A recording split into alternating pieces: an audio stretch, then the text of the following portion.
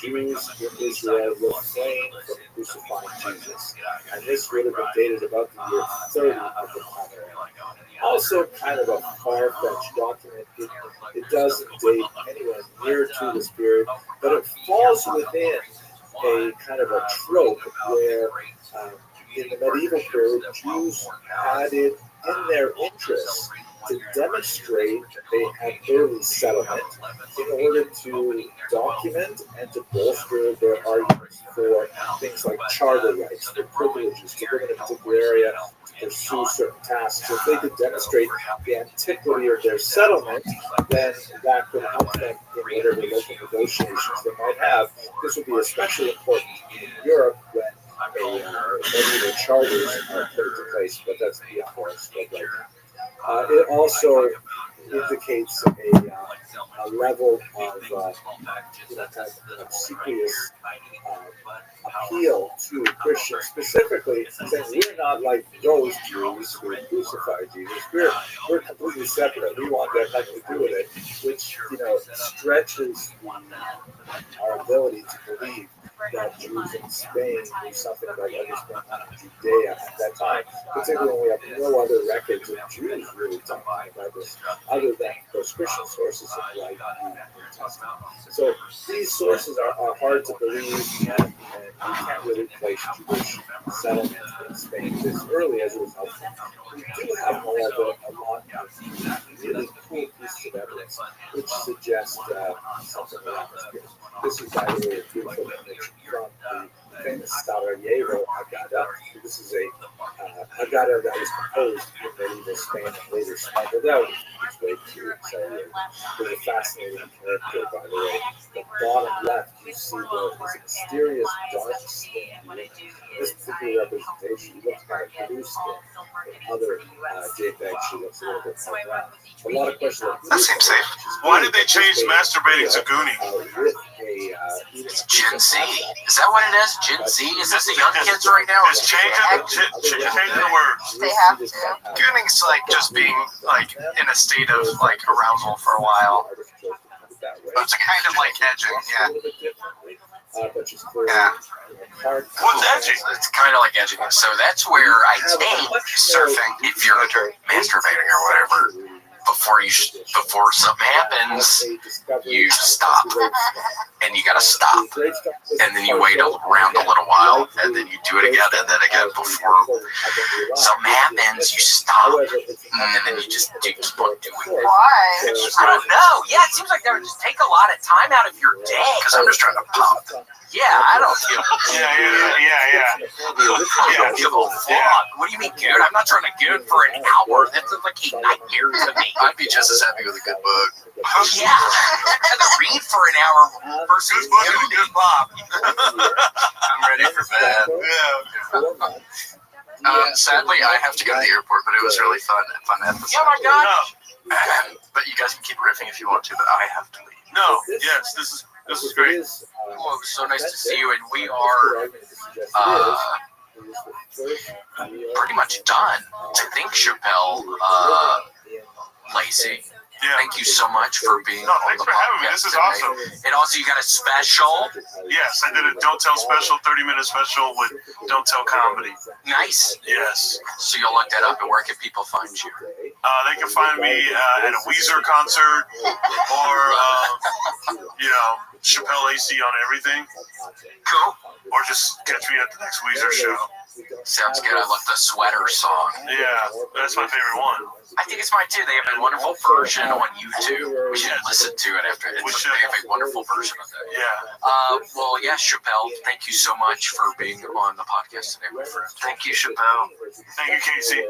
And then we have to thank our mercenaries real quick. Ashley Belfield, Beef, Ben Ash and Bobby Beltman, Brendan Riley, Bryce Scar, Daniel Hunter, Danja Fox, Destiny A4, Dingleberry Harry, Do Uncles Kiss on the Lips, Dova King, Dr. B. Dugan, Eli Slugworth, Caters, Godmother. Oh, that's my favorite one. I know Caters, Godmother, Goldie May Star, Grant's Worst Nightmare, early at WMS.LOL. I love Big Macs. I poisoned his Big Mac Ginny, J. Jess, Joe Kai, John Shaw, Justin Threckle, Captain Chaos, Casey's mom. What's got it going on? Larry, Lawyer Joe, Loomis Becky, Nice Wizard, Nissan Pappy, Robert Bushel, Ruby Jules Parker, Shady Sherry Kai from the Big Island, Satrak, Sergio Shiva, Stephen 48, the Kill Tony Facebook group, the Gaming Crooner, the Wizard, Vanderweed, Viciousness, McFisty, White Magic, William and Casey, the Cats, William Garrett, William Ramsey, Worm Drive, so on YouTube, Juicer on that Jar, Zombie Warlock. I almost messed that one up. And then Anthony Whiplash Morganson. Thank y'all so much. Alrighty, bye. Thanks for joining us for this week's episode of the William Montgomery Show. Send your questions, artwork, and manifestos to the William Montgomery Show at gmail.com. Leave William a voicemail at 737-471-1098. And never miss an episode of the William Montgomery Show by subscribing to the William Montgomery Show channel on YouTube and anywhere podcasts are sold. Check out William online at william.f.montgomery1 on Instagram. For more William Montgomery, check out Kill Tony on YouTube and check him out live at the Comedy Mothership in Austin, Texas every Monday night. Find more of me, Casey Rocket, at patreon.com/Casey Rocket. Follow me on Instagram at Casey Rocket. This episode of the William Montgomery Show was recorded at Record ATX Studios, right here in the heart of Austin, Texas. The William Montgomery Show is produced by William Montgomery. The anthem is sung by William Montgomery. The drums are sung by William Montgomery. The words are sung by William Montgomery. Thanks for joining us. See you next time. Fun said that. I'm trying to have fun tonight. Inserted in these kinds of documents to sort of explain that, don't worry, we're following the party line. Recorded live in Austin, Texas, USA. It's the William Montgomery Show. Starring William Montgomery and the Deepest Casey Rocket. With the Tony Chin Orchestra. The William Montgomery Jr. Dancers. As always, William is joined by the lovely Erica. I'm Casey Rocket. And now here he is, the big red machine, the Memphis Strangler, William Montgomery. It's APP Day. Yeah, it's APP Day. You gotta take it easy. Are you gonna debrief us or not? You said we're live. What's going on? Bring us up to speed, G. Yeah, it is St. Patrick's Day. It's the 217th annual St. Patrick's Day. Yes. And Is the 217th one? I think so. I have to look it up. Oh, yeah, I know. St. Patrick. You guys got the memo. No wearing green in front of the green screen. That's a good call. Yeah, we couldn't wear green today, but Casey was prepared. Casey was for sure prepared, though. Yeah, William said, I see you're not wearing green. I said, you sure about that, Hotshot? Lucky Charms. This is a get out of jail free card for any pinching or kissing that might be happening. And people forget about that. They only think about the pinching, but today's a day you can totally, if somebody's not wearing green, you can kiss them on the face, on the mouth. Only if you're hot. So keep that in mind. If somebody pinches you, they don't think you're hot. If you're kissable, you're getting kissed. Yes. How many people have you kissed by today, Grant? Ooh, 0 kisses so far, so I'm not feeling the hottest, but 0 for 30. yeah, lots of pinches. 0 dark 30 over here. Yikeroo. Yeah, 0 for 30. That's his 30 for 30. 0 for 30. The streak.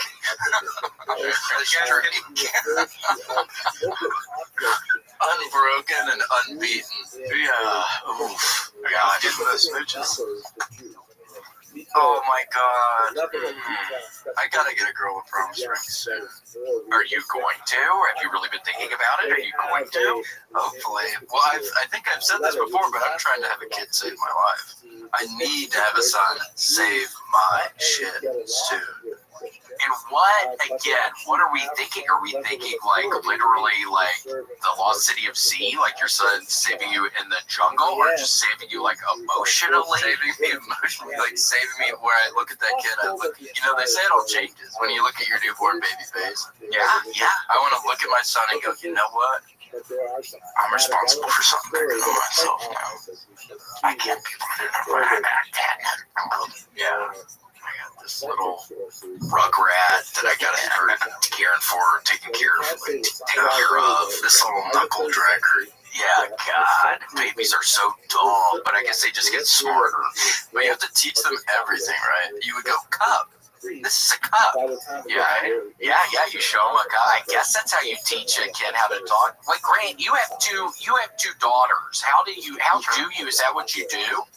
Yeah. This is a plate. Yeah, you have to explain everything step by step. That sucks. I would want to start at like age 15, maybe. Yeah, 15. Well, you could always be a foster parent. I show up to the podcast. I have a foster son. He's 18 years old. He just got out of JUFIS. Gosh, I don't know. And then I hope I would like him, Casey, because I would not want to be scared. I would not want to be scared for you. I would just think, man, was this a mistake, Casey, getting a fucking 18-year-old kid right now? I have mysterious bruises on me all the time. Hey guys, gonna be a little late to the show today. Well, I actually fell down some stairs. My son's just clearly wailing on me. Damn. Sorry, guys, my credit cards actually, I think I must have misplaced them. And he's just spinning up your shit at fucking wall or somewhere, wherever fucking an 18-year-old would go be spinning money. Yeah, he's putting down payments on cars. He's living the high life. This is my son. Yeah, he's literally walking into the Lexus dealership with the glasses on. Just, hey, let me get the new electric Lexus y'all got. I think it's a bunch of money. Can I... Do you hear him over 18? I mean, with the glasses. Money's no object? Oh, that's my dad's name. And it's my name too now. Yo, he adopted me. I'm the foster kid. And then that's maybe why that family, Casey, what was it? The two women, maybe that's why they drove off the cliff, because they were already worried that the foster kids were acting up a little bit, and they had to do something about it, and they actually saved the whole world from a bunch of monsters, from the knuckle draggers. Because then those kids have kids, those kids have kids. Next thing you know, extrapolate, you have this army of rotten children, these misfit toys. Yeah, and we're talking, and Casey, I mean, if you're thinking about it, if this is, in fact, multiple generations down the line, the economy could be tanking at this point in time. It could be really hot outside, so you do not need some roving gang of just these bad, just multi-generational, just badass kids. I know. Yeah. Well, oh man, sins of the father. So tragic. My bitch ass son. And Lord, I can hardly raise myself, but that's what I'm thinking. If I have a little son, it's gonna turn my whole shit around. You're gonna see me. I'm gonna look fit. I'm gonna look taller. It's gonna force your ass, dude, because you're gonna be like, hold on, what do I eat for breakfast today? This little dude's gotta eat something, and then you're gonna be like, okay, I'm gonna make him feel pretty good. And then wait, there's a little extra. Maybe I can I'll eat the rest. Maybe I can eat the rest, and then I can't sleep until 3 p.m. every day because now we got a son. He's got to go to school, or else they're gonna napalm my house. Yeah, which is horrible. Yeah, you cannot. You'd have to wake on up. I mean, that's almost like too early. It's like, when do they have to fucking go to school at 8 a.m.? Yeah, well then I definitely can't stay up till 5 or 6 watching my little shows. You'd have to go to sleep at what? Like, I don't know, 9 or 9? 9? Right now. It's like early. If I need my 12 hours, yeah, I probably got to get up around 7 or 8 p.m., 9 p.m. Yeah. And then I got to start reading to my son really early. Dostoevsky, Toilev, Thailand. God, just a class. I was about to think, hold on, Rudy, to say like the places you'll go or something like that, but no, yeah, you got to get his ass smart. Russian literature, like Oligarchs, Fallen Empires, The Art of War by Ang Lee. Yes, Ang Lee. Art of War. Get your kid reading stuff like that, because I think a lot of kids are real stupid these days because their parents are reading the like dumbass like books about a big mouse or something. Yeah. Whatever Goofy is. What is Goofy? What is Goofy? Yeah, like what is Goofy in the expose? And you're like, okay, even if you figure it out, you're really not learning that much. Right, not at all. I mean, you're making your kids stupid, so you have to be so careful. Grant, what were you doing with your daughters? I teach them so fast. Just like in general? Sure. Yeah, what were you reading to them? No, I don't. You just pass them off to, Your the education system. Nice. Pass the buck, brother. Yeah, like you're doing. Do you think they care? I think they're alive. That's my job. Keep them alive. They're done.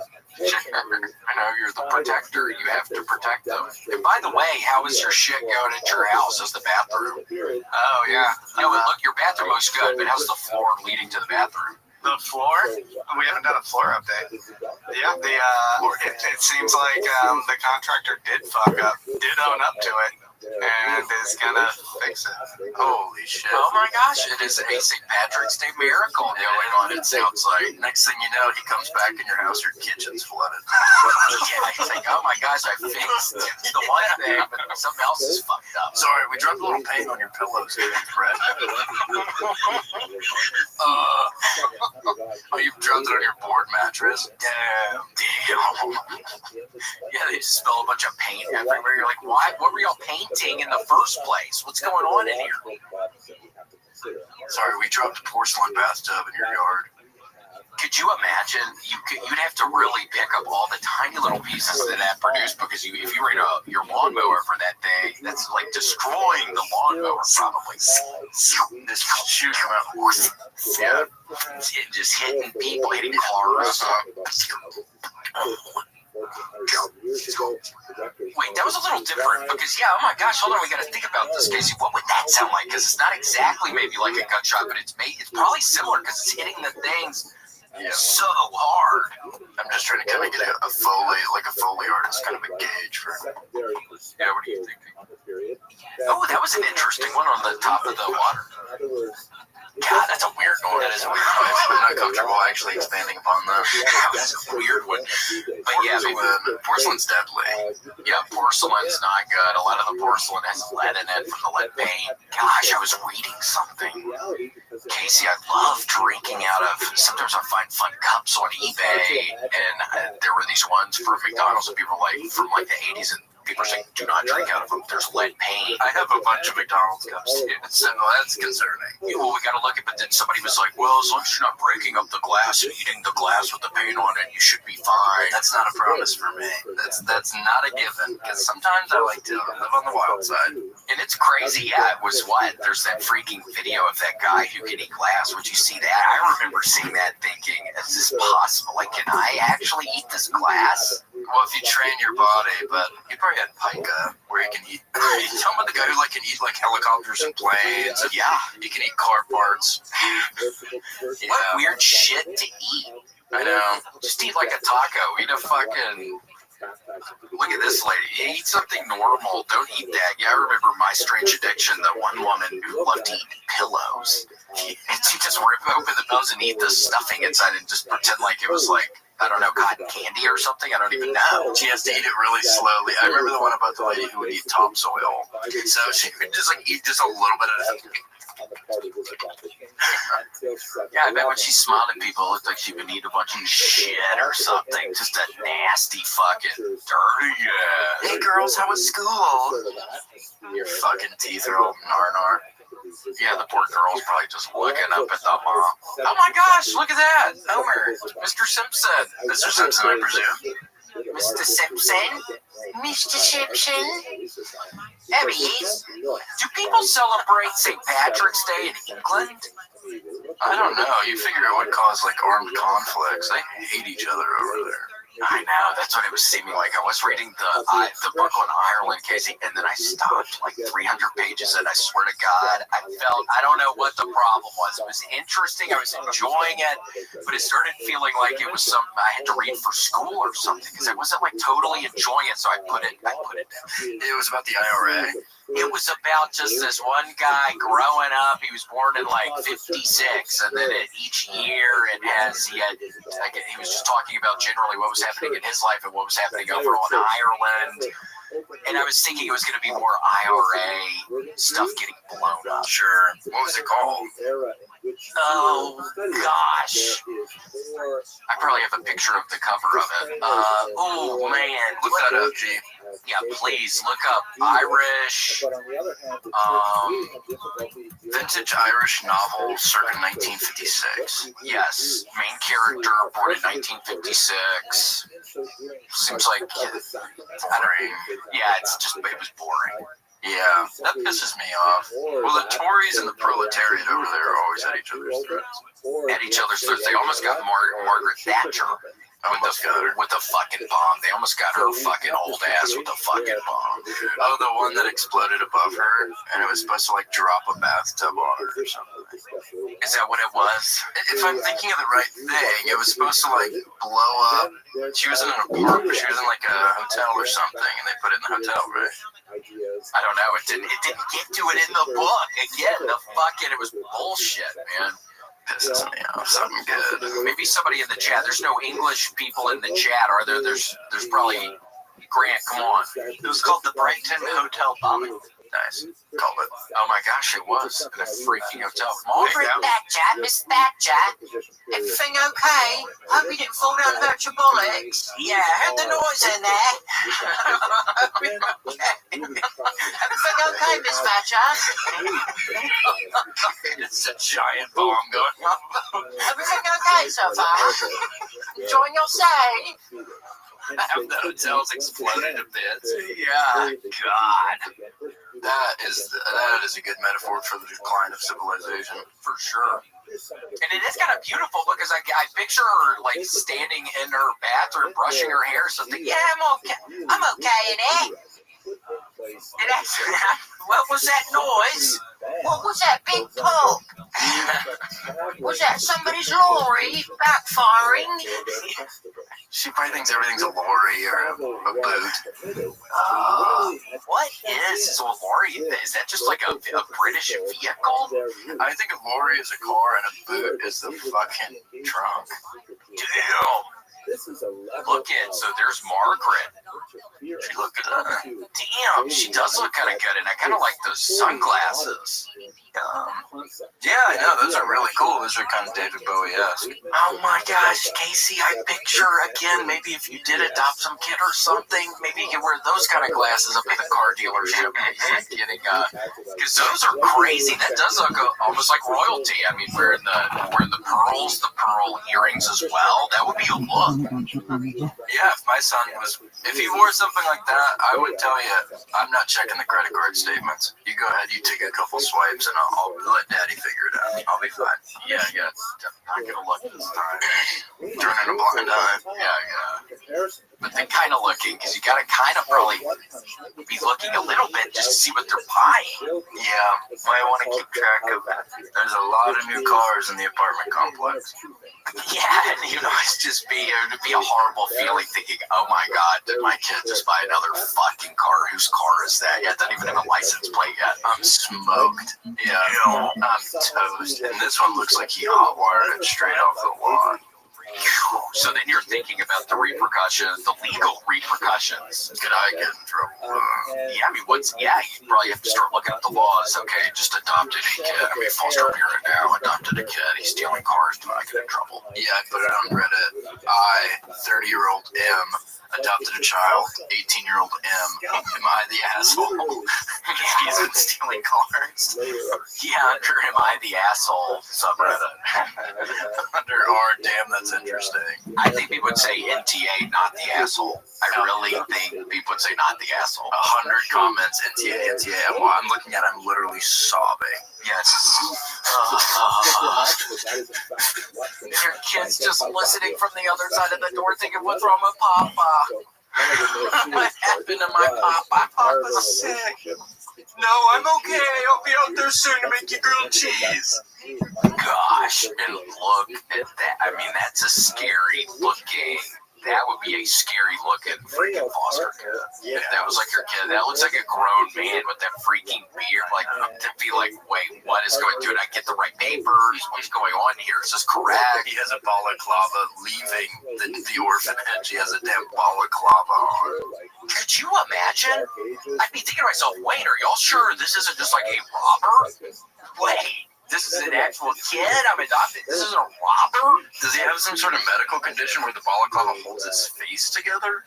Yeah, I mean, do we not want to take it off for some reason? Does he have some real bad? God, there was a freaking Judge Million last night where the woman got her extensions and then she was claiming the other party did include something wrong, and then she takes off her wig and it looked horrible.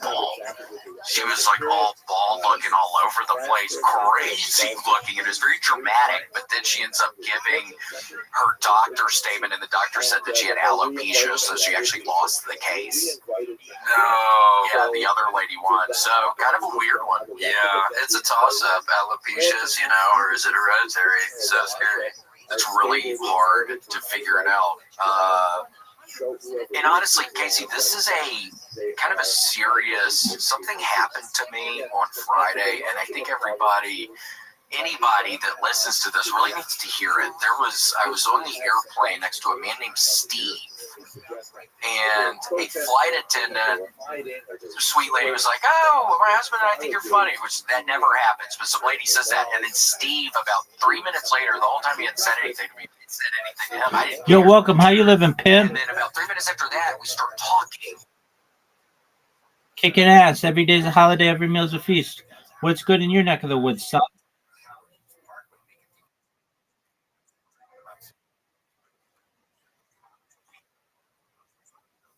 I live stream my life 24/7 for world peace. I've been doing so for more than 3.5 years. We're done. Have you ever seen the movie The Truman Show or the television show Big Brother?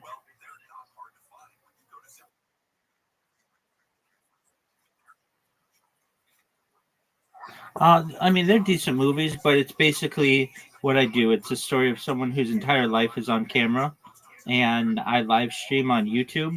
I've been live on YouTube 3.5 years from 22 different angles, and I do it to show the world that we're not all that different. I additionally talk about things that are important to society, like data.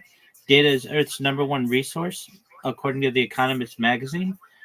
In 2018, data overtook petroleum as Earth's number one resource, and I have more data archived on the internet than any person ever, which may make me an influential person someday.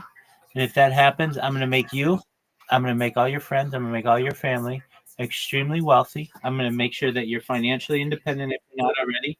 I'm going to give you intergenerational wealth if you don't already have it.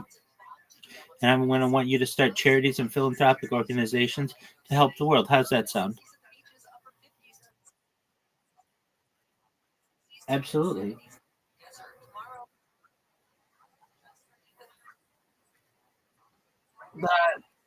Not really. I don't really watch his streams or anything. He came into my YouTube like last year and asked me a bunch of questions, and I just felt that was cool of him. And why not start streaming in his Discord?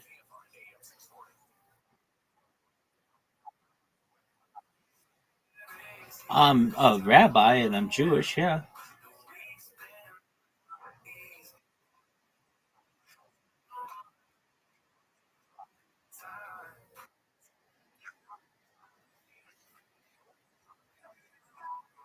100%. But I'm much more than just a Jew.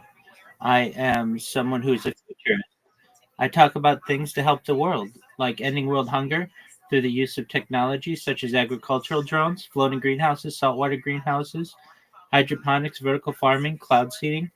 I am sponsored by a cryptocurrency. It's known as Harry Potter Obama Sonic Tanina. It's worth about $100 million. And one thing that we do is we build wells in developing nations like Nigeria. And I'm an advocate of ending world thirst. I'm an advocate of ending of the LifeStar program, but most importantly, desalination technology, where we pump Earth's seawater onto land and make it drinkable. I think these are all achievable goals for the world, and I don't want people to think that they're impossible. Nothing is impossible if given enough time.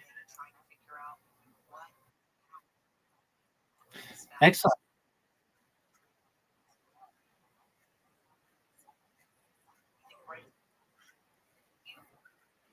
Yeah, we have solar, so we actually get a rebate at the end of the year from Southern California Edison.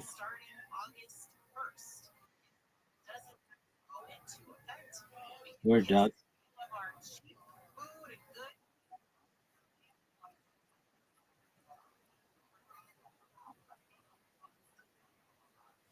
I've heard of this person.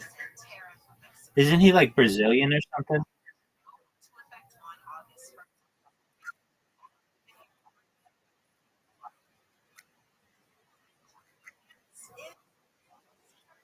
Okay.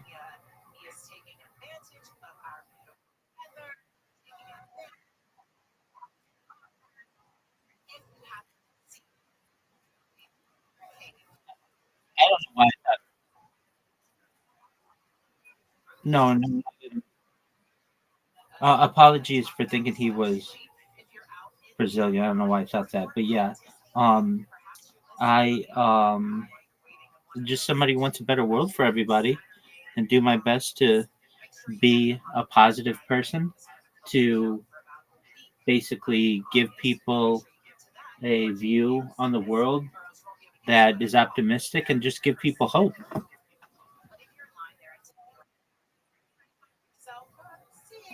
Thanks, big dog.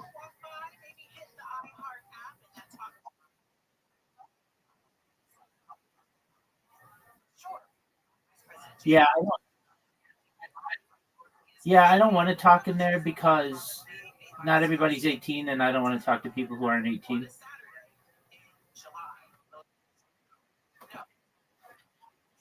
Yeah, not that I have anything against kids; they're fine, but I feel kids should be kids, and adults should be adults, and there shouldn't really be that much overlap.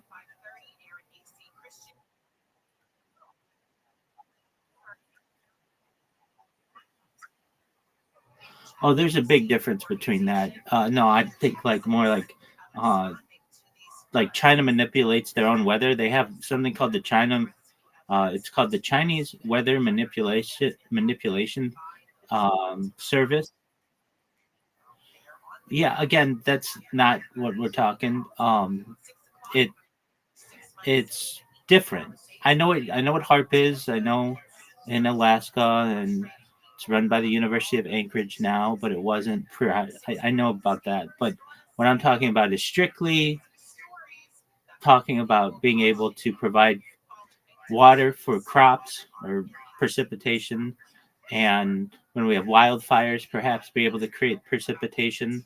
And China openly talks about this. It's called the Chinese Weather Manipulation Service, and they advertise it. Chinese Weather Manipulation. They actually openly talked about it during the Olympics in 2008. It's called, uh, and the reason why it's called Beijing Weather Modification Office. It has a Wikipedia page. It's a Chinese cloud seeding organization. That's not any kind of propaganda or any kind of boogeyman talk. That's straight up science, and they use it. And I think that in the United States, anybody who thinks that like anything outside their purview is possible wants to throw these labels on him, and I don't like that. I talk about science. I talk about facts. And one of the things that China said during the 2008 Olympics, when people were saying, "Oh, well, aren't you worried? Like, why don't you make it a dome? Why don't you make the opening ceremonies and the Olympic stadium a dome? Because it could rain." And they said, "We don't have to worry about that." And people are like, "What do you mean you don't have to worry about that?" And they're like, "We have the Beijing Weather Modification Office, and they will spray the sky and make sure it may be cloudy, but it won't rain." And it didn't rain. And that was,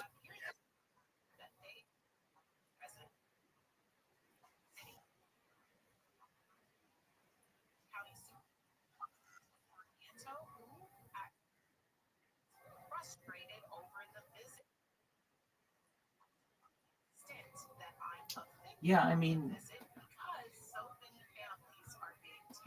so what are you saying? That we shouldn't manipulate the weather?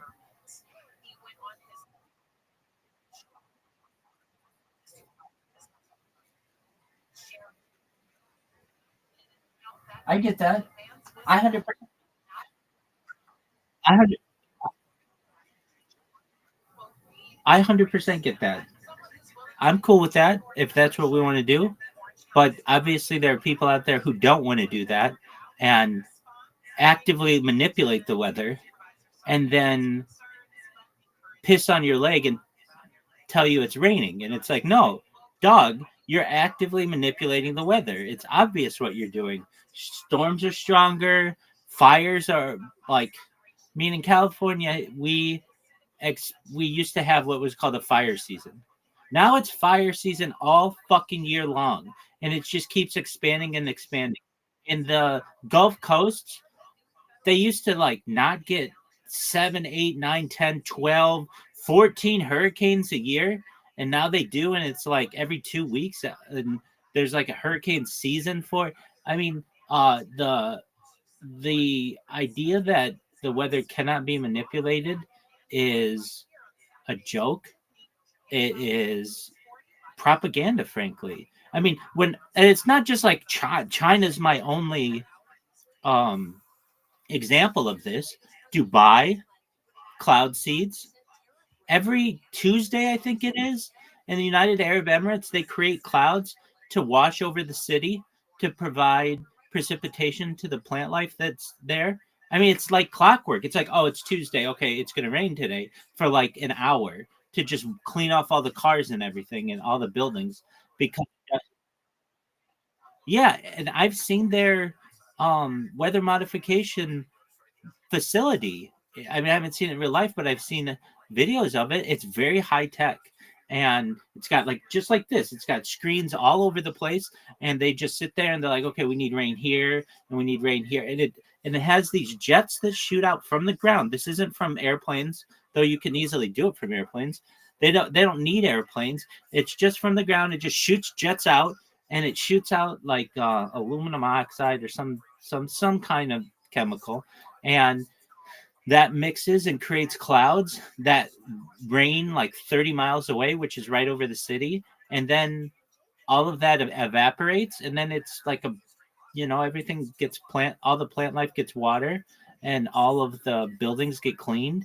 And it's like a cleaning of the city, basically. And for people to think that the United States can't do that or isn't capable of that, I just think they're lying to you. It's not even like it's just straight up lies. And anyone who wants to say it's unfortunate that like in the scientific community, you can't talk out about these things because then you'll lose your job or you'll be seen as a loon. But it's like I'm just I'm an intellectual who thinks that yeah, that's 100% right. Who just thinks that, look, I'm financially independent. I don't have to worry about somebody taking my job or somebody, I don't worry about somebody making fun of me. I'm made fun of all the time in that Aiden Ross server or any other server on the internet. People don't know who I am or what I do, so they just automatically want to make fun of me. So trust me, I've taken more shit on the internet than any person ever. And so I'm very strong. And it's like, okay, are you done with your comments? Okay, that's fine. Let's talk about real-time science. Why is it that China has an entire service that openly talks about weather manipulation and does it? And they have like television reports on it. Why does Dubai do it? Why does Israel do it? So if these countries can do it, then why can't the United States even have that discussion? It's really unfortunate. But these are things that, when I was a kid, if you talked about a place called Area 51, you were just seen as an absolute loon. You were like, because you were told it doesn't exist. You were told there's nothing there. And then in 2012, it was declassified by the Obama administration. And then they say, oh, well, now it's like an Air Force base. And it's like, whoa, whoa, whoa, whoa, whoa, whoa, whoa, whoa. You assholes 10 years ago used to say that you were an absolute loon to say that this place existed, where the B-2 stealth bomber was developed and other highly classified advanced fighters. So you used to say that this place didn't exist. Now it does, but there's no retribution to those people. So I stopped listening to those people a long time ago, when there were literally things that they used to say were these theories that were actually true, that actually came to fruition, that were actually proven in court. I mean, so I live my own life, and then there's a huge contingent of the world that I feel is negative and just basically wants to echo what they hear in the media, and that's cool. I call them propagandists, or closed-minded individuals. When people listen to what I say, I know that it makes complete sense and it's very logical, and it's like, oh, okay, so that's how that works. So in terms of weather modification, that's something that I feel is a gift that we've been able to develop. And so long as we have that gift, we can either go one of two ways. There are other ways to go, but the two major ways are don't use it at all, which I'm cool with. Again, if we just don't want to touch the weather, I'm totally fine with that. But if we are going to, well, then we should use it for good. And we should make deserts into very fertile areas, and we should use it whenever there's a forest fire or wildfire.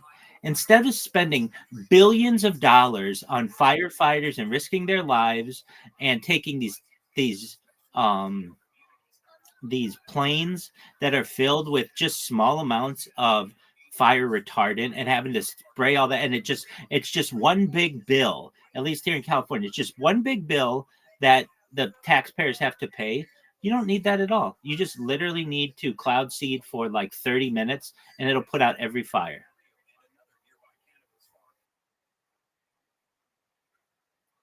100. Dog, I know so much would make your head spin. Other things that I talk about, these are really my passions, are are it's just advanced technology. It's futurism. I'm a futurist. So things like anti-gravity, antimatter, faster than light communication, faster than light travel, quantum computing, artificial general intelligence, artificial super intelligence, cryptocurrency, de-extinction. People don't know this, but the first successful de-extinction took place in 2003 with the Pyrenean ibex, which was a goat located in northern Spain, southern France, that went extinct.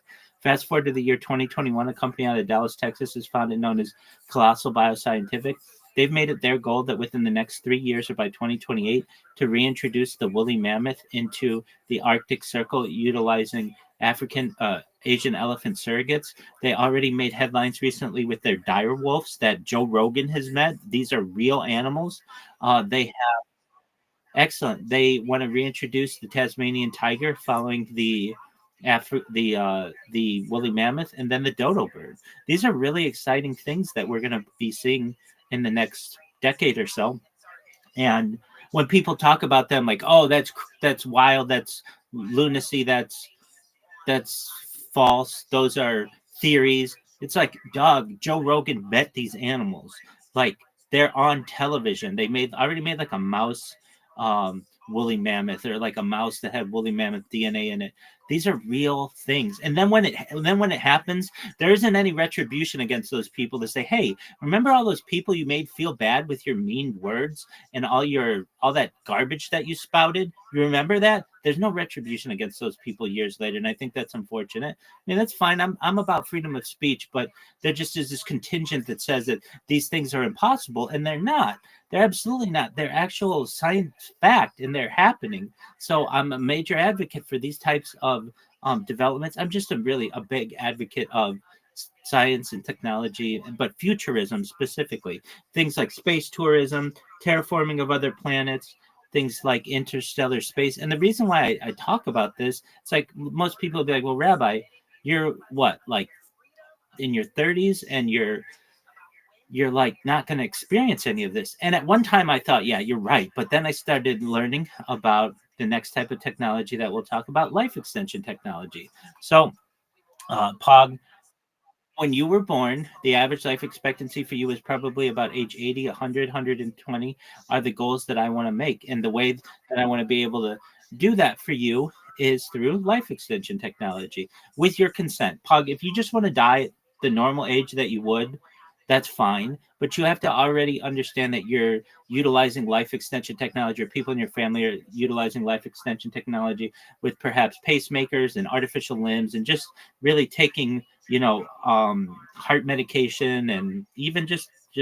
acetaminophen is arguably a type of life extension technology. I want to help with things like oxygen therapy, human growth hormone, stem cells, things like cryonics, cryogenics, things like nootropics, and cold shock therapies, ambrosia therapy, to be able to get you to be 100, 120 years old. But then eventually you may say, Rabbi, my body's starting to break down. This has been a fun run, and I don't want it to end. What's the next plan? And again, this is with your consent. But if you want, there's another type of technology that's really going to revolutionize things, that is becoming a reality, and that's known as mind uploading technology, where with your consent, we scan your brain into a computer like a CAT scan or an MRI, knowing where every atom is in your central nervous system and your peripheral nervous system, for later download as an android, an avatar, a cyborg, a cybernetic being, a clone of yourself, a robot, an ethereal being, whatever you want to be. But essentially what I'm saying to you, Pog, is that there's an opportunity for you to experience a digital immortality. And I think that's very exciting. What are your thoughts?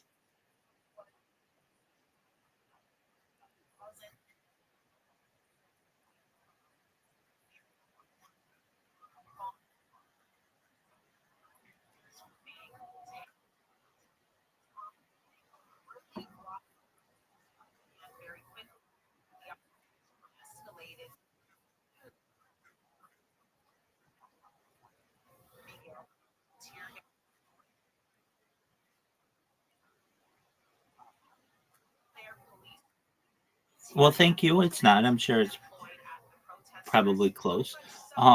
In terms of human intelligence. Now, when we get into artificial super intelligence, that's when IQs become really extremely, almost uh,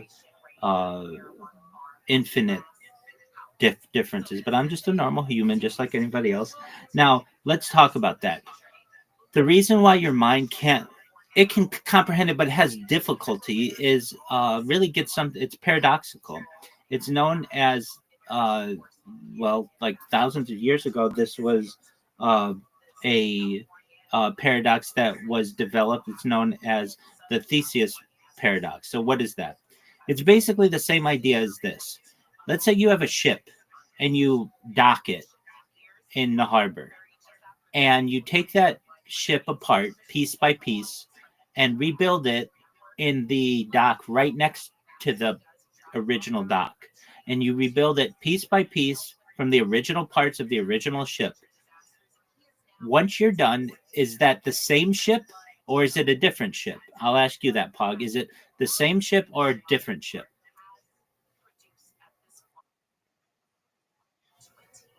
But it's in a different place.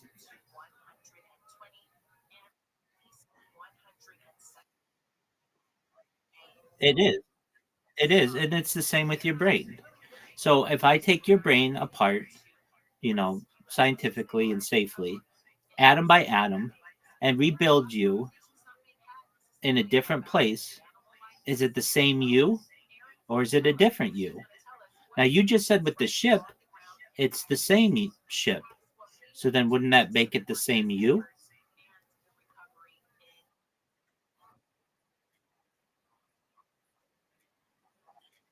No, we're literally talking about atoms. So at this point, we're just talking about like molecules, atoms.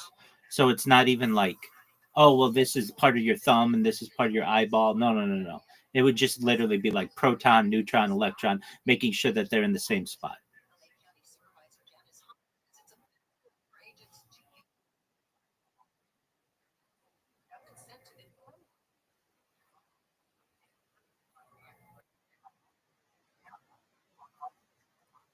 Absolutely, I'm going to live within reason. Yeah, and I think yeah, and if you've never heard anybody talk about it, well, now you have, and we're known as transhumanists, and we're growing, and we're stronger, and we're very powerful people on Earth. So if you don't know what that is, it's like the people who are utilizing technology to be able to live longer and eventually get to a point where we live forever. And then there will be two types of people on this earth. There will be your standard Homo sapien humans and who die, like people in the jungle and indigenous people. And then there will be people who are able to utilize life extension technology and live perhaps 1, 2, 3, 4, 10 times the average human life, and then eventually not die. Essentially, be able to reincarnate themselves into a different type of being.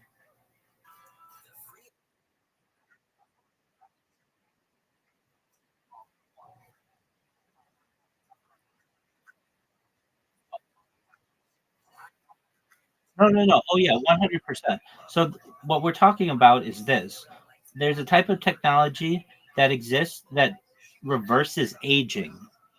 So, what do I mean?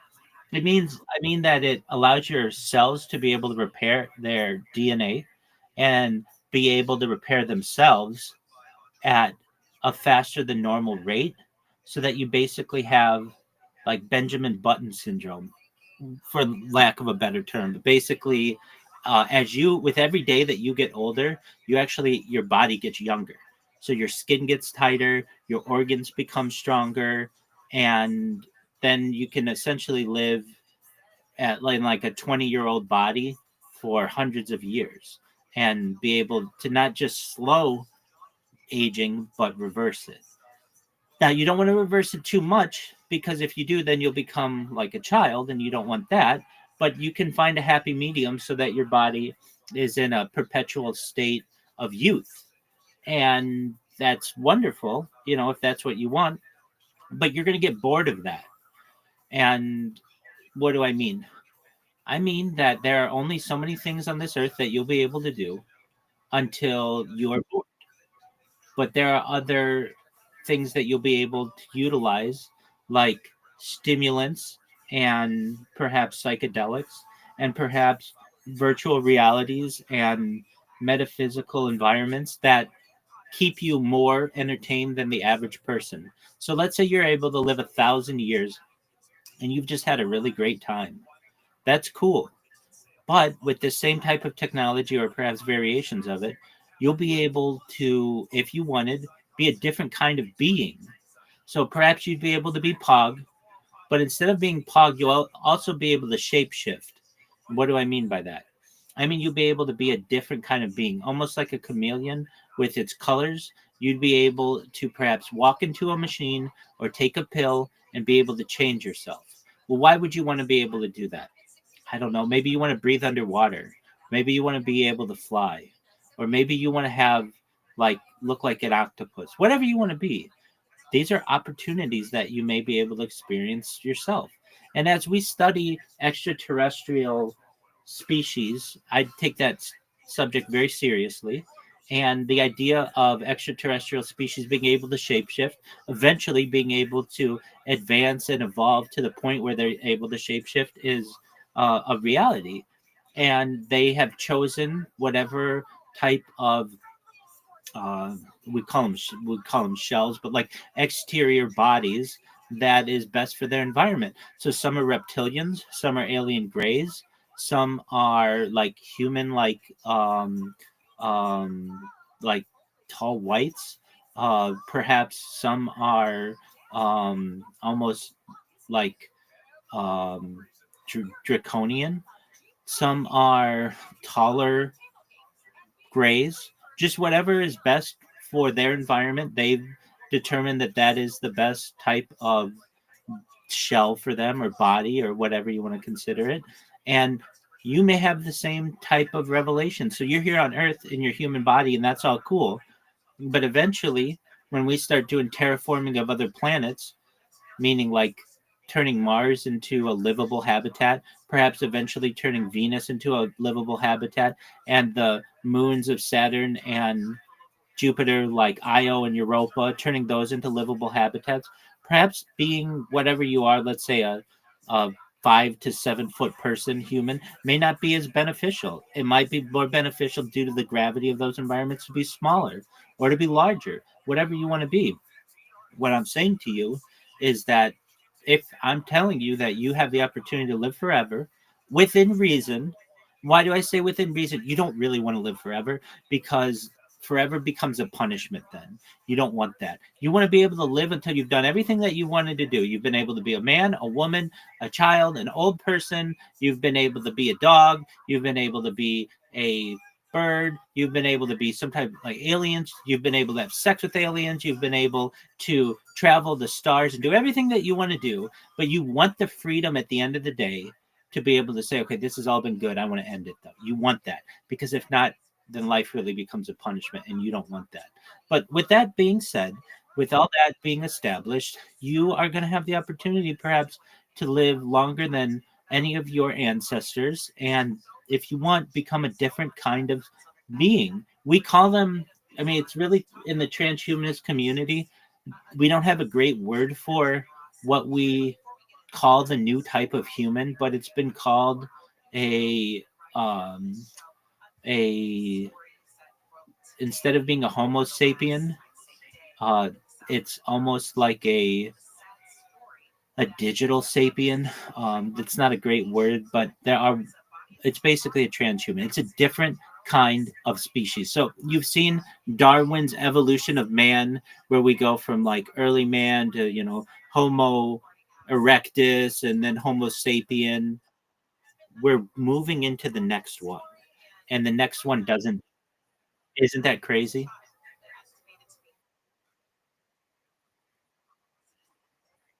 Excellent. And see, you had the courage to want to talk with me and see what I'm doing. And I've changed your life forever.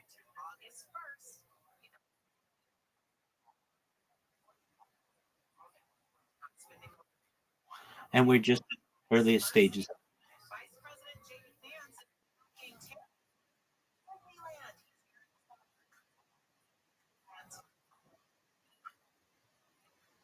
100%. They're already successfully transferring mice memories. And so I've heard that the first developments of human mind uploading technology maybe within the next decade. I mean, we're already doing it with mammals. We're already doing it with mice. Basically transferring a mouse's memory from one mouse to another. We're already doing that.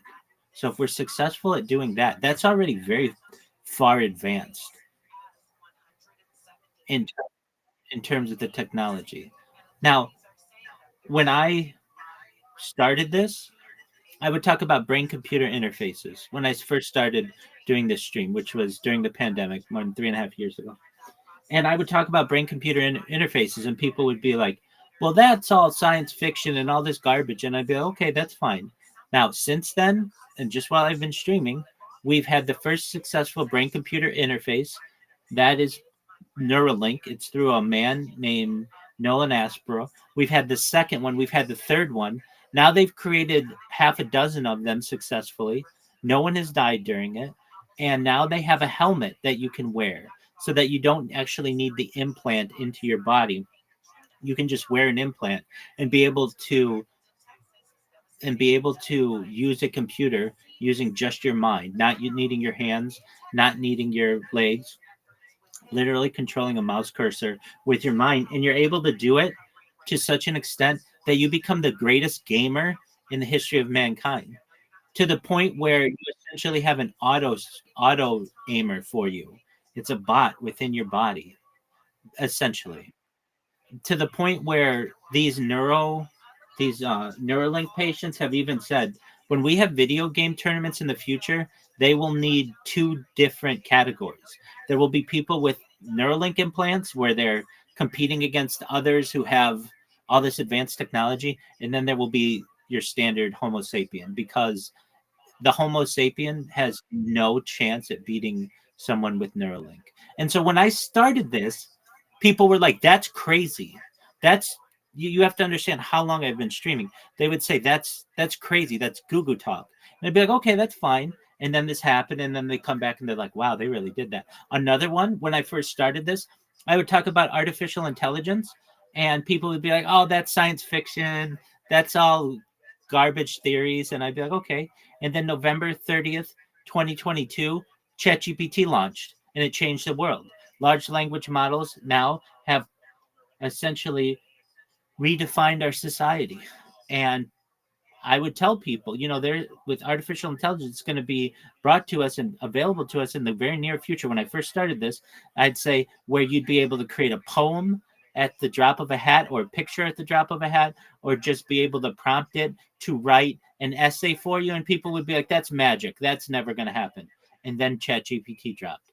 And even when ChatGPT dropped, people didn't realize how powerful it was. Even in its early days, I would go on Twitter Spaces and I would host Twitter Spaces and just educate people on ChatGPT, and they would be like, it's not that, it can't replace me. And it'd be like, "Oh, you want to bet?" And they're like, "Well, I'm the best coder in my community." And it'd be like, "Okay, this thing is going to be, it either can code better than you, or will be able to code better than you within the next few months." And they would go into it when I would teach them what it was. They'd be like, "Yeah, it actually codes better than I do." And it does. It's better than any coder on earth. I just heard something by Eric Schmidt, the former CEO of Google, and he said, not within the next 10 years, not within the next 5 years, but within the next year, AI is going to replace all but 20% of all the coders on Earth.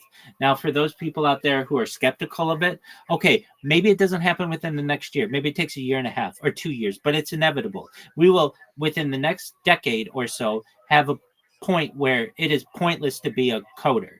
There's no reason to be a coder. It would be like being someone who manages telephone lines like in the 1940s, or it would be like someone, they used to have these people, they were called knocker uppers, people who would awake you in like the Industrial Revolution to get ready for work because they hadn't yet invented a system like an alarm clock. These people have no jobs anymore. There are no knocker uppers. There are no switchboard operators. And in the same way, there will be no coders. Now, you may have project managers who have to put code together or something along those lines, but even those people will eventually find themselves without a need in society. And it causes major societal issues like, what do we do with our lives? How will we be able to support ourselves? And the answer to that is generally something known as universal basic income, where because the government and corporations are making so much money utilizing artificial intelligence, that people are given a monthly stipend.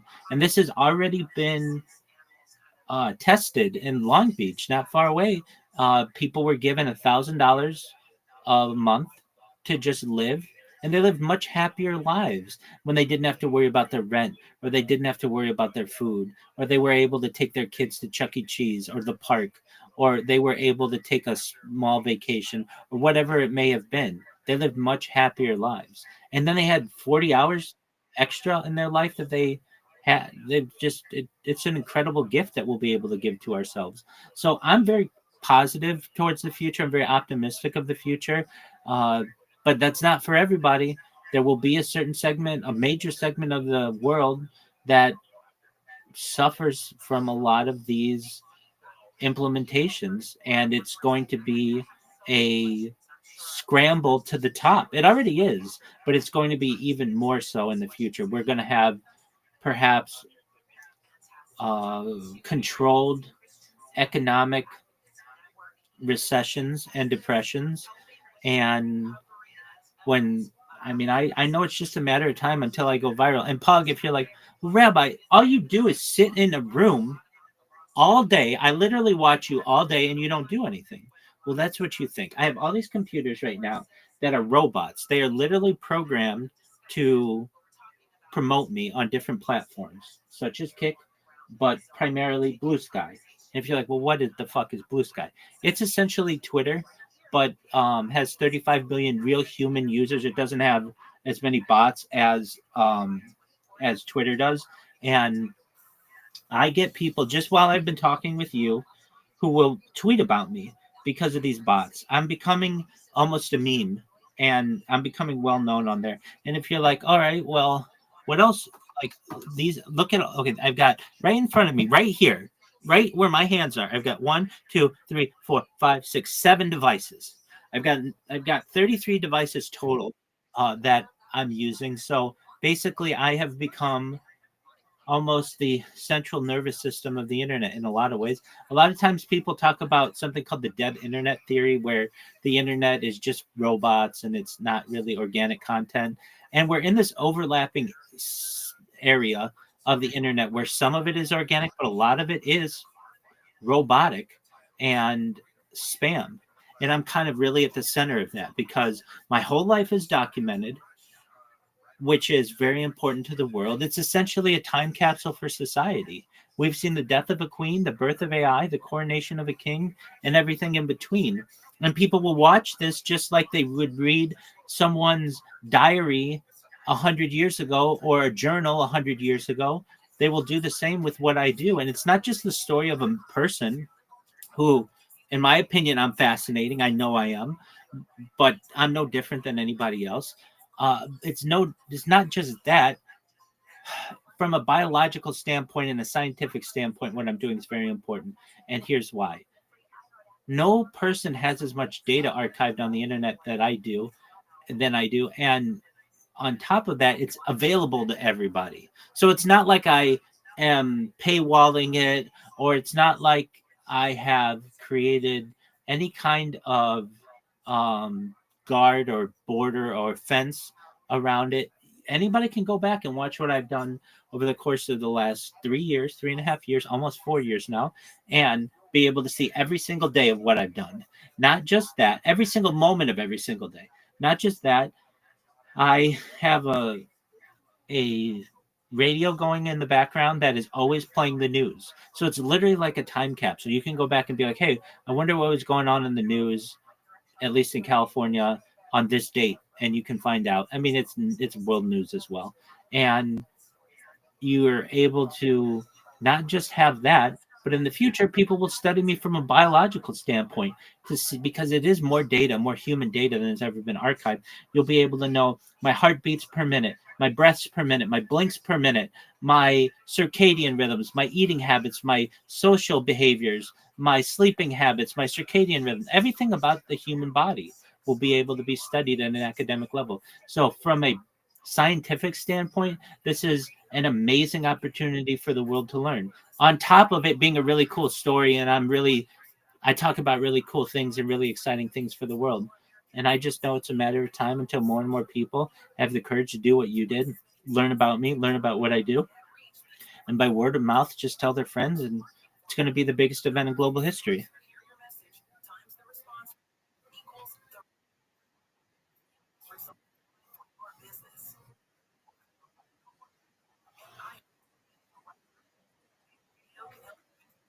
Absolutely. I'm the central I'm like the central core or the main spoke in the wheel of the internet.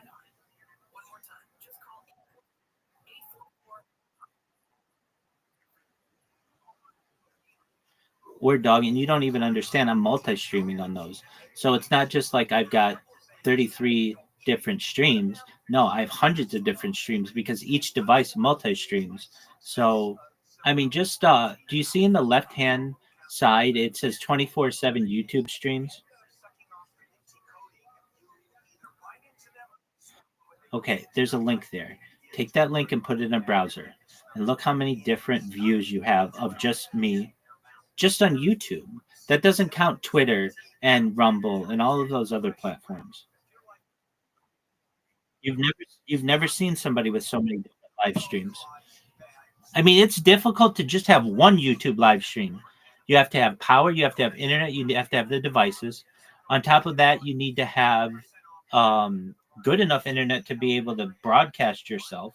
On top of that, you need accounts that are in good standing.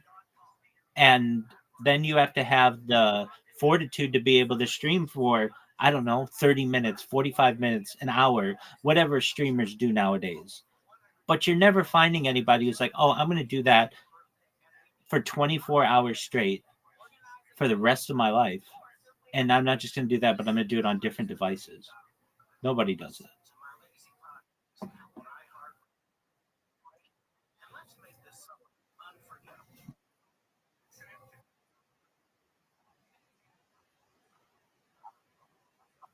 Absolutely. You always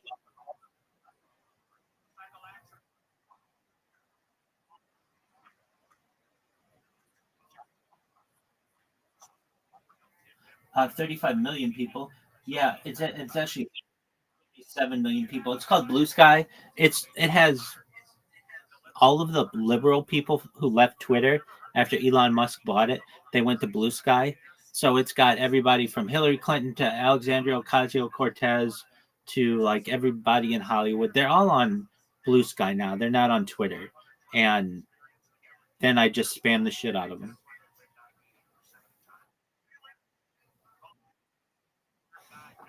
Thank you. Look it up and get yourself an account on Blue Sky.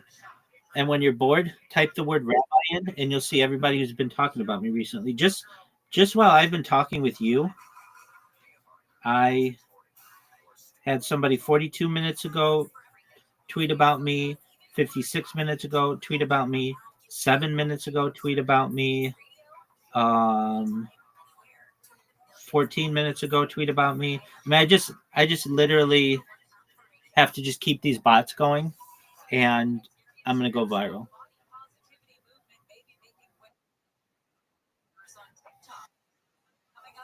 Excellent, man. Well, you go do you.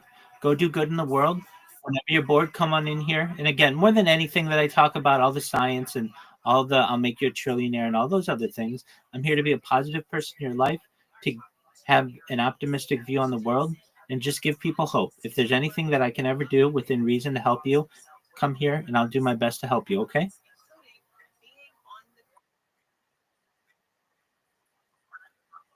Take care, my friend. Peace. Do well. Thank you.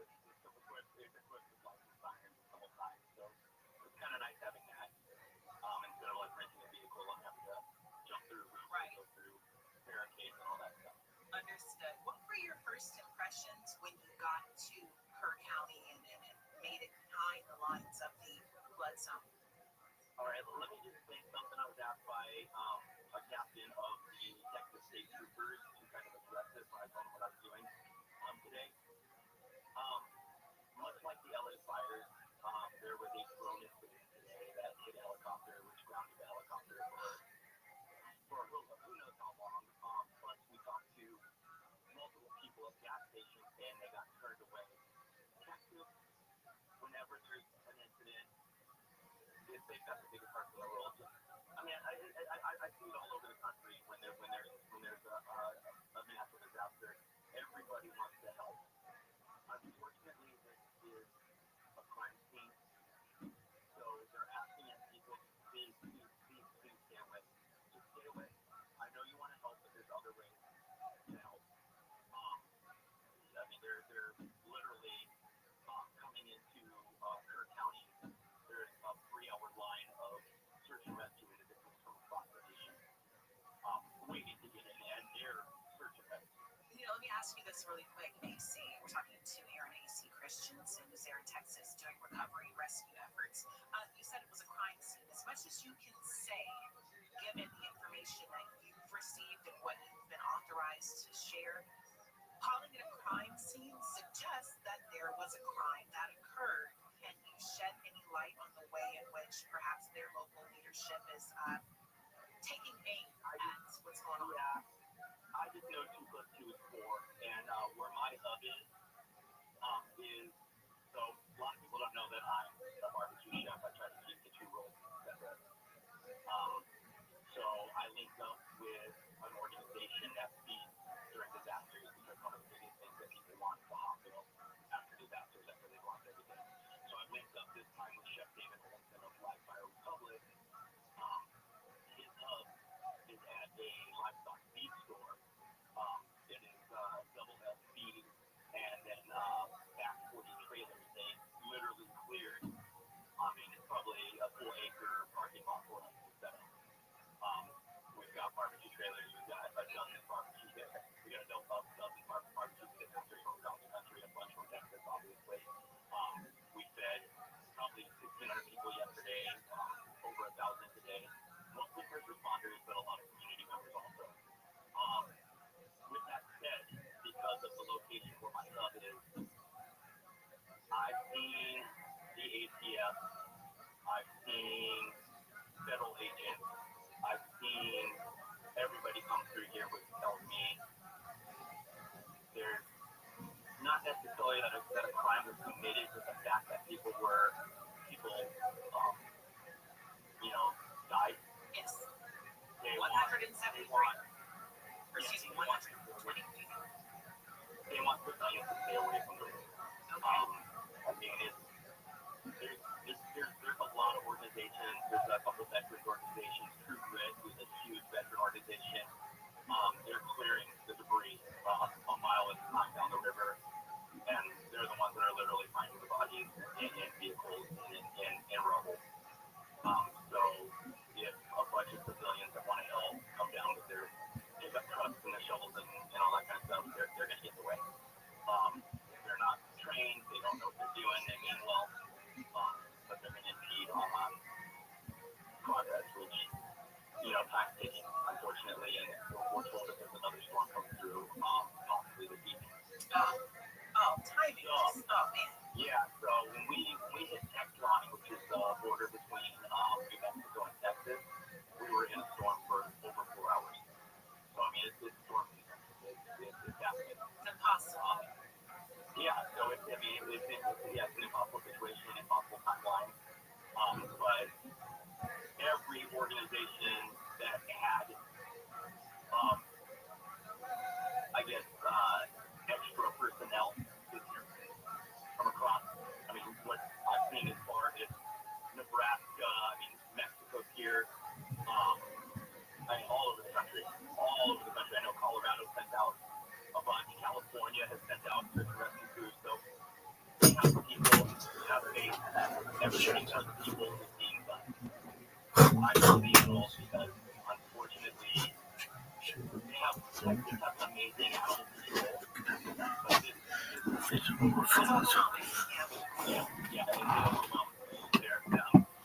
in Kerrville, there's literally reality of crime. We do have some sense of it based on how the Jews would later react.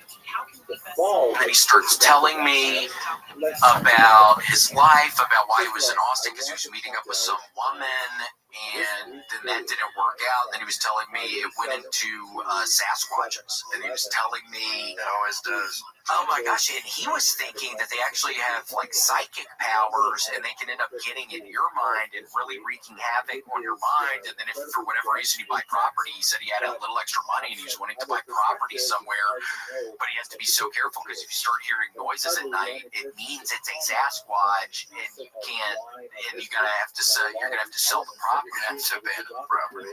I've heard many such cases, and that's why the real estate market, it's not a Trump thing, it's not a Biden thing. It's in the shitter right now, excuse my language, because there's a lot of squatches out there going, get off our land. And that's exactly what he was talking about. And I had never even heard this. And then he freaking walks with me to my gate because we kind of became friends a little bit in this moment. And then he tells me about the rapture. That he thinks when Jesus ends up coming down and getting his faithful people, or I think that's what he was saying, that it's just going to be all the evil people on the earth. And you know what's going to be activated when that happens, when Jesus comes down?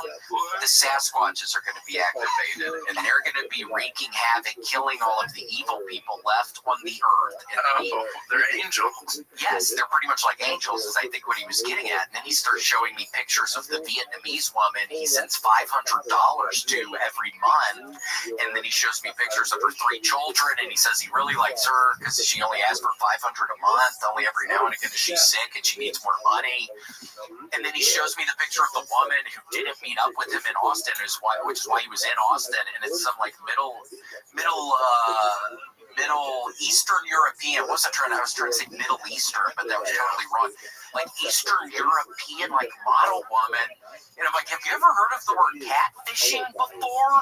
And he kind of looks at me in this weird way and kind of smiles a little bit. I'm like, I'm serious. Like, you need to be careful, Steve. Like, this seems crazy. You gotta protect yourself, and most importantly, protect your heart. Yeah. He is letting these people take advantage of his ass. I don't know. Maybe he loves it. You think he just slings really good dick? You think he's obviously getting catfish. Was he like an older, dumpier guy? Yes, he was probably, 65. Kind of just a very nondescript guy who used to work in Hollywood. He said he was a camera person, and then I don't even know. And he has extra money, and he's gonna buy the land somewhere, and it's just like, dude, you're crazy. It's like I wanted to believe in the Sasquatches, but I swear to God, when he starts showing me the women he's sending money to, I'm thinking, this guy's a nut.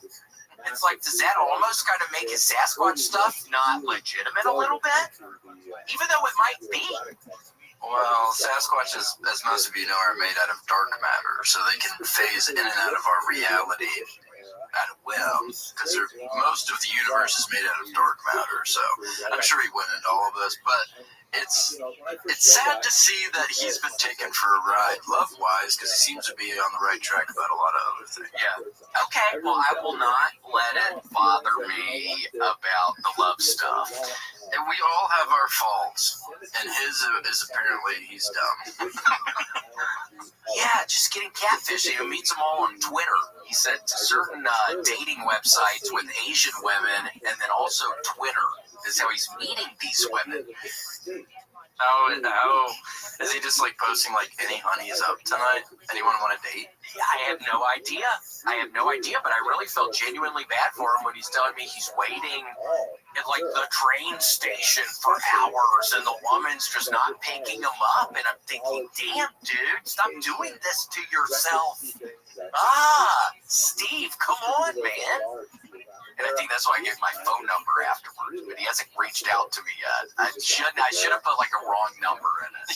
Yeah. I don't know why I did that. Yeah, put one number off, then you give him something to kind of keep him busy. Yeah, he's got to figure out which number is wrong. Yeah. He's got to figure out which number to switch around to get it to the correct number. That would keep him busy for at least a couple weeks. God, hindsight's 2020. What was that? Yeah, was that everything okay back there, G? Yeah, everything's fine. I'm thinking maybe we close that door now because it's kind of scaring the hell out of me. Yeah, what are you trying to? Sorry. Yo, what are you drinking some green beer in there? What's going on in there? No, a bag of stuff just fell down. I had the mic muted, but it's still loud enough that you guys hear around the corner. Yeah, what's going on? Are y'all like hoarding stuff in here? Because I poked my head in Mike's office for the first time, Grant, and it looked crazy in there. It was like grocery bags filled with leaves. Yeah, dude, what the fuck is going on? That's like insane. Did you see? You saw the fucking bags with the leaves. Yeah, well, it was like organized by bigger leaves and smaller leaves, and then stapled to the wall, so it looks like wallpaper. Dude, great. It looked like a forest in his fucking office, dude. Seriously. Yeah. Y'all gonna say something? You Smells like wet leaves. Smells like wet leaves. He said it's to prepare for the Sasquatch rapture. Oh, good lord. Seems on the level. Yeah, I don't think they like it when it smells like that, because a wet leaf smell is like it's sickening. It attracts them, if anything. It's a sickening kind of stench, but they love it. They love to smell like a bear.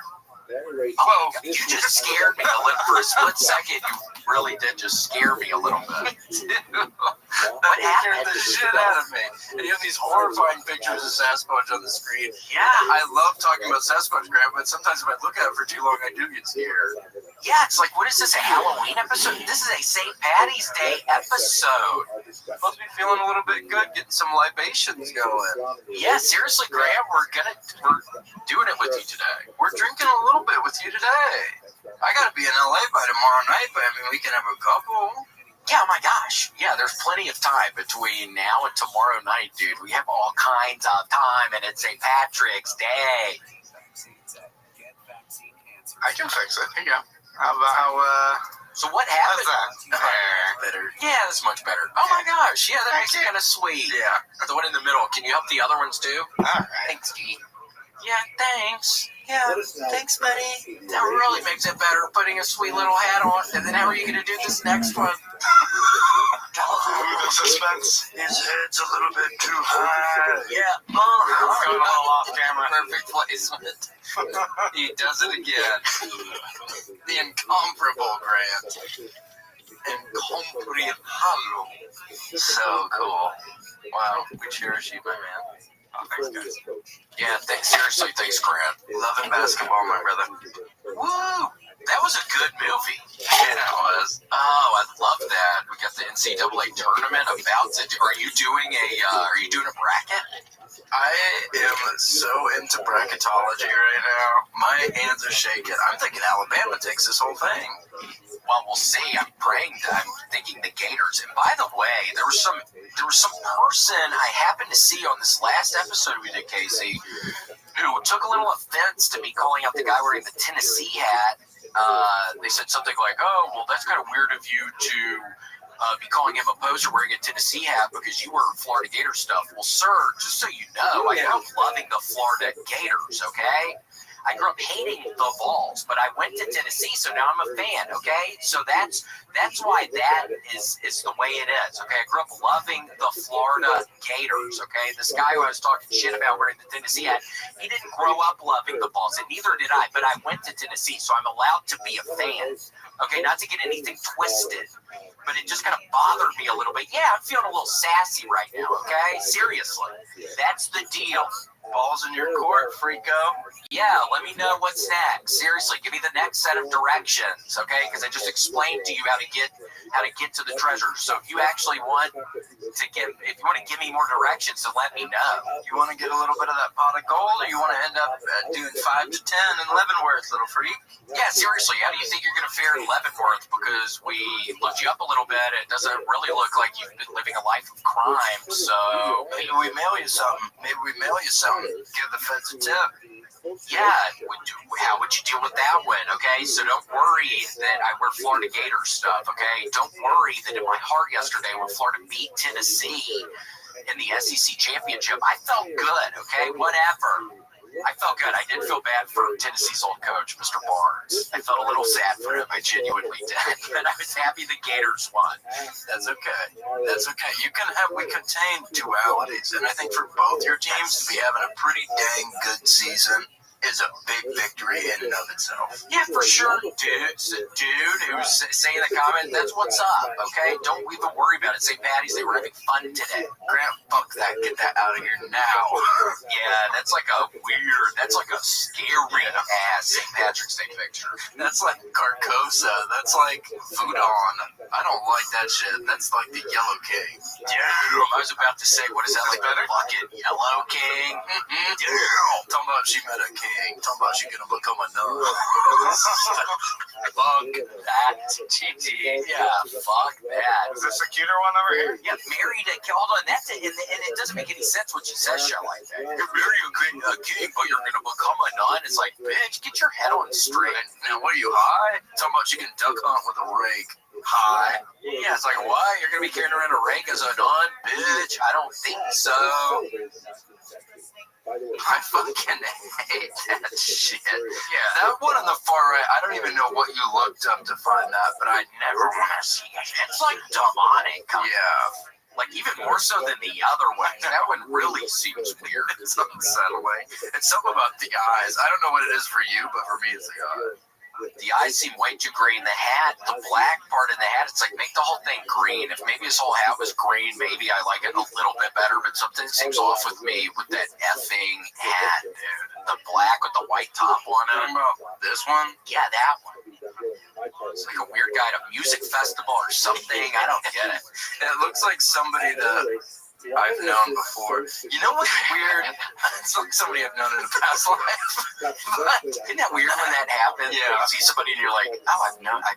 We used to be buddies. We used to be friends in the past life. We were in the French Foreign Legion together. Yeah. We used to hunt down like beasts of no nation that used to like come and attack the countryside.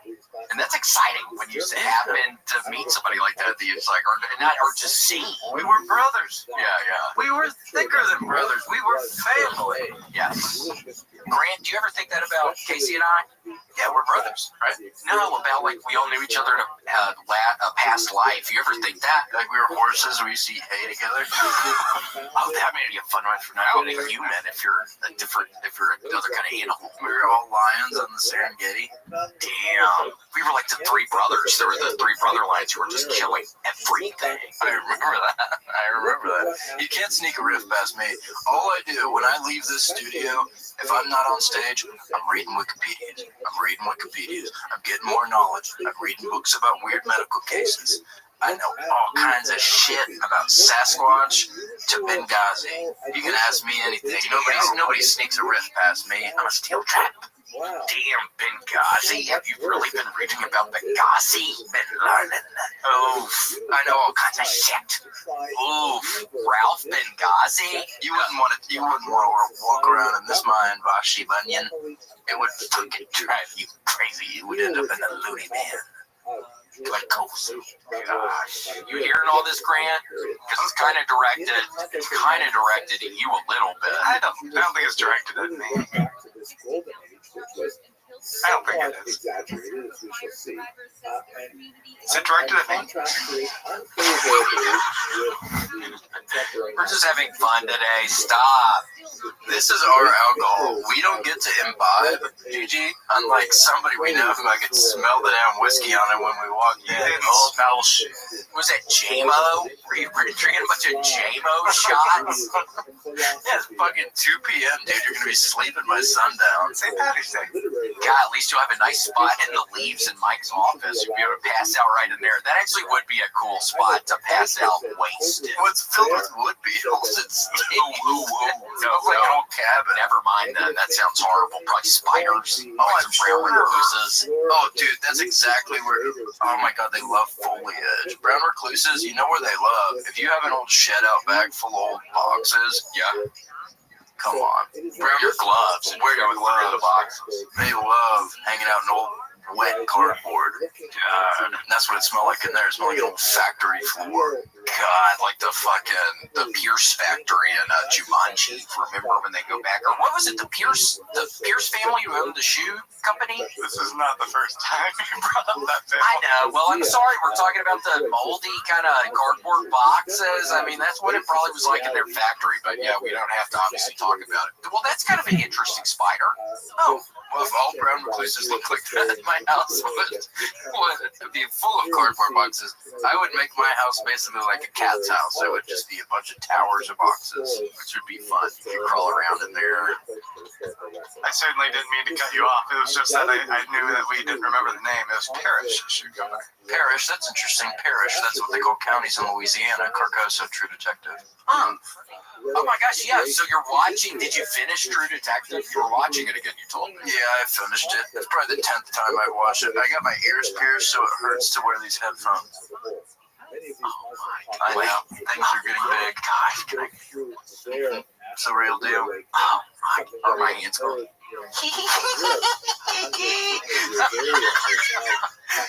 That's cool. What is it? It hurts. They're little studs. Oh, I love it. What is that? Like a black colored rock of some sort? Wrong way. Yeah, well, it's obsidian. Obsidian. Okay. Is it in the other ear too? You better believe it. Dude, did it hurt? Wait, did it hurt? He said 3, 2, and he did it on 2. And then I said, oh! And he said, it's already been done, little freak. And he gave me a kiss. Oh! And I said, thanks, man. You're actually really soft. But it didn't hurt as bad as I thought. I think the anticipation was worse. Where did you go? Like in a mall or something? Or where did you go? I was trying to do it all week in Portland, and then we finally got an appointment at this place. They have me in the chair, and she goes, oh, I'm sorry, I need to see your ID. And then I go, whoopee, my driver's license is expired. So I show her, and she goes, sorry, the government comes and checks. And I go, you're run by the government? Yeah, what? Yeah, I kind of got really sassy. I went, oh, this place is run by the government. That's interesting. Y'all are piercing people's ears for the government.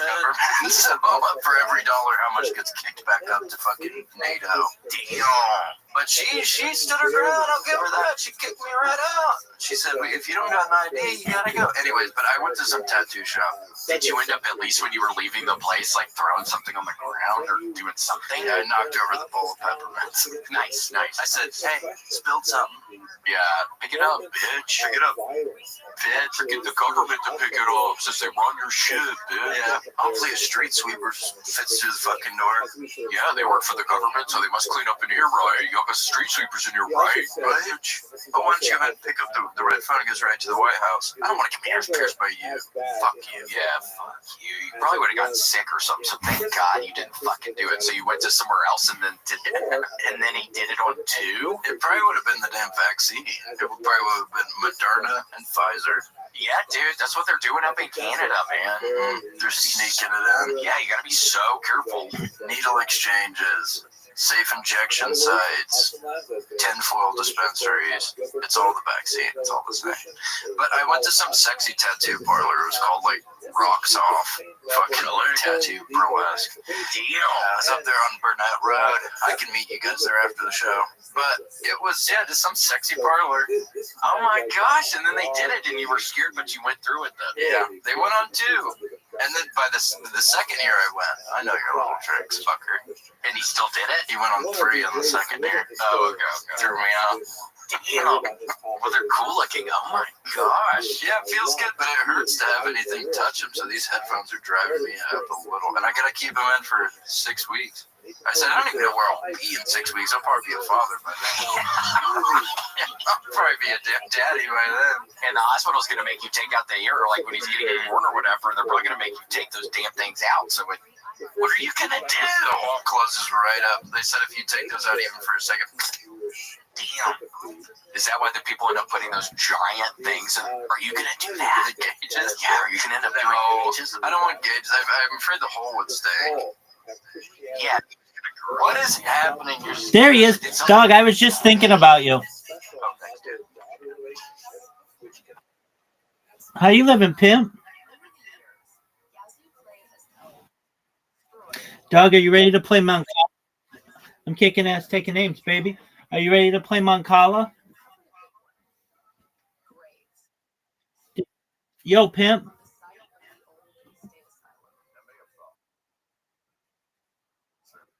Okay. What's the scenario? What?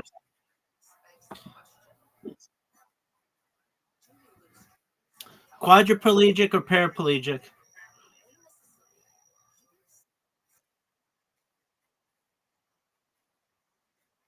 Okay.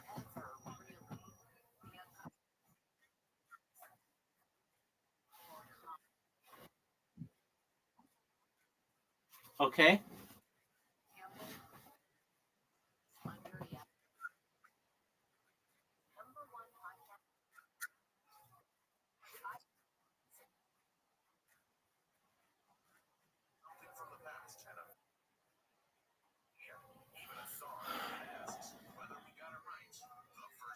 Does the person who's drunk, are they normally a pretty good driver?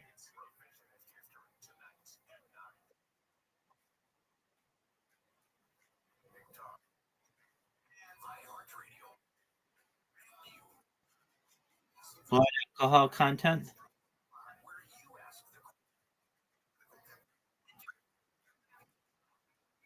Well, that means they're in a hospital.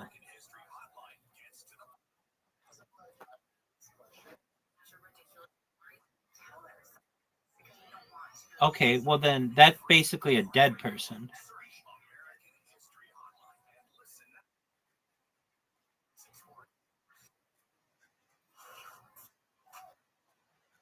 Yeah, but I mean they're like that puts you like in a coma. I don't know, I'll probably take the 12-year-old who's got a 70 IQ or whatever and just teach them what to do.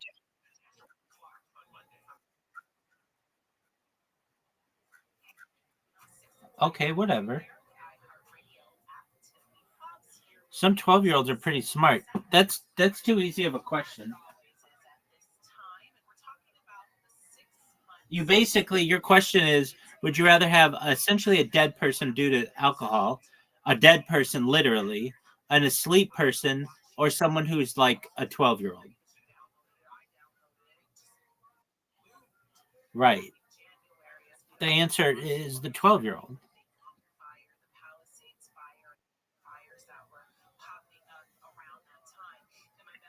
Did you know that Mancala is the oldest continuously played game in the world?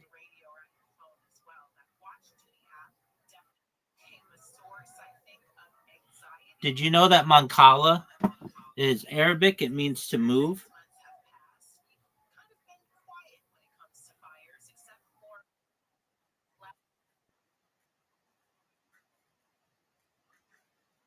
That's fine. I could teach them. Could I tell them, hey, turn there or whatever? Can I talk?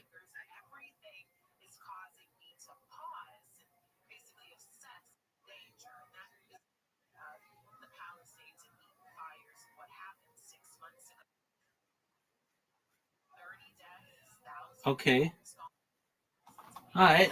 That's all I need. I just tell them, where do they need to drive me? The hospital? Okay.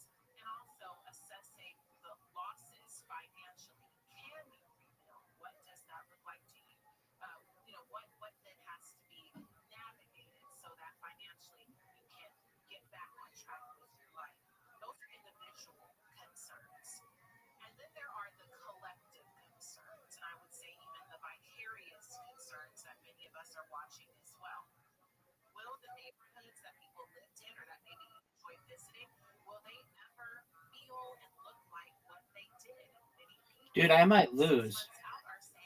I think I just lost. Oh, no. One.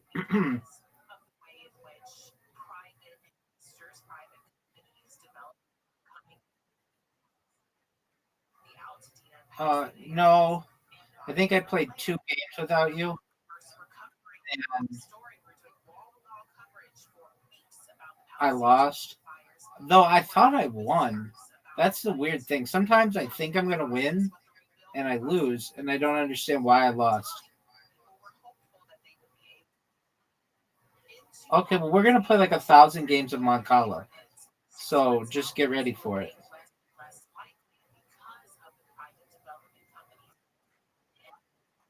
Yeah, I know, but it is very simple. And the simpler a game, the more I like it.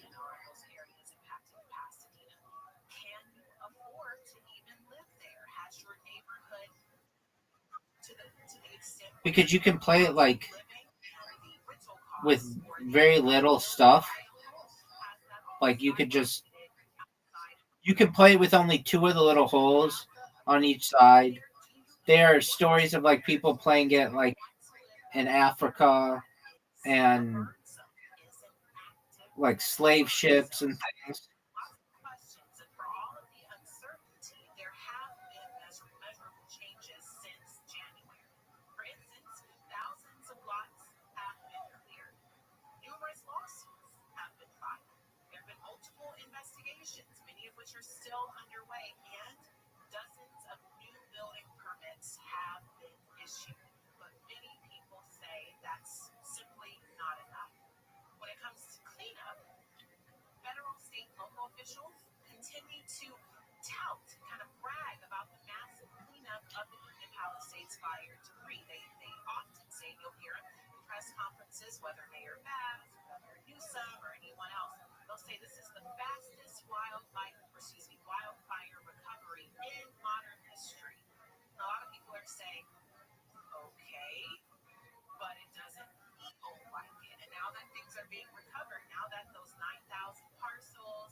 So you're not going to have any. Oh yeah, you do.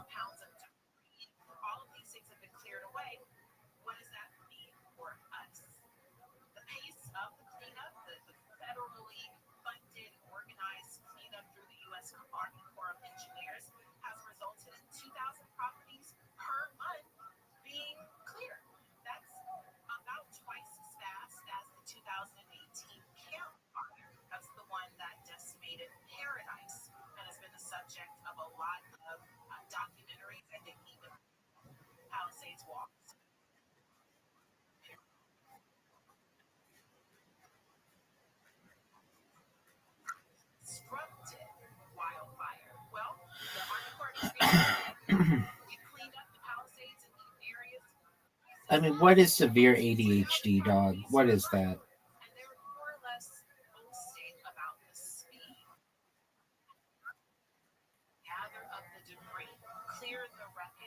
Can't everybody concentrate?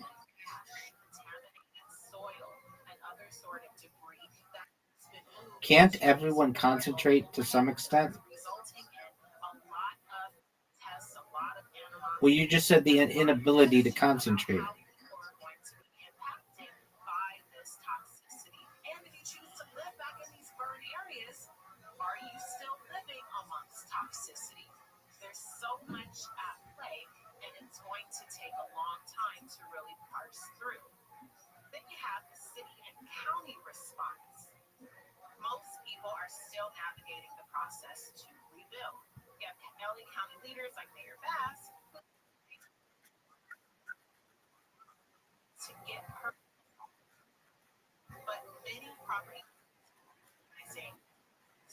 I mean, IQ is just really the ability to identify patterns.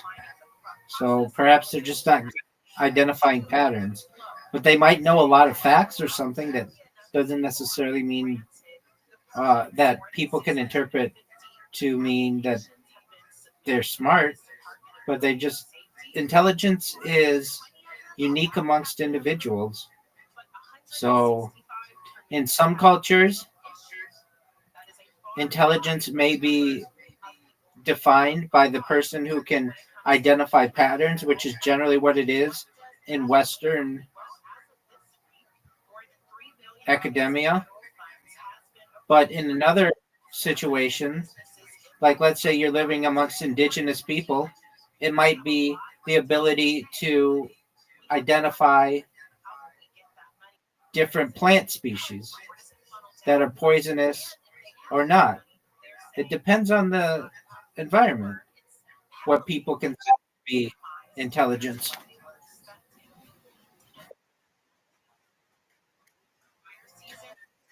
Welcome. Not necessarily. That's how we define it in Western civilizations, but in some cultures it may be different.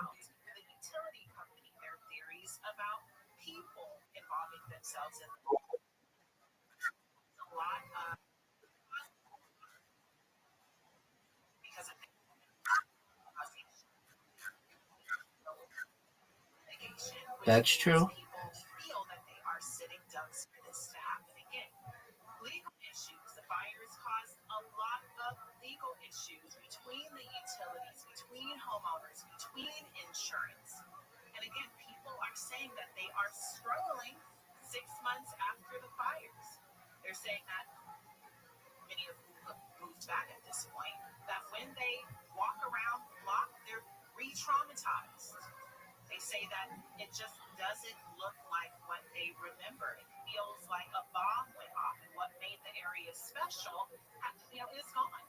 Nearly 80% of the destroyed homes in Pacific Palisades are now completely cleared lots, and the same can be said for the Altadena area.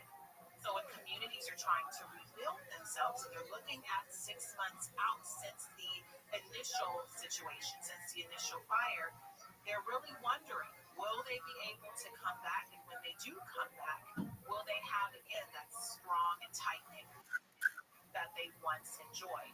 Many are saying no. 6 months out certainly doesn't feel like a long time, and there's a long time to go. When we come back, we're going to get into scale. Oh, I screwed up. One of our newest segments, one of my favorite segments. Tell you about 2 stories of people, scammers, who want you to separate from your victims. In this case, people who You didn't give me shit, dude. not, as you might say. I'll tell you about the stories, and hopefully you won't fall victim to these. Take right here on Saturdays with Tiffany, KFI AM 640, live everywhere on the iHeartRadio app. Now to Rashida. Are we gonna tie?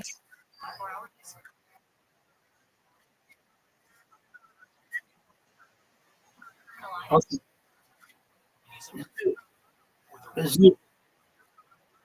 Zoo, we just did a draw game, and when you draw, nobody wins. Unlike in mini golf, where we both win. Isn't that interesting?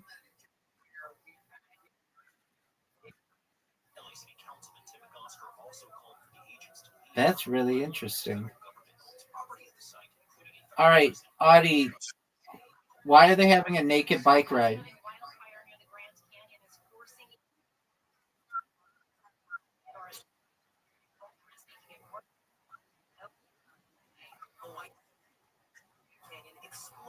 Yeah.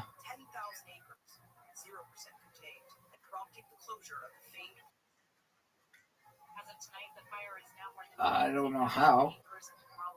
Unless you played like teams.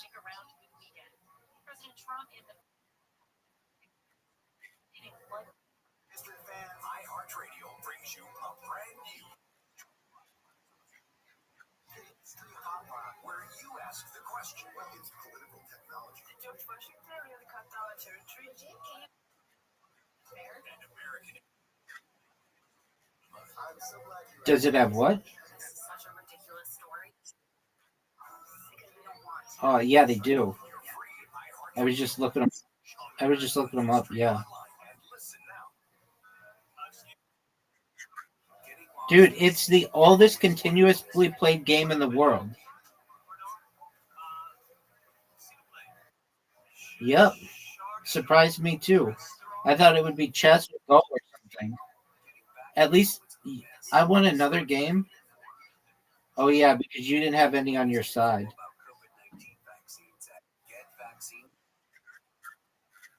Dude, I'm gonna read you what it says.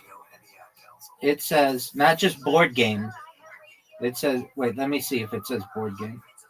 It says Mancala, which is Arabic, is a family of 2-player, so it is 2-player, turn-based strategy board games with small stones, beans, marbles, or seeds, and rows of holes or pits in the earth.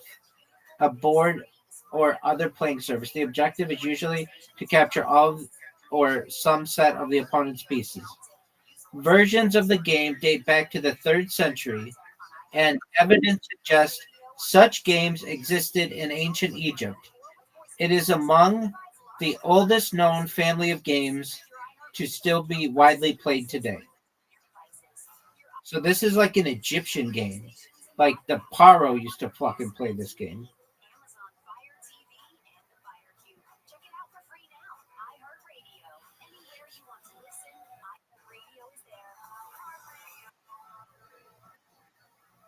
Trump is informing Canada plans to impose a 35% tariff on the country in August. Mark Mayfield with the details. So remember that time you had an invitation to play? 10,000 years?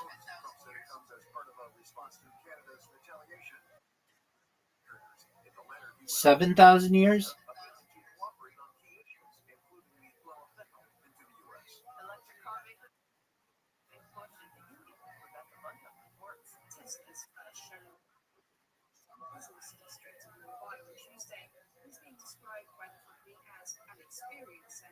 Tesla has already imported vehicles, chargers, and accessories into India ahead of the launch. President Trump had said he thinks it would be unfair to the U.S. for Tesla to set up a factory in India to avoid tariffs. The Trump administration is escalating pressure on Federal Reserve Chair Jerome Powell, who the president is demanding lower interest rates. Powell has said the uncertainty of Trump's own policies, like those tariffs, have kept the central banks from lowering rates in an effort to keep inflation down. Amazon's Prime Day was very lucrative this year. It did stretch out to a 4-day sales event. Tammy Trujillo with more. Adobe Analytics predicts that customers will have shelled out nearly $24 billion over Prime Day. That's about $9.6 billion more than last year. The biggest sellers were expected to be school and office supplies. Momentum Commerce manages sales for some retailers on the platform. So sales were down more than 40% on the first day as compared to last year, but was still projecting an overall growth in sales. Amazon, though, I think I may either win right now or lose right now. thousands of Ford and Lincoln vehicles are being recalled. No, I won. The National Highway Traffic Safety Administration, more than 850,000 vehicles may have a faulty fuel pump. Affected models include the Ford Bronco Expedition, Mustang, F-150, Lincoln Aviator, and Gator. I'm Monica Nelson with your consumer and business news. And now the top 5 reasons to visit Morocco. Number 5. You won't miss a kick, header, or goal at the friendliest sports bar in SoCal, Sideline Sports Bar. Number 4. July gift giveaway. Get a portable electric lunchbox when you earn 500 points on your rewards card. 15. 3. Get your Good Times Pizza to go. With Good Times Pizza go. Hi, Zoot. Jazz band at the Delphonics, August 9th. And the number 1 reason. We're giving away Gladiator. Yep. Countries now playing table games and be here 10 p.m. for your chance to win. Morocco Casino Resort and Spa. Celebrate years of good times. Hey, y'all, it's Dean Sharp with something that will light your soul. It's first ever Christmas July sale. The absolute best deals ever on Christmas decor. Up to 75% off lights, up to 80% off their legendary artificial Christmas trees. Selection you should No, just when you end in the end thing. on some Alden in Van Nuys or on the at aldenhome.com, aldenhome.com. GFI. The iHeartRadio. No, you can't. Yeah. You're done. 100%.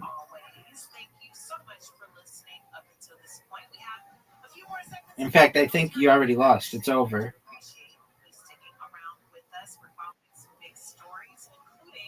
Florida lawmakers were allowed to check out that alligator Alcatraz, and they're not mincing words. Oh no. The lawmakers who were inside There you go. inside have said that This is the greatest game in the history of mankind.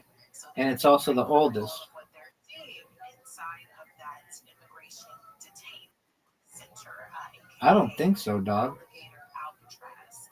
All right. As You're up, pimp. child, unfortunately, was found in the parking lot in Panorama City, deceased. There's still no information, no further information coming out about this ordeal. We do know that the child was approximately 3 to 4 years of age. We do not know the gender of the child. We do not know causation or potential reason or suspects. Authorities are treating it as a crime scene for sure, and I believe that's apropos. We'll continue to follow that story, and then of course we have Vice President J.D. Vance at Disneyland. He's there at Disneyland with a 30-person entourage. Imagine being behind him in line. I'd be pissed if I had to wait 30 people in a group to figure out the seating and maybe to fast track to the front of the line. But I guess that's a perk of being vice president if there are no others. And then lastly, Oh, that was good, Zoo. there's actually a protest going on in Torrance across from City Hall on Torrance Boulevard. People are upset that there is a proposal to build housing for homeless people. I think one of these hotels or apartment complexes is being converted into homeless housing, and the residents there are saying, Fuck. nope, not in our city. So they are out there in Torrance protesting en masse, and we'll keep you up to date. Zoo, you won. There. You like your money. I like my money. I don't like scammers. Absolutely. Scammers gonna scam.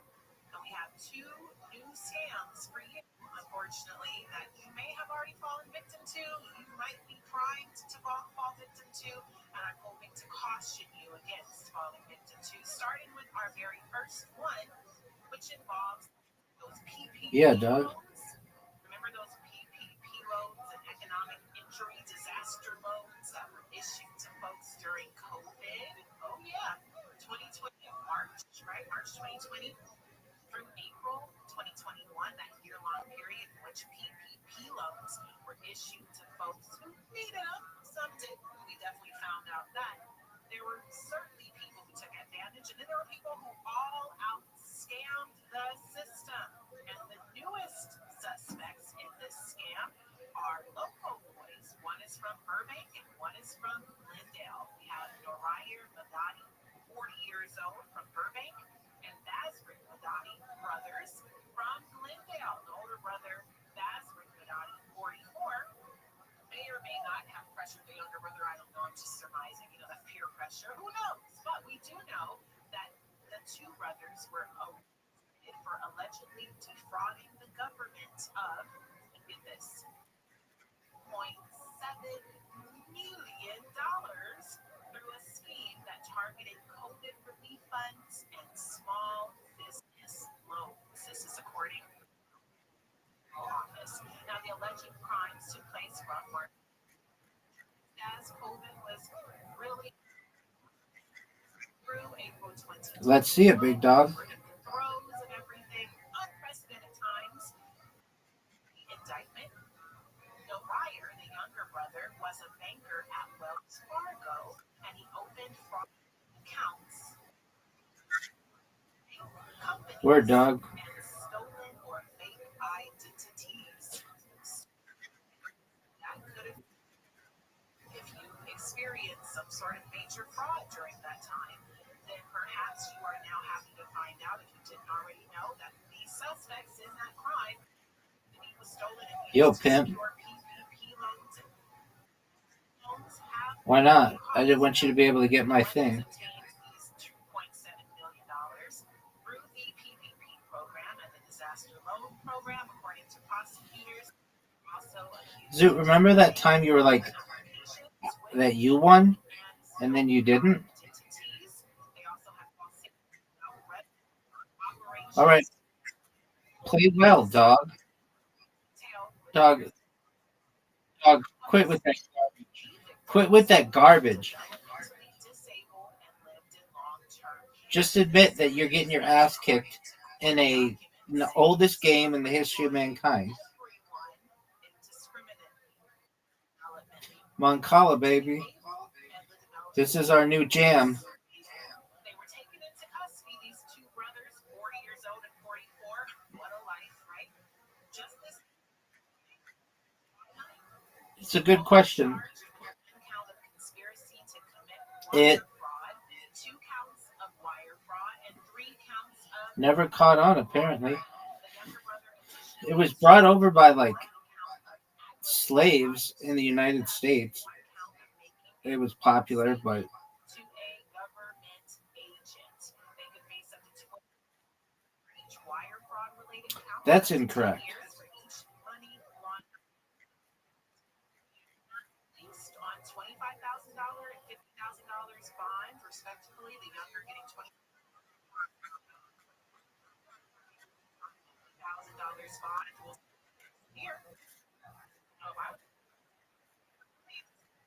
And their trial date is scheduled for September 2nd. So they have about 2 months until they have to report. Dude, this is a close game. Oh, you just Right, next and last scam. Lots of websites online, whether through your social maybe not. media, and these websites are not necessarily You might have won. accredited legit. They are false shell websites that they I think you won. use the branding of a brand familiar Yes, you won. or say Omaha Steaks or say Oh, Stores, Harbor Freight, REI, whatever it may be. But these websites are completely false. They use the name and the labeling, but what they are doing is they are sifting your information and funneling or selling that information to third parties to be able to then separate you from your money. Everything looks real, the logos, the layout, even Apple and Google Pay are payment methods. But by the time you realize you've been scammed, it's too late. I'm going to tell you a little bit more about this scam on the other side of the break. And before we talk to Michael Muntz, we're going to get into why the TSA is now allowing you to take shoes off at the security Yo, line pimp. at the airport. But what they want you to know before you take or keep your shoes on. Take your shoes off. Keep your shoes on. See, I'm still getting used to the rollback. You keep your shoes on, but they want you to know some things about what to do with in the security line. We'll get into all of that more clearly on the other side of the break. Tiffany Hobbs here with you. Saturdays with Tiffany, KFI AM 640, live everywhere on the iHeartRadio app. Now to you, Brigida D'Agostino in the KFI 24-hour newsroom. Coming up at 7, LAX lands at the top in a new airport ranking. Not everyone's flying high in Southern California. Over 200 people have been arrested in ICE raids at local cannabis farms. Plus, President Trump slaps new tariffs on Europe and Mexico. We're going to check the 22 freeway. You've got an app for music, an app for photos, maybe even one that helps you sleep. But only one app puts the live radio dial in your pocket and lets you save your favorite stations, playlists, and podcasts as presets. Get the free iHeartRadio app, the #1 app for radio. The free iHeartRadio app is #1 for music, radio, and Gotcha, baby. all-in-one. Discover a new podcast from our library of over 350,000 titles. Here's an iHeartRadio podcast preview. In 1995, a college student disappeared on a trip across the USA. I reported him missing right away. He went dead. So his mother started investigating. I got the case file. I started going through and saw people that wasn't interviewed. I joined this mother's search for justice. Are you recording? Yes, I am, Captain. Someone Knows Something, Season 6. Available now. Listen and follow this podcast for free on the iHeartRadio app. #1 for music, radio, and podcasts all in one. iHeart is America's #1 podcast network. Open the free iHeart app and explore podcasts like this. September 1979. Virginia's top prison band, Edge of Daybreak, is about to attempt the impossible, recording their debut album Behind Bars in just 5 hours.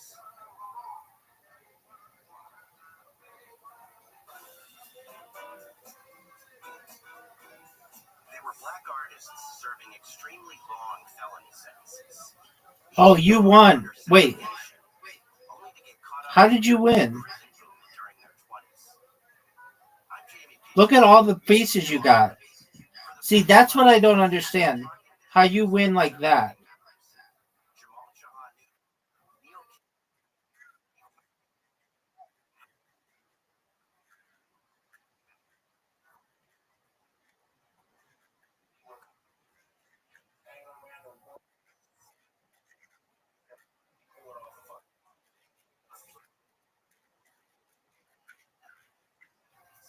Their past behind them, but they also have some unfinished business. The end of the day, Ray, the house of love, but suppose I've been falling up by another half. They never got that opportunity. Yeah, you're kind of right on that. Listen to Soul Incarcerated on the iHeartRadio app. Listen on America's #1 podcast network, iHeart. Open your free iHeart app and listen now. iHeart is America's #1 podcast. The free iHeart app and explore podcasts like this. Welcome to Chloe and Wonderland. I don't know how one decision away from a different life. I know for a fact that it was her. So this media. I'm willing to sacrifice anything. I think you're right. You are right. Every week I'll sit down with I did too well.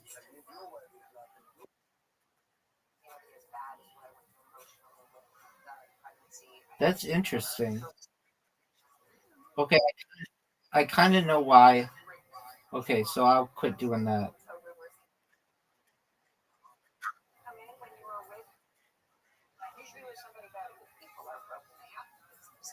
This is a window into another world and stories that make it. Welcome to Chloe and Wonderland. Listen on America's #1 podcast network, iHeart. Open your free iHeart app and listen now. Tanton, provide body. Biome analyzes Okay. biological age to see if your body is aging too rapidly. You'll learn how making simple, precise changes in certain foods and supplements can, get this, slow your aging, keep you looking young, and help prevent future health issues. Next, Biome doctors design supplements specifically to your body's needs. Their job is to slow down and help reverse how fast your body is aging. And your Biome microbiome test reveals why you have stomach issues, don't sleep well, have low energy, even why you can't lose weight and more. Biome reboots your body to live longer, live healthier, and look younger. Biome is changing lives. Order your full body intelligence test online and save $50. Biome guarantees rapid, remarkable health improvements your doctor will notice. Visit promo code THRIVE. That's OME.com. Promo code THRIVE. Why'd I go to the... My heart would race just taking... Why did you just say you have autism? It didn't feel right. So I got checked out. Turns out I have atrial fibrillation, which increases the Okay. risk of stroke about 5 times. Symptoms like irregular heartbeat, heart racing, chest pain, shortness of breath, fatigue, or lightheadedness can come and go. But if it's AFib, the risk of stroke remains. If you have symptoms, contact... I'm so glad I did. Visit NoTimeToWait.com. Sponsored by Bristol Myers and Pfizer. When you're hiring, have you ever felt like missing out on meeting great candidates? Well, they're not hard to find when you go to ZipRecruiter. ZipRecruiter helps 10 million people with their job search every day. People who are actively looking for jobs like yours. So it's easy to find the right person fast. 4 out of 5 employers post on ZipRecruiter. Quality candidate within the first... What's up, pimp? Try ZipRecruiter for free at Zip. That's Zip. Wendy's new Takis Fuego meal is here. Takis Fuego chips with a 1-ounce Takis Fuego drink. Grab yours today. Limited time only. Visit the U.S. Wendy's. Well supply sauce. Takis Fuego or use license. You've got a for music, an app for photos, maybe even one that helps you sleep. But only one app puts the live radio dial in your pocket and lets you save your... That's preset. Free iHeartRadio app. The #1 app for radio. Portions of the following program will be recorded. TMI Games 40. More stimulating talk. Got Laid Back Monday at 4 p.m., so buckle up for traffic, tacos, and whatever else. I heard about it. No. 640 live everywhere. The iHeartRadio app. TV Hobbs here with you for one. But is it good? Michael Monks will be here for Michael Monks Presents from 7 to 9. Thanks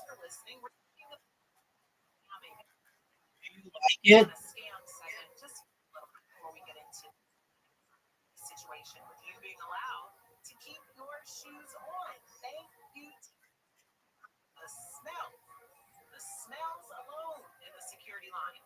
Yeah. All right. So back to the scammers going to scam. I'm telling you about a huge scam impacting California, but it's really a global issue that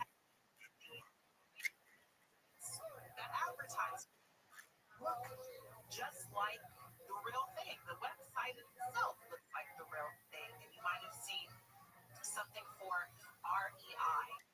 It's a brand. Talking about steak earlier in Cross with Neil, Omaha Steaks, very popular steak exporter, don't know, distributor. Then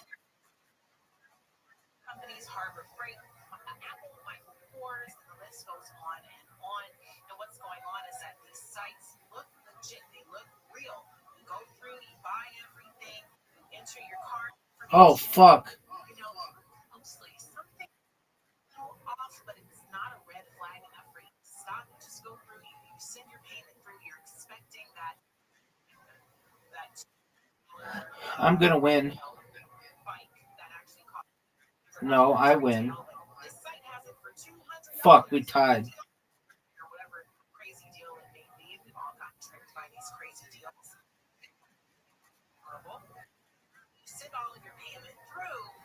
Fuck.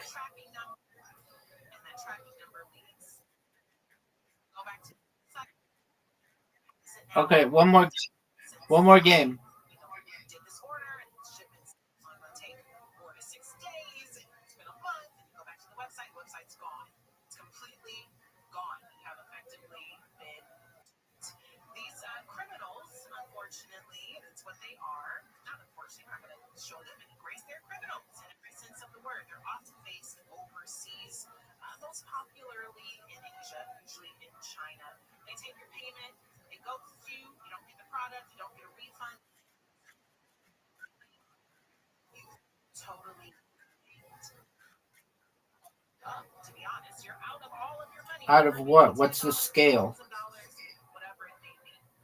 Anecdotally, I remember being so kind. She's listening. I love you, Mom. She did maybe like a 75. A good daughter. So I said, Christmas. Yeah. And in 2021, I think it was. And I said, you could be this compact. Gyms weren't really open back up. Really doing the gym thing during COVID or whatever your beliefs were. It just wasn't Tom Jones.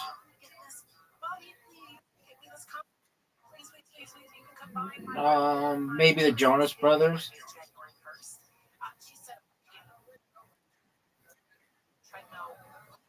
This website that I saw, Yeah. it was like something less than $100 or okay. $100. I had seen them advertised a lot. Around that price. Yeah, Michael Jackson's way bigger than Prince. I would put Michael Jackson in the 90s, the Beatles in the high 90s, the Rolling Stones in the high 90s.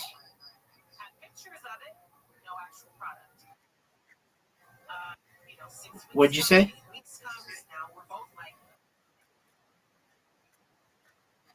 Yeah.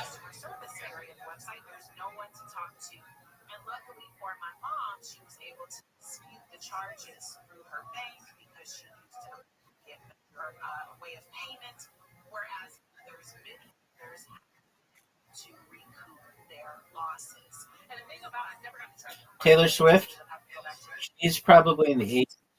Of course, these scam sites are shut them faster than hosting. All right, so go charge your phone and come back. Now, as we talk, there are many of these websites that are still absolutely up. I saw one on Facebook that was a website for this kind of bohemian clothing brand. It looked exactly the same, word for word, color for color, graphic for graphic, except for the fact that the fake website, unbeknownst to the many customers there, on in the comments especially, was advertising about 75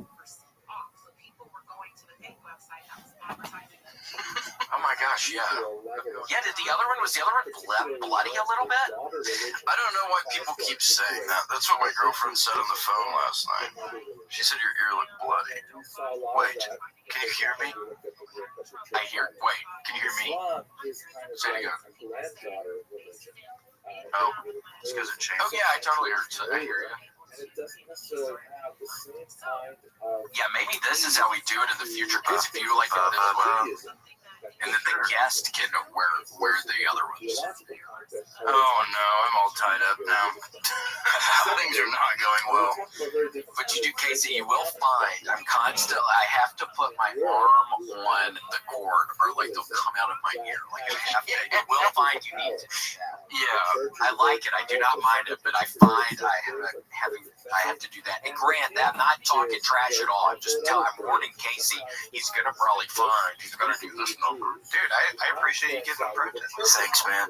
You guys are pretty good dudes. We're trying, dude. It's fucking St. Patty's Day. The freaking river is green up in Chicago probably right now. Ooh-wee. I want to take a red line.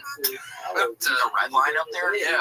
We could after this, hypothetically. I love that. Grant, I gotta be honest, you sound like shit. But the other ones, it sounds like I'm listening to a tin can on a string right now. You want to go back? Yeah, I'm sorry. That's okay. I fucking blew it. I could have been somebody else. Welcome to my world. I'm now used to it. Now I'm used to how you're hearing it. I swear to God. It always sounds like this to you? It must. Hold on, let me hear it. Yeah, hear it. There's no way. Does it sound like that to you? Sound weird? What are you saying? Hey, does it sound weird to you at all? Hold on, put those out. See if those sound different. Hey, everybody, it's me. Yeah. Sound different? It's what it sounded like to me, I guess. Oh, that's what this sounded like?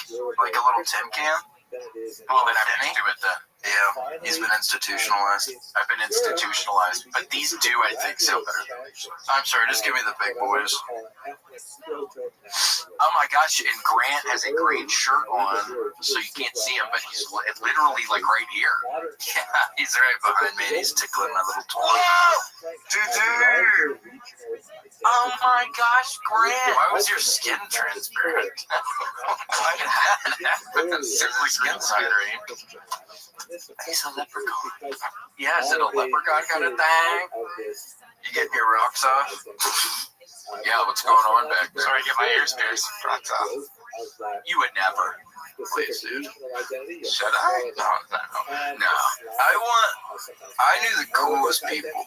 When I was a teenager, I knew the coolest guys. And they would have a shitty Acura, and they'd have water bottles and Camel Crushes all over the floor, and they would have earrings and gauges. And I'm 30. I'm getting older. I'm gonna have a son soon. I get to be those cool Acura guys now. Damn right you do. And you can always, that would be fun. You can find different earrings, but be careful, dude. If you ever got like a dangly one, be careful, because that thing could get stuck in something and then rip out of your ear. Yeah, especially if I'm on like the run from a security guard, like I've been shoplifting and it gets caught on like a gate or a chain link fence. Oh my gosh, you would have to adjust. I think what you're wearing now would be perfect for something like that. You can never, depending on your situation, you cannot wear dangling ones. And if it fell off like at the scene of the crime, like when I'm stealing all the jackets,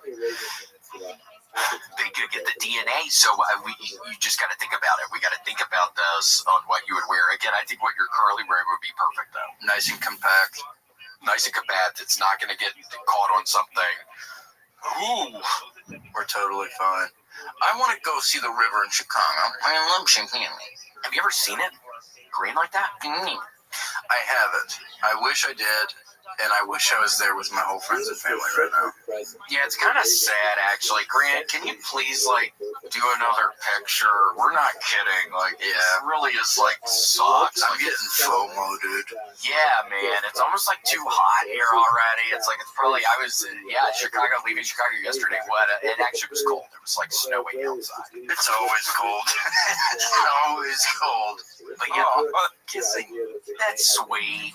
But it's man, I could be doing that up at the freaking St. Patty's Day parade in Chicago right now with the Green River, kissing your buddies. It's like, dude, Grant, dude, do another picture, man. I know. Yeah, you go, oh shit, Brad, looks like you're wearing blue shoes. Look at the fancy boy, just got off work. What's up, workaholic? Looks like you're not wearing green. Come over here, dude. Yeah, don't be running. Yeah. Oh. And those are the best kind of kisses when your boy's just like getting off of work. Yeah. Oh my gosh. You can tell he's like a little. He should be home resting right now, but he made the effort. He's down here with us. Yeah, he's down to clown tonight. It's fucking St. Patty's Day. He didn't wear green on purpose. He could have worn a green tie, but he thought earlier in the morning, let's see where this takes me. Because it either could be a pinch or a kiss. So let's see how many we get of each today. Let's see, but look at Talis. Yeah. Let's see what happens. And then at the end of the day, I'll meet my boys by the river, and it's going to be great, and we're going to have a blast. And he walks right, he has a little dish by the front door, and right before he walks out, he grabs a little click pen, and he goes, I'm going to keep a Talis today. Yeah. I'm gonna figure it out. I've always said to myself, I'm gonna keep a Talis, but I never did. And today's the day. Yes, it is. So cool. And don't stop me now. He's doing 3 drinks in 1 hour. That is 36 ounces of fluid. He's crushing it. Oh my gosh, I don't even want to think of it like that. 36 ounces. It's basically a whole 40 ounce of caffeinated drinks. That's all ordered. I'm feeling wild right now. I don't even know how much freaking. Oh my gosh, and by the way, Grant, thanks so much for y'all having these in there. The caffeinated ones? Yeah, sometimes they're not in there. Thank you so much. Yeah, no problem. I'll try and make a note to have those there. Or maybe a couple sandwiches too next time. What do you think? Yeah, because we're hungry and we really do like the Cliff Bar kits or whatever. I do really like Z-bars. Do you guys want some? I'd love a Z-bar because nothing goes better with a Z-bar than a Lucky Charms treat. All right. What would you even do? Like take a bite of one and then take a bite of the other? I would pray that the flavors would complement each other, but there's no promises. I've never tried it. Yeah. You know what I would love to have today is a Firehouse sub. I love those things. I love them. They're good stuff. I just started thinking about the Italian sandwich for some reason. And they heat them up real good. Well, the last time I got it was in LA, and it was actually like really sad. Really? It wasn't very good? No, they didn't heat it up enough, and then thanks so much, Z-Bar. We really do appreciate y'all. We really appreciate y'all, especially in our time of need today. I mean, we're both like fucking starving. I'm losing steam. Oh no, Casey! Oh no! What happened? I almost freaking fell out. Dude, what happened? You're just speaking Spanish, dude. That'd be funny if before you passed out, you just spoke another language. Somebody get the cot. He's about to freaking pass out. Somebody give me some wet leaves. And then Mike goes.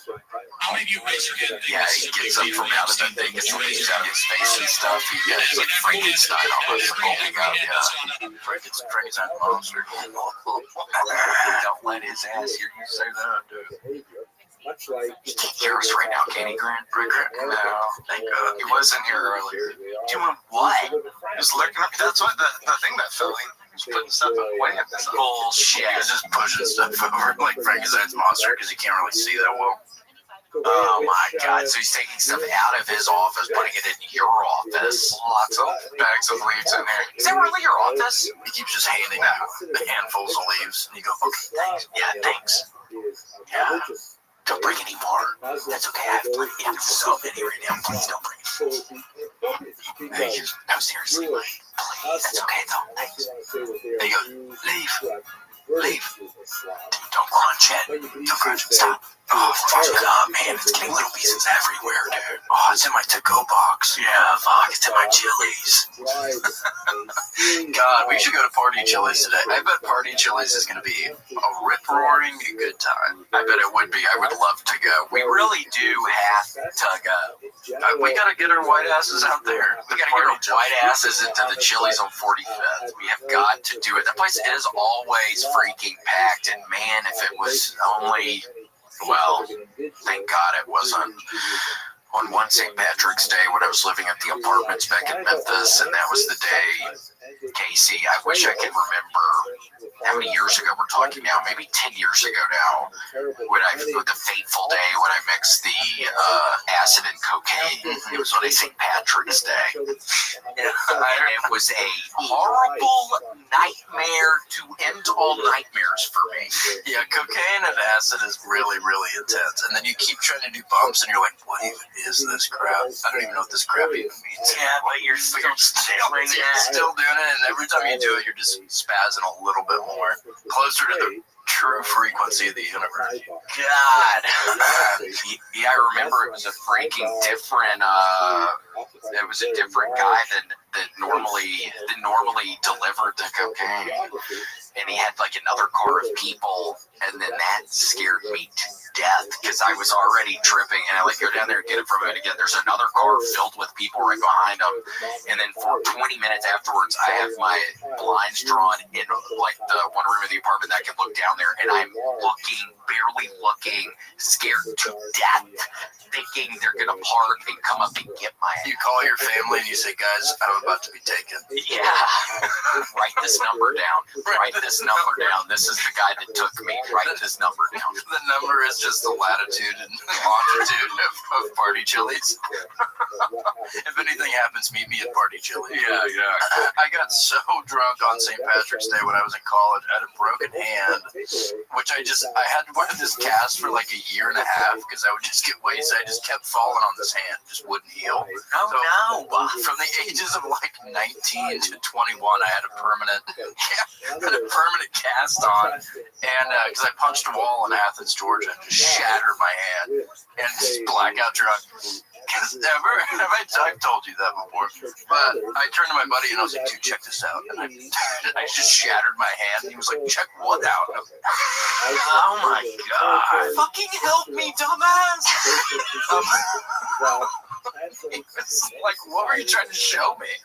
But I ran into the river in Savannah during the St. Patrick's Day parade, and I was just soaked all day, and it was freezing. So I was just walking around downtown Savannah with my hair just matted down. I was just wasted, and everyone was just staring at me wherever I went. I was like, can I get green beer? With your broken hand? Yeah, with my broken hand, and I was like covered in like sand, like sand everywhere. So I was just the only sandy guy in a sea of people. That's funny. Sandy cheeks.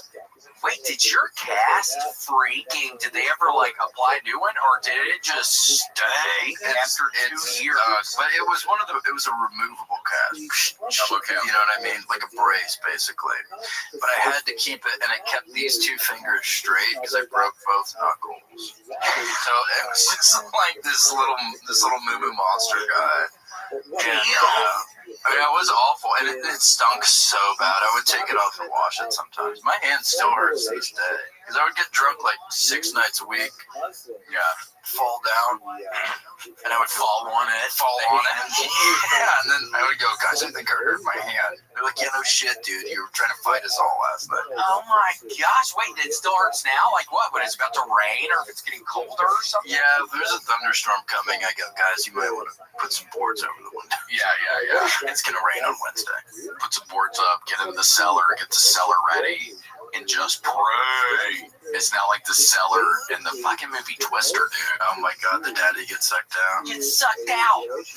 And how did little Ellen and the mama, how did they not get sucked out? That's what I didn't get on that. One of history's mysteries. You know, tornadoes just kind of pick and choose who they want. God. They thought she was, she looked like a monster now. Go ahead and pull her up, Grant. Helen Hunt looks like kind of a pistachio. What, in the, whoa, hey guys, Guys, I'm freaking falling up. Oh no, it's sucking me out, dude. Guys, I'm falling up this time. huh? See, Casey, that is a case. You would want the smaller earrings. You would not want the bigger ones, or that is getting caught in debris in a freezing storm. Ouch! Yeah, it's like I'm in trouble. The tornado has me by the ear. It's just pulling me up. Like, yeah, pulling me to the car. You're in big trouble, mister. Yeah, gosh. Well, you'll be careful. You'll be careful. She is absolutely, she looked like a gargoylean.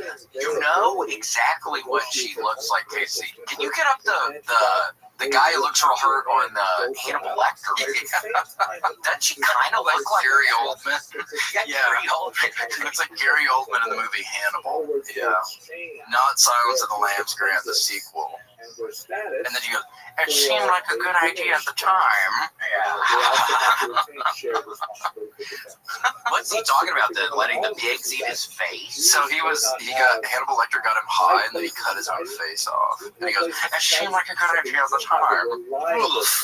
and he has no lips, Grant, a fate worse than death. So Hannibal Lecter did that to his ass. Basically, but he kind of just coerced him to do it, so it's a weird legal gray area. Yeah, if you force the person to do it, yeah, how do you... So, oh my gosh, well, it looks like her, kind of. Yeah, that's quite literally exactly what Helen looks like. And I hate to be rude. Yeah, we love Helen Hunt around here. Even though she hasn't been on, it's like she's one of the actors who's like, she was so giant. She was such a giant actress that now she's been in nothing. It's like, what happened there? She was in something called like Hide and Seek or Come and Go or Come and See or something. Not Come and See, that's a record. Was she in something recently? Yeah, it was about people who like hide in houses. It's called frogging. I don't want to talk about it. But she was so distracting looking. I was like, I cannot even focus on the big trip. The big twist. Wait, frogging It's where you like hide in someone's attic until they're sleeping. It's like an urban legend, basically. I don't know if people actually do that. Yikes. You like sneak in their house when they're at work, and then you're like trying to avoid the family all day. Scary. Well, you better bring like a Game Boy or something because you're gonna get bored just sitting up in an attic. I see you. I was so close. I'm seeing you. I'm seeing you. That's what she sounds like. Good morning, boys. Can I interest you in a handful of dirt? God, what a crazy bitch. And I see you. Yikes. Yikes. Yeah, we see you too, Helen, and we're not liking what we see. Yeah, you're looking busted, bitch. No, she's not. No. Yeah, she's nice. She seems nice. She seems really nice. Yeah, I've never met her. I don't know why I'm trying to act like I've met Helen Hunt before. I've never met her. Texted him last week. Grant, let me ask you something. The answer is seriously, Grant. Yeah. You ever met her, but Jess, and if you did, what did you scared you? Never met her. If you paid you $50, would you meet her? Would you be standing on the floor and watch what if the sun had already got down the other side? But like, we should pay $50. It's a $100. Yeah, $100. The sun is down. I mean, honestly, I don't think I was as scared of her until you guys started talking about all this. Look at different angles, because that's pretty good lighting. Yeah, you think this is She had some work done, or her forehead just kept growing or something. She looked like a gargoyle. No, gargana. But seriously, Grant, $100, but it is at night. It's nighttime, cash in hand. It's not her. That's not her. She looks sexy there. She looks like a Great Dane. Yeah, damn. She looks as sexy as a dog right there. Holy shit. She looks like a great pair of knees. Yeah, she looks like a fucking bull mastiff in this fucking pig. Look at this, John. Oh, she looks like a bull mastiff in this mug. Yeah, I'm trying to get a pet. I'm not sure the photo I'm supposed to be looking at for it, but It's all good. I don't know. I don't know if I want to do it now. What? $100 cash, man. $100. It's daytime in a public setting. Is that what you guys said? No, Casey told your ass nighttime, dude. Seriously. Let me ask you something, dude. It's nighttime. We give you $100 cash in hand. How long? Like, how long do I got? 15 minutes. Yeah, 15. That's a long time. Well, it's like in the grand scheme of things, pretty quick though. 15 minutes is like goes by so fast. It's a blip on the radar of your life, dude. Yeah. 15 minutes, dude. Not when you're terrified. No, but no. It's not even like that. Yeah. It's like that's $400 an hour. Yes, think about it like that, dude. So basically, you're making $400 an hour. Are you will? Yes or no? Okay, I'll do it. Cool. Well, maybe soon we could get that going. Yeah, we know people in Hollywood. Yeah, we know people that would know her. I mean, we know Roseanne. Roseanne probably knows Helen Hunt. She has to know Helen Hunt, and we know Jeff Richards. Jeff's fucking ass. You know he knows Helen Hunt. Yeah, he does. Matt TV. Yeah, we love you, Jeff. We love you. Jeff, please. I don't even know if you're listening. Come on, tell everybody you know Helen Hunt, man. Come on, don't leave us hanging. Yeah, let everybody know, please. Well, me and William have written a screenplay, and we are submitting it to South by Southwest for the upcoming year. Yep. And Grant, we want you to be like an editor. Yeah, we want these guys to edit the movie. Would you really be willing? Yeah, sure. We have it all written out. We just need like a good editor. You guys willing to tell me like the premise? Windy Tundra. Yeah. Is it called Windy Tundra? No, this is setting. Oh, 1950s windy tundra. what's the movie about? It's about the guy who tried to break the land speed record on a motorcycle. Yes. And he ends up, well, I don't want to spoil it, but let's just say maybe he goes a little too fast at the very last shot at the world speed record on the motorcycle. Yeah. Well, there's like a bird in his way, and he tried to avoid it. And we're not going to say what happens, but when he recovers, the bird visits him every day in the hospital. Yes. So you don't have to worry. It's not like he dies or something, but I mean, this dude's going way. He was trying to break the land speed record. Sorry. So he was going really, really fast. Yeah, he's going super fast. Bird hits him right in the freaking head. At least he has a helmet on, but it wobbles him. It gets him wobbly on that freaking thing, and then you get the death wobble, and you're going down. Yeah, he knew he was going down as soon as he got hit by the dove. Did you guys write roles for yourselves in the script? Yeah, William's the driver. I'm a mechanic. Yes. We'll see how it goes. I mean, we're pumped. I mean, it's like crazy. It's crazy. We're doing it. We're fucking doing it. Well, we bet on ourselves, and the bet is paying off at 2-1 right now. Yes, it's paying off. So we got to figure it out. We've been talking about it for a long time. And it's in the books. We're doing it. We're the first script to be read at South by Southwest without having officially actually been made a movie. Which is pretty incredible. And we're seeing pictures. The one bad thing, I'm on the motorcycle, it really hurts your back. You're gonna be all hunched over on the deck. So like my posture's all fucked. This is pre-seeds. Yeah, this is pre-seeds. Not to be confused with receipts. Is this like span like a long time period, like as he gets older, or 100 years? Yeah, 100 years, and then he gets in the crash.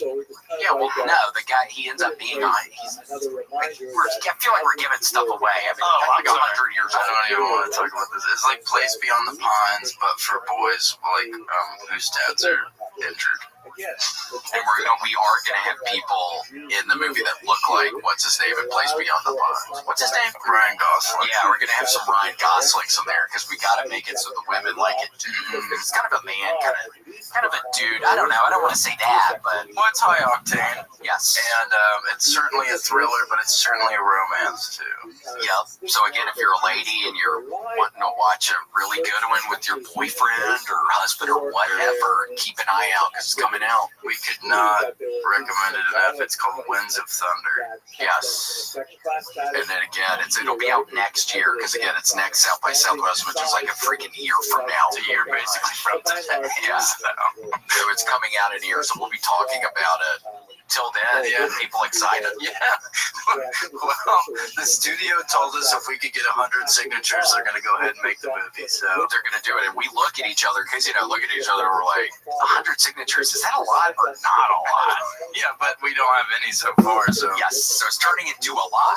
They said you can't sign it yourself. Yeah, so we're thinking, fuck, well, we were going to have 98. I mean, we're going to have 2. I know. 98 now, like, fuck, 98 left. I know. I was like, well, we got to work cut out for us because we can just sign it ourselves. Hey, Grant, would you? Yeah, I'll sign this, of course. Nice. Okay. And I'll send it. And edit it. That's 2 for 1. Hey, who's out there?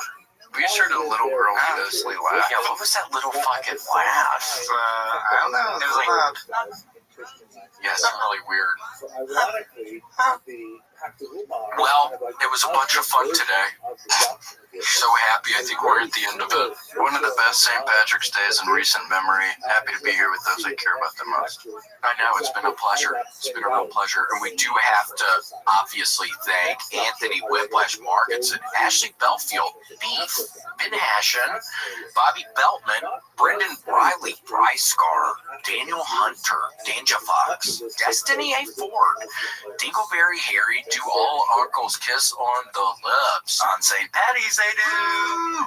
Dova King, Dr. P. Duke, and Eli Slugworth, Gators Godmother, Goldie Mae Star, Greensworth's Nightmare, Hurley at WMS.LOL.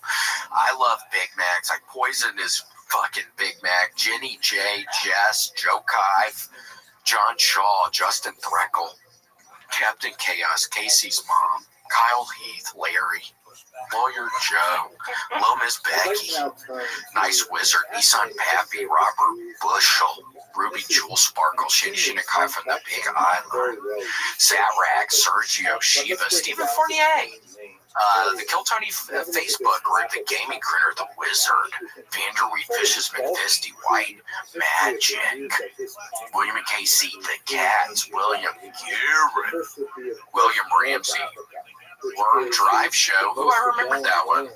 Worm Drive Show on YouTube. Choose Your Own Adventure. Zombie Warlock. Thank you so much to our mercenaries. We love you guys. And the bounty hunters down there. Cats are cool. Oh, I've never even seen that. Alrighty, well, thank y'all. Thank you. Come see me this week in Los Angeles. And when this comes out, I'll be at the Hollywood Improv on Friday. Yeah, go see Casey out there. That's so exciting. And then in a week, I will be in Des Moines, Iowa. The Big Island. That Big Island. Bye-bye. Thanks for joining us for this week's episode of the William Montgomery Show. Send your questions, artwork, and manifestos to the William Montgomery Show at gmail.com. Leave William a voicemail at 737-471-1098. And never miss an episode of the William Montgomery Show by subscribing to the William Montgomery Show channel on YouTube and anywhere podcasts are sold. Check out William online at william.f.montgomery1 on Instagram. For more William Montgomery, check out Kill Tony on YouTube and check him out live at the Comedy Mothership in Austin, Texas every Monday night. Find more of me, Casey Rocket, at patreon.com/Casey Rocket. Follow me on Instagram at Casey Rocket. This episode of the William Montgomery Show was recorded at the Record ATX Studios right here in the heart of Austin, Texas. The William Montgomery Show is produced by William Montgomery. The anthem is sung by William Montgomery. The drums are sung by William Montgomery. The words are sung by William Montgomery. Thanks for joining us. See you next time. Shh. Who the fuck said that? I'm trying to have fun tonight. I used to live in Miami for quite some time.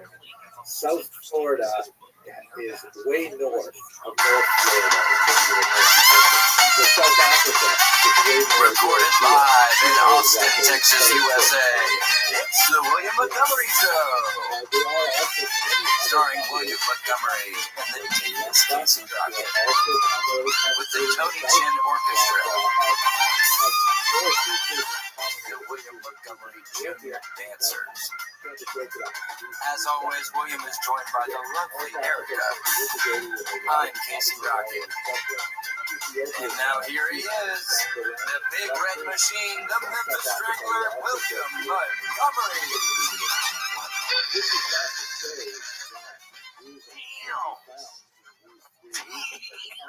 Welcome to the show. Yeah, everybody, welcome to the South by Southwest edition.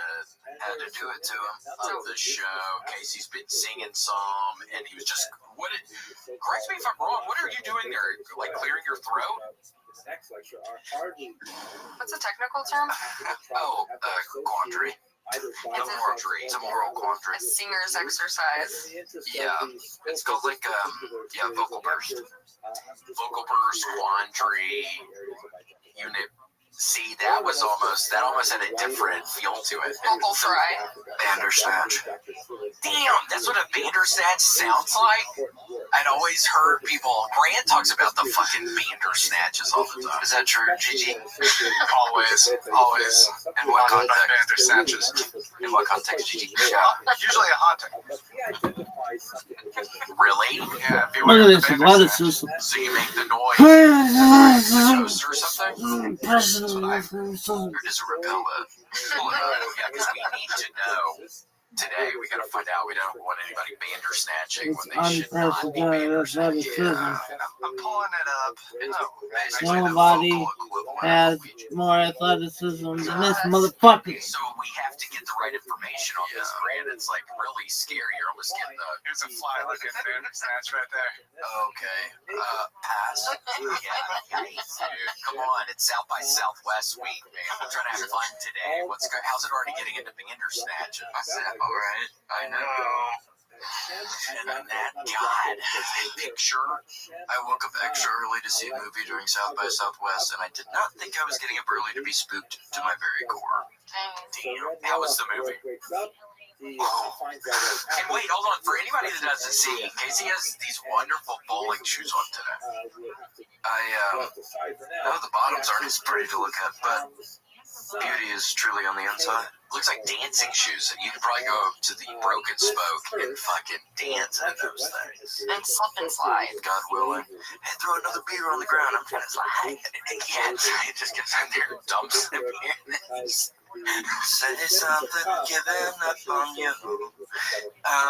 Yeah, the movie was good, and these are from, I was in Portland with my GF, I don't even know if I've announced it on the pod. No, you have not. I can't really talk about it too much yet, but I do have a GF, and we went bowling, and I bandersnatched these shoes. And did she also bandersnatch her shoes? She did. She had a size 9. See, y'all are bad, and I love it. And I love it. That very easily could be true love. William likes to steal the Four Seasons towels. Yeah, they could be. And hotels. The one time we were with Duncan, he was staying at a Four Seasons, and yes, stole the towel. I have a bunch of towels, but I like the shoe thing. I don't have enough room for the shoes. You have too many shoes. I know. I got too many shoes these days, dude. They're not selling on fucking eBay, Casey. Well, yeah, your stock's all backed up, because I remember you were trying to, what do they call it, quantum loading, where you're trying to back catalog the shoes. I was back cataloging, but I was just doing my own shoe size, because I thought, well, if I can't sell the damn things, at least I'm going to be able to wear them. But then it turns out not a lot of people have my shoe size, so I just have ended up with a bunch of these things, and they're all over the place, man. We have a little closet, little storage area outside, shoes only out there, shoes only. Shoes mandatory inside. Mandatory, you gotta wear them inside. Well, granted, your shoes it's an unusual size. They're size men's large, right? Yes. Men's large. Men's large. And a lot of people are looking up, I don't know, 10 and a half, 11 and a half, 12, whatever. They're not looking up small, medium, large. Yeah, meet me in the middle. Yeah. So you can meet me in the middle. Damn. Thank you, Grant. Thanks, G. Grant. Say welcome. Yeah, you're welcome. Thank you. Oh, cool. Sorry, I was grabbing my cell phone. Say it's like, give me that. Yeah, what else you got back there? Did you notice they have a new screen out front, Casey? Touch screen. You touch it? What? You can play games. You play games on it. You can draw pictures. Fruit Ninja. What? Are you talking about in the lobbies? Yeah, it's like a Dave and Buster's thing. Oh, you're going more Busters now, Grant? Buster Q2 is business that bad? It's a South by collaboration. Oh, SPS. Yeah, the Navy model is working all right for us, but we need to go Busters. I knew at some point, and William, you can back me up on this. We said the moment we walked in here, they're going to end up going Busters. Yes, we said we didn't know exactly, but then, yes, it was Busters, and then we come in there, and it looks like a fucking Dave and Buster's in here right now. It's like, we get it, we're in the end of quarter one right now, you gotta have numbers strong or whatever, but it's like, I don't know why you necessarily have to do that to us. It's a real Hail Mary. I'll be interested to see how it turns out. That's what it looks like in his lobby right now. And it's like, I don't know. You'll get a bunch of foot traffic through here, but it's like, I don't know. What is your conversion rate? How many people see y'all's Dave & Buster's shit in the lobby and then actually go to a Dave & Buster's after? That's what I want to see. I want to see those numbers. And then how many of those people who are playing skee ball end up recording a 2-hour podcast? He's only converted 12% to podcasters. What is your conversion rate, Grant, like monetarily speaking? We're about at 30, 32. Really? Seems kind of low. Yeah, a little bit low. So that's 32 people or percent? Percent. I mean, that's why we're trying to move to an all Busters model. We feel like that's going to raise the numbers. Bad idea. Yeah, it might not be a bad idea, but it might be. I don't know. Something's obviously wrong. I mean, if your number is at 30%, Grant, we are at the end of year one. We need the conversion to get higher. We're not going to be able to keep on doing business. You got to figure out how to convert the customer. We will take our business elsewhere if we don't see at least 45 by Q2. Please, Grant, and thank you. That you're really listening to us, right? I'm taking notes over here. Does Mike listen to us? Do you tell Mike this stuff? I try not to pass this along to him. He's too burdened. That's sort of the problem with the business is there's not enough. There's a lot of jurisdictional stuff between that office and Grant's office. There's not a lot of info being kind of worked out together. Who has a nicer office? I mean, it is. Well, Mike doesn't have all the shit in his office. You have all like the food and drinks in your office, so you know where the respect is in this situation. Prison rules. You have all the ramen and extra pillows. And I didn't want to say this, but I swear to God, I see Mike for a second. Casey Grant and I are speaking a little bit out front, and I see Mike for like a split second. And he like, I swear it's like he's floating into his office. He looked like fucking Nosferatu. Like not literally like, but when he's a vampire, like floating. It's like he kind of smiles a little and he's floating into his dark office. Holy shit. He just said fluid passing. Yeah, Grant, tell him to Yeah, stop floating like that. That's creepy. So it is a little creepy. I haven't seen that guy. I mean, you now is like exclusively working nights. I've never seen him. He's the only one too, right? Really?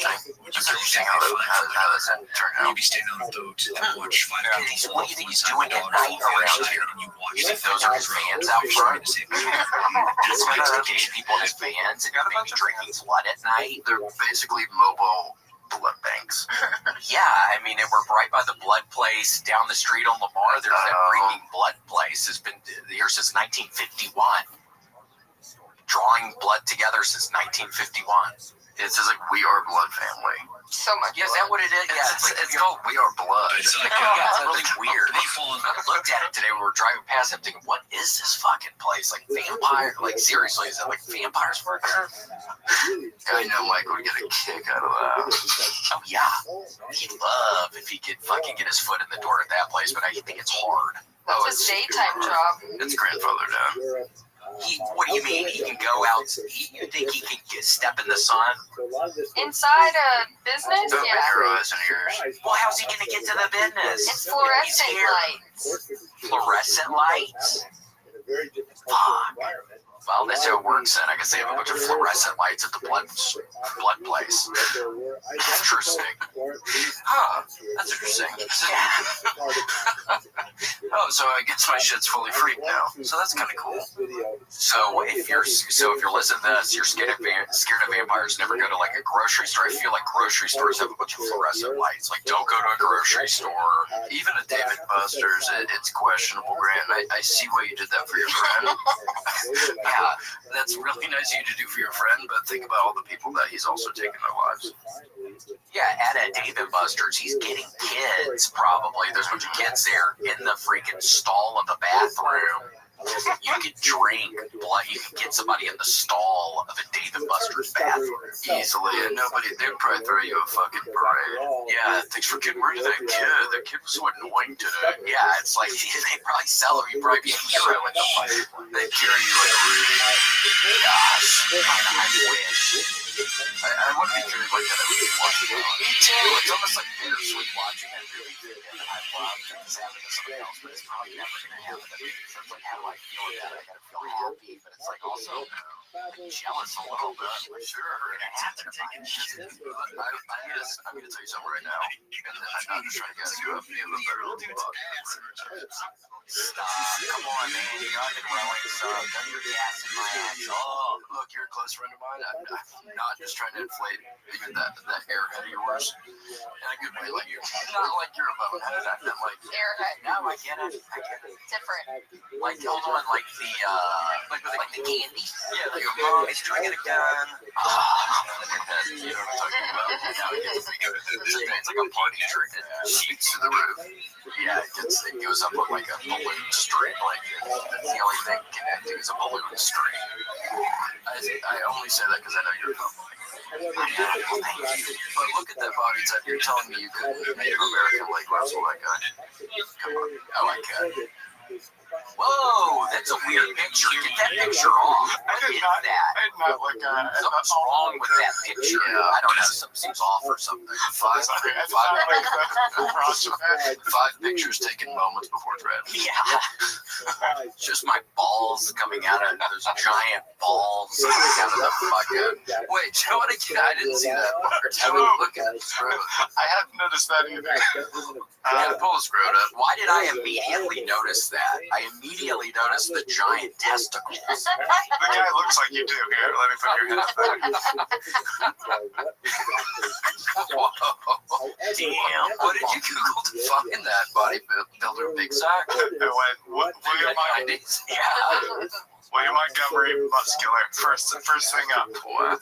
Yeah. They think that. Okay, well, that's like the worst thing I could have found out. Seriously, I'm not even kidding. That's like the worst thing I could have found out. Yeah, that's worst case scenario, especially during South by. We're gonna take that off of there. Because it's so weird when I'm on the row machine, it feels like my testicles go inside of my body.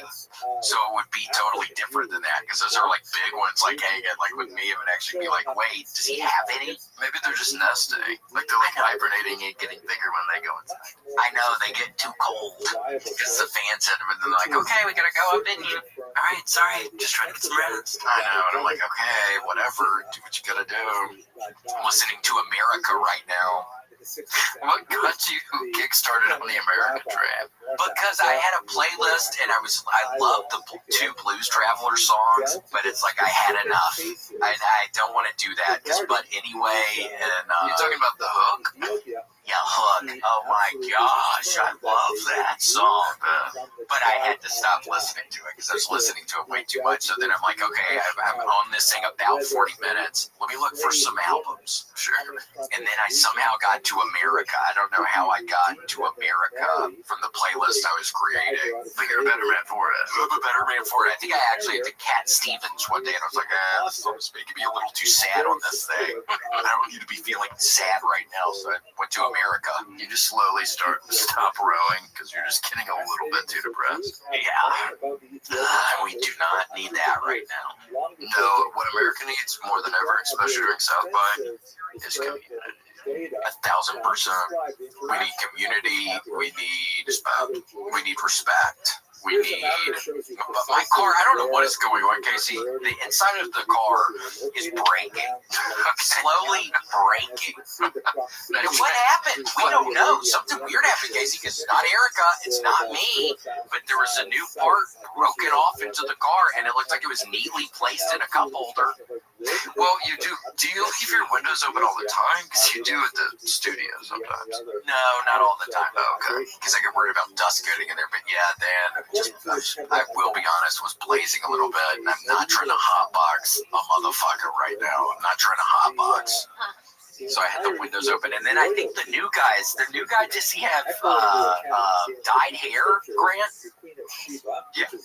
I keep missing all these cool new employees. Oh, I know. But I've been showing up a little bit Curtis. Oh, it's fine. You had something. You were doing something. You've been on the road for weeks. You had something to do. You're chilling, man, and it worked out. Because of the best. Yeah, it worked out. But you did miss the guy. He has this cool looking, like the tips are bleach blonde. Who is it? Where do you find these ratings, Grant? These absolute circus ratings. We've been pilfering from a certain Dave and Buster's. You must be talking about West Quad. That's where all the freaky little losers hang out. Is it true, Grant? West Quad, yeah.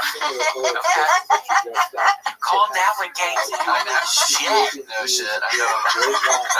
I know a little freak when I feast my eyes upon one. Well, he busted us, so I hotboxed for a second because I had to do the windows up. Because it's like I'm losing in there listening to some Toots and the Maytals and freaking. And then this dude walks out. He's parked right next to us. And I'm like, okay, roll them up. We gotta roll these things up. This guy's gonna smell the reefer. And the next thing you know, 5 to 10 Leavenworth. Yum, just screaming at Erica, oh my God, you're going to the women's prison. Do not say a word. Do not say, I'm going to have to trust you. We're about to be separated for a long time. Do not say a word. Don't say shit. That's omerta. That's criminal code. Yes. Yeah. Don't say shit. That's what John Wick abides by. Omerta. Omerta? Yeah, Google it, Gigi. John Wick. It's the criminal code with the little coins. It's called omerta. And then you give them to somebody if you're going to hurt them or no. It's like a brotherhood of like the traveling assassins. Damn. So that's like a more badass version of the women, the traveling pants. Sisterhood of the traveling pants. John Wick is the sisterhood of a traveling pants for boys. Quote me on that, G. The historical Be sleeping. South by. Looking at pictures of America for you. Sorry. We're 2 riffs ahead of that now. Yeah. What are these guys? What are the gold face guys? That's America. Don't see nothing. Don't say nothing if you don't hear nothing. Wait, that's yeah, correct. If you don't see nothing, don't say nothing, and you sure as hell ain't hearing nothing. But don't say nothing either. Unless the last thing you want to see is just coming right for your eye. And you don't, just in the freaking me holding your ass down, just fucking Casey beating your ass in the fucking bathroom in the fucking jail place. Just, I've been really holding you down. I've continued to do the row machine so your ass is down. And Casey is getting your ass. I'm freaking wet towel on your bitch ass. And then every now and again, I'm like, Casey, watch out. You just hit me, dude. They're saying, Careful on your backswing, man. yeah, dude, you accidentally hit me on that last one. He's dying. You have them tied to the air hockey table at Dave and Buster's. Yeah, 15-year-old kid. Yeah. Welcome. How are you? Fucking Mike's just Yeah, just talking to you, baby. Wait.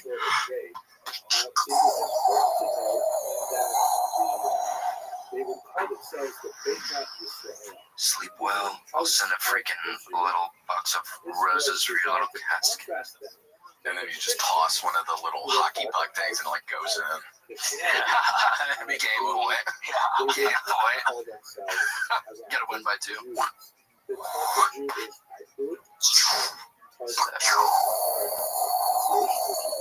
Scared yet? Gosh, I'm reading the freaking Martin Luther King. He got shot, and now I'm seeing what happens after the dude right now. What are you talking about the book?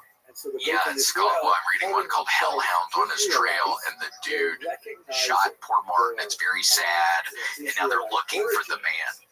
Well, I think some FBI files just got released that a lot of people think that guy didn't do it. That it was somebody else. Well, it's very strange, Casey, because at the very beginning of the book, the guy who's going by Galt, last name Galt the whole time, and I'm just so confused. I'm like, I thought the dude's name was something else. But apparently he was in jail for a long time, and somebody met his ass on the night before he escaped, and nobody ever met up with him. Like, nobody ever visited him. And he doesn't even say much about it, but I'm immediately thinking, that seems weird. What does that even mean? Wait, so he escaped and like the next day he killed him? Escapes prison, no, and then he ends up going to like LA, and he's living in LA, and then driving back and forth to goes to New Orleans, and goes back to LA, and then finally goes to Memphis, and is up in the place. So I don't know, but yeah, I bet it's somebody else. Yeah, that's what they released some files, because you know like the names of like pretty much every assassin. except for the guy who killed like Malcolm X, but which is also similarly, you know, JFK, RFK, even the guy who tried to kill Reagan. Nobody ever knows that. I don't even know that guy's name. Who killed MLK? Do you know his name? James Earl Ray. James Earl Ray. Well, you do, but sometimes I don't. Sometimes it's hard to keep them together. There were a lot of assassinations at this time in history. Sirhan. He's my favorite. He was the craziest little bastard. Was he the guy that started the Braveheart War or whatever, the thing in Scotland? Yes. Yeah, that was William Wallace. But close. William Wallace is actually one of my distant ancestors. Really? No. But I think I do have kind of a similar spirit to him. I think you're correct. So in many ways, we're brothers. And also, I'm from Dublin. What are those things called when you cut somebody and you cut their mouth and it looks like they're smiling? A Glasgow smile. Yeah, Glasgow. Yeah. I'm going to be there in October. Hopefully I don't come back with my mouth like a freaking accordion. Don't even put that out into the universe. You're fine. Don't even say that. Whoa, Grant, what were you doing? Is that a message? Is that a spell? Is that for us? That was nothing. No, what was that message? That's like a message. What are they asking? What is somebody asking? What did somebody just say? Someone was like, you better not download that picture of Glasgow smile. Oh, inappropriate. Yeah. Well, I'm getting figure about out who said that because maybe they're the people that might be involved in the future. You're even asking about it right now. This seems like a psyop. They're trying to plant ideas. You're going to be the one who ends up giving me the glass look, right? I'll sue you for every dime. like a Manchurian. This place is going to be yours, Casey. This whole place is going to be yours one day. But it's going to be audio only because I won't be able to show my beautiful little face.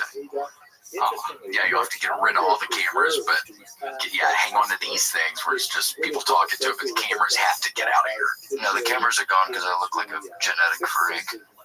In a good way. Sure. In a good way. Well, I could use my newfound wealth to just get absolutely shredded. What, like get a personal trainer or something? Yeah, an implant. Oh, an implant. Isn't that what our guy Musk, doesn't he have fake six pack? Is that real? I don't know, but I saw that Oscar De La Hoya has a weird fake six pack too. Pull that up, G. That shit freaks me out. I'd rather just go natty. You know, you gotta go natty, 1000%. Just get a little creatine. Is creatine, I think that's something people take when they're working out. Just get a little creatine in your system. It's totally. Oh, he just got chest implants. Yeah, maybe just the chest implants. Yeah, something seems off there. I better have sunscreen on. That dude's gonna get skin cancer. I mean, look at that. I'm not wearing hockey pads. Yeah. Kind of damn Dark Knight body. Oh my gosh, what is that insinuating? That there's actually some like an alien or something inside driving it? Yeah, I think a littler person like Master Blaster from Mad Max. Oh, Master Blaster. Yeah, Master Blaster. Oh, that's freaky, like Men in Black also. There's something like that. Oh yeah, what is that? The person who drinks the sugar water at the beginning? Or is that somebody else? Remember that guy? Freaky. Always scared the hell out of me. I watched that at the Francis's house. I was like, dude, get me out of y'all's house right now. I can't even fucking stay here anymore. Yeah, it ruined the whole evening. That honestly did scare the daylights out of me too. And Master Blaster, look at that little guy. Rest in peace. Yep, he died in Ukraine. Isn't that crazy? What was it, both of them together? Was he still doing the thing where he's riding on the guy's shoulders and they're fucking in Ukraine thinking they're not going to be like a really tall target? I know, right?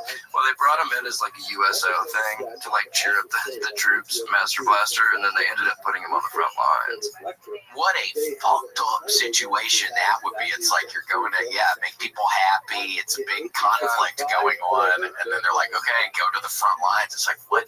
Yeah, wait a second. There's something wrong with the paperwork at least. Yeah, like I'm willing to go. I accept that maybe I'm going to have to fight, but the front lines? It should be like I'm fighting for morale. Like I'm on a tank, like way back there. Yeah, I want to be at the back. I don't want to be in the front. But he did pass. They're calling it the second magic bullet callback, but basically it hit the little one and it went right down the spine of the big one. One shot.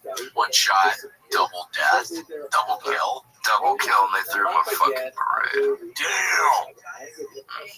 It's probably a big ass casket they had to make for those guys. Because hopefully they were buried together, I guess, right? Wouldn't they have wanted that, probably? In life and in eternity, as above, so below. What were they, like brothers or just good friends? I think they were just like, it was one of those weird things where they just happened to just be the best of friends. And it just worked out. It Yeah. just worked out. Through thick and thin.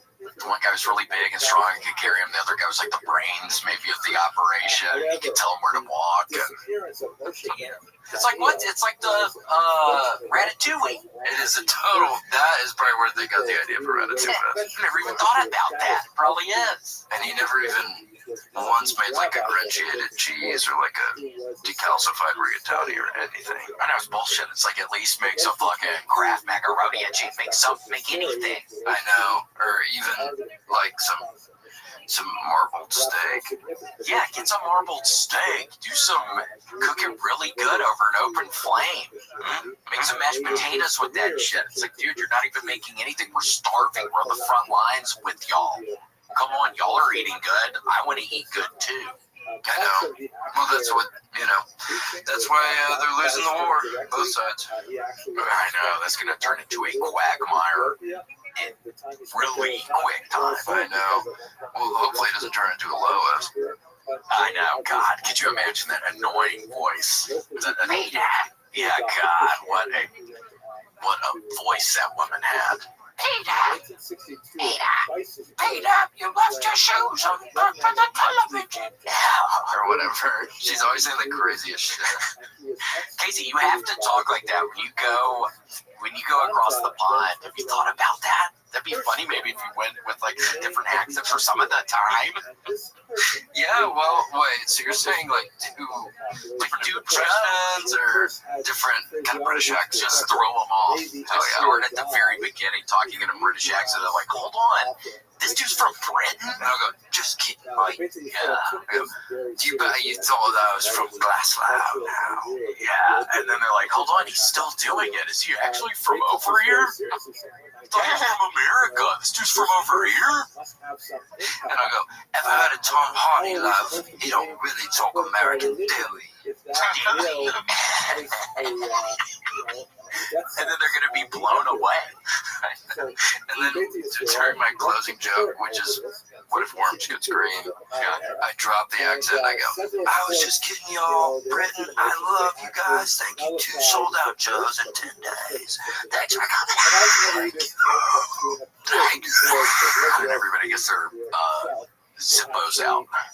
Does that, doing the, God, talking about Zippos, you gotta be careful with those things, dude. I've been having to put so much fuel in mine recently. I got one for Christmas, and I just light it all the time, so I gotta For keep nothing. filling Just in the air and it just smells like butane. Yeah, it's like I live in a prison right now. It's like every time I light it, even if Erica's in the other room, it's like, dude, I can smell the lighter. And it's like, Because he's sitting lighting in my it a little bunch, table, lighting going- yeah, it's fun to look at, and I can do that, and still, We're like one of the X-Men. yeah, my gosh, I press the button, and it's like a flame that you can do real fast, and it's still lit. Can you do the thing where you like flip it open and do it on your pants really quickly? I gotta look up a YouTube video. Seriously, I cannot do any tricks with it. Trick or treat. Yeah. And then just light up freaking Cherry bomb. yeah, cherry bomb, throw it at somebody. Better run, little freak. yeah. Oh yeah. I'm gonna be doing, I think, some like more British like type stuff when I'm over there. What kind of? Like what kind of stuff? Like how you're talking, or the joke, like the subject matter? Just kind of more like lifestyle stuff, like bangers and mash and shit. That would be good. And I also think maybe bringing up freaking. Maybe some people like it, maybe some people don't, but just bringing up like the royals. I think there's still a lot of British people that are intrigued by it. Sure. And I'll talk about Princess Di. Oh my gosh. Respectfully. Yeah, respectfully. And then maybe at one point you could bring up the guy that she was like having the affair with, but it could be like a moment where everybody's like, whoa, like you're hearing, Okay. and then we're like, no, I'm kidding, or something, but everybody's gonna be like horrified. Easy, bloke, easy now. Yeah. We liked you before all that now. But don't say soccer. Oh, I'll say football. Don't say soccer. Yes. Okay. Yes. I'll go.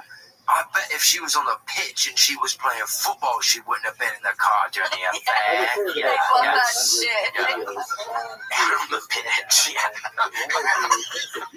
I bet if she was in the boot of the lorry, she would have been safe. Yeah. So cool. What is that guy's name? Sir Nathan. Oh, that's right. What It was was a Middle Eastern guy. It was a Middle Eastern guy. And he was on cooking. So they were probably having fun. She died doing what she loved, getting zooted and talking about Arsenio. I know, Arsenio Hall, fucking that television show. That was big. It was mid-90s when she went out. Maybe I meant Arsenal. Oh, yeah, Arsenal, I not said Arsenio.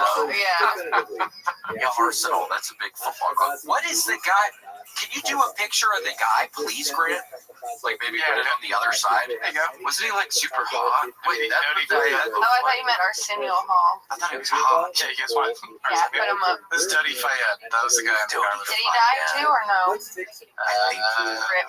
I think everybody on the court died. Wait, why did I think he was a hot guy? He's a dog. She was happy because you were happy for her. Okay. Yeah. The bodyguard didn't die. She wasn't getting along with the prince, and it's like, He always had that ugly ass side chick that he's married to now. Yeah, she was busted. who is that, Fergie? Milla or something. Camille. Fergie, Camille. It's like, dude, why are you cheating on Princess Diana, man? Why does it go ahead? I know. Yeah. Fuck that up. Princess Di, you dropped the ball, big boy. Yeah, God. And then Fayed gets in the picture. Yeah, maybe just a little bit bring up Fayed, but then just like, oh no, oh my gosh, I'm kidding. I was joking, y'all. Y'all, I was just kidding, y'all. Hopefully you guys get some good rest tonight. Yeah. Hope you're sleeping well. Wait, if that's not yours is better. Mine sounded weird or something. Why did mine sound weird like that? You don't practice it enough. You don't practice, man. You gotta put some hours in. Okay. Look, hey, sorry you weren't sleeping well last night. Wait, the first part was messed up. Maybe the second part wasn't as bad. That's what. Do you ever watch the television show, Casey? White Lotus? Yeah, I watched the first two. I haven't watched the other one. Ooh, it's fun. Yes, but the father, the Southern family where the Arnold Schwarzenegger's son is in it. Yeah, Patrick. Oh, he's wonderful. He's very unlikable. He does a wonderful job at that. Is he British? No, but the father, I guess, was in Harry Potter or something, and they're doing like a heavy Southern accent. And I'm like, what is this fucking dude, Australian or something? I can't really tell what the accent is, but I think it's supposed to be Southern. But I think he's a British guy, and like sometimes it's okay, and then other times it sounds like an Australian person or something. It's not believable. No. But I still enjoyed the show. I still have totally enjoyed the show, but it's just the guy's accent. But I can't even imagine. They're acting and they're speaking another language. I know. I can't even imagine that. Yeah. If I had to do like a British accent, like in a movie, it would probably be Erica. You know that clip of where it's the girl man and she goes like, do a Jamaican accent. She goes, I'll laugh at. Yeah. You know, Fifth Harmony, Yes. right? And then it's this girl band, pull it up, Grant. But he's trying to do a Jamaican accent, and they go, do it. She goes, okay.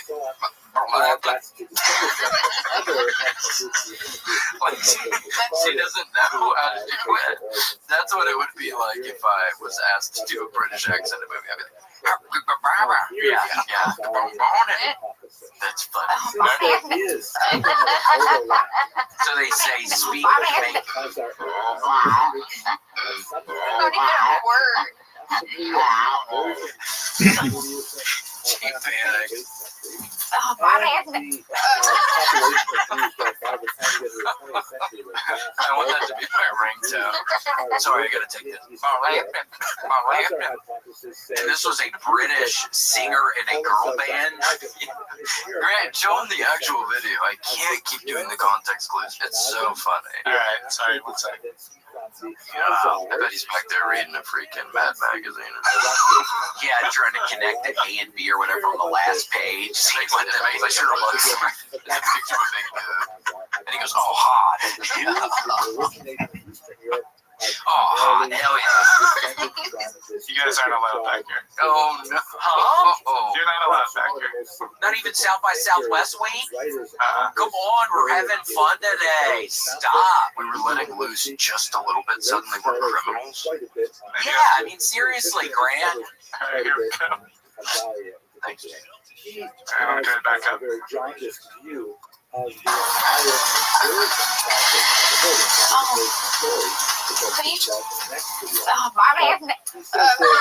Bobby is even better. What a disaster. She did that really bad. She really bombed on that. It was an all-time epic fail. Yeah, that's horrible. What a fool. She's probably dead right now. She's probably not even still alive anymore. Because of that? Yeah, she probably Because walked off of the that? She was probably by like an ocean at some point, like accidentally fell off the edge of the sidewalk into the ocean. She went, Doing that accent? she's just that dumb. That's what you're saying. Yeah, it's like she's walking like probably a cliff or something over in England just on the sidewalk, and then the ocean's right there, and she's like, oh, that's pretty, and she accidentally walks towards it or something stupid, and then tumbles. I bet she got in some Wile E. Coyote shit where she thought it was a tunnel and it was just a wall, and she just drove right into it because it was a painting. Yeah, going, I don't know, even 30 or 40 or something, that's probably a catastrophic, just an unmoving wall, just slamming right into it in a car. You're done.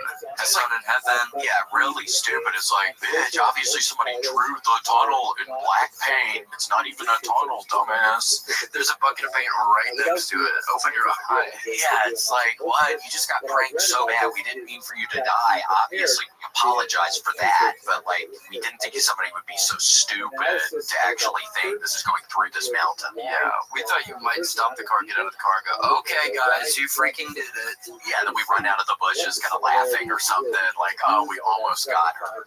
Yeah, we're knucking you up. We take you to the club.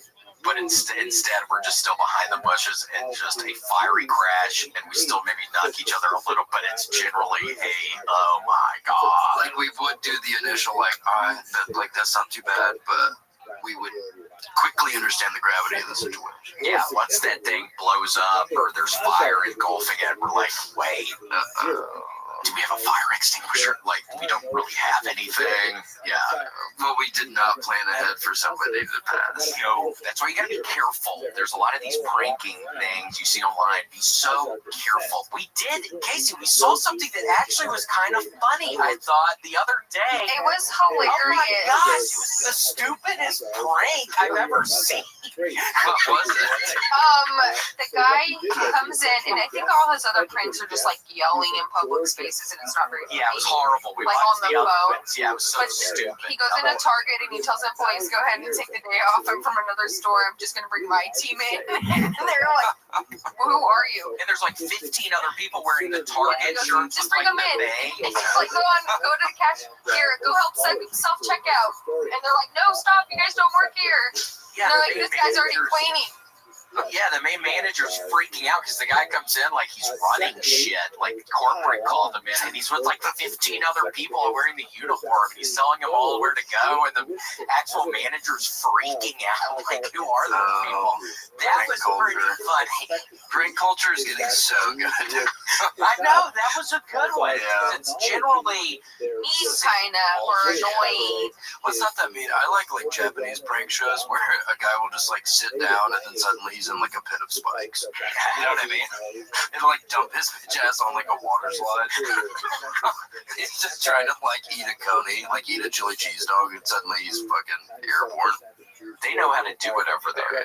They know how to do it over in Japan with that shit. I love it. They know how to have a good time. They also do a lot of karaoke over there. But they have to. I mean, don't they work? They work like 70-hour weeks. It's a big corporate structure over there. Corporate is king in Japan. Yes, it You know, is. if you don't work for Toyota or Nagasaki, I told it to say I think it meant to say Kawasaki. Oh yes, Kawasaki, the motorcycle company. Yes, Not Nagasaki, the city that was tragically destroyed. Or the very yummy hibachi place in Memphis, kind of by my parents' house. Yeah, it's called Nagasaki. That is a really good one. And Benihana's. Oh, well, shit. Casey and Memphis are going to be careful to Benihana because that's where the freaking gypsies hang out. Uh-oh. Yes. What do you mean by that? Well, a lot of these gypsies in Memphis are, I think, kind of a retro kind of gypsy. And they dress up like the people in Greece. Like the movie Grease. They're like transients? Yeah, they live in caravans. Yeah, caravans in the RV parks. And I never had any beef with any gypsies, so I don't care. Do you mean like actual like the Roma, like Italian people? Like, Yeah, Roma Shell, gypsies. We got Irish settlers. We have melting pot. It's a melting pot over there, and a lot of the women dress like this. So that's how you know they're a gypsy. You go, oh, okay, she's a Benihana. Why do they hang out at Benihana? I don't know. Good question. Cultural thing. It's like a cultural deal. Somebody making the food right in front of them. I don't know. It's really kind of nasty. No, I'm kidding. It seems fine. I'm sorry. I've been watching a bunch of the Prank stuff. prank stuff. Your attitude is spoiled. And my big fat Greek wedding. Or no, not that. What's it called? My big fat gypsy wedding. That's actually a pretty fun show. That's a show. It's a television show. I've been watching a bunch of that. I can't stop. So what? I know what you're talking about. I've seen trailers for that. Yeah, they're just the biggest characters. There was a guy yesterday named Pee-wee. He was a big fan. There's Pee-wee! There's Pee-wee! How'd you even get Pee-wee up so fast? Yeah, he got that, I His favorite color is orange. I wasn't looking and it scared the shit out of me. I was like, where?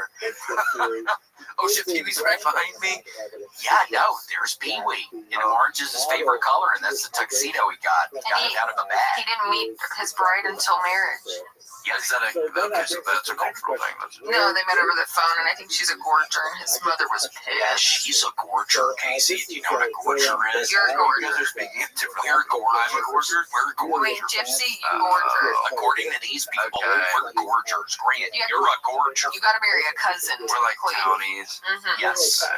In the gypsy community, we would not really fit in that well.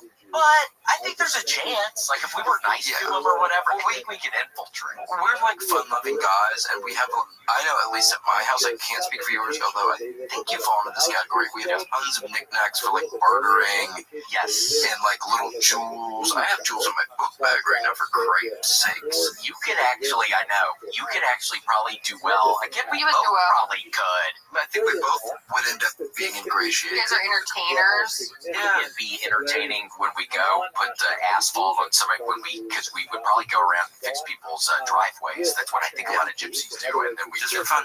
Yeah, just helping everybody out, making them laugh when they're digging out the driveway and putting new concrete on. People would love it. Yeah, I'd be like, hey guys, hey, listen up, we got a little break. What if worms could scream? And I go, okay, this guy's kind of funny. I know. And then they start slowly putting down like their hard hats and like things. I'm like, okay, maybe I'll stay a little while. Maybe what's he up to? What's he saying? And I go, anyways, so dating's been hard, but not like that. But I like hanging out. So I started like doing like, Yeah. started doing my classic, sort of like my dating stuff. Yeah. So I like hanging out. So I do some of the funny voices you were telling me. Oh my gosh. And they'd be like, okay, can you come with us tomorrow? And then that's when we're like in. And we are in, and we are marrying, with Erica's permission, we are marrying into the family.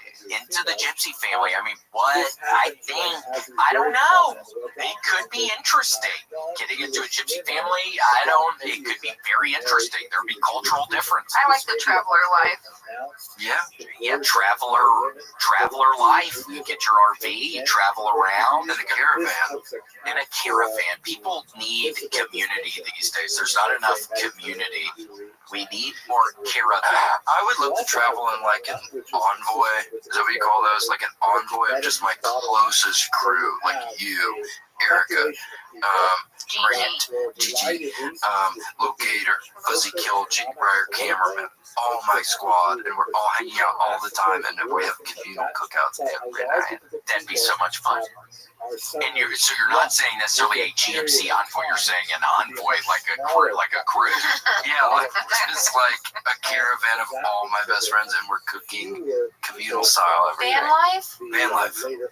Well, be careful. You don't want to end up Gabby like a freaking Petito. Gabby Petito I'm and walking. I'm terrified of van life now. This is me walking. Oh, KC, it would be good if we had a good crew of people. We're not going to have to worry about a freaking Brian laundry. We'd have to keep our freaking eyes and ears. We'd have to keep them open. We'd have to keep them watching. Looked like he needed to do some laundry. He looked like he stink. Yeah, and then he's murdering that sweet girl, but it's like, what, she not having friends? You didn't even. This is me actually walking. Hold on, what did you pour out or what did you do? Oh. I never do that on the podcast. I was being so First time vulnerable. ever, and it hurt. I'll be ready next time. I'm sorry, that's on me. That's my bad. Wow, now I understand how Brian laundry felt. I bet Gabby was doing that to him the whole car ride. Just not, reciprocating when funny things were being said. And then he punched her in the face instead. Yeah. That's what happened. Okay, no nuts. Yeah, they just fucking hits her ass, and then they catch them doing that happening in Utah. And then the cop lets him spends money on his hotel room. I know. It was, because I watched that too. I thought that was a weird policy. I was like, damn, I should like fake a domestic thing next time I'm on the road and I can't afford a hotel. For sure. They give me a nice La Quinta. Yeah, they'll give you a spot to freaking stay, and then her ass, I don't know, where was she staying, in the van or something? I don't even know where her ass They was. said they told her to get out of here. He's like, get lost and stay that way. Don't talk to him. And then she like hitchhikes, like literally, what did she do? I wonder. I don't even know. I think she was staying in the van, but they ended up meeting up again that night because they loved each other so much they couldn't stay away. I know. That's when it can be hard when you really think it's true love like that. But unfortunately for Gabby Petito, this guy had something else coming to her ass. This guy had something else coming to her ass, and it's no secret. And well, the whole thing was tragic, and I don't understand why she had to stay in the van and he got a sexy little hotel. But I guess she beat the shit out of him. I know, she was fighting with him, and also he played it cool because I remember on one of the videos, the guy's like, "Oh, who's that, Rob Zombie?" or something like that. He commented on him listening to Rob Zombie. Yeah, he goes, "Oh, you get to listen to your own music in your patrol car." He's like hitting off with them really good. See, master manipulator. That's a master manipulator. He goes, "Oh, you got a good taste of music. What's that smell? Oh, it smells good here." He starts chirping him up. Oh, God. That's brutal, but we gotta live and learn. We cannot let her death go happen in vain. We cannot let that happen. And now her YouTube video has more views than ever, so that's the silver lining. That's what it said at the end of the documentary. I was like, what is it? This is all like a good thing?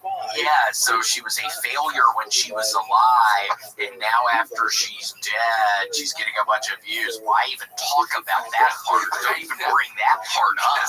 Because what does it even... What does that even entail? She achieved her dream through death? Yeah. By being murdered? Yeah. Yike-a-rooska. Yeah, well, that's a freaking society we live in, dude. It's all about likes and share me nows and forget me laters. Yeah, share me Galaxies. Send us a galaxy, by the way, guys. Yeah, send us a Galaxy Note. Yes, we do need some Galaxy Note S's around this Our motherfucker. phones suck here. In this little pigsty, we need to go with Galaxy Note S's in this motherfucker. 4 of them Yeah. for me, William, Casey, and Gigi. And Gigi can get one too, but it needs to be a Galaxy 6S Note. The one that folds in half. The one that folds in half, but then you realize you got the wrong model when you broke your phone in half. Yeah, but it seems like people would accidentally shut those the wrong way all the time. Whoops, that went sideways too. You freaking snap your shit. Damn, Rudis. Ever done that, Grant? Like a mistake? Yeah, you can get all sorts of stuff stuck in there. Like what, Grant? Your wiener? Would you admit to us if you ever got your wiener stuck in a galaxy note or a galaxy S note? Like what, right? Your butt cheeks? Let's go straight to Don't Kazari and try to understand stop what validating that. exactly Go on. Buddy, yeah, what would happen, what's more likely to happen? It shut on your thing up front, or you accidentally stick The it in your story of area Kazari of is back? especially fascinating when you Like think about you close the your way butt cheeks it with it like a has been clothespin. received. Honestly, I guess where I'd hold the phone more This is likely up what front. the, I guess. So it'd be up front, so you put it, your thing in there and then shut it. So you wouldn't put it up in the back, you would be the up front. I have a story, and I shouldn't be talking about this. When I was a little kid, every Thanksgiving, people bring this up. Oh, remember when Casey did this silly thing? And I go, first of all, I was a kid. Second of all, here's the story. My dad gave me a money clip that was a really, really strong magnet. I got stuck on the tip of my wiener. No, you didn't. Yeah, I did. And I ran out. I ran out as like Christmas or something. Like, get it off? I was like 3 years old. My dad gave me a magnet money clip, and I guess it was just really strong because even then, like, my thing was thick. Yeah. Like even then, it had like girth to it. But so gross. Because a lot of kids don't at that point. A lot of people don't at that Is that how that works? It's Down flat, Stanley. Yeah, down there for a boy. for a boy. Until you're like 40. Yeah, well. Oh, it doesn't even look like a peepee yet? Not yet. It has to blossom. Yeah, it looks like a little peepee. It looks like a little. It's really small and thin. Yeah, it's different. And if you get, if you get real cold, mine would go up in me. So it wouldn't even look like. If it was really cold outside or the bathtub got really cold, then it would kind of go up in me, and then it'd be like. So he'd give me a towel before I get out of this bathtub. I don't You were know. little? But as a tree, used to have to like kind of trick it with peanuts to come out every once in a while. And I got really good at doing up the water just enough with my peanut where it would do like a little splashing thing, and then it would slowly start coming out a little. Yeah, it's coming out. Mama, look. Shut up. But So they never let you live it down? so yeah, I got stuck on my wiener, and I don't remember. But don't let a kid play with stuff like that. I guess I was naked. I don't even know. Must have been bath time.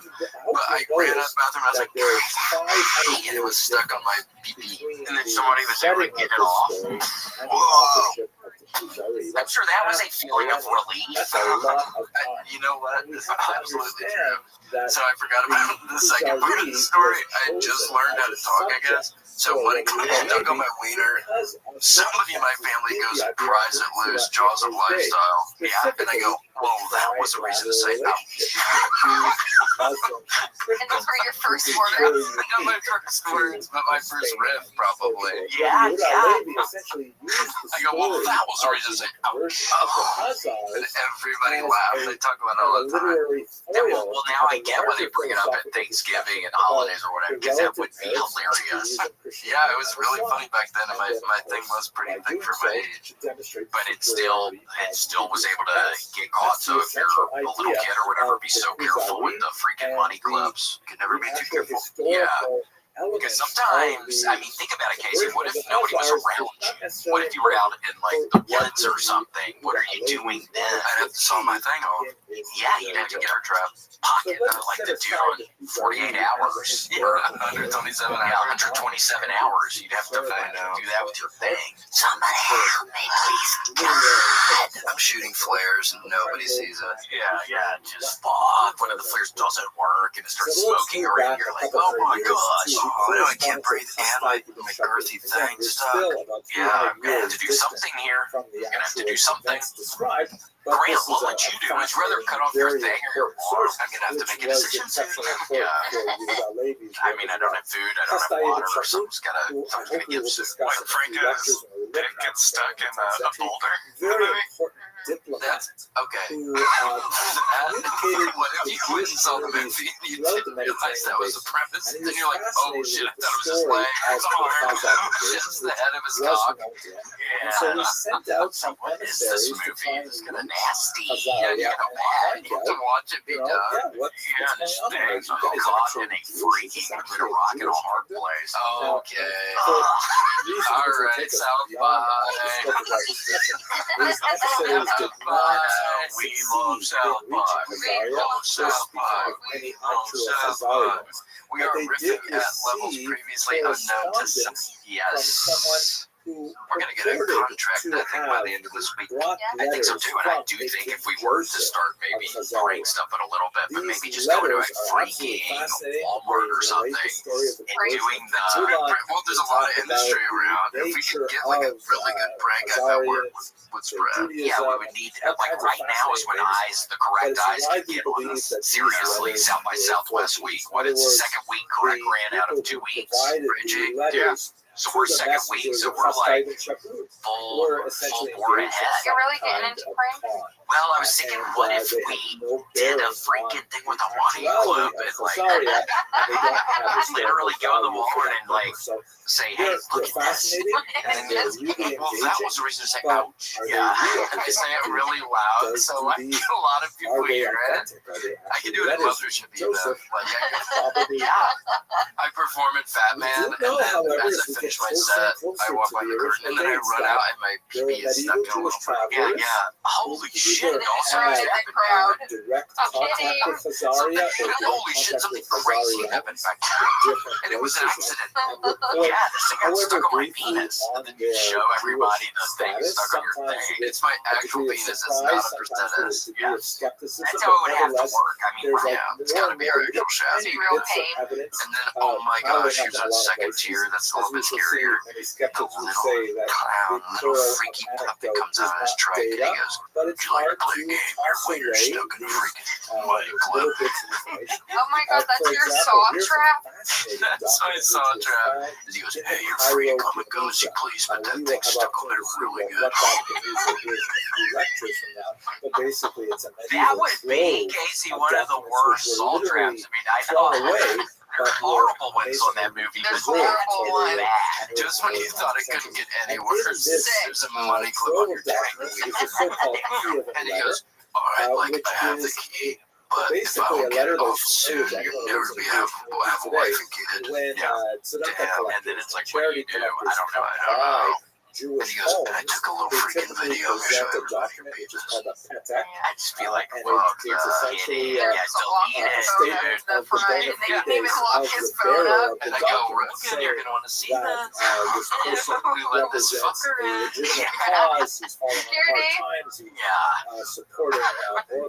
Ooh, yeah. I probably would, I would run into the green room and I would go, "Rowan, please help, you're the only one strong enough." Yeah, and then You have to show him, and he's like, "Wait, what?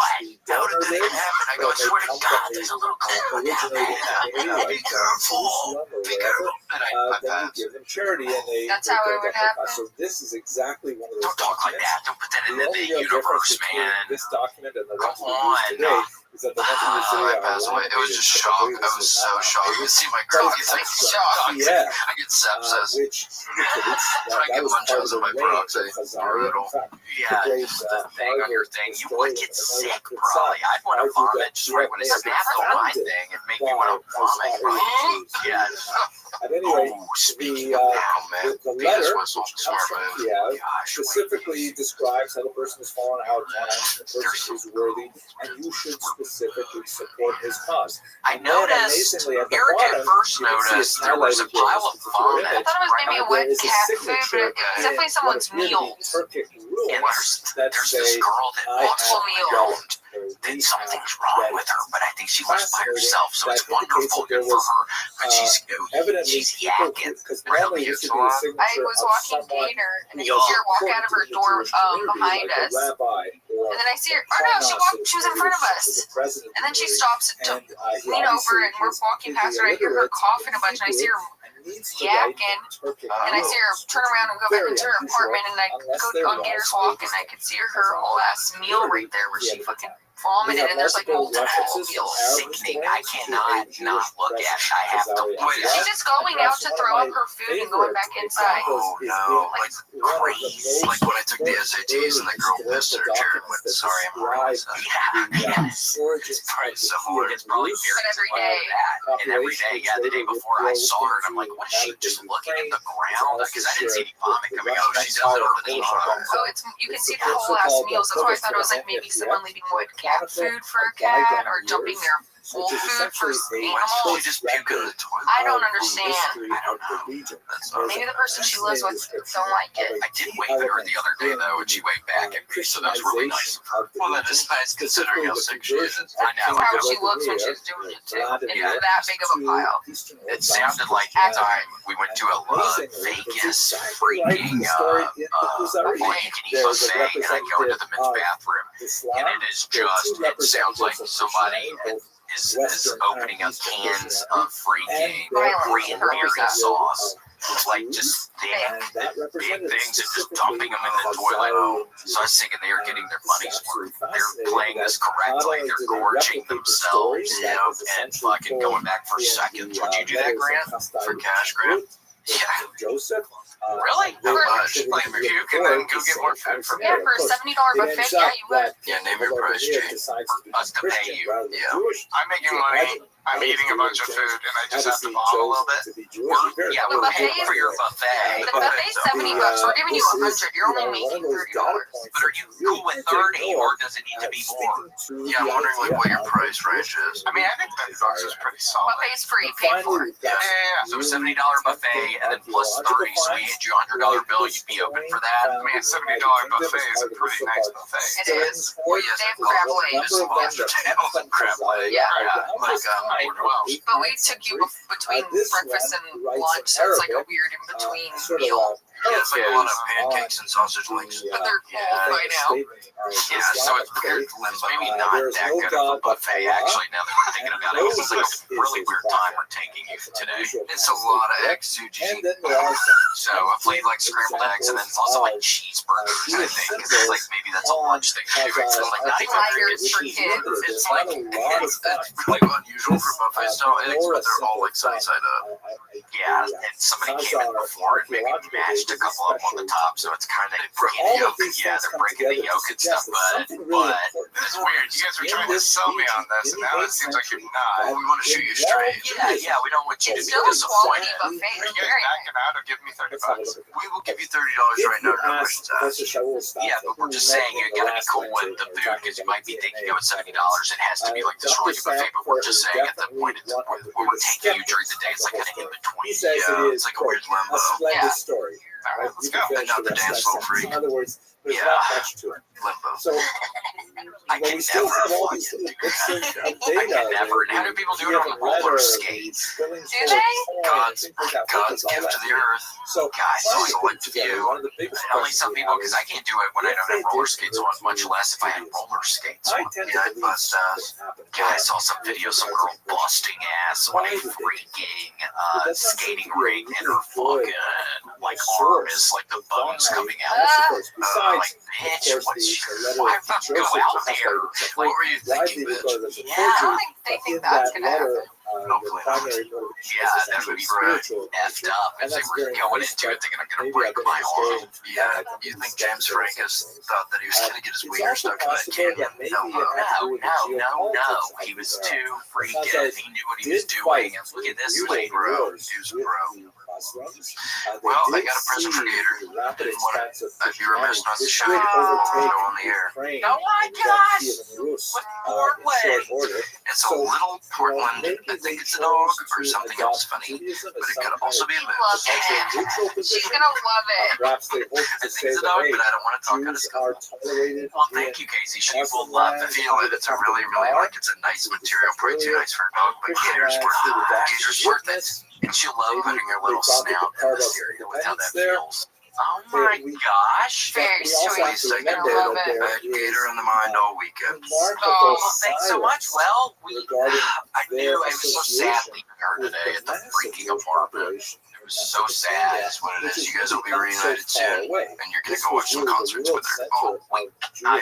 Well, we have been watching on, it's called like Smooth Jazz, and then it shows like a backyard or something. It's just this jazz music. I can listen to that for 5 hours at a time. It's these scenes that are changing, but they're doing Welcome. like low-key music. And I think this would be fun to on acid. I think this would be like a prime time thing. How you living, Pam? It's on YouTube.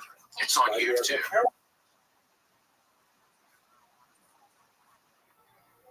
Amazingly, baby. Are you ready to win some money?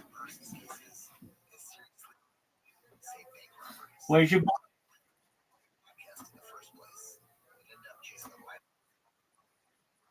All right. Well, that's a good start. Where's your boy?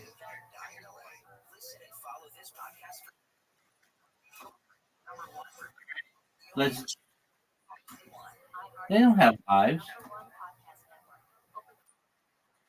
Dog. They are literally doing everything they can just to get their dick sucked. That is not a life.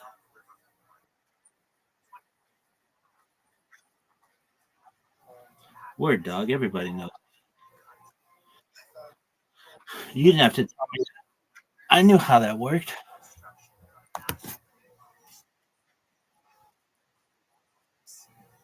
What is this on YouTube? Crossy Road. Now, what is that?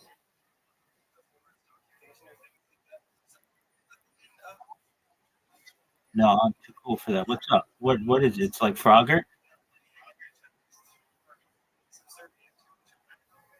How do you play it? Oh no, is it like available?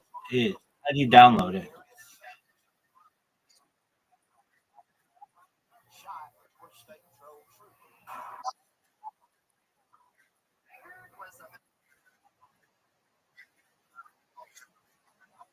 I was gonna say, for how long has it been a thing? Oh, dog, I haven't played any of them. Show me them all.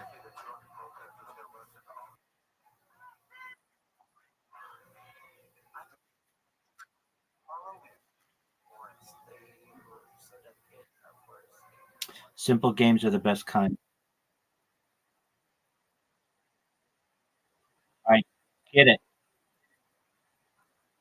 get it. Oh, this game's tight.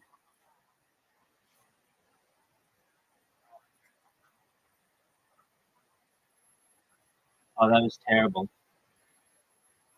dude. You're missing them all. Coins, terrible, awful.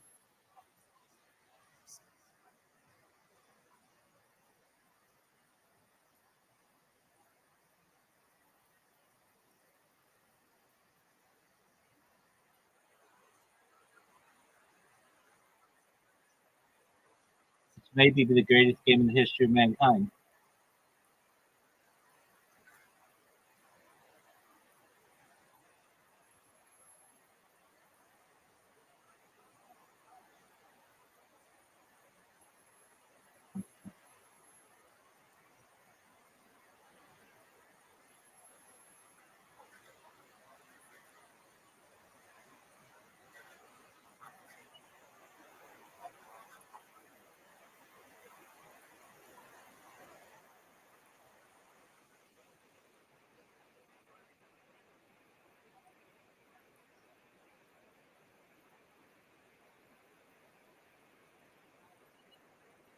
Dude, get more coins, baby.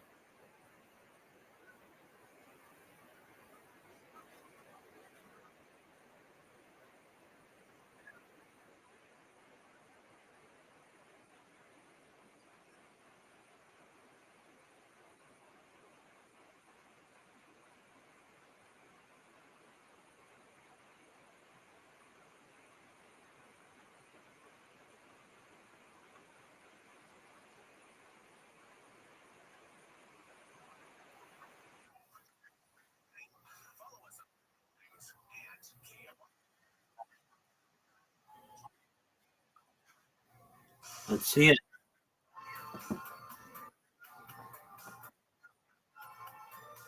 Would you consider it the greatest game in the history of human?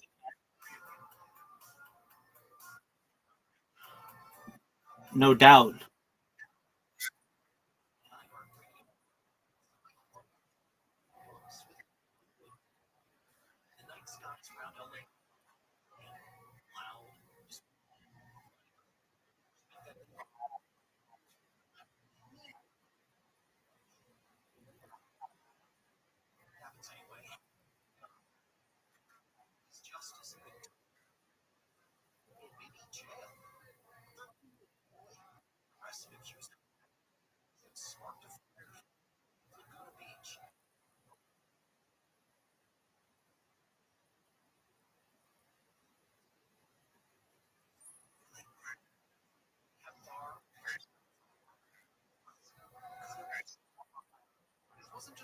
Don't suck dick, dude. You just suck.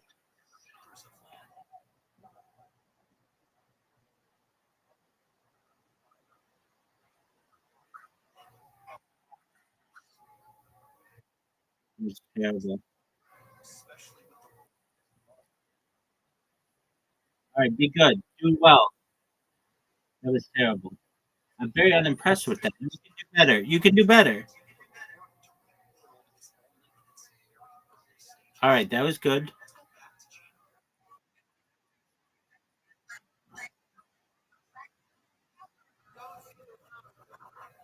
And now you're tall. Now you're tall. Now you got decapitated. Okay, now do well. Super well. Dude, that was really good.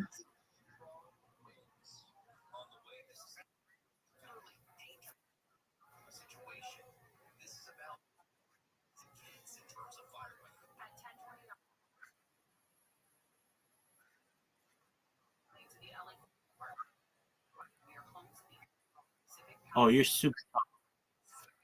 And you're super tall and fat.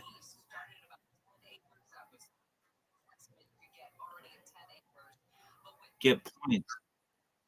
Get points. According to dispatch reports, firefighters arrived within 20 minutes on the ground and aerial support. By then, the flames, Nice. Uh-oh. miles per hour, had more than doubled. You just got to do it. Oh, get it. This is your time to shine. Do well. Do well. Do well. Do well. Do well. Do well. Do well. Do well. Super well. That was really great.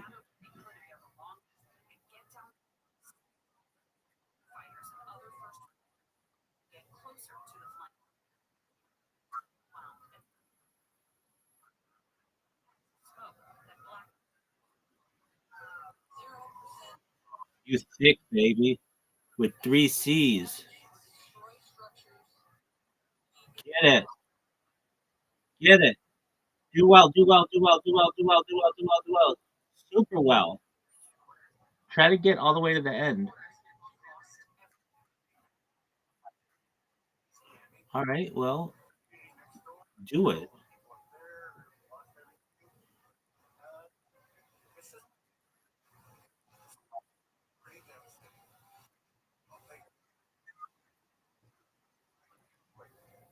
People tried to save. Get it. Super well.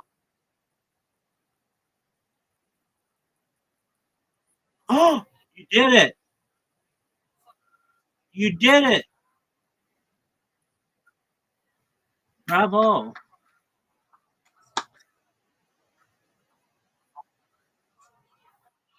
That was amazing.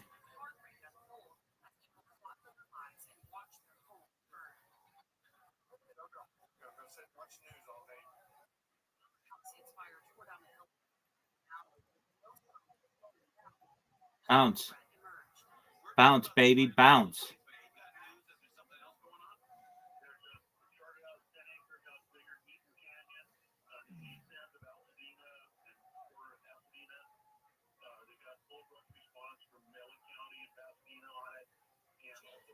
Of the National Weather Service in LA told KFI's Tim Conway Jr.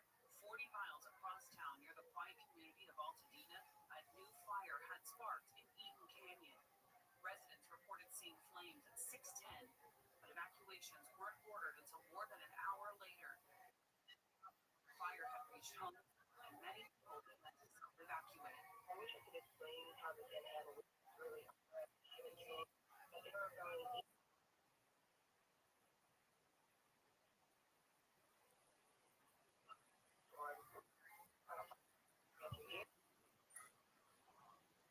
Yeah, you did. Lauren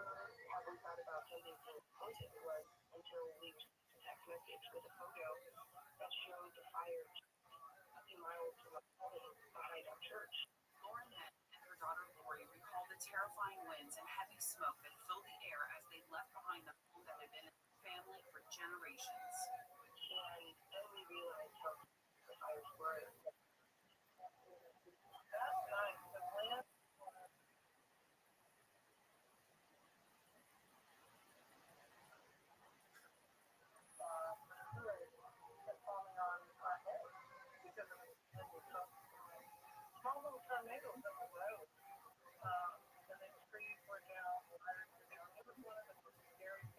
Campine's continuing coverage of not only the Palisades fire, but also emerging Eaton Canyon fire. An entire before first responders arrived. The elderly and firms surrounded by smoke and flames were told none were available. Flames grew stronger, overtaking historic. Within one firefighter in a trash can. We have several injuries in structures. Former LA Fire Chief Oh, I hear about a lot of things. Rabbi told the public that the extreme wind and drought made it nearly impossible to stop the wildfires in the Palisades and Altadena. Is not something that I necessarily enjoy, so I do my best to stay away from it. Palisades and Eaton Canyon. When the smoke cleared down, people were off in the Palisades, 18 in Altadena. More than 16,000 most homes, Palisades and Eaton fire among the most destructive, with an estimated $94 billion to $164 billion in total capital and property loss. So much devastation and loss. How do these communities begin to recover? Now, 6 months later, there's finally a ray of hope.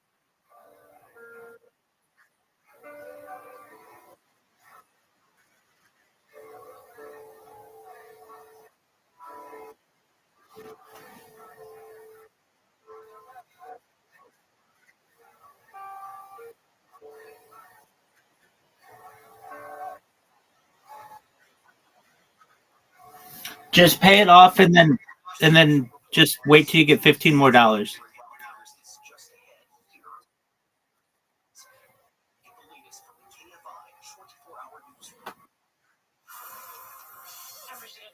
Lined in the KFI 24-hour newsroom, coming up after the break. JD Vance is spending the political showdown in Irving and Orange County. LA scores a legal win against immigration, where the city attorney is calling it a turning point. Check the freeways when you come back. There's an app for your music, an app for your photos, even an app that tracks your steps. But only one app brings you the live radio dial. It lets you save your favorite stations, playlists, and podcasts as presets you can tap anytime. The free iHeartRadio app, the #1 app for radio. Saving energy saves you money. Whether you switch to Energy Star light bulbs, install Energy Star appliances, or add extra insulation. Learn more at EnergySavers.com. Brought to you by the U.S. Department of Energy and the Ad Council. Find your iHeartRadio everywhere. There are hundreds of ways to experience iHeartRadio at home and on the go, beyond the iPhone and Android app and at iHeartRadio.com. Here's another way to connect to iHeartRadio on the road. No car ride is complete without the perfect soundtrack. That's why iHeartRadio wants to your community road trip and experience by integrating with the world's largest navigation app. While you navigate turn by turn in ways, you can also stay connected to your favorite stations, playlists, and podcasts on iHeartRadio. Just follow the music icon for the Waze navigation screen and select iHeartRadio to listen to all your favorite content. iHeartRadio, everywhere you want to listen, including in the car through Waze on iPhone and Android. Check it out for free now. iHeartRadio, anywhere you want to listen. iHeartRadio is there. iHeart is America's #1 podcast network. Open the free iHeart app and explore podcasts like this. Odds are good you'll find a bird orange color on the back of the ear. It's called Yazoo clay. There's one thing it's known for. Wreaking havoc on anything American.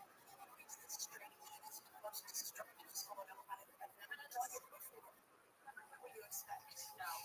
Over the years, Yazoo clay has held destroyed Mississippi. But in 2012, a construction crew uncovered a big one. site of the old state asylum.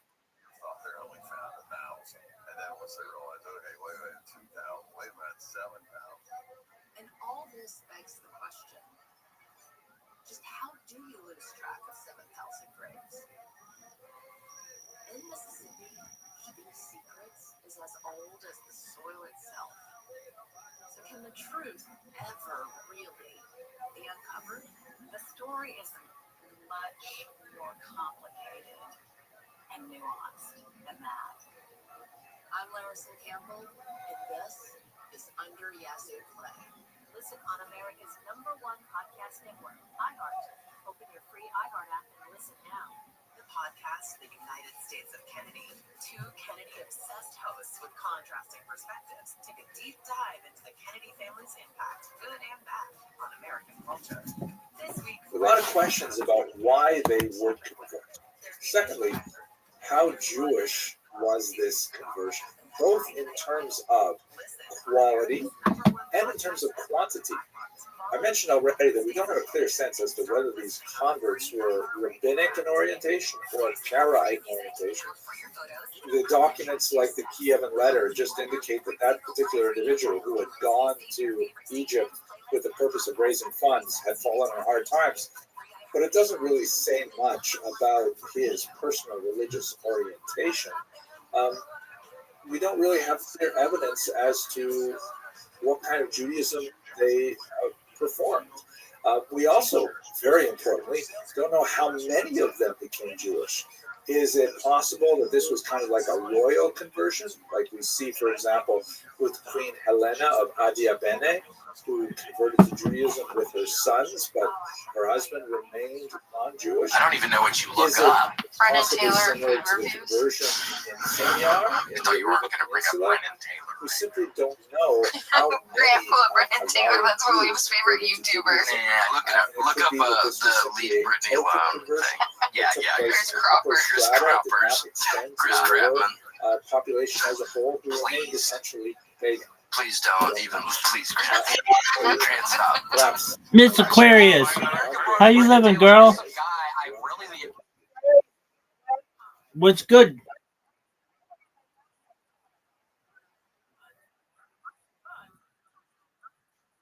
Why is that?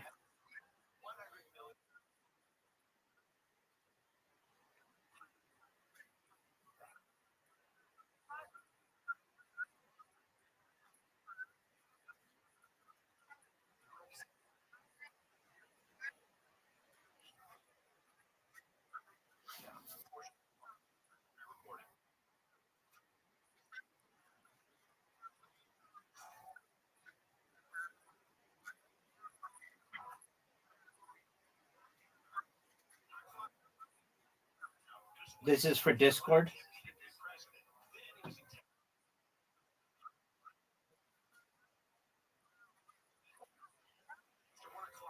How was your day?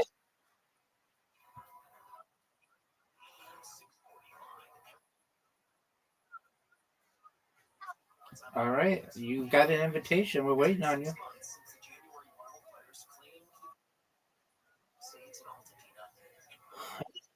I don't know if she's there.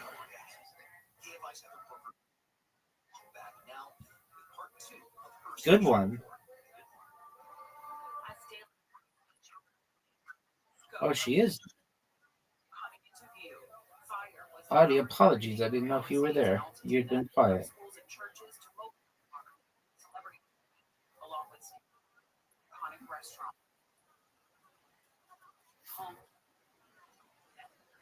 People remained unaccounted for, and the flames changed.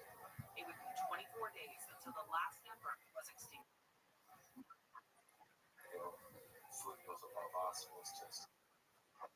Jose We'll strike, Miss Aquarius. an owner of Ultimate Grocery Outlet, a staple in the community. He says thankfully his family and his employees were safe from the fires, and shockingly, his grocery No. store was spared from destruction.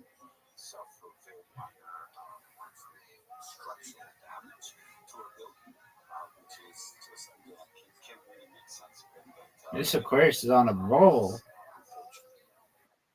Get this, girl. Right in the corner. Since the fires, Perfect. You've gone spare, strike, spare. That's phenomenal.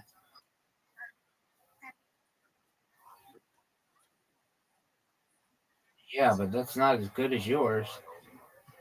Spare, spare. Get another strike. Strike. Okay. You got the spare here, though. No doubt, no doubt. You got it. Wow. Spare, strike, spare, spare.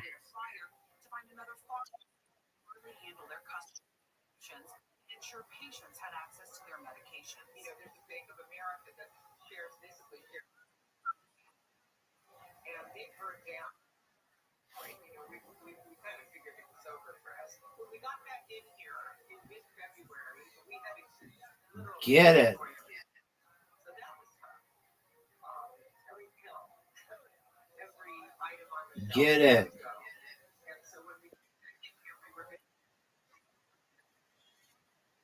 What up, Zoot? after you reopened your business. So the first couple of weeks that Zoot and I have been playing a new game. It's the oldest game in human. What up, pimp? Okay, why not? Let's make you happy. What's going on?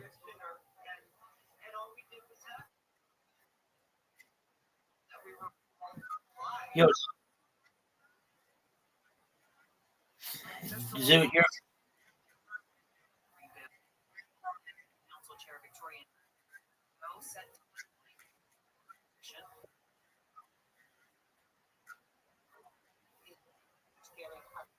there are homes first that were the first okay, Zoot. Do you want an invitation to bowling to play with Miss Aquarius, Audie, and me? or the first. She says the Zoot, we're gonna pre-press you into this, and same with you, Audie. All right, Miss Aquarius is getting an invite. Audie's getting an invite. Zoot's getting an invite.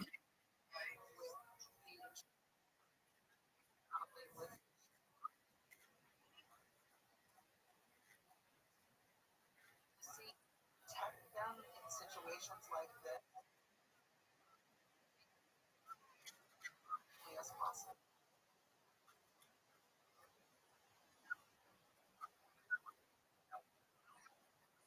Audie, Fire zone areas, accept the invite, girl. it's happened issues. 43 of those are for single family homes. Despite the average time of Audie.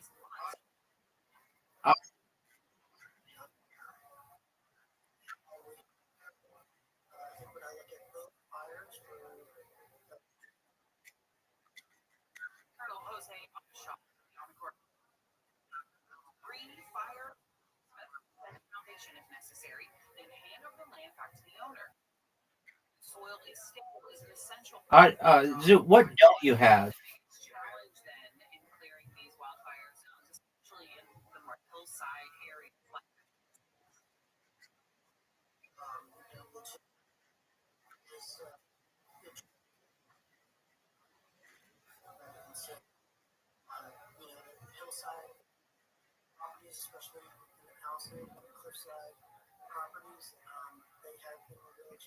how does the speed of this wildfire recovery differ from other wildfire recovery efforts?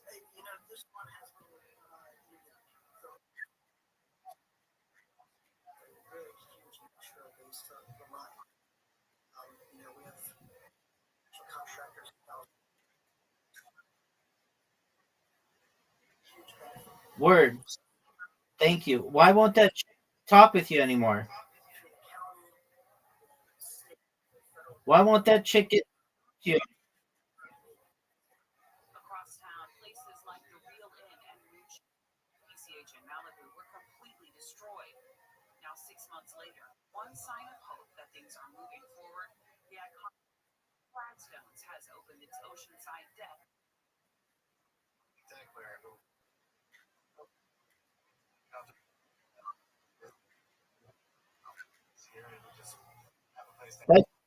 That's not a reason why she's not talking to you. Why isn't she talking to you anymore? Californians are no stranger to resilience. The emotional scars remain. Audie, Residents of the house there you go, girl. are determined to So you were talking to this chick for like 5 years. Why now all of a sudden doesn't she want to talk to you anymore? this devastation has bonded us for sure. But it's been hard.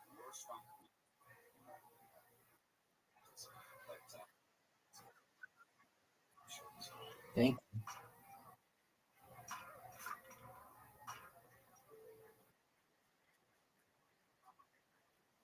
Well, what is your best guess?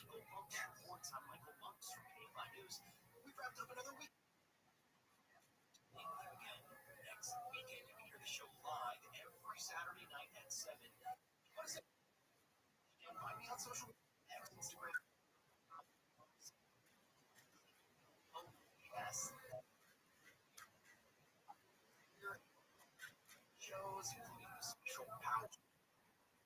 Shannon, Gary is still out for another week, so I will be on 10 to 11 Monday through. She's has 9 a.m. And when I'm kitchen cooking, the iHeartRadio apps, whether it's radio or my custom stations. So did you share all of the issues that you have with her? So go to KFI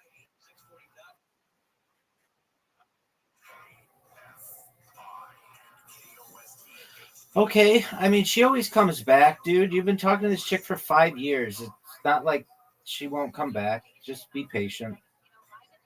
And if she doesn't, then it's for the best.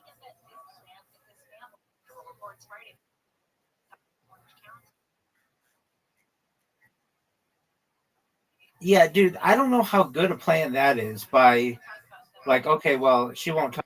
Well, I'm going to just talk to her best friend. Like, that's fine, but that's not the nicest thing to do.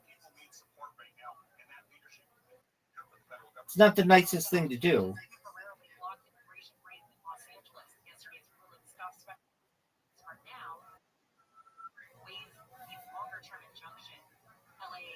Audie. Come on, Audie. There you go. Homeland Security Secretary Christy Mills says ICE agents have been doing their job according to the law. There is the rule of law country.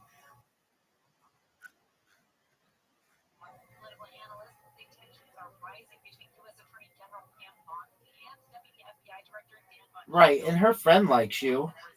So why don't you go for the friend?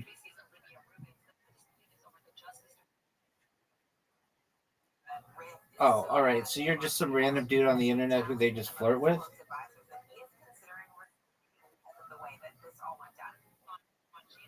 All right. I mean, what has my advice been to you for this entire time?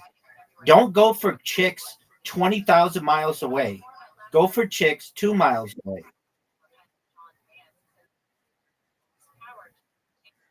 Whatever, dude.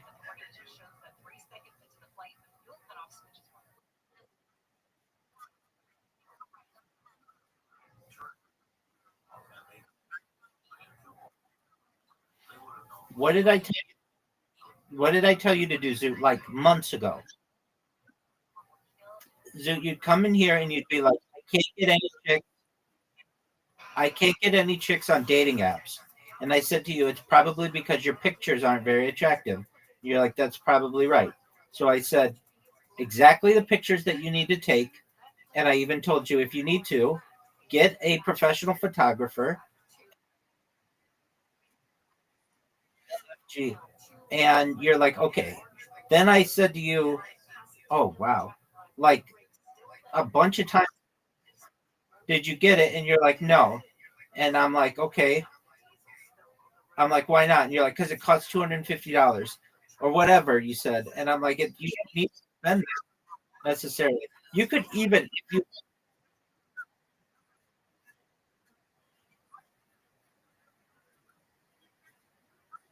That's right. Who wants another invite?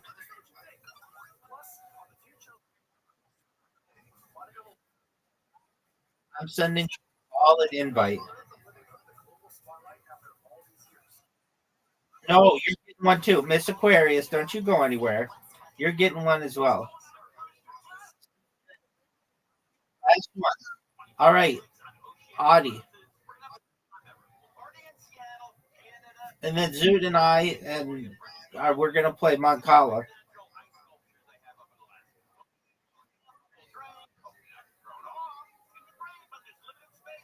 So Zoot, it's exactly what I said. Take some nice pictures of your dating profile, clean it up a little bit, and then go date chicks around where you live. And don't give me this garbage that there are no chicks where you live, because there are, and they're beautiful.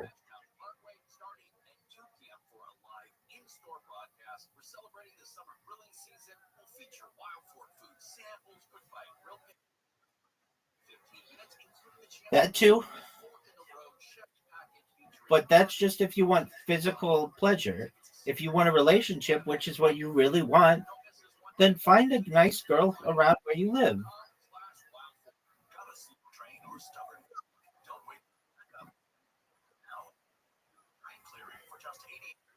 Miss Aquarius, is fair.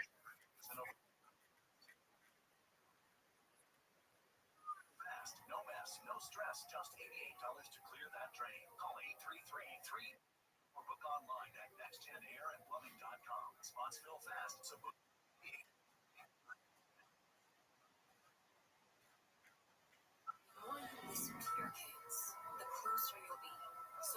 That's a lot of money, but you don't even call it. That's not real money.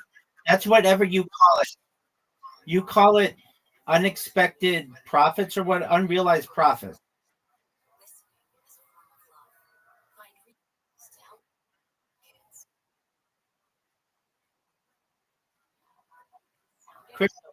Cryptocurrency.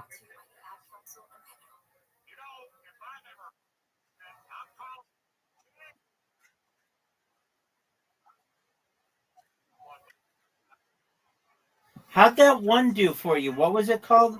Fat Chick Gym Company? Is Yeah, Fat Girl Investment Co. Is it done?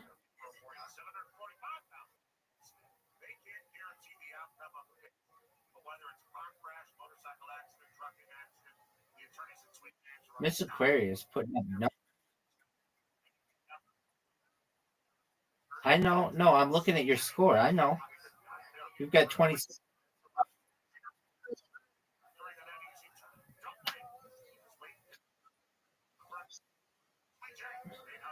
Zoot, you owned like 4% at one point of Fat Girl Investment Co. What happened?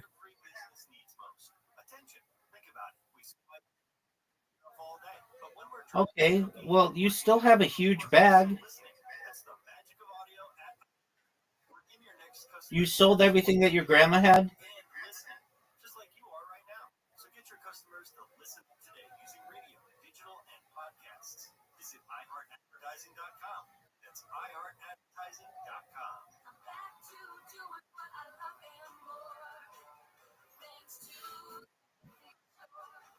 Zoot, do you still have all of that money from with your grandma? Salespeople and restaurant staff. Many of us need our. Hi, this is Mike with the Good Feet store, and I'd like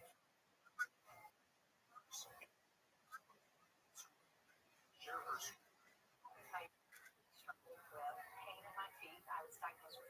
Zoot, you were very close to being a millionaire. Are you still that close? Okay, well, shit happens. You could get it all back. You never know.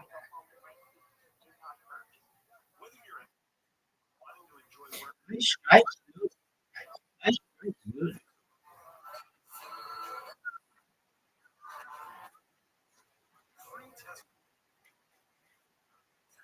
Can be scary, but only if you're not prepared. This is retirement.org. All right, get these, Mr. Aquarius. Get two. You know you can get 2.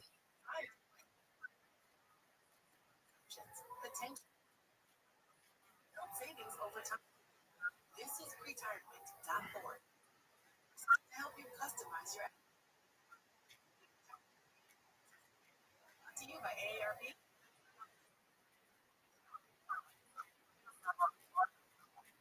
Coma and its owner, the termite lady herself, Sue Free. Sue pioneered the most effective pest control method. Spring and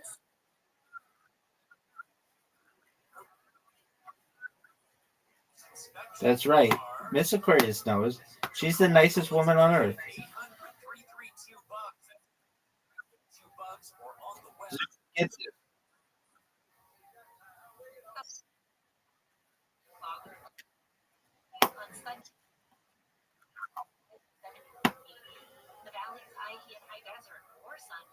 All right, Miss Aquarius. Miss Aquarius. Miss Aquarius takes the lead.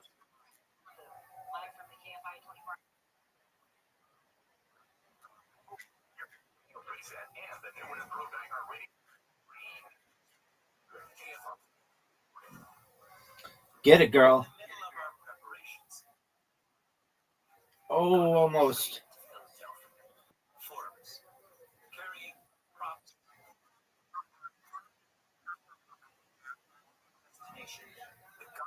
Ivy-covered cathedral of higher learning that is the University of Pennsylvania. And why? Because we had cooked up a little experiment. And we were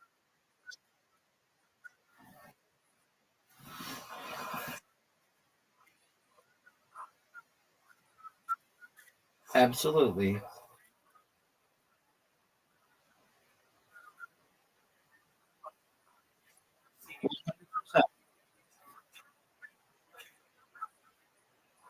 That's right.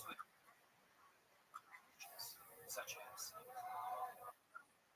your K-12 education, where at the time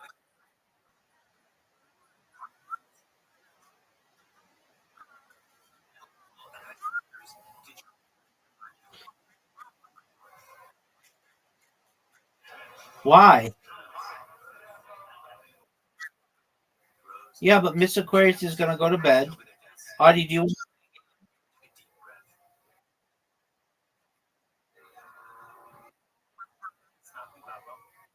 She's just going to chill. And you and I are going to play the oldest game in the history of humankind. This was played by Egyptians, dude. 3. That's what the Greek version is. Yeah, that's what the ranked version is.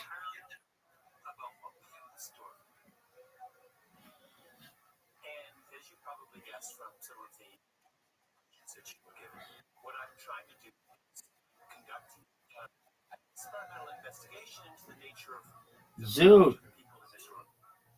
The students could finish the questionnaires and put their names and dates at the top. My producers, Alex and Harrison, are sitting at a table at the front of the room in full view of all of the things. Completed questionnaires.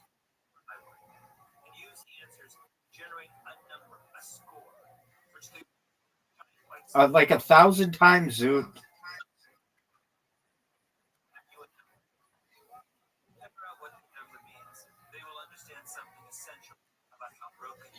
Zoot. I keep sending it to you. Zoot, just look at your invites, dude. Okay.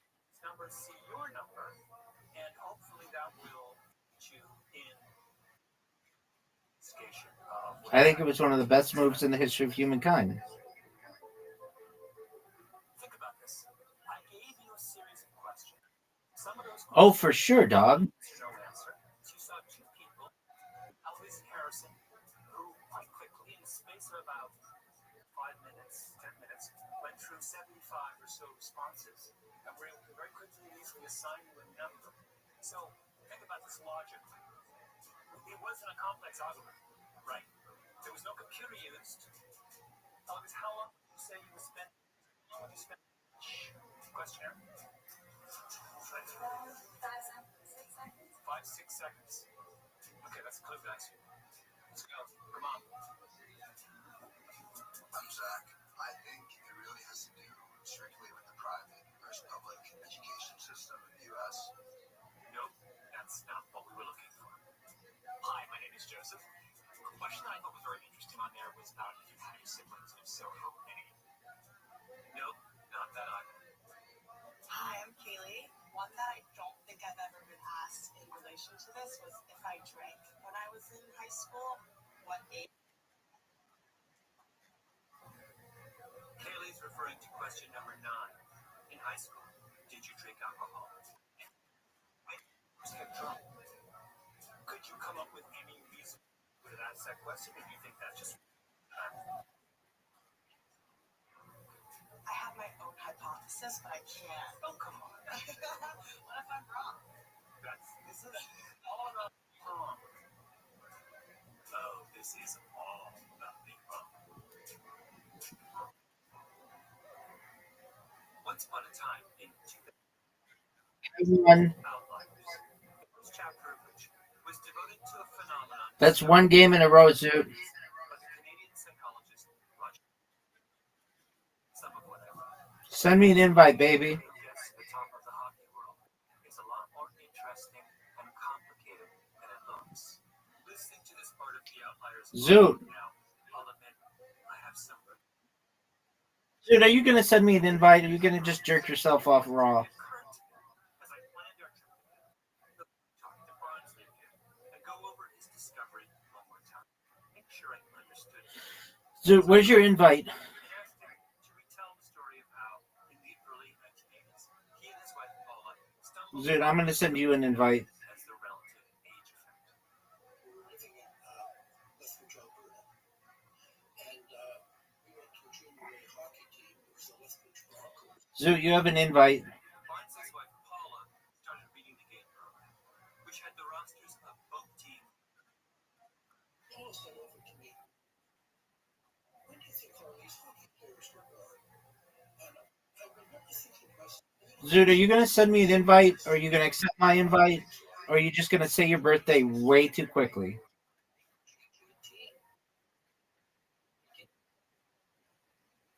All right, big dog. I just got it.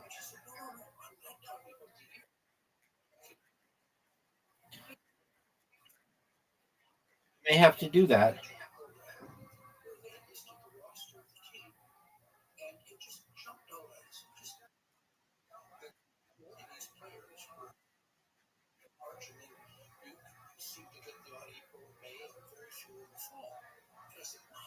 That's just remarkable.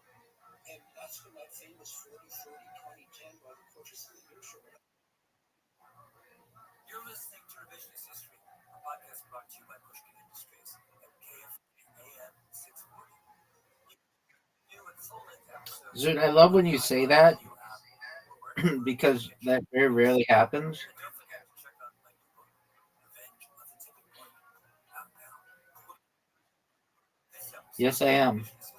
after we get the latest, the KFI 24-hour newsroom. Fuck. You won.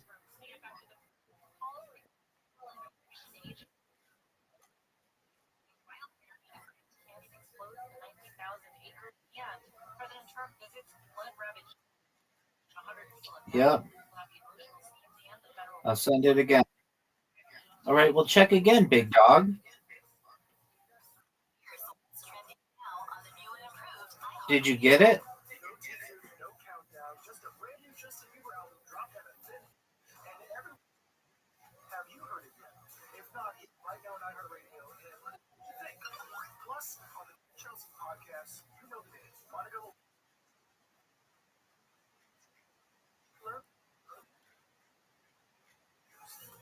For the latest, open the free iHeartRadio app and see what's trending now. Morning, Mama. How you feeling? Great. And I'm ready for you today. I'm checking in on you. Morning meditation. Check. Dressed and ready to work out. Check. Check your blood pressure yet? And check. Boom. Great job, Mom. It's important for our hearts and the Maybe. hearts of those we love. Monitor your blood pressure daily and help each other.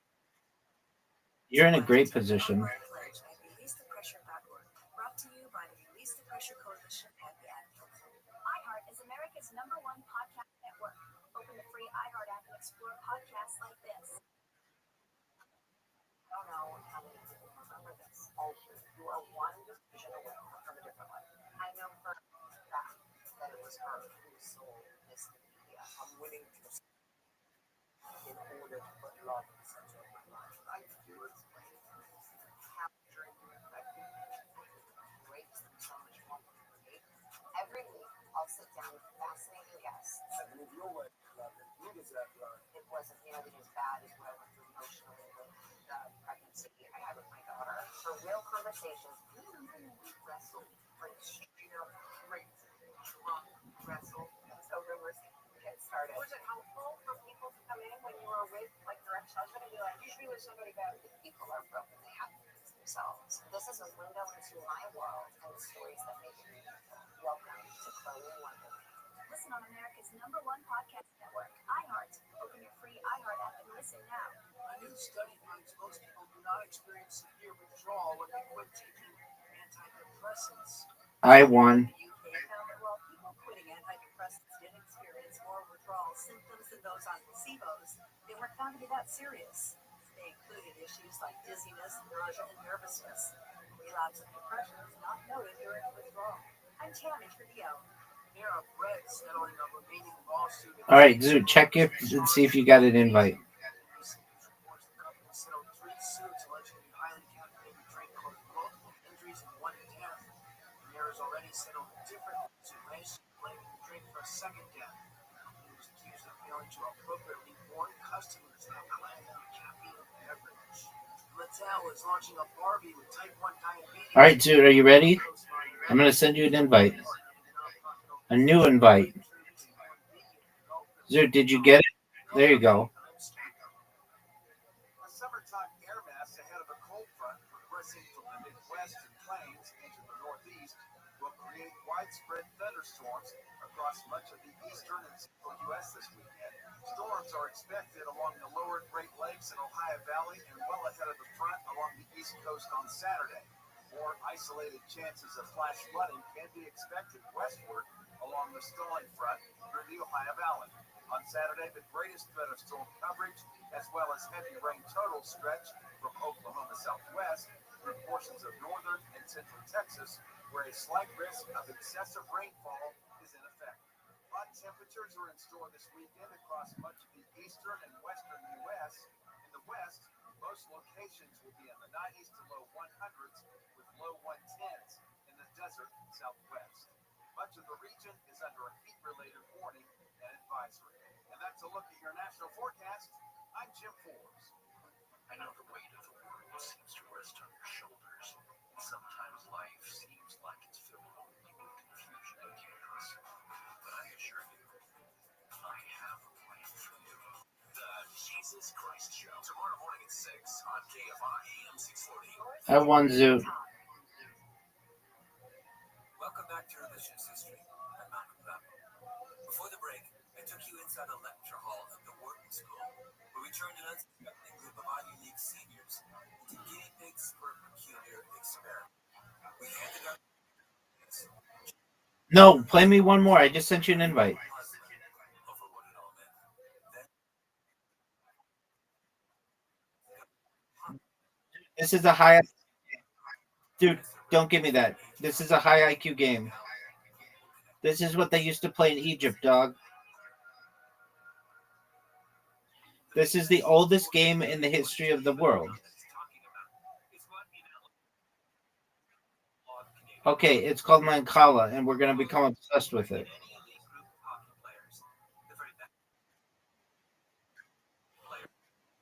Between January and March, 30% between April and June, 20% between July and Why not play ones that are already established and very exciting to people of history?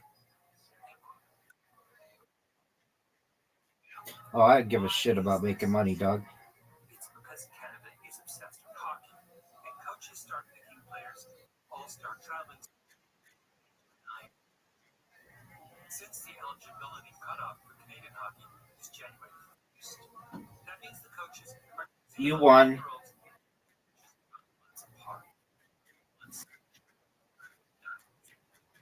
The January kids are bigger and Figures. Do you still have 6 figures? which means in turn that they will practice 2 or 3 times. Dude, Australian dollars, I was just reading about this. You guys have a major issue with inflation. That shit has become monopoly.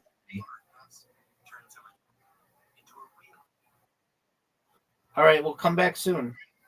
Teachers aren't any better than coaches at disentangling ability from maturity.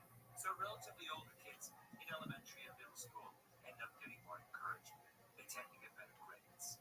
And they're more likely to be chosen for things like gifted and talented programs.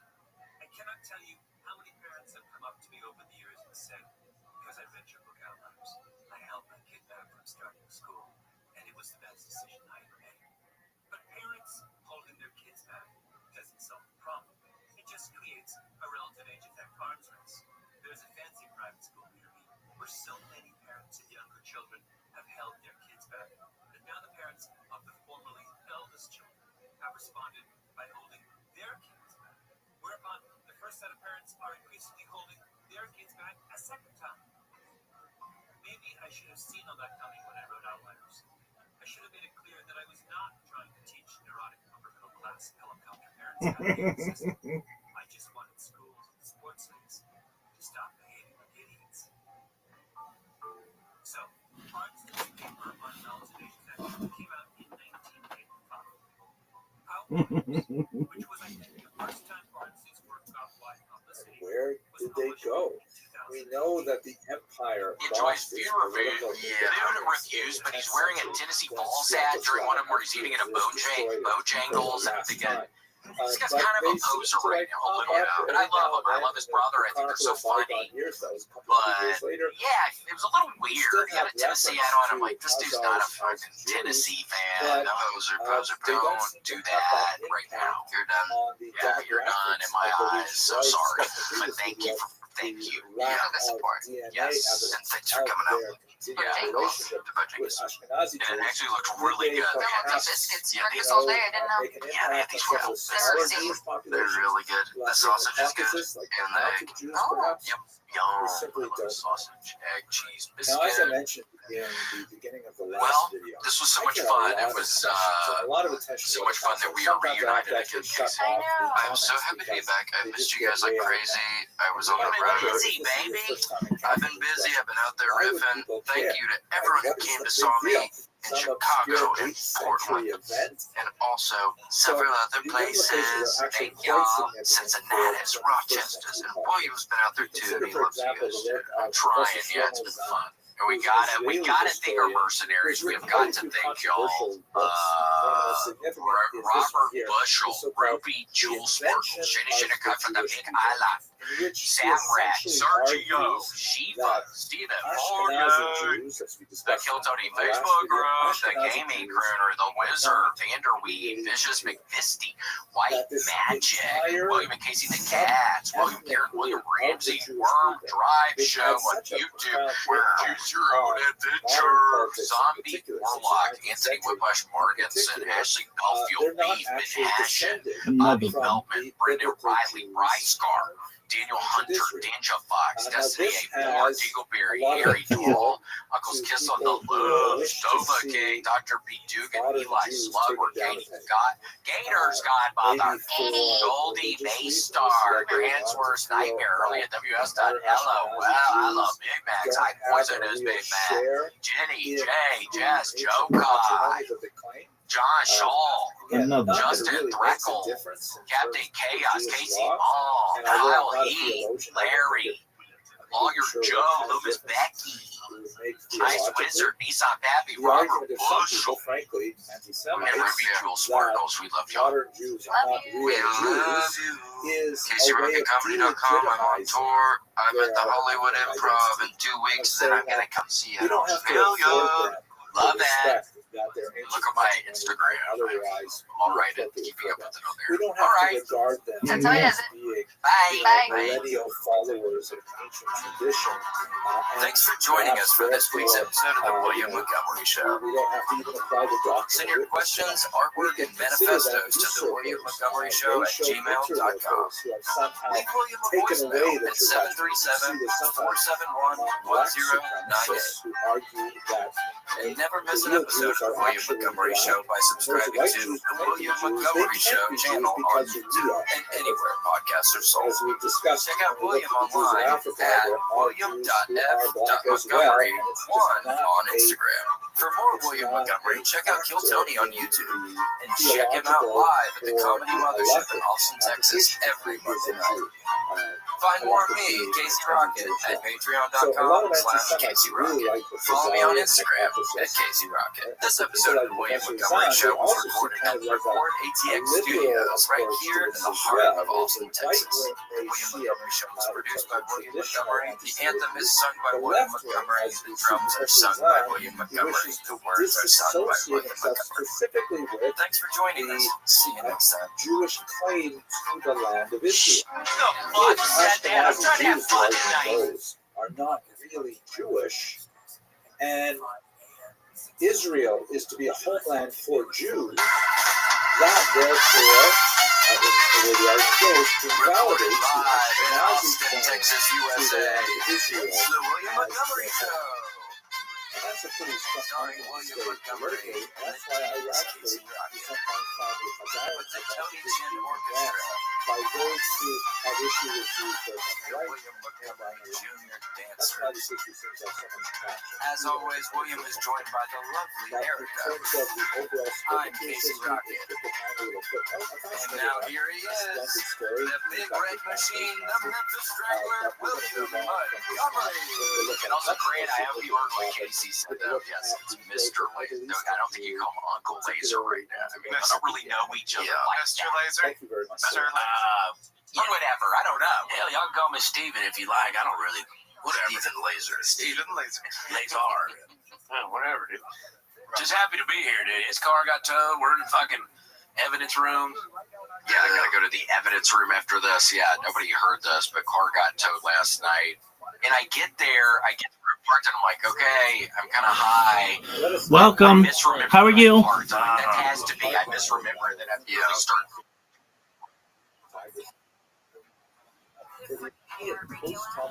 How you living, pimp?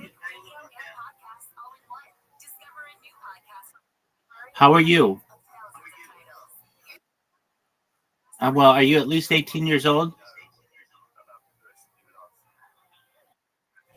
Okay, well, what's good in your neck of the woods?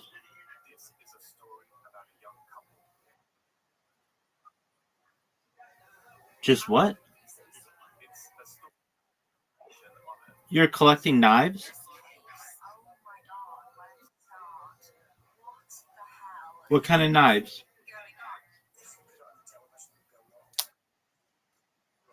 Okay, very cool. What kind of games do you like?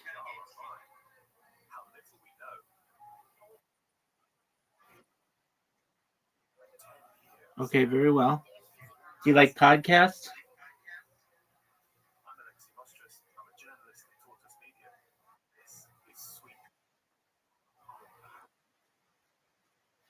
All right, do you like history?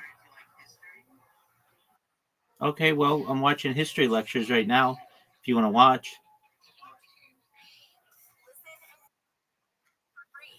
Here you go. Enjoy, my friend.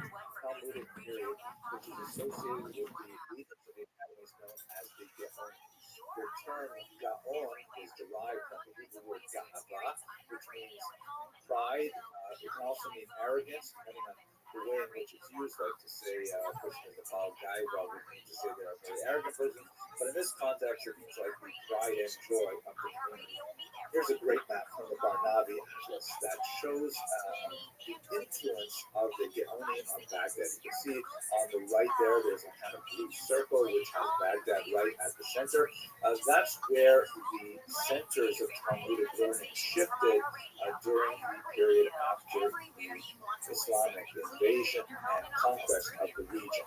They were located further south, sort of from Medina and so on, and Baghdad eventually became the major administrative center of the entire Islamic Empire and also of the Gaonic Empire, which mirrors much of it. Yo, what up, Pim? How are you? It has the sort of like arrows that are reaching out. What's up, Psych? How you living? All right, well, if you don't want to talk, that's fine. We're just watching lectures and history. Directions from Baghdad, which gives you a sense of their relative cultural and intellectual influence, to a certain degree their political influence as well. But they also have that ground circle with Jerusalem at the center there that represents the influence of the traditional Talmud. Of course, All right. Enjoy. The other one, not quite as obvious, written primarily in Tiberias, that's known as the Jerusalem Talmud, sometimes called the Palestinian Talmud.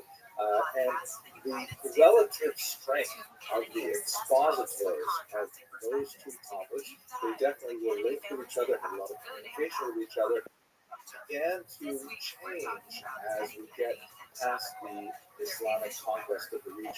And Jerusalem definitely declines in authority, and Babylon, Baghdad in particular, ascends in authority.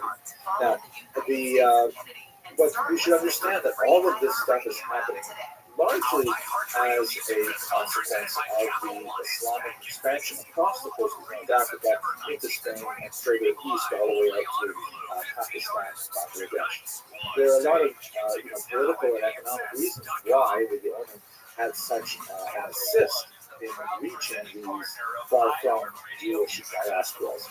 First of all, we should understand that with the Muslim conquest, the Jews of Babylonia were no longer separated from the various diaspora communities by a political boundary. So they were really within one cultural orbit, one linguistic orbit, one economic orbit, and it was much more convenient and safe for them to travel back and forth. You no longer had the geopolitical conflict between, let's say, the Roman or the Byzantine Empire and the Persian Empire. Putting it all under the Muslims really had a tremendous impact on the ability of Jews to communicate with each other, to engage in interregional trade and things like that. Another very important thing that happens is that there is a symbiosis that develops between these communities in the diaspora, as far away as Spain, let's say, and the center in Baghdad. On the one hand, these much smaller communities outside of the traditional center are able to send requests for information, for clarification of Jewish law. These requests are called Hidu She'elot. And the Gaonim, the leaders of the academies in Baghdad, are able to send back responses, which are called the Hidu Teshuvot. So, in fact, there's a whole major genre of rabbinic literature called She'elot Teshuvot, questions and answers, or questions and responses. And sometimes in English, this is known as the responsa literature, singular would be responsive. And so there's a symbiosis in the sense of these small communities are able to ask Baghdad for questions, clarifications, and with their requests, they send funds to support the Academy's activity. And at the same time, besides providing intellectual and spiritual guidance for these communities, Baghdad can also confer official confirmation of the municipal leadership of these Jewish communities by indicating a specific addressee as a figure of importance in the community that ipso facto renders that person much more significant in terms of municipal leadership of the community. We'll speak a little later about how the communities were structured. But so there was this symbiosis between the diaspora and Baghdad, the periphery, and the center that only began to really fray as Spain in particular got much more significant towards the end of the period we're discussing. Also note, of course, that there is a rivalry between the Jerusalem center and the Baghdad center. Ultimately, Baghdad will eclipse Jerusalem let's also think for a second, too, about the impact of language, because by incorporating this entire territory under Islamic rule, Arabic as a language really begins to act as a much more effective lingua franca for the entire region. And this has significant impact not only for the political and economic reasons that I described earlier, but also in terms of the way Jews taught about their own language. The Arabs regarded Arabic as a holy language, as a language that had phenomenal aesthetic appeal, both in terms of its structure, its grammar, its vocabulary, and its calligraphy. And Jews had a similar kind of cognate feeling about Hebrew. And so this idea of, and of course Hebrew and Arabic are very closely related languages, so there's a lot of cultural give and take there in terms of the absorption of Arabic as an important language. Jews began, of course, writing in Arabic with Hebrew letters at this time. This was called Judeo-Arabic, and it was a very widely used language among Jews. Another important element that's going on at this time is the very significant shift towards urbanization. Up until this point, Jews have largely been, like most peoples of the Middle East, an agrarian people. The majority of their economy was associated with agriculture, and although there were always elites who were active in culture and in commerce and so on in these small cities of the time, it was during the period of the Islamic invasion and conquest that Jews really began to shift towards a more urban posture. The shift towards trades, crafts, skills, things like that was very prominent from the 7th to the 10th centuries in particular. One of the reasons for this is the way in which Muslims taxed the Jewish population in particular, and the general tax. Jews were, of course, required to pay a poll tax that was on the individual, a head tax called jizya. We spoke about that a few lectures ago. And by the way, another aspect of the consolidation of the entire region was that if you had your receipts that indicated you had paid your poll tax, you had much more freedom of movement across the region. You could go to someplace where people didn't know you, and you could produce your receipt if necessary. You would have less difficulty with the local authorities. But they had another tax called a haraj, which was a collective land tax that was based on individual units of farmland. And the challenge of the haraj was that it was applied based on territory rather than population. So if you had 100 people living in a particular area and farming a particular section of real estate, and let's say 20 people left that area, that meant that 80 people had to carry the burden that was once carried by 100 people. And if another 20 people left, then 60 people had to manage that same tax burden.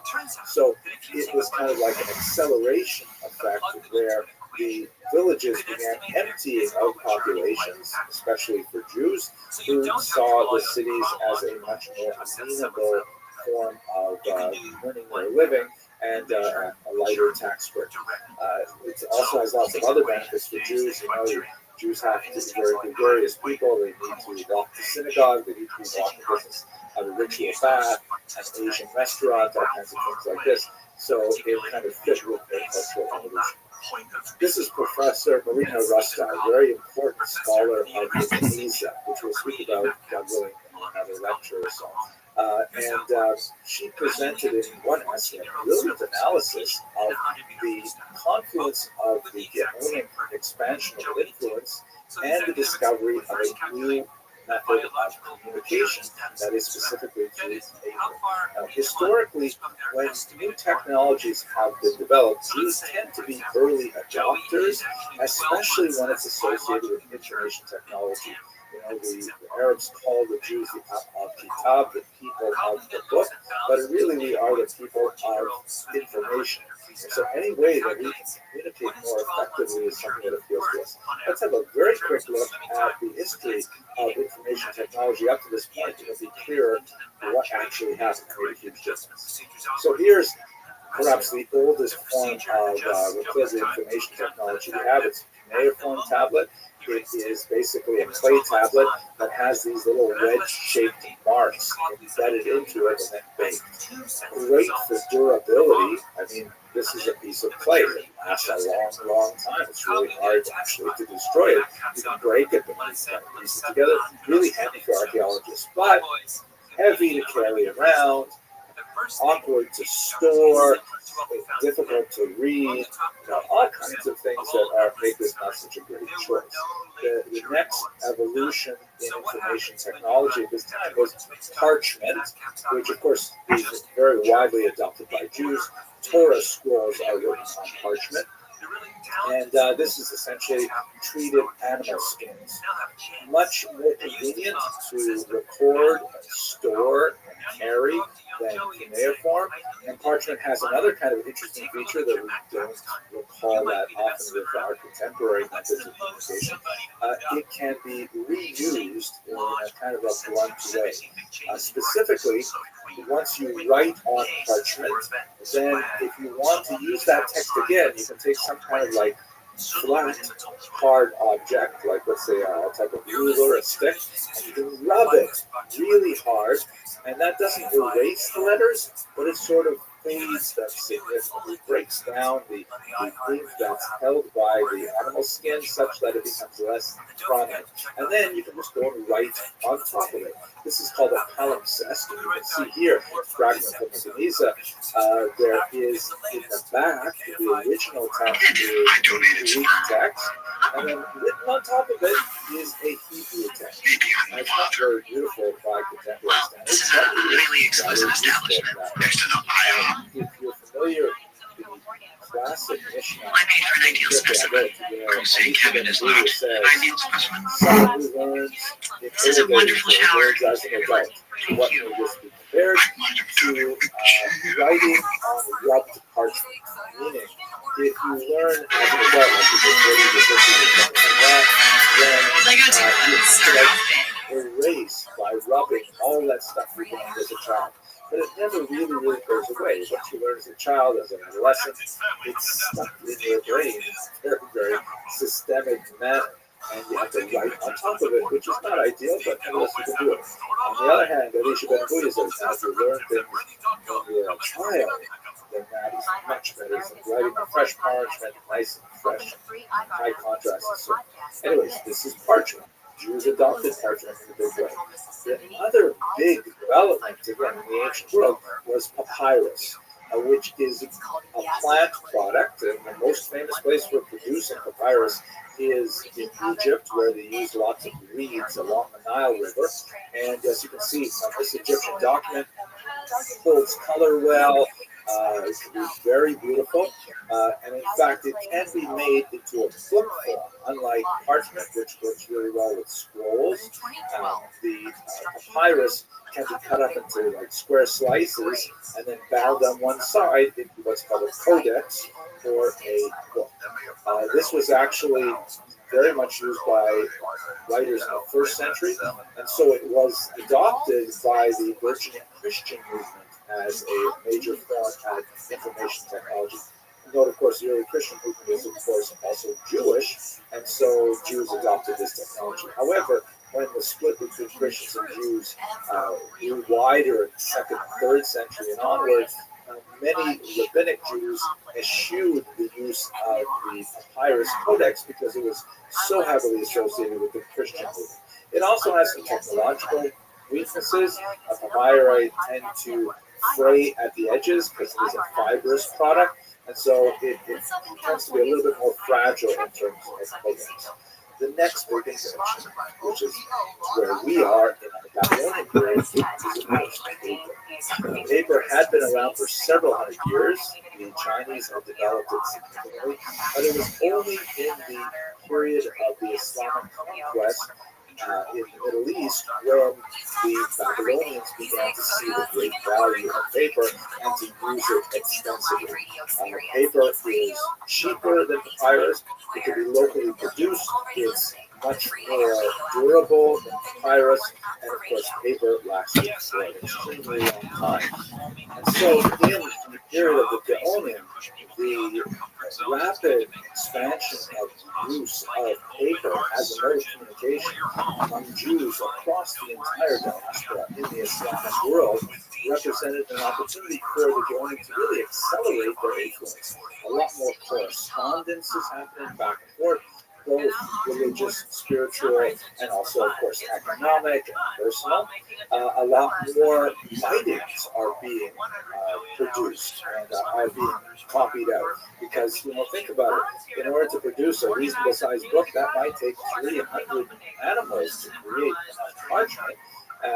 But with paper, it's way cheaper to produce these things and much more efficient to ship them off to various places. So this is a period of great expansion and consolidation of a more unified viewpoint about how to interpret the Torah that the Geonim really are able to capitalize on with the communication methods made possible by paper. At this moment, if you don't mind, I'm just going to take a personal meditation and think about how this affected my life, not as a historian, but as a regular person. I have to say that when I was preparing this lecture, I had one of those flashes of momentary inspiration where I sensed in my own biography the great arc of history. I felt like I was riding a big wave of historical moments. Let me share this with you. So have a look at this picture here. This is actually a photograph I took a few years ago of one of my sons sitting on a rock outcropping just outside my hometown in northern Canada. And this is a place where I, as a child, used to hike out to and sit and think about life, the universe, and everything. And as you can see, I've labeled a couple of places.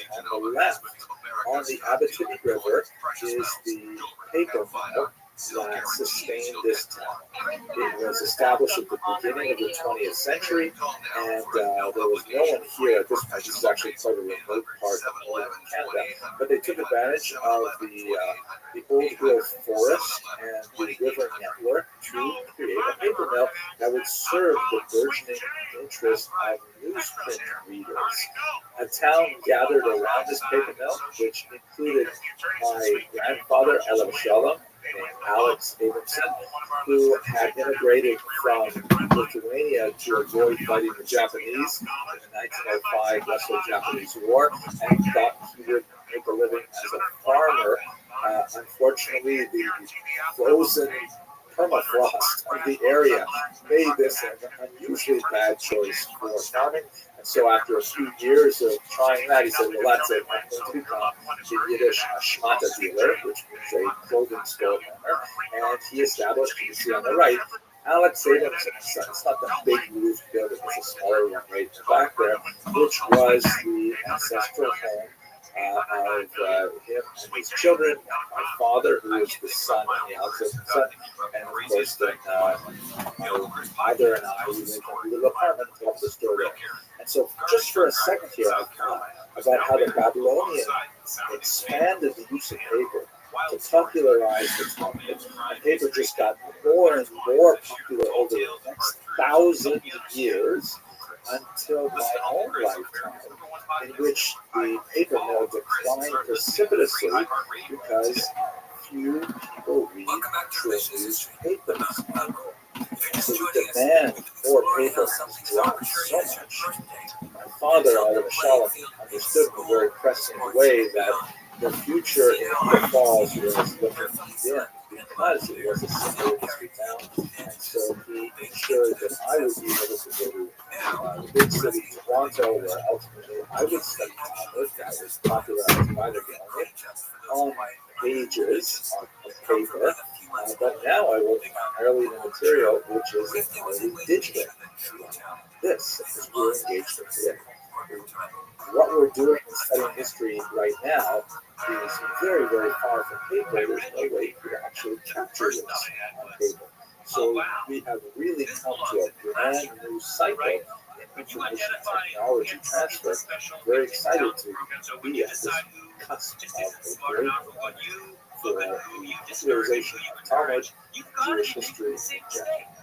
Okay, sorry for that little sort of tangent. Let's go back to our material. The Geonim, of course, are the leaders of the academies now based in Baghdad. And we actually know a fair bit about them because of a really interesting letter that was written by the heads of one of these academies, Rav Sharira Gaon. Gaon is not a surname, it's a title. And he is asked by a community in North Africa, hey, can you explain to us, of course in much more formal language, how exactly did the Talmud come to be? And, what do we make of these kinds of conflicts and how are we supposed to use it and so on? And he writes a kind of a pamphlet length or small book length letter responding, explaining a lot about the evolution of the Talmud as a manuscript, and he goes beyond the period of the closing of the Talmud, which would be around the year 500, to describe the next 500 years of Jewish history in Babylonia, which in particular describes the institution of the Gaonate and a sister institution called the Exilarchy. Now, we have had opportunity in previous lectures to speak a little bit about the earlier period. At this point, we should really talk about the growing conflict between the Geonim as the intellectual and spiritual leaders, not only of Baghdadi Jewry, but really of world Jewry at this time, and the exilarchs, who are recognized by the Muslim authorities as they were prior to this by the Persian authorities under the Sassanid Empire and so on, as the de jure and de facto leaders of the Jewish minority.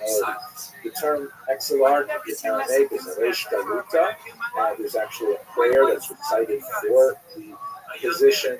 Even today, in most synagogues, there's a prayer in the Orthodox liturgy that is still recited today, even on Saturday mornings, for the health and welfare of the exilarch. The term, of course, exilarch means leader of the exile, but that's not to say that the Geonim and the exilarchs always saw eye to eye with one another. The Geonim, of course, the person who had reached the height of being the leader of the academy had to be very proficient in Jewish law and had to be a superior administrator and so on, whereas the exilarch was a descendant of David. That was a very important thing. And there was a lot of politics involved in maintaining that particular position. So what you see frequently in the Talmud is kind of like the occasional moments of friction. There were exilarchs who were much more pious and much more learned, but it seems that they were the exception to the rule. And perhaps one of the clearest examples of this and the awkwardness that this created was regarding an exilarch named Bustanai. He was alive at the time of the Muslim conquest, and when the Persian king was defeated, the Muslim conqueror took some of his daughters, that is the Persian king's daughters, the princesses. He took one of them for himself as a bride, and he gave the other one to the Jewish exilarch Bustanai. Now, Bustanai married her, and he had a number of sons with her, who later went on to become exilarchs as well. And this created kind of an awkward moment because it doesn't sound like such an kosher type of wedding. I mean, first of all, she's not Jewish. Second of all, she's taken captive in war. Thirdly, it looks a little bit like a kind of shotgun marriage where the new Muslim ruler says, here, this is your wife. And so the rabbis and the Geonim had difficulty dealing with this particular situation. Ultimately, they found sort of like a halakhic way to accept it. Specifically argued that, although we don't know the details, but it's hard to believe that someone as important as the exilarch did not actually have his wife converted, and so she must have converted to Judaism, and so that kind of like assuaged concerns, but there was always kind of like a lingering doubt. Rav Shira Gaon, for example, is very careful to point out that he says that even though I am also descended from exilarchs, I'm not from the Bustanai exilarch part of the family. Like there's kind of like an arm's length relationship to it. And so you frequently see conflict between the Geonim and the exilarchs over a whole host of activities. In this context, we have to mention one of the most important of the Kohanim ever, this very unusual creative figure named Rav Saadia Gaon, who lived in the late 9th and early 10th century. He was a brilliant scholar.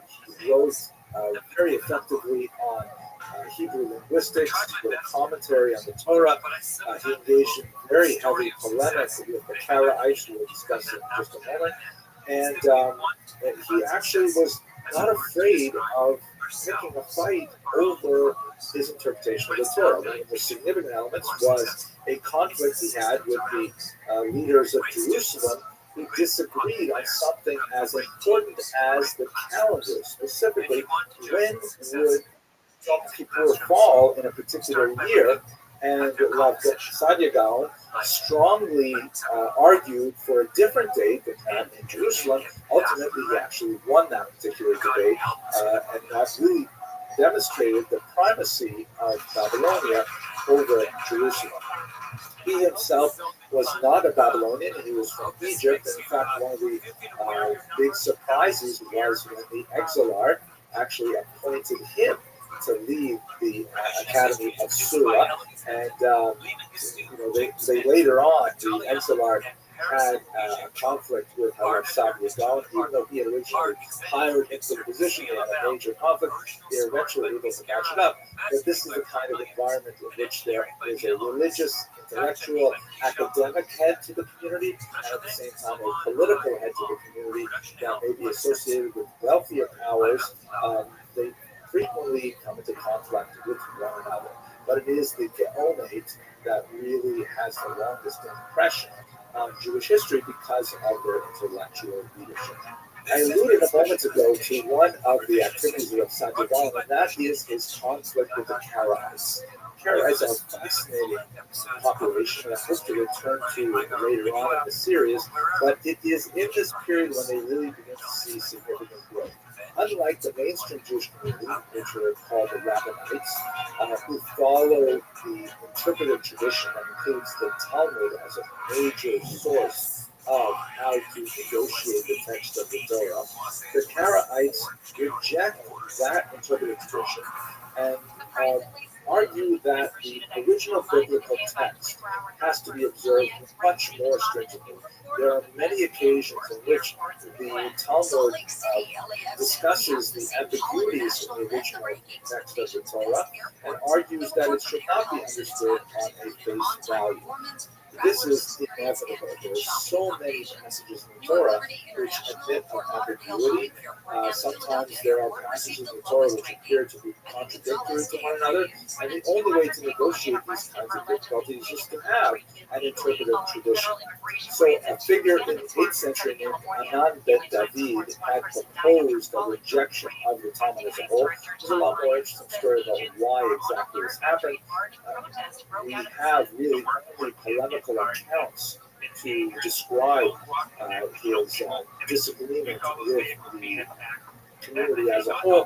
It appears that he was, for example, in line to become an exilarch, but he was passed over, and some have argued that this was part of the reason for his creation of an alternative interpretive tradition.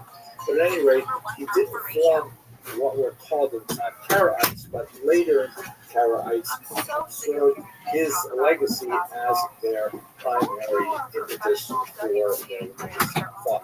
The Karaite movement, however, expanded significantly throughout these centuries, despite the long-term conflict with the Rabbinites. And here you can see on this map the many centers that they established themselves in, and of course they exist to this very day.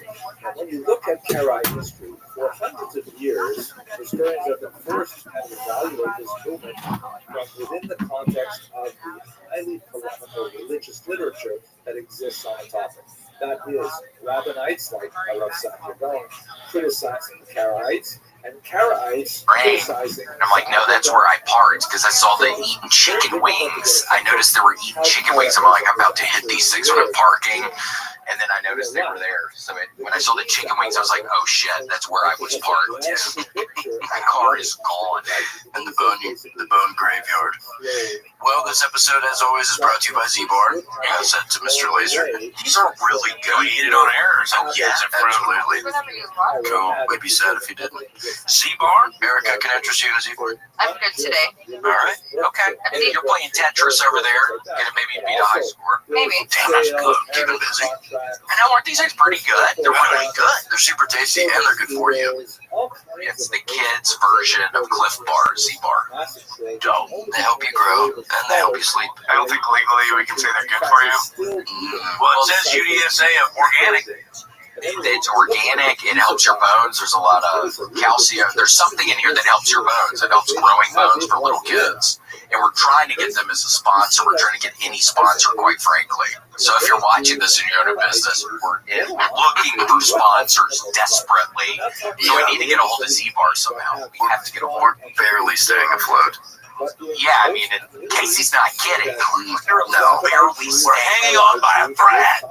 I'm underselling it, if anything. And thank you, because I'd be real scared if you were actually talking about it, because I know how emotional you get talking about it. I get emotional. It's like, oh my God. Well, let's just say Q2. If Q2 doesn't work out, there won't be a Q3. No. And maybe we don't want to say for who, but it's going to be for us, not for us, and not for some other people, some specific people too. That we're taking them down with us. Yes. We're talking about Virginia Tech. Grant. No, when I'm kidding about that. Grant, our podcast goes to the whole studio. Do you have an energy drink sponsor? No. I'm actually meeting with one after this. Send them your way. You can? Yeah, 100%. That's it. I got an ad guy, so. Oh my gosh. Whoever you need. Yeah, what's Lee's? Yeah, what's the drink? It's like a pre-workout thing, but it's for gamers, not for working out. You take it before you game. Swear to God, I met him at the weed show Friday, and he gave me a big goodie bag. He goes, "Hey man, can we talk about sponsorship?" And he wants to go have lunch after this. I said, "Yeah, and it's like, I was like, you take this just to play video games?" He's like, "Yeah." I go, "I'm in, bud." Yeah. So I'm gonna geared out on fucking. What's it called? Do you know? It's in the back of my blazer. Okay. I'll tell you off show. But seriously, if you need, I'll send him your way. He's looking for sponsors. Please do. Yeah. Hey, looks like Q2 is gonna roll into Q3. Okay, we're back. I know. But Well, William, you do big game. That could be helpful for your. it could be helpful for Ender's Scroll. Do you Twitch or not? Do you stream or anything? Well, I twitch sometimes after I get off the toilet. There we go. Like my arms, because I've been holding it so hard. He's doing that. He's running jokes. He's doing his Hey, thanks for having me, dude. So glad that you can come run jokes by me, dude.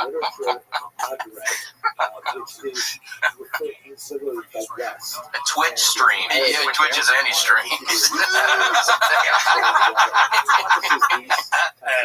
Classic. But seriously, fucking prune juice. I've been drinking a coffee cups. I don't know how many ounces it is, but I filled up to the very tippy top of the coffee cup and I chug one. And I sort of got an hour later at most, it's coming out of my butt. You do this all the time? Well, I started doing it the past several days because I started doing the workout stuff again a little, which has felt really good. But I've been drinking I drink a little freaking whey protein after I work out with some 2% milk, and that has been clocking my ass up. Yeah. So after 2 days, I was like, okay, gotta do something. Now he's addicted to diuretics. Yeah, now I'm addicted to prune juice, but it's like expensive. It's like $7 for like kind of a small bottle. This is not cheap. Yeah, it's not cheap. Nightmare. I didn't know it's so expensive. How much can a small bottle make you? Like, how many days of pooping is that? 3 servings. Oh, so like 3 days of poop. 3 days of poop. $2 a day. I know. Coffee don't just do it to you. No.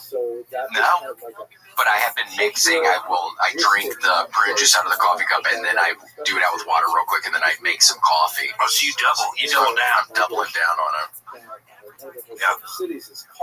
But no Twitch though. You get on Twitch? I play more like sports games like FIFA and Madden and stuff. And people are like, "Oh, you should stream," but The idea of just, I can go in the mirror and make a retarded video about what I'm wearing, but the fact of me going like this and people like sending me little tokens, it's weird to be like, because I violently get upset when I lose or break the guy. I've broke 4 controllers in the past. See, You know how many tips you would get if you broke? Yeah, I know, because people might love that. But see, I haven't seen a page where someone just is terrible at Call of Duty and just breaks everything in their fucking vicinity. And I'm like, there might be a niche market for that. There is. Rage quit, call it rage quit. You know? Yeah, who gets it? Just bad for your mental health. It's clearly destroying your life. With the coins. The coin thing. But dude, that you're talking about the previous, like, did that ways to wellness thing, the stuff that Brigham, Rogan's like, the peptide guy or whatever. And I had to go get my blood work done. And before the show today, I had the consultation and they go over all your blood panels and stuff. Boy, my cortisol level for stress she's like, this is the most reading I've ever seen on a human being. I go, really? You don't say. I'm holding it together pretty well, but inside, I'm a ball of failure. You know what I'm saying? Like, dude, I'm like, oh, now they got me. I'm like, I got to quit drinking. I'm gonna die. Like, why did I even do this? So now, So what do they do? Can you get on medicine? Or yeah, so it's for like, she's gonna give me like this. It's called a cortisone monitor. It's like a vitamin you take. It helps relieve your stress, and then testosterone and stuff like that. Get back, but it's just like, man, I rather wish I wouldn't have done that blood test. You know, I was fine in my head. You know, but now it's on paper, so it's real. She was saying like you're at risk of like having like a heart attack. Well, she's like, your cholesterol's high, but your bad cholesterol, your good cholesterol's high, and then your lipids and my kidneys and liver, right? Which I literally thought that would be the worst, but they're like, oh no, it's your heart. You know, and you have the heart of a 74-year-old. And I go, right? It's not that bad, but I was just like, she's like, yeah, there's some things you can do, some supplements you can take. But I mean, like, you get right back on the righteous path. But I'm like, I should probably quit drinking for 90 days. Yeah. So we'll see. You got this news today? Yeah, literally prior to coming onto this, they're like, this is all what you need to do better. This is what's messed up with you. And your stress levels are through the roof, especially if your lipids are off. Yeah, but she said my thyroid was great, though. Yeah. Contradicting. Yeah, I don't know. Oh my God, we're sitting here. You're a dead man walking. The ticking time bomb. I get in the car and the Blazer have a heart attack at the yellow light. Can't wait, dude. Thanks for having me. Yeah, I remember when I went to the doctor and when I was living in LA, I went to for the first time in forever in the middle of me not doing good. And I think they were like, what do you work out or something? Because some levels were high in my liver. I was like, no, I haven't been working out. And so I can't remember what the chemical was, that there's way too much in my liver. I was like, no, I drink a lot. Like, they're like, oh, it's that thing. Yeah, it was some. Yeah, I went to the doctor once. They said that to me. Like they were like, your enzymes are off or something. Yeah, my enzymes. Yeah, what is that? Yeah, like a 40-page document of all the blood, like optimal, non-optimal, low, and I'm just like, all right, damn. So gotta adjust, man. Yeah, but it just costs so much to stay alive. I don't even have insurance. You know, like, dude, was that expensive? The thing that you did? It was, kind of got the hook up on it. Sponsorships. Friends and family. Nice. If you don't ever ask, you won't know. Go, hey, you guys doing this for free? You know what I'm saying? Like, you gotta ask. So you're gonna get on the testosterone, and you're gonna start working it. Don't you need to work out? Yeah, I mean, I'm doing that. I run and lift and stuff, but like, I can tell like I'm not 18. Like, I don't wake up with an erection anymore and a snore. So I probably do a CPAP machine. I looked up a bunch of shit before I got on this podcast, just medical jargon. You know what I'm saying? So, you need a CPAP machine for the boner. Yes. Well, I mean, I think that induces oxygen, right? You need oxygen to your pecker, I think. Where do you sleep? On your side or your stomach? Under the bed. That's your first problem. You need more oxygen. She's like, tilt your bed up to like 15 degrees. I was like, I don't have a sleep number. You want me to just put a bunch of pillows under me? Or like me to sleep in a recliner? Well, ask Casey. My bed Casey sleeps in an incline. My bed has a button. Yeah. Move my whole bed up. It can look like I'm sitting straight up. What? Why is his eyes open? He's sleeping. He's right. Don't make any movements. You'll think you're a shadow. Yeah, when we were in Vegas, we stayed in the same hotel room up at the Luxor. I remember one night looking over at Casey's ass, and he was sleeping, like sitting up, kind of. Really? Yeah, just I sleep propped up. I feel like I have like cardiac arrhythmia. Look, I don't want to get into the health stuff here. I'm sorry, I brought it up. We all have a can of worms going on. Yeah, none of us are doing great. But I sleep a little propped up, or else it feels like my heart is skipping a beat. Oh, like your rhythm's off, like your regular beat. So I have to sleep a little with like 4 pillows. Do you get sleep paralysis? I used to when I was doing speed. When I take too much Adderall, I swear to God, when I take too much Adderall, I get it. He's in the corner, and I swear to God, it looks like Hinchcliffe in a top hat. It looks just like him. My sleep paralysis demon is Tony Hinchcliffe in a top hat. I swear to God. No way. It's been like that before I met him too. It's crazy. You get the hat man. I get the hat man. That's so scary. Hey there, Rogers.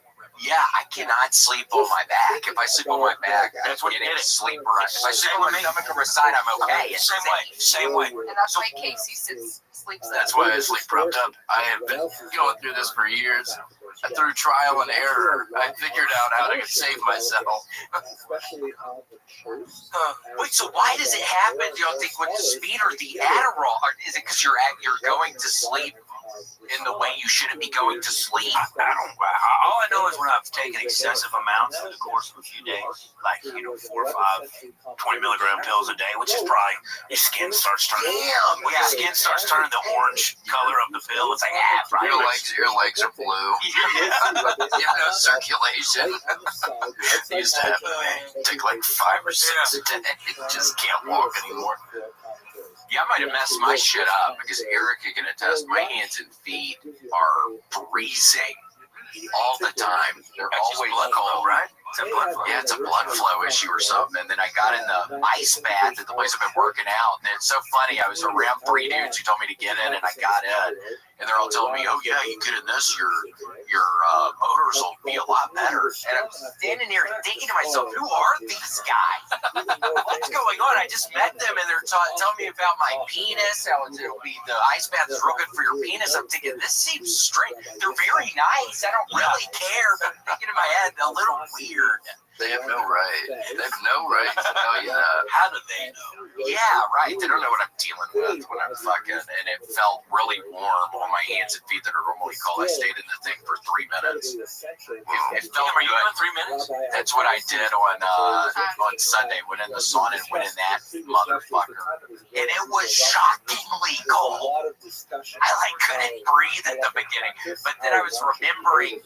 I talked about it with Casey a bunch, but I was in this fraternity, and I remember on the last night they had an ice bath in the president's room, like some bathtub filled with ice and water, and they were punching my fucking ass and making me do like the preamble in the Greek alphabet, and I was fucking blindfolded for 15 hours. So I was able to get in my head in the ice bath. This isn't that bad. At least they were punching me right. They were blindfolding you. Yes, damn. You got haze. Literally beating. Is that haze or is that's haze? Well, it was malicious haze. That is a really molestation. It's a little bit. There was no, thank God, there was no real sexual stuff because you hear about that with fraternity. Yeah, not what I went through. Really, it was not anything like that. It really wasn't. It was all more physical. But if somebody walked down in the basement and saw the 35 dudes without their shirts on doing the push-ups and stuff, it probably would look strange. Yeah, some person who walked down in there, they would think, "What the fuck? This looks sexual or something." But it wasn't. It wasn't. Sure. I believe it. Hell, you were blindfolded, you say? Yes, yeah. And then a couple years after I'm gone, they get charged with butt chugging. And CNN and all the news channels. Charged with butt. That's if you looked at my permanent record, you'd see I've also been charged with butt chugging. Sadly, and I've had 2 strikes for butt chugging. Next one, I'm gone for life. Yeah, on the 3rd strike, that is not good, especially for butt chugging. Oh, you're done. They send you to Leavenworth. Yeah, God. I was an Eagle Scout. We would take the younger Boy Scouts and we'd bury them up to their neck in sand and put maple syrup on their foreheads. Let the ants pick at them for an hour or 2, and then we let them go. Damn, I'm sure they were scared to death. Yeah, no butt chug though. Goddamn, what a treat. I know, I never did that either. But just as you were saying, you got the young guys, you do have to put them in their place a little bit. Yeah, uncheck your grip. Really, you can really put them in their place sometimes. You don't need them acting up. You don't need any of that shit. Which is published on the title But yeah, it was really nice. So I do recommend how we got here from Ice Bath is incredible. Yeah, the turn. Well, William normally has a story about how they were beating on him. They used to beat him. Yeah, no, it was in 2006. So it was before everybody had their iPhones and phones. So there was no, you just had a flip phone still, I think, with like the little camera. So I couldn't take, but I wish more than anything I could go back in time and take a picture of my body, because I remember looking, it's like, I don't know, 7 a.m. or something, and I'm not even happy. I just got through. Like, other people are kind of happy. I'm not happy at all. And I'm just up in my dorm room by myself looking at my body thinking, holy shit. And like some of the other dudes are out in like the 4-yard area, like having fun, about to go eat breakfast. And I'm like, how are they doing anything right now? I'm traumatized. Like your body was fucked up. Oh yes, bruises, horrible bruises everywhere, cuts. I ended up getting a staph infection in my leg a day or two later. They go to the emergency room. Oh my god. Woo! You were almost a victim. They almost killed you. Yes. And the year after, the kid almost got his arm cut off because he didn't go fast enough to get a staph infection checked out on his arm. And his hair had to come down. Staph is part of the hazing process. That goes off the books, to be honest. Yes, it was in just the frat house. It was so nasty, and we'd be wallowing around in the bathroom and on the hallway floors and in people's rooms. There was a lot of wallowing around, bows and toes. There's glass in my elbows at one point. It was a nightmare. Well, I know they blindfold you, so like, seriously, they'd break glass, and then they'd be like, okay, bows and toes, and then you got your fucking elbows in the fucking glass. People are bleeding. What? It was like insane. I swear to God. Bows and toes. You know bows and toes? Well, that sounds like we went to a military school, we would have to do bear crawls. Is that similar, bows and toes? It must be. It's where you are in a push-up position, but instead of using your arms, you're on your elbow. but it's shard glass. Edge of your elbow. Shard glass. And we'd have to do it on bottle caps sometimes. That was a real thing. We were doing it on bottle caps. I swear to God. Why did you keep going? Well, I quit during, I quit in the middle of it during homecoming because we had to do something called palm. We had to make these things called palms, which were tiny little pieces of paper, and we'd have to roll up in balls, and then like people were making floats out of them for a parade. I was like, fuck this. I've been doing it for 10 hours. Yeah, it was horrible. I think I had probably tests coming up or something, and I'm just doing that for 10 hours, and I'm like, fuck this. This is insane. But then somebody came to my dorm room and fucking coaxed me to go back, so I went back. Yes, I know. Yeah, hold them back, yeah. Boys will be boys. They were pissed when I came back. They were like, oh, pussy, you quit. So it was like I shouldn't have quit because I got even more heat when I came back. Oh, God. Yeah, it was a nightmare. And how long is that? Is that a week? Is that a week of them? No, from August to December. Until semester. Oh my God, dude. The whole first fucking semester. Was it worth it, you think? Was it worth it to be in the frat? These memories I have now are really, I really like. It was fun. Right when I got there, in the first little bit of time, it's like they're having all the parties and stuff. And it was like, because I was partying in high school a decent amount. I go to house parties and stuff. But it was fun. I mean, it was like you would go to like these big houses that people lived in. And it was like these giant mansions. Crazy. Not really like that, but it was just like these giant parties going on with a whole bunch of alcohol. It was just so much fun. It was like the high school parties I went to, but up several notches. I was having it, so that was fun. I had a wonderful time. That's good. Fucking doing that, but the other stuff, yeah, it's just kind of, I don't know. My two closest buddies are dead from the fraternity, so that's sad. Yeah. So I don't really communicate with a whole lot of the people. I saw randomly the pledge class president, a guy named Stephen Joseph, recently had a second child, and I called him up. We spoke on the phone. It was nice talking because I remember Stephen. He was the president, so he was the last one to get into the fraternity. And I remember I was blindfolded for like 15 hours. His ass must have been blindfolded for another couple after me. And I remember going out to the bathroom where people were, and it was only him, and they were just brutalizing it. I was thinking I was already so on edge just in my mind and my body. It's like, I don't know how he's going through this. And I brought it up when I talked to him. I have a lot of respect for him. I don't know how he did that. He got it worse than my ass, and I got it pretty bad. People didn't like me. Well, they blindfold you, so they really didn't. They were going after me. They blindfold you, so when they hit you, you can't flinch, right? And so, like, you can't absorb the punishment. That's what that's about. They do that when they, like, in interrogations, when they interrogate people. That's why they blindfold you, so you can't anticipate the hit, because it catches you off. Yeah, so there's no kind of, like, tense muscle to block any. You just get whelped. Yeah, that's what's going on. I'm kind of turned on right now. Well, the one time I hazed everybody was 35 dudes in a circle with the blindfolds on. I went up to every single fucking one of them, and as hard as I could, I hit him with my elbow in the chest. And I wake up the next day and I'm like, why can I not move my fucking arm? Why can my arm not move? And then it started slowly coming back into my brain. Dude, you fucking knocked each one of those dudes in the chest last night. That's incredible. What compels you? Because you told me this before. What compelled you to do the elbow? Like, that's such a strange. Because I was thinking if I use my fist or something, that hurts your. I've never been in a fight. I'm a big old pussy. So I was thinking I could hit somebody wrong with my fist or hurt my wrist or something. So I was thinking the fucking elbow, you can get some power behind the elbow. I got there, it was just at the end. That was the only time I did it. It was like my senior year. I was like, fuck dumb. And I was like, I'll never see that. I'll never be able to do this. I might win in Rome. Because finally, I'm going to watch it. I used to love watching it. I just would never participate. You're just following orders. This is a microcosm of society. Oh yeah, when people were blindfolded, the weirdo guys would come around and fucking do really start hating. Like when the people couldn't tell who's messing with them. Because when I was on the other side, I could watch the people doing it. I was so interested in like who would really get into it. And yeah, some of the weird dudes would really love it when they were blindfolded because the people didn't know who was doing it. Psychopaths. Crazy. Yeah. Oh, there were crazy leads to shit later in life after. Yeah, they had issues and they were getting it out in college. Yep. Well, like what would they do? Just like physical kind of stuff, like punching, like real aggressive, probably mainly punching kind of stuff. And it wasn't necessarily in people's faces. People weren't getting like punched in the face. There was a lot of all on your body. Yeah, it was kind of psycho.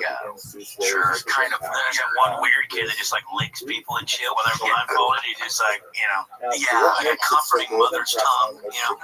We should finger him. We should finger him. Never know. I know. Wouldn't that be crazy? It's almost surprising that stuff like that didn't happen. It didn't. It really didn't. Well, I mean, it's almost surprising. And then there's yes, that would happen. I know, and that ended up happening. So that's weird. So that means they really embraced their freak and were doing it because I think they were getting in the bathroom. And then the one guy would install the tube in the butthole, and then I guess you pour the Franzia or whatever it may be into the funnel. Franzia? I think they were doing Franzia, the box wine installed. The hot box wine. Holy shit. Have you heard Franzia before? Yeah, but I never knew it was called that. We just called it hot box wine. I never knew it had a fucking name. The name for it. It's a name. You never took the bag out and slapped the bag out? That started right at the end of my drinking era. Yeah, because it was brand new. Yeah, that's exactly. I know what it looks like. I just never knew it. You know what? I might have slapped it. I love Chillable Red.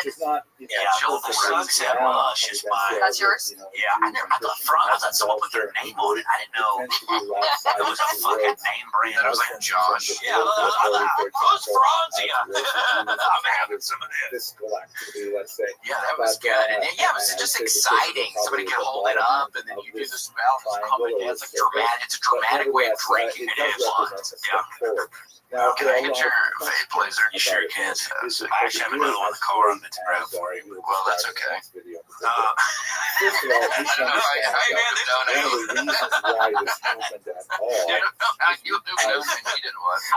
you can anticipate. Yeah. Oh, that's good. Yeah, you like Red Band put me on it. What is that one? Blueberry fab. Frozen blue blackberry fab. Pretty good. Take your fried gander. Good, thank you. I've never seen like butt chug stuff, but in Arizona, in Scottsdale, I saw a boy get cocaine blown into his butthole. That's not really. And yeah, he like a whole gram, like she blow darted it in there for him, and he got hit by a car 2 days later, and he's paralyzed. Really, and he got fired for it because the chick that blew the cocaine in his butt, it was his boss's little sidekick that he was seeing. And drama, yeah. He got hit by a garbage truck when he was crossing the street. Was he still like awake from the cocaine? Yeah, he was high off his ass. It was a whole gram, and I'm pretty sure he kept fueling up. Damn, it bypass your liver and gets you extremely fucked up. I've taken an Adderall up there before, but I've never really. Yeah, it's different. Yeah, I've moved cocaine. I've never done it with the powder. I'll do another one. That was something else, though. What do you mean? I just don't really hit them. They're good. We're going. We won't need any doors. Yeah, smooth though. Sometimes during COVID, I would be better. The other week, and I would empty out vegetable capsules like vitamin capsules. Like the gelatin ones, just put Coke in there, just put it on my ass. Sometimes like when would it? How fast would it start affecting? Maybe 5 minutes. Yeah, it really got you geeked up because it bypasses your liver and it gets rid of all the impurities and shit in it. So like once it's if you don't hit that, you get like a shot will fuck you up. A shot will fuck you up, like your butt. Yeah, it's severe. I know that's what I've heard. It can be very deadly. Yeah. Oh my gosh. Cocaine, I feel like if I was still doing that would be fun. That'd be like maybe fun something. Yeah, it's just a fun like tree. You're like, you know what? I'm staying in tonight. I'm gonna move a little bit. Let me plug. What does it last? Like the same amount as if you squirt it? Sure. Yeah, I think the duration about the same. Welcome. What up, UAE Exotic Falconry and Finance? How you living, pimp? What's good, dog? How you living, baby?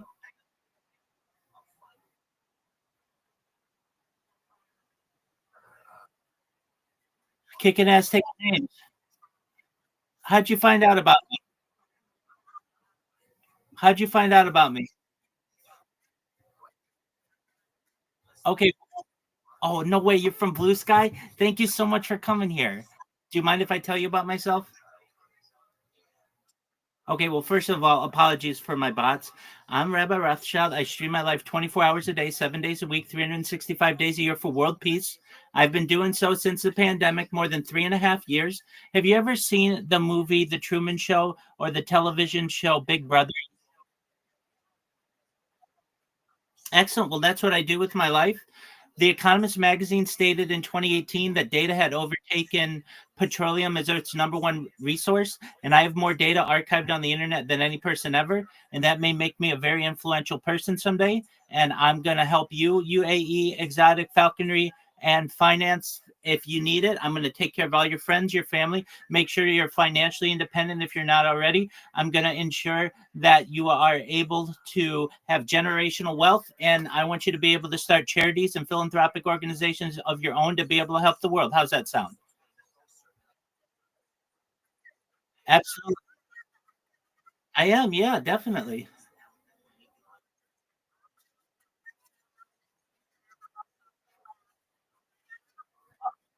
No, I do it for the good of the world. I don't do it specifically for Judaism. I really want to educate the world on ending world hunger through the use of technology. People don't know that we could do that with things like agricultural drones, floating greenhouses, saltwater greenhouses, hydroponics, things like vertical farming and cloud seeding. I want to help end world thirst. I'm sponsored by a cryptocurrency. It's worth about $100 million. One of the things that we do is build wells in Nigeria and other developing nations. I want to continue those kinds of projects. I additionally am an advocate for the Life Straw program and, most importantly, desalination technology, where we pump Earth's seawater onto land to make it drinkable.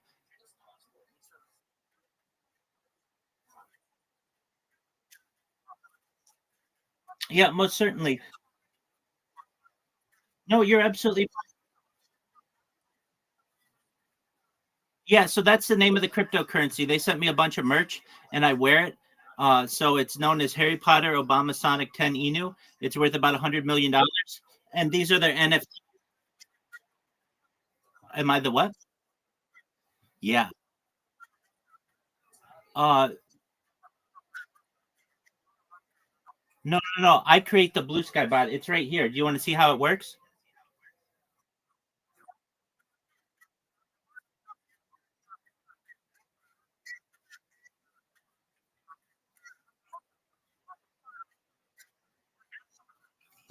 I'm down for it. Do you want to see my bot?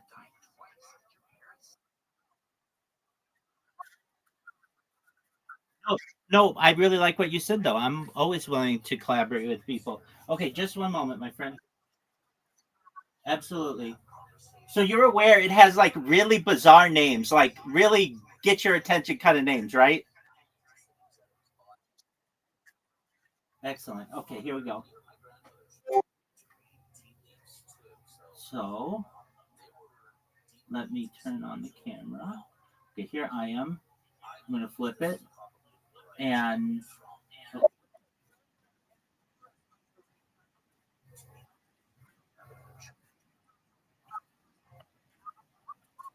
absolutely, I built the whole server.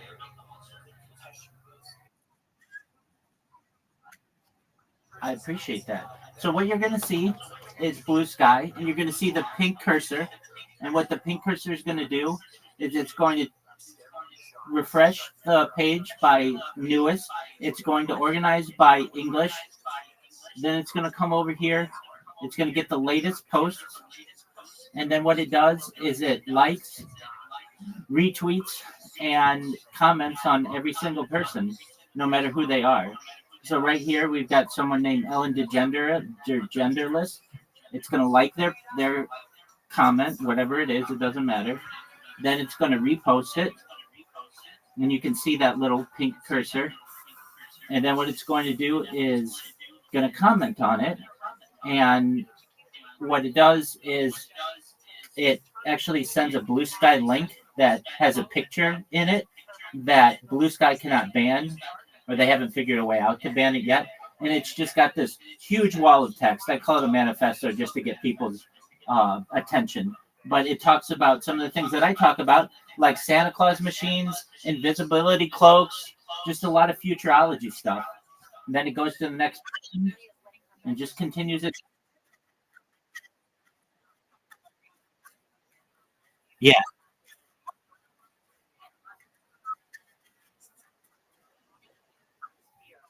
yeah. Everybody says the, the Doctor Rogers. Yeah, everybody says that. That's incredible.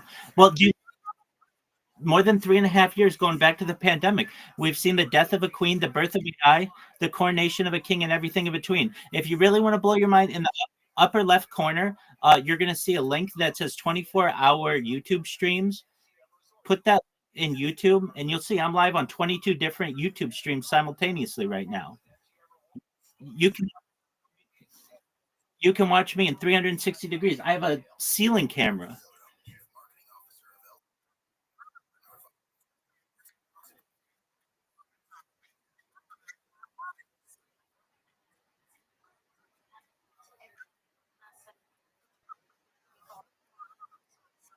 Okay.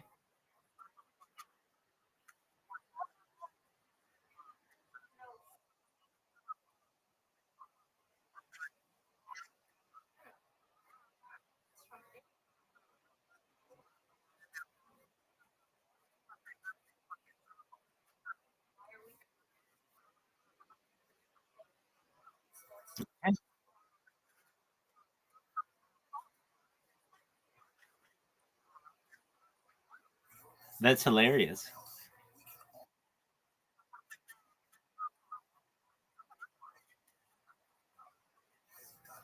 Well, I mean, at least in my opinion, you can do whatever you want religiously, but I am a religious individual.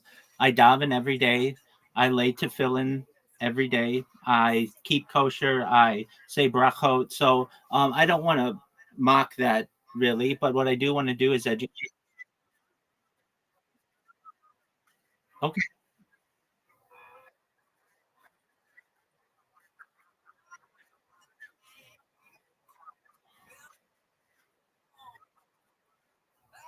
100.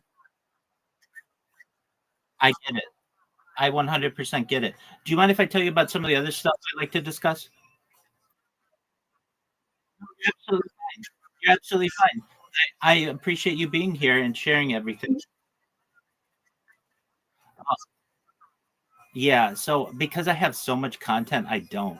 I mean, what I do is I do podcasts with people. So those are nice chunks that people can digest for themselves. I do have some people who clip and create content for me or memes, but really this is a gold mine and or like a absolutely.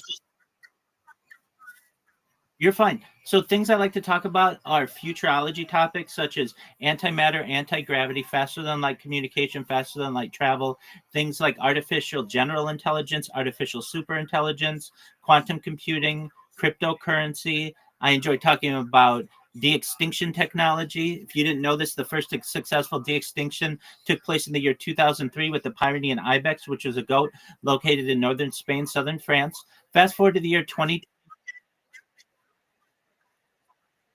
What did you say?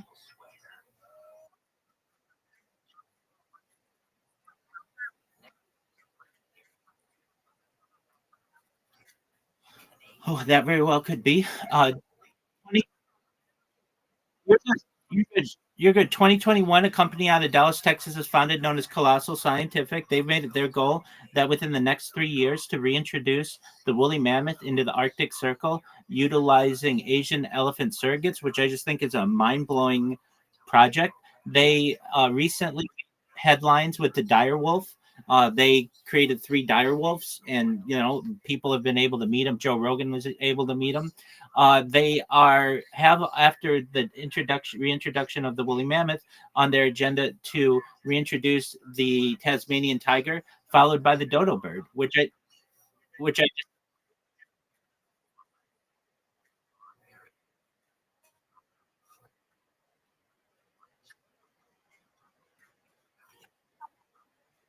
invite anyone you'd like.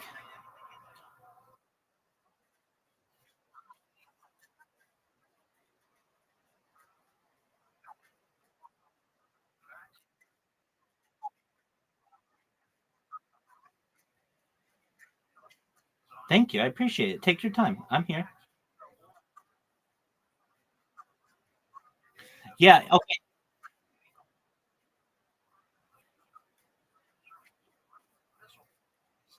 That's okay. Just in the upper corner of this call right now, it just says create invite, and you can copy that and paste it to anyone you wish.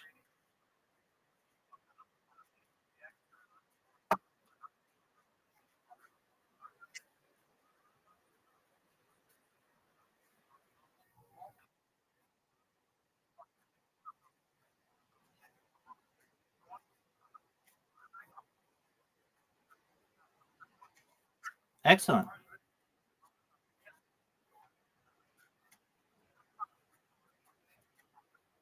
Very.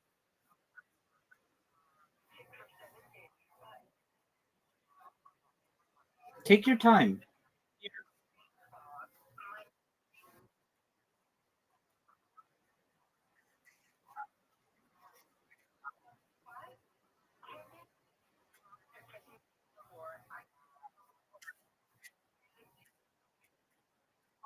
Rothschild, Rothschild.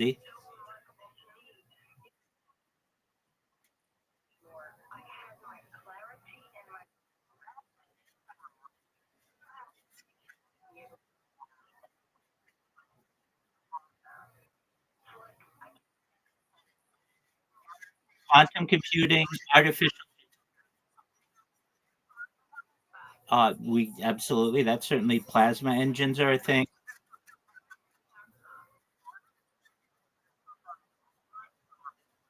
Certainly, those are all things. And given enough time, they're all achievable technologies.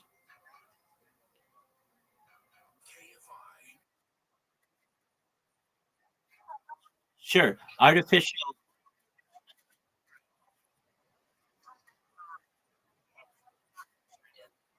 Absolutely. No, I don't think you're patronizing at all.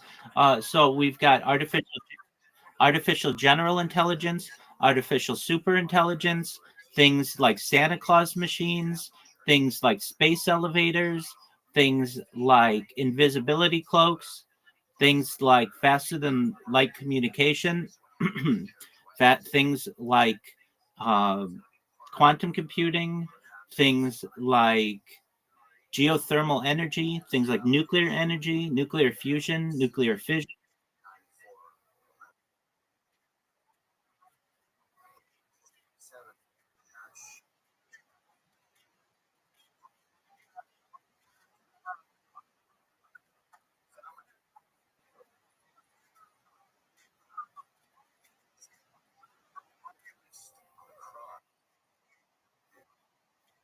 That's fun. I get it. I love your enthusiasm.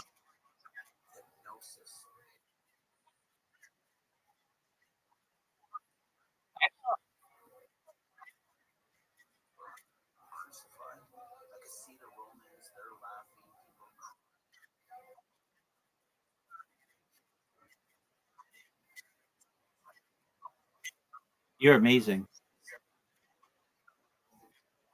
Oh, that's amazing.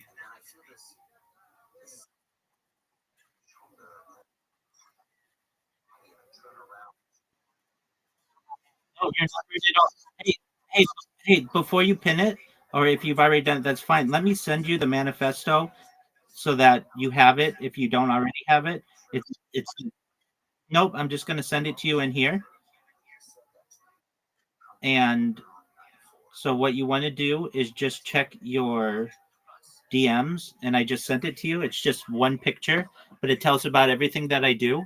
And then it has all of the technology that we talk about, or just a few of the items. But this is what I like to discuss. And this is, you should know, this is the biggest event in global history. This is essentially a time capsule of human society going back to the pandemic. But it's not just that. This is the most amount of data that any person's ever uploaded. And so generations of people will study this, not just for the story, not just it's a tale of a human life, not just because it's a time capsule. I always have a radio going on that captures every event that's going on. Well, welcome, welcome. How are you, Clay? Welcome.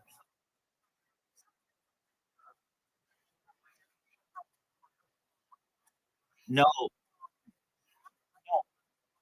yeah, but aliens,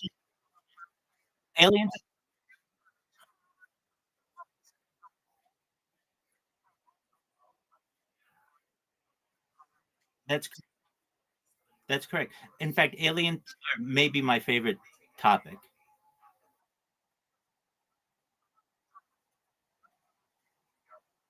One,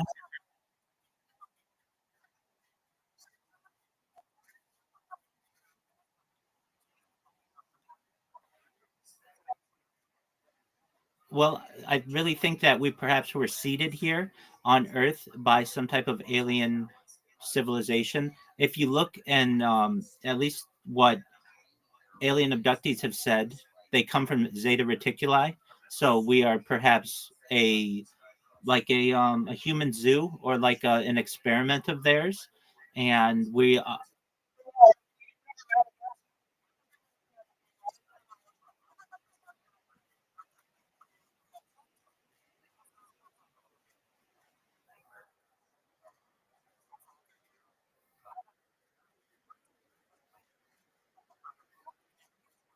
you're good. The former head of the Israeli space program, his name is Chaim Eshad, and one of the things that he has said is that we are visited here on a daily basis, and that our governments have had and built treaties with different alien civilizations, and whether that's true or not, yeah,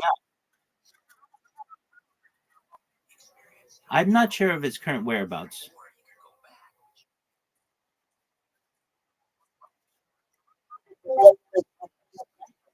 Absolutely. Look what you did, man. You have a wonderful community. Welcome, welcome, everyone. If you don't know who I am, let me introduce myself to you. I'm Rabbi Rothschild. I stream my life 24 hours a day, 7 days a week, 365 days a year for world peace. I've been doing so since the pandemic, more than 3.5 years. I have more data archived on the internet than any person ever. This is essentially a real life Truman Show or real life Big Brother. The Economist magazine stated in 2018 that data had overtaken petroleum as Earth's number one resource, and I have more data, specifically human data, archived on the internet than any person ever, which may make me a very influential person. And if that happens, I'm going to help everyone in here not just become financially independent if you're not already, not just create generational wealth if you don't already have that, but I want to be able to give you enough money to be able to start charities and philanthropic organizations of your own. I talk about things to improve the world, like ending world hunger through the use of technology such as agricultural drones, floating greenhouses, saltwater greenhouses, vertical farming, things like hydroponics and cloud seeding. I want to help end world thirst. I'm sponsored by a cryptocurrency. It's worth about $100 million. It's very active on Twitter. It's known as Harry Potter Obama Sonic 10 Inu. One of the things we do is build wells in developing nations like Nigeria. I'm an advocate for those types of programs. I'm an advocate for projects like the LifeStraw program. And I'm an advocate for things like desalination technology, where we pump Earth's seawater onto land to make it drinkable. Other things that I like to talk about are futurology topics such as anti-gravity, antimatter, faster than light travel, faster than light communication, alien disclosure, quantum computing, artificial general intelligence, artificial superintelligence, things like de-extinction technology. People don't know this, but the first successful de-extinction took place in the year 2003 with the Pyrenean ibex. Fast forward to the year, which was a goat located in northern Spain, southern France. Fast forward to the year 2021, a company out of Dallas, Texas is founded known as Colossal Bioscientific. They've made it their goal that within the next 3 years, or by 2028, to reintroduce the woolly mammoth into the Arctic Circle utilizing Asian elephant surrogates, which I just think is a mind-blowing goal. They just recently made they had their first anniversary or their first birthday of a dire wolf, which are three dire wolves that they created. Joe Rogan has met these dire wolves. They want to reintroduce the Tasmanian tiger following the woolly mammoth introduction, and then the dodo bird, which I just think is really exciting. Other things that I talk about that affect every single person in here are things like life extension technology. When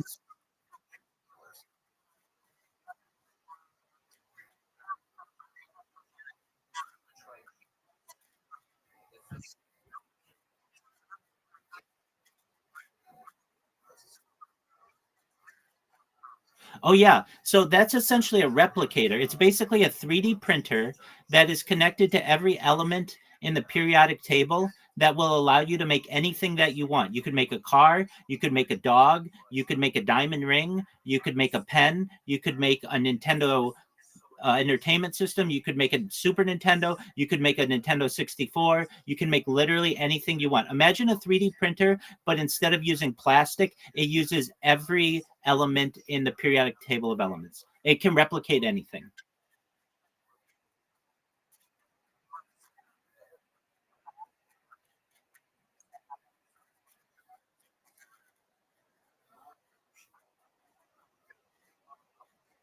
Well, in the same way that we release Xerox machines or copy machines and they're unable to copy currency, we could have the same type of limitations for nuclear weaponry.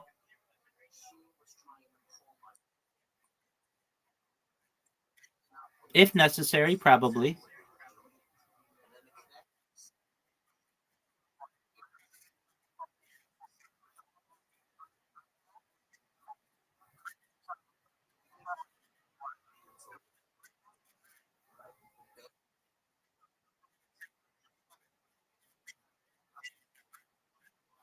Yeah,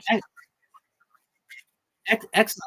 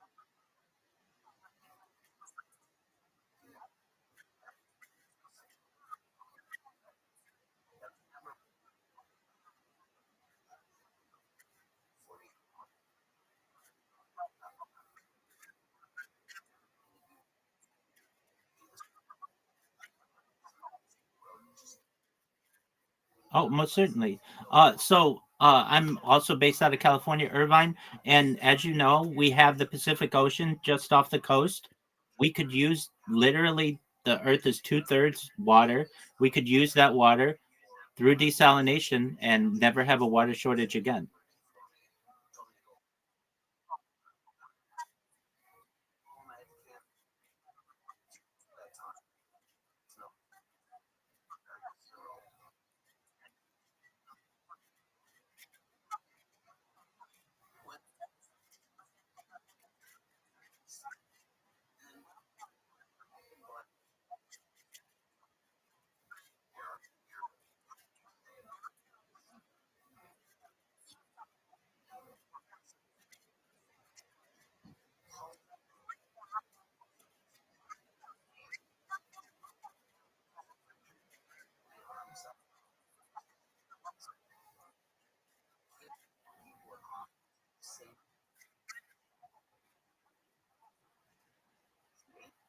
Well, no, no, no, no, no.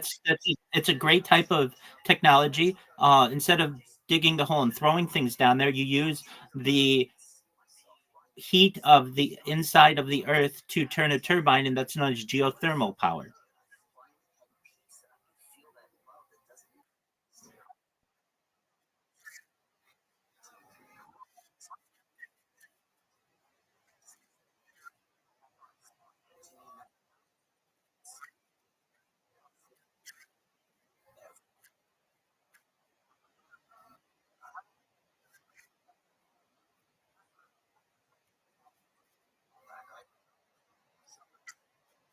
So, certainly that can be done. It's not necessarily the most efficient way. There are certainly the most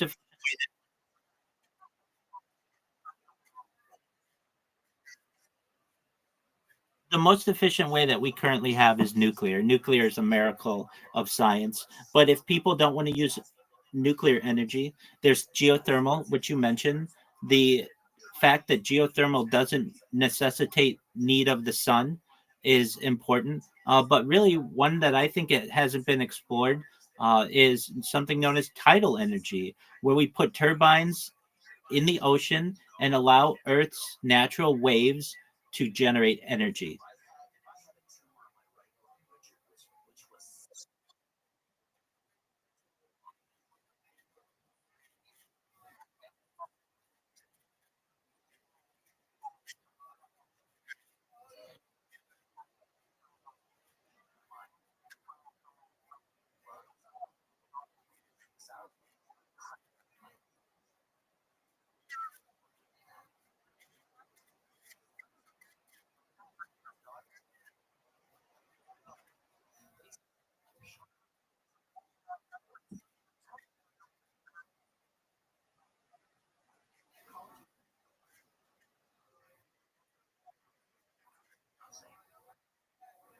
We,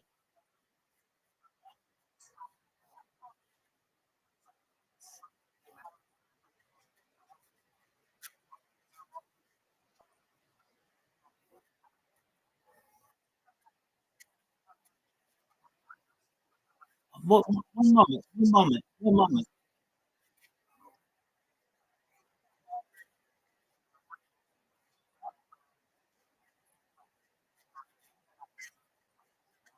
one moment, one moment. We've had nuclear energy in the United States for 70 years. What do you mean we can't have it?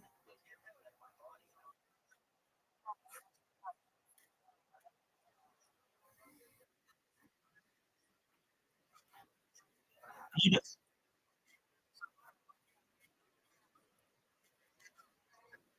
do you know how many people in the United States have ever died from nuclear fallout?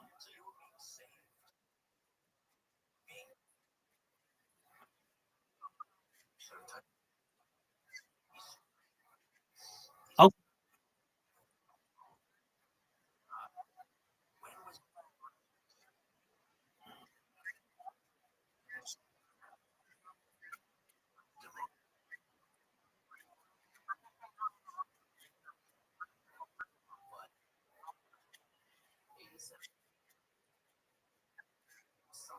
okay. I mean, nevertheless, whatever we can use to have basically unlimited power opportunities is going to be extremely beneficial to either a state government or the residents of a state or the residents nationally.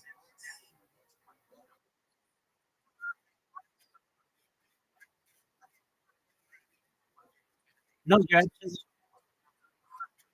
excellent. And what people are usually fear when they hear nuclear power is fallout.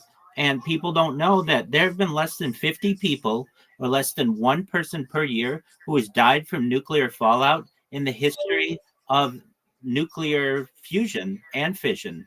So when did this happen? People think people died at 3 Mile Island, 0 people died there. People think that a lot of people died at Chernobyl, only about 41 people. You can go to Wikipedia, that's what's stated on there, died from Chernobyl. And people think Fukushima killed a lot of people through nuclear fallout, and it did not. The tsunami killed a lot of people, but you can see on Wikipedia 3 people died at Fukushima. So about 44 people in about 80 years of nuclear history is not that bad. I don't want anyone to die, but when you compare 44 people versus the amount of people who have died from the pollution of coal and of nuclear energy, I'm sorry, not nuclear energy, natural gas and petroleum, just the people who have to maintain those types of systems, more of them die than what we have who die of all time in the history of nuclear energy. So nuclear energy is extremely efficient. It's extremely powerful, and in my opinion, is the future of energy for the world.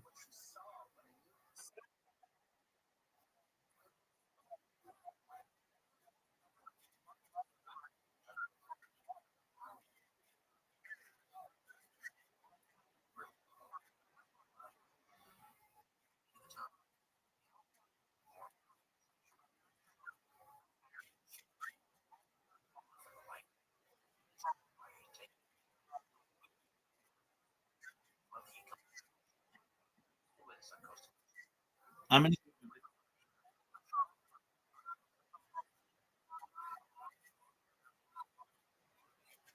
that's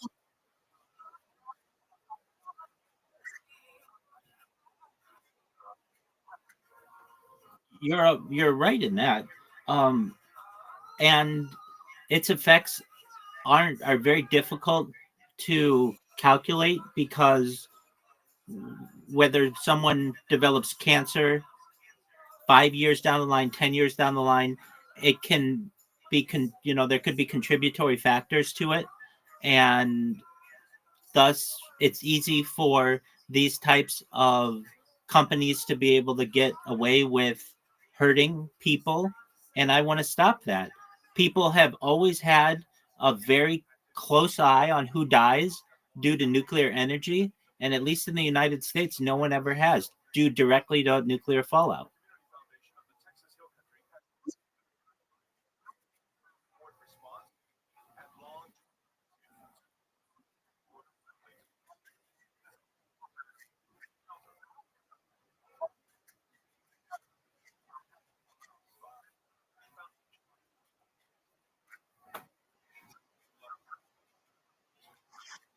Well, when we talk about this, we're really talking about scales. Now, do I think there are planets at a planet scale, um, in a in a in an atomic sense in your room? No. But what I do think,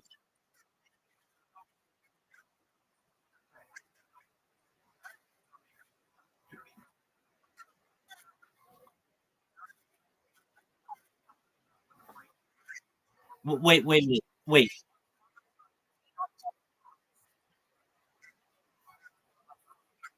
There are there are definitely similar patterns, especially when it comes to orbiting and vibrating that we see in the universe. Definitely. Now, in terms of scale, there's something like in terms of and I use AI all the time. I've been using AI since the launch of ChatGPT November 30th, 2020.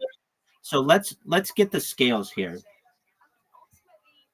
Yo, dog, can you please give me the scales from 10 to the negative 30 all the way to 10 to the 30th, and with 10 being at the human level, 10 to the negative 30th being the nano level, and 10 to the 30th being somewhere around the size of the galaxy or the universe, I should say. And provide it to me in a list of 60. So from negative 30 to positive 30. All right, here we go. So to the negative 30th is way below Planck length. To the negative 29th is a hypothetical realm. Negative 28 to beyond known physics. Negative 27 is deep quantum speculation. So really the atomic scale starts at 10 to the negative 18th. Then we have subnuclear particles at 10 to the 16th. A femtometer or a proton size is at 10 to the 15th. A small nucleus is 10 to the 14th.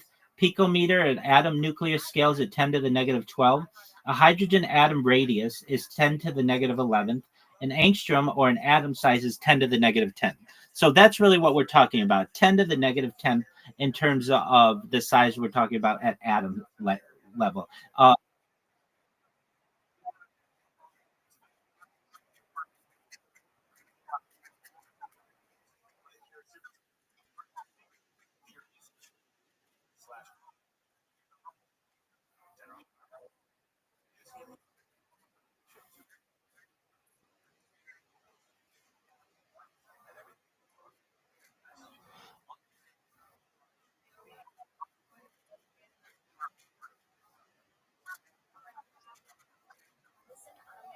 Well, it depends how you define intelligence.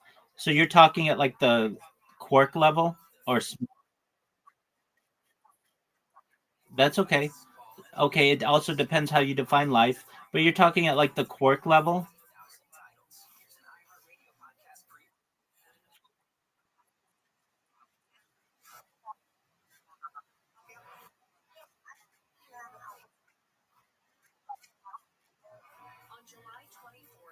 I understand what you're saying. I really think that,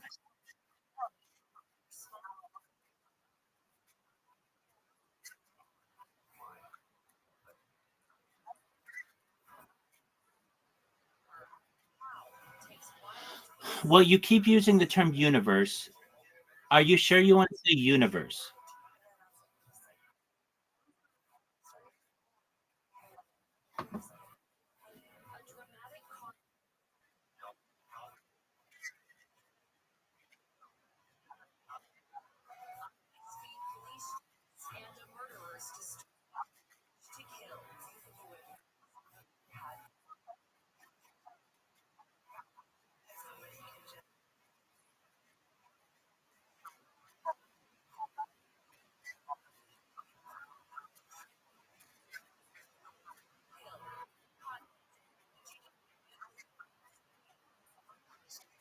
You're good.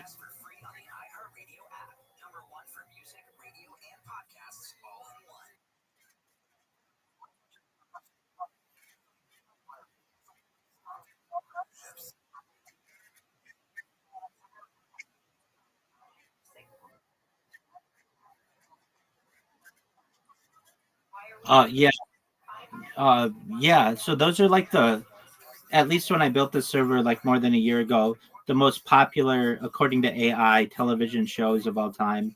And then like 50 most popular musical genres, and like the 50 most popular social media, 50 most popular sports, 50 most popular movie. I've got video games. Um,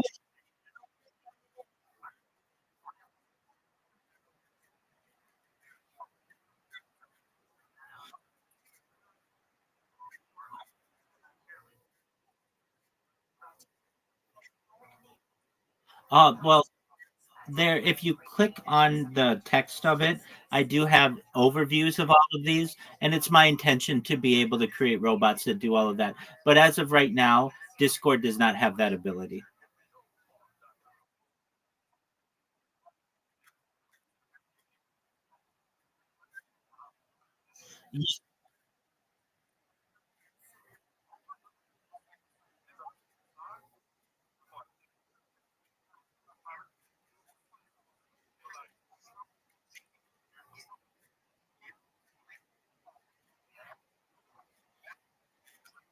So no, that's okay. It's against Discord's terms and conditions to do that. So you're not allowed to do that. Or I would. I do have bots that, like for instance, like the Joe Rogan Experience. I have a bot that plays all the Joe Rogans in here. However, it sometimes it's I didn't build the bot, so it's not as efficient, or I should say as stable as I'd like it to be. It might work for a month, but I want it to work for 100 years straight without any issues. And so if it has any issues, then it stops. So I don't normally, just for my own sanity, I don't normally lend support to those bots, but like I do have some bots that are very stable. If you go to Lo-Fi Boy, Lo-Fi Girl, Dark Ambient, Peaceful Music, Peaceful Piano. You go into any of those, they just are playing uh, content. Exactly. Thank you. I am. Yes. I'm an Orthodox rabbi, specifically modern Orthodox. I made smicha about 5 years ago, and and thank you. Thank you. And I didn't necessarily start on this road. I just was a religious individual and was recommended by my rabbi to study under rabbis. It was during the pandemic, but I had the privilege of studying with some rabbis around the world, including in Israel, and specifically under Rabbi Yehuda Oppenheimer. And so, after a course of study, I made smicha under him. And then from there, it was still the pandemic, and shul was still closed, synagogue was still closed, or at least we were doing a lot of things virtually. And it made me become more comfortable being on camera. When before I wasn't that comfortable on camera, you don't just start live streaming your life. It's slow. It's a slow adoption. My Chumash classes or my Torah classes were on camera. My Gemara or my Talmud classes were on camera. My Hebrew courses were on camera, and so I became more and more familiar. My Chavrusa, my paired learning was on camera, and then eventually recognized. And I'm also a certified project management professional, so I've launched apps on the App Store and Google Play. I've had major contracts with Fortune 100 companies. And so I would go to work, or quote unquote, go to work working remotely. And then I'd have classes in the evening, and everything was on camera. So I was on camera already about 16 hours a day or so. And I recognized that, you know what, if I just keep the camera on for another, yeah, exactly. Exactly. The way it started, though, specifically, I would after work would hit golf balls at Tiger Woods' golf course in Anaheim, and I wanted to see what my golf swing looked like, and so I started taking videos of myself, and some of them were funny. And I thought, you know what, in the future, my family, though, I don't have children or wife right now, in the future, I plan on doing that. And if they have interest in who their father is and what he was like before he met their mother and such, these videos might be valuable to me. So I started uploading those every night.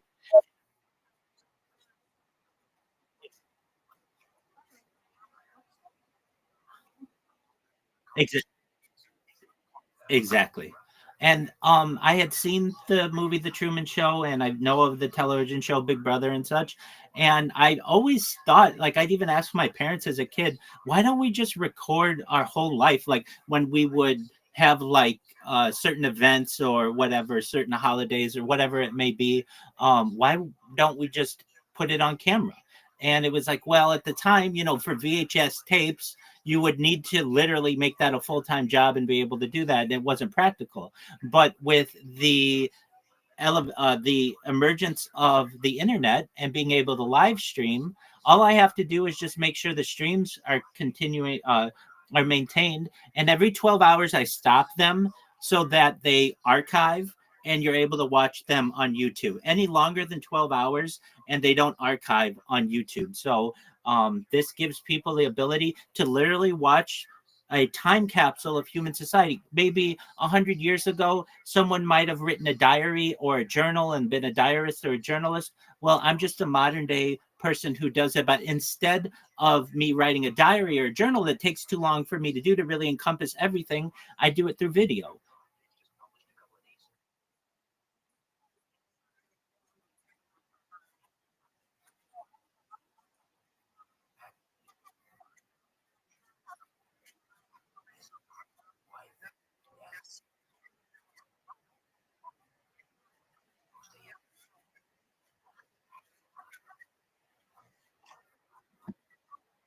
You're 100 you're 100% right. Many years ago, people might have seen this as like the Epic of Gilgamesh or even the Bible. And what I'm doing right now is essentially a modern day Bible. And people will study it in the future, just like we study the stories of people in the Bible. People will study my life in that way.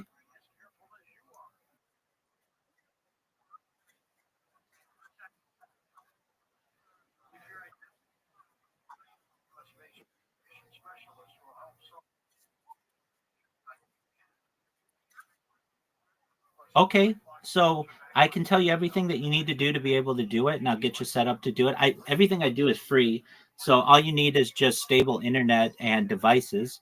And just know that by you being on my stream, you're already doing it. So you're already a part. Oh yeah, you're already doing it right now. By the second that you joined my Discord and came on camera, that camera right there is recording you. And so you're already like this is the birth of your what I call life streaming. It's not live streaming, well of course it is, but it's streaming of your life. So what you do you have a YouTube channel?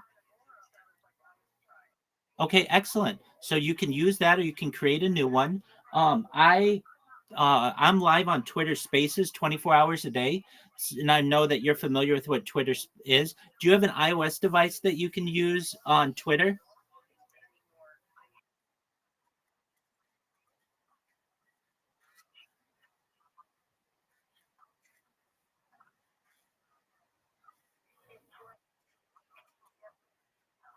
Abs- abs-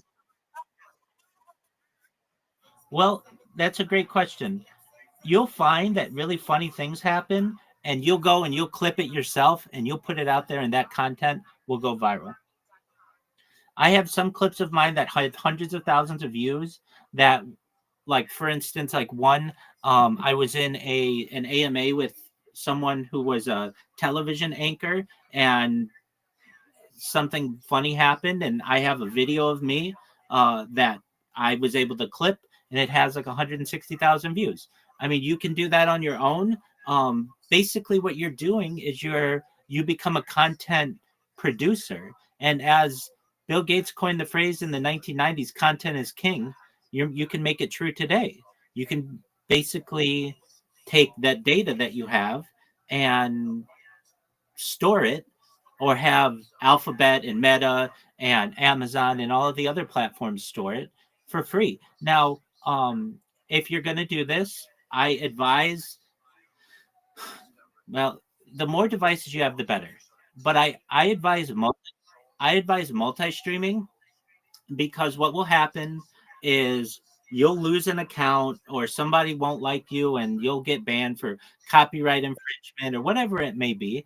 And so you want to have backups and backups of your backups. So what you do is I use a platform known as Rumble, and they have a feature that allows you to multi-stream for free, and thus you can connect YouTube, Twitter, Twitch, Kick, and all of the other ones in that, basically unlimited amounts, or you could probably have at least 100. And then each device multi streams. So when you go live on one device, you go live on perhaps like dozens of devices, dozens of platforms.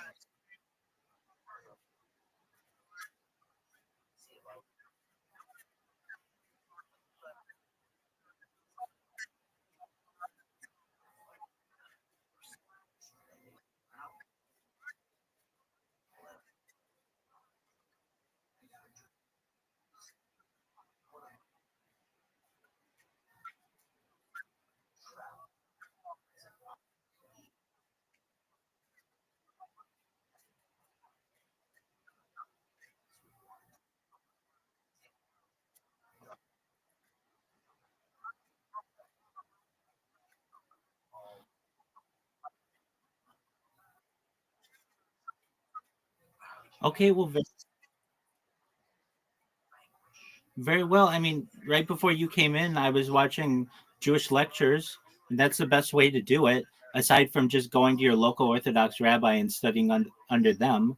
Um, yeah,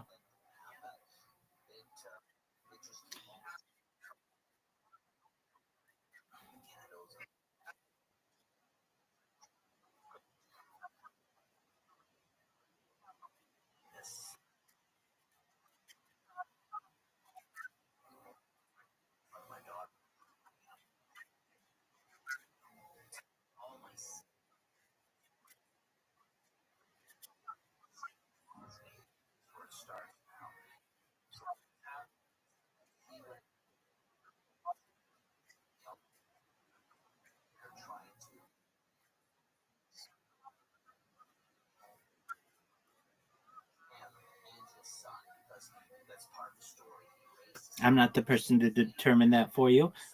Everything. No, you don't freak me out at all. Everything is a journey, and there are wise sages who say that the journey of 1,000 miles begins with one step. I think before you say that, hey, I'm going to be a rabbi, first become an Orthodox Jew, or at least, well, you made bar mitzvah, you made bar mitzvah when you were 13. You don't need a party to do that. Just on your 13th birthday, that's what happens. So that's already been done. Now you can celebrate it if that's something you want to do. I can't tell you.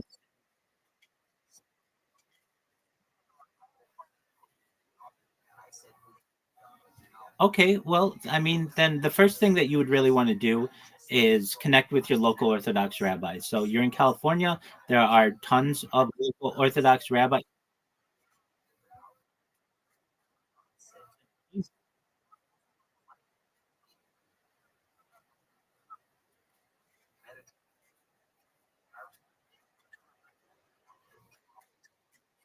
That's what I do, though.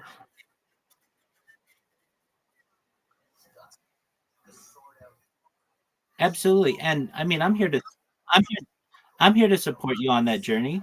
And so if you ever have questions or you ever need support, I'm here for you.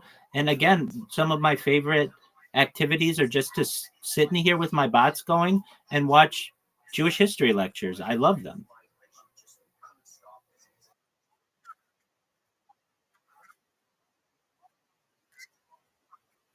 I live with other people in a home based out of Irvine, California, and and we're very diverse. So some of them do. Some of them are like students at University of California, Irvine. I get other people. Well, and I've got other people who are like older people and they don't know anything really about the internet, and so there are it's a diverse household, and people are always moving in and out. And some of the people aren't from the United States. We had some people from Ukraine move here after the or like since the war, and like they barely they barely speak any English, so we've helped them with that. And they're like a student at Irvine, at a local Irvine institution, and um, like it's really you don't have to be Jewish to be. Uh, he actually is. The people who own the home are from Iran, and they are I think they're of Zoroastrian background. We don't really get too much into religion, but I live close enough that I've got two shuls or synagogues, which I'm a member, within walking distance, which is really nice, and it's just a convenient place, and been here for quite some time, and don't need to necessarily make any changes currently. But I know once I go viral, I'm going to be able to buy the house. I'm going to be able to buy the whole block.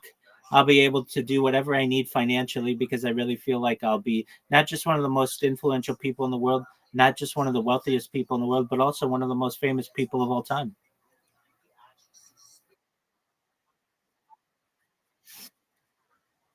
Absolutely. And so you see what my bots do.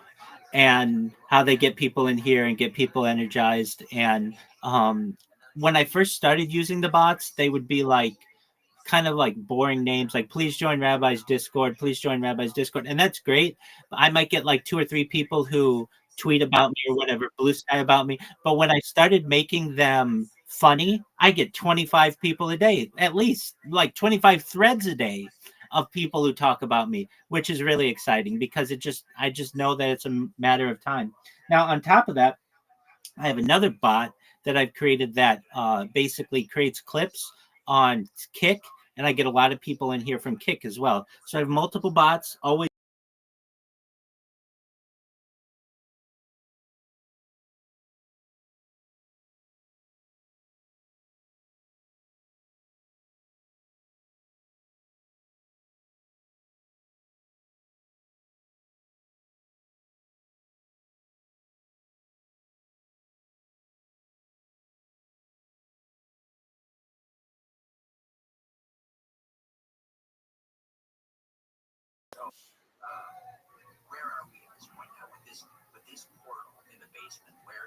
Apologies, I'm here. I just had an internet hiccup. Well, we have Dodo here. Welcome, Dodo. How are you? Can you hear me?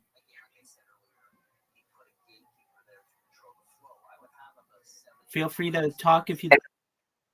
Hey, how are you? Welcome. Do you mind if I tell you about myself? I wish I could. How'd you find out about me, Dodo?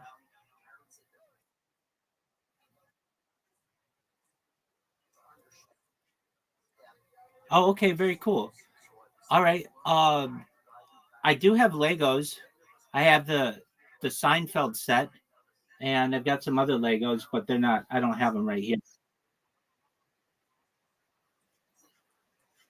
Oh, excellent. Yeah. So I am Rabbi Rothschild. I stream my life 24 hours a day, 7 days a week, 365 days a year for world peace. I've been doing so since the pandemic, more than 3.5 years. I'm live right now on 22 different YouTube streams, and I do so for world peace. Have you ever seen the movie The Truman Show or the television show Big Brother? Excellent. Well, that's essentially what I do with my life is just completely stream my life, most every aspect of it. And I talk about things to improve the world. That data is Earth's number one resource, according to the Economist magazine. Data overtook petroleum as that's okay. That's okay. You should just know more than anything of all the things that I say. I'm here to be a positive person in your world. I'm here to have an optimistic view on society, and I'm here to give people hope. If there's anything that you ever need, Dodo, I'm here to help you, okay? No, not at all. You feel free to believe whatever you want. Yeah, absolutely. I talk about things to improve the world, though, like ending world hunger through the use of technology such as agricultural drones, floating greenhouses, saltwater greenhouses, hydroponics, vertical farming, cloud seeding. I want to help end world thirst. I'm sponsored by a cryptocurrency that's worth about $100 million. And one thing that we do is build wells in developing nations. I'm sponsored by some people from Twitter, the cryptocurrency that's worth about $100 million, and we build wells in Nigeria and other developing areas for the good of humanity. Other things that I'm an advocate of are things like the LifeStar program and desalination technology, where we pump Earth's seawater onto land to make it drinkable.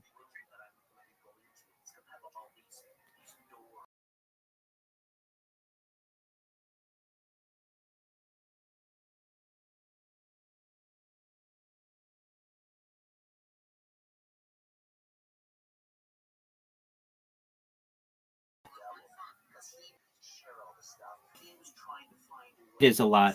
Apologies. My internet just had enough. I talk about other things to help the world. Really, I'm an advocate for life extension technology. So when you were born, Dodo, the average life expectancy for you or someone like you is probably about age 80. But if you want, in the future, I want to be able to give you all the money that you need to be able to take care of your friends, your family, to become financially independent if you're not already, to have generational wealth if you don't already, and to be able to start charities and philanthropic organizations to help the world. And with that money, I want you to be able to utilize life extension technology to be able to increase your life expectancy from age 80 to age 100, 120 through the use of technology such as oxygen therapy, human growth hormone, stem cells, things like nootropics, cryogenics, things like ambrosia therapy and cold shock therapies. But you may get to be 120 years old and you may say, Rabbi, my body's starting to break down. What's the next plan? And if you want, this is all with your consent, you may be able to utilize a type of technology known as mind uploading technology, where we scan your brain into a computer like a CAT scan or an MRI, knowing where every atom is in your central nervous system and your peripheral nervous system, for later download as an android, an avatar, a cyborg, a cybernetic being, a clone of yourself, a robot, an ethereal being, whatever you want to be. But essentially what I'm saying to you, Dodo, is there may be an opportunity for you to experience digital immortality in the future. What are your thoughts?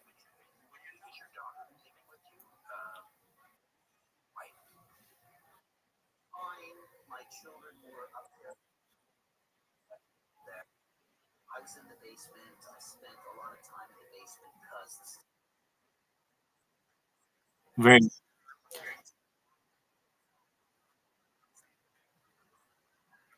of all the stuff that was going on with my marriage. But there was this.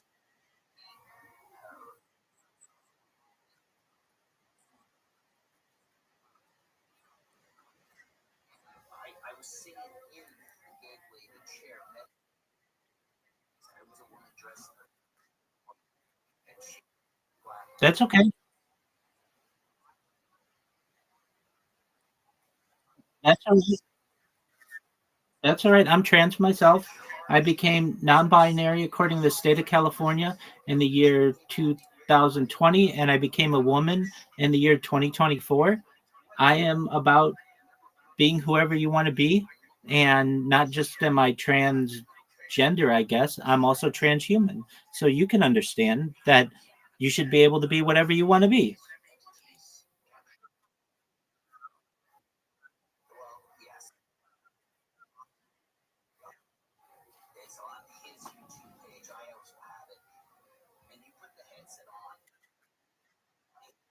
hissing, growling. I have audio.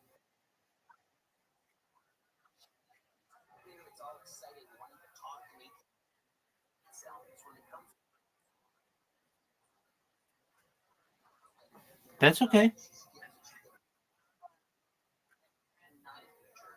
was like it's everyone talk to me. All right. People will want to talk to you. Listeners are going to call in and they're going to want to talk to you as well. And we'll do that when we come back with Sean Berry Farewell, Falling from the Light. Katie Kate. Vocal performance. Taking us into the break.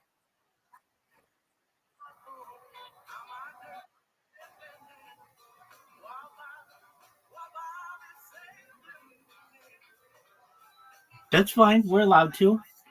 No one has the real answer, so be whatever you want to be.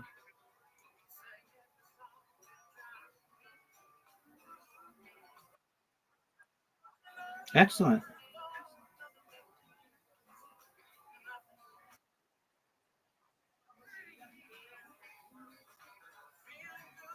devastating Texas floods impacted countless residents. Families have lost their homes. Communities. Well, as you know, that Children are still missing. transgenderism is about personal freedom, personal autonomy, and so is the transhumanist community. You should be able to live as long as you want.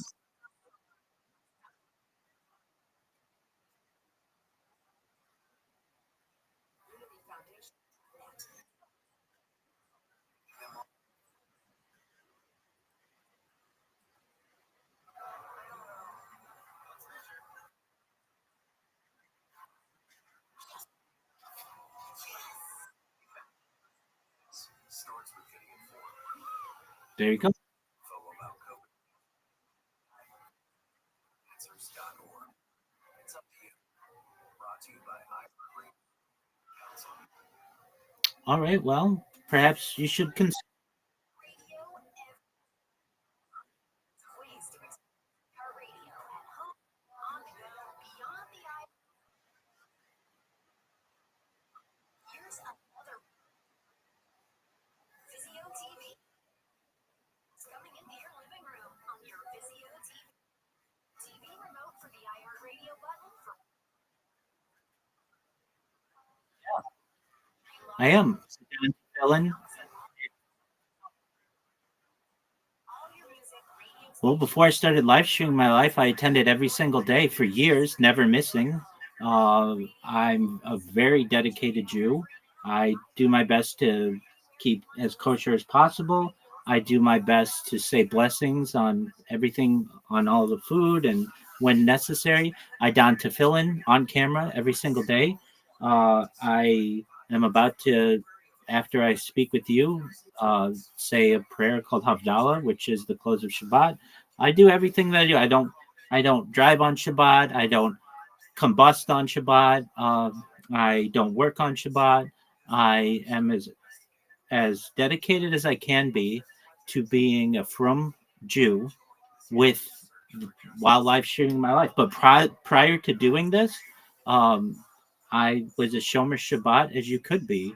My days consisted of attending synagogue starting at 6:15 in the morning. That was after I had already gone on a run and showered and put on a suit and such.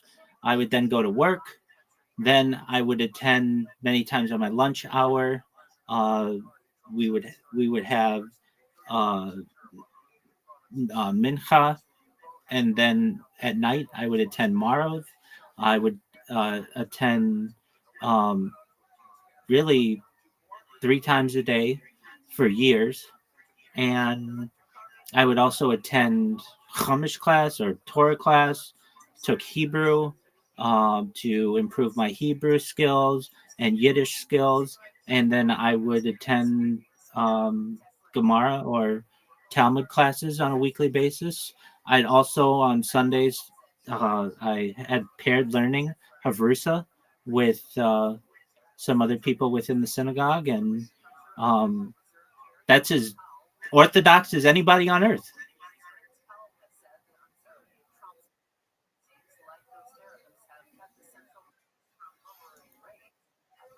Welcome, Riser. How you living, pimp? Absolutely. I'm watching the William Montgomery podcast while watching Jewish history lectures, and we have a friend here, Dodo. Dodo is, and I were just talking about some aspects of the transhumanist and transgender world, and just living like a pimp. What's good in your neck of the woods?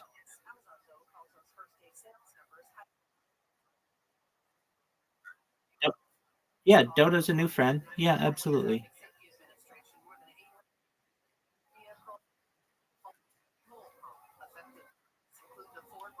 Dodo met me through a friend known as UAE Exotic Falconry and Finance. Have you ever seen this person on Twitter? They've got like 70,000 Twitter followers. Very, very charismatic, very funny individual. They found me through my bot on Blue Sky. Basically, my bot on Blue Sky and Riser, we've got some funny things to go through. Has been my bot has been spamming people, and one of the people who had spammed was this person, UAE Exotic Falconry and Finance. He came in and was really inspired by what I do, wants to do his own live stream, and has a lot of followers both on Blue Sky and on Twitter, and tweeted about me and posted about me. And then that's how we got to meet Dodo. Dodo saw one of their posts, and then that's how we got him in here.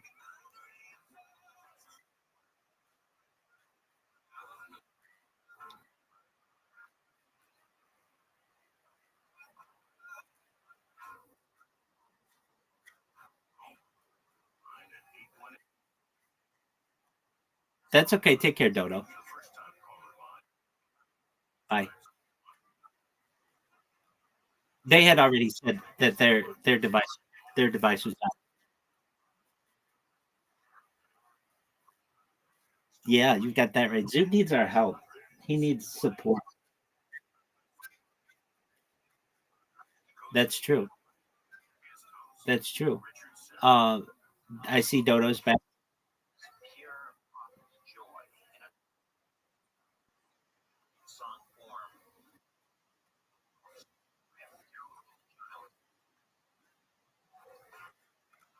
On a recent episode of AI safety expert.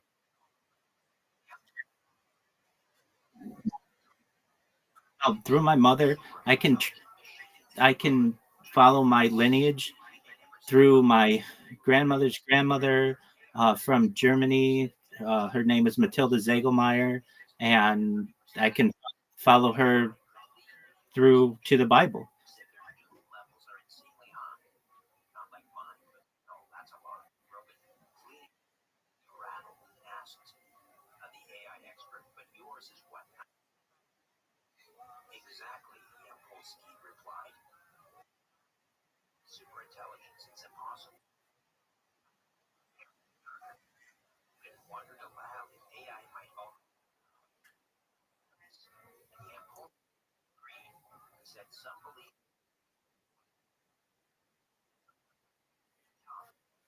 till it's too late. You can read more of this chilling story in the.com. Not just another dynamic community of genuine skeptics.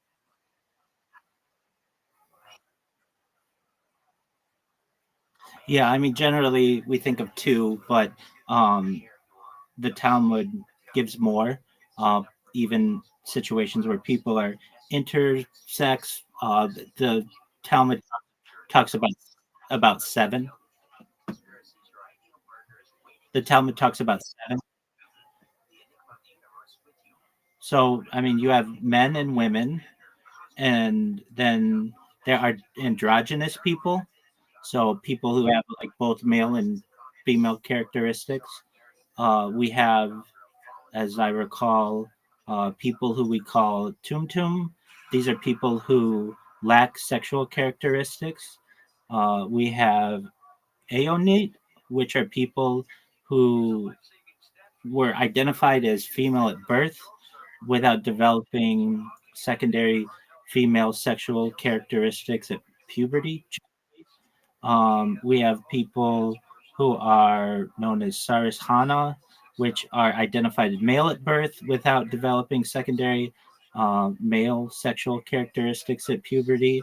And then there's Saris Adam, people who are identified male at birth without developing secondary male sexual characteristics because of castration. So there's the issue that occurs with castration.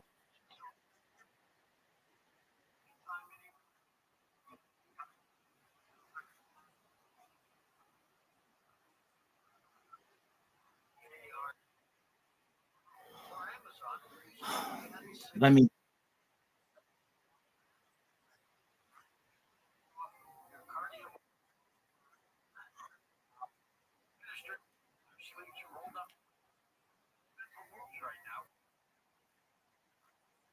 Personal finances into account with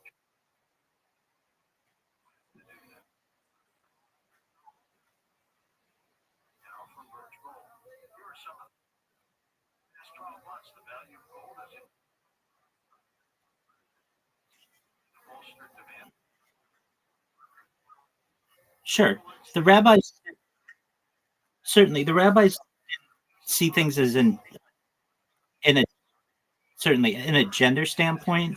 They saw these things as biological realities. So within a community, basically they would find that people fell into one of these seven categories. Generally, the first two, man and woman, but they're Next, the word coast.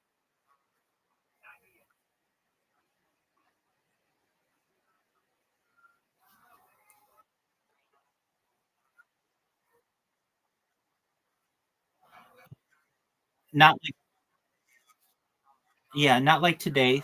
Generally, So you're asking like how did someone who didn't have their someone who was androgynous, let's say, there are certain aspects of life that they wouldn't necessarily need to uphold. So in terms of someone who maybe was identified as a woman at birth, but then never developed secondary sexual functions, wouldn't necessarily fall very neatly into the society where they would be ready for marriage around age 12 or so, or a male around age 13, and the reverse of that. But they were loved by their families and cared about deeply by their families, and were recognized that we're all made in the image and likeness of God, and due to God's will, they were just created a little differently than most of the people in society. But that doesn't necessarily mean that they're any worse than any of the other people by any means.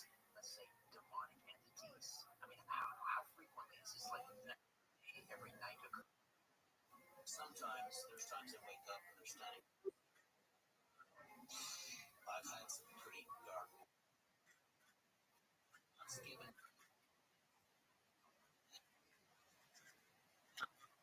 Absolutely. The Levant, specifically. Yeah. Judea. They like to run around my bed, laugh and giggle, they wave at me because And just like today, we have people with physical, biological abnormalities. The same thing happened then. terrors like this. But at least learn how to protect yourself. There's many different ways to do it.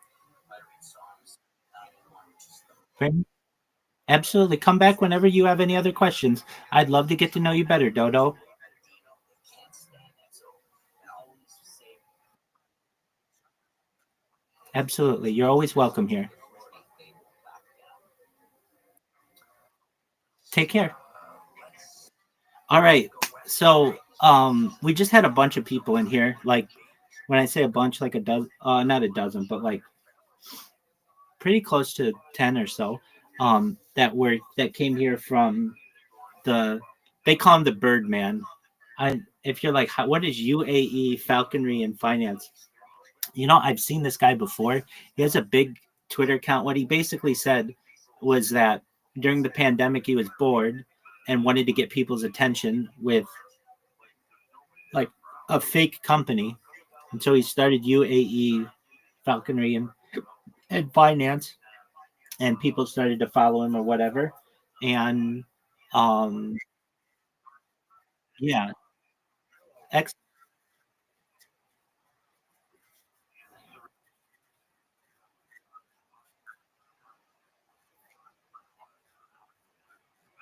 yeah. So he brought in a bunch of people, and we just had conversations. That's amazing. And I mean, he just did it like an hour ago, or not even. So, um, that's been really cool. We have, um, yeah, we were face to face. He was on camera.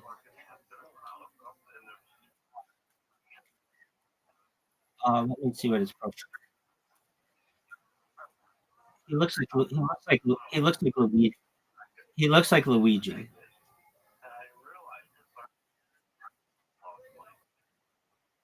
Let me see. UAE.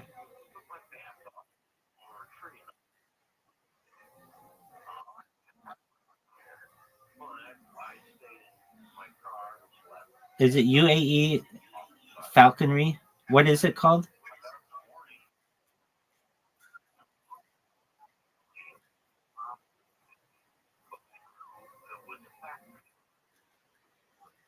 Oh yeah, yeah, that's him.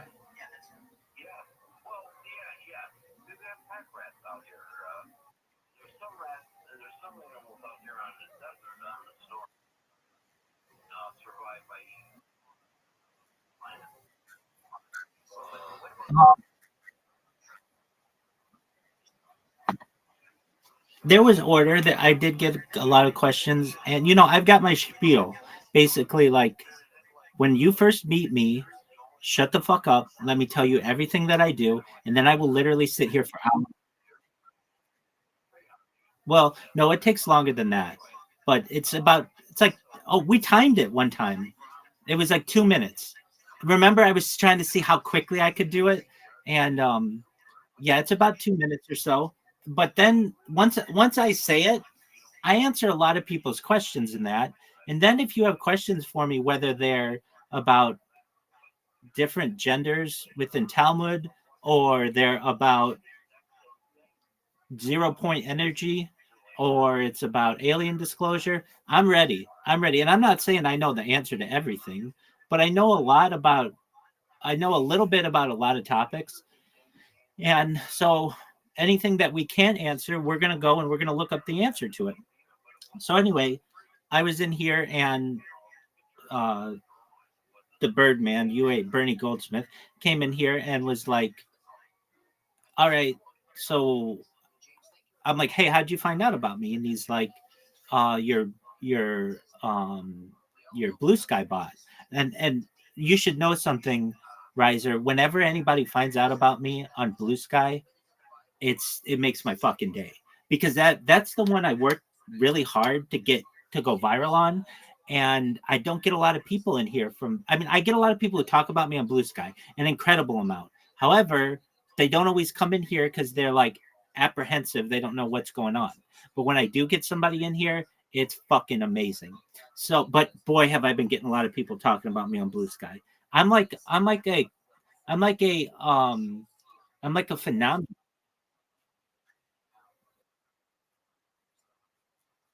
Exactly. I'm a phenomenon. And word.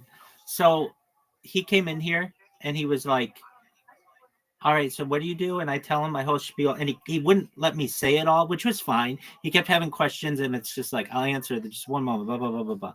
And then I was able to answer, and he got really excited, like super motivated. He's like, oh, this is great. I want to start live streaming my life. I want to become a rabbi. I want to do all these things. It's like, okay, well, 1 second, one thing at a time. Like, let's not put the cart before the horse. You can do all those things, and I'll help you become anything that you want to be.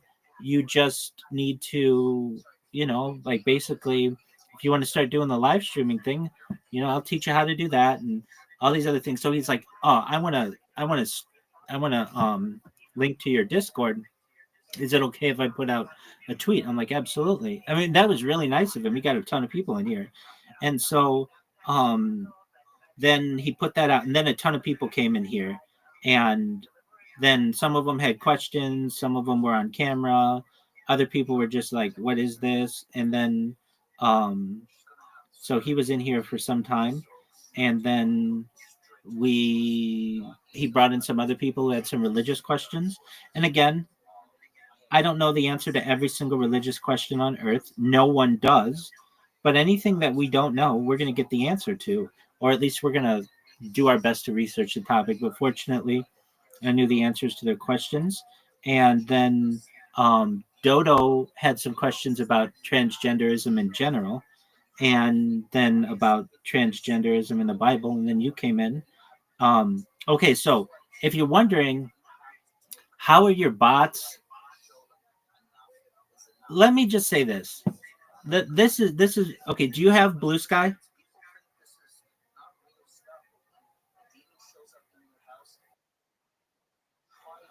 Well, you are missing out. Okay, that's fine.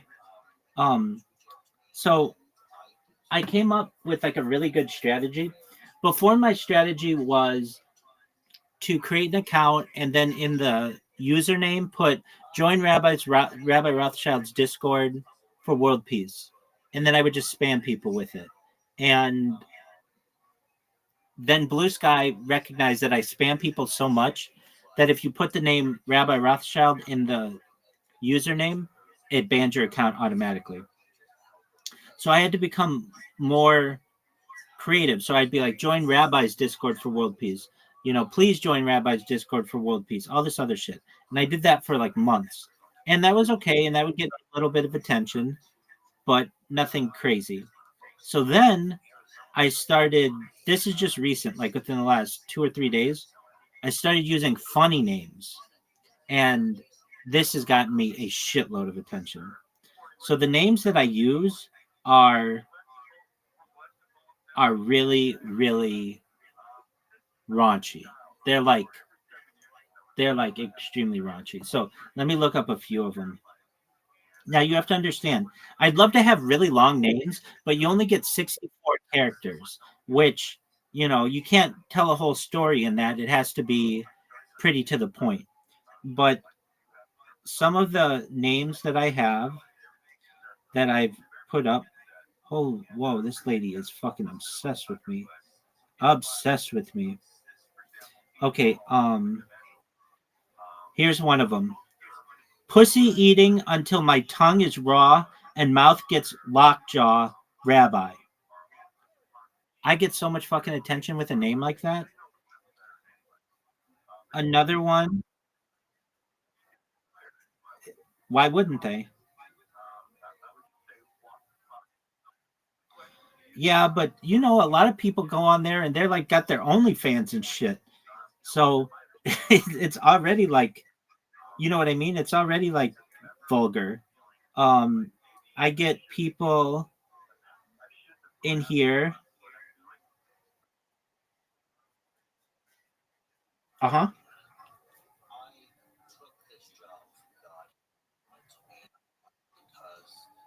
Another one. Pussy eating.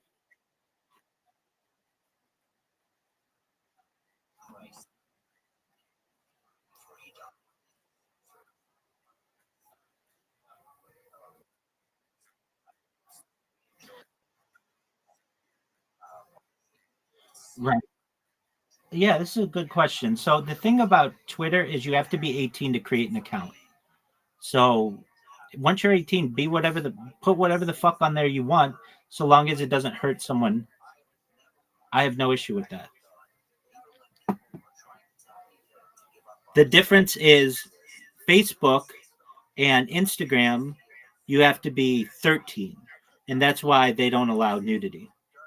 Does that make sense?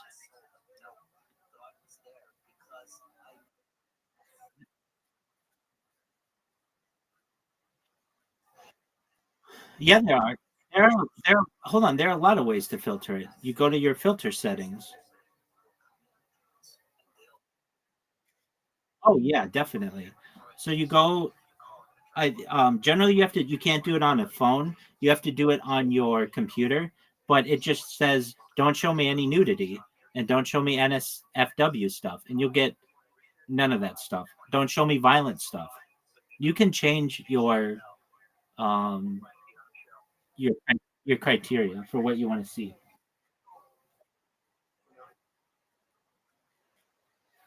I do too.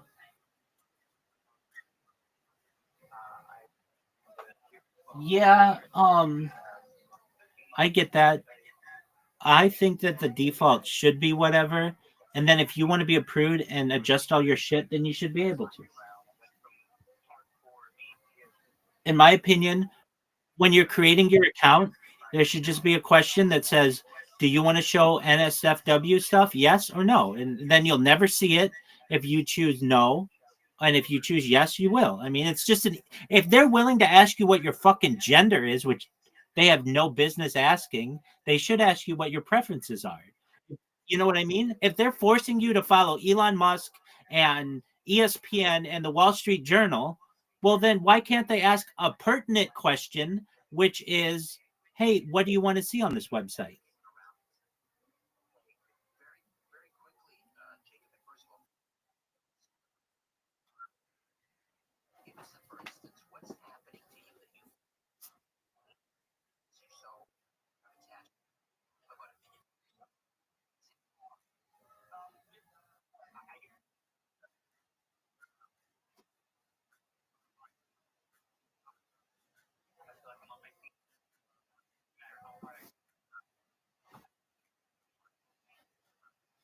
I get that. So then,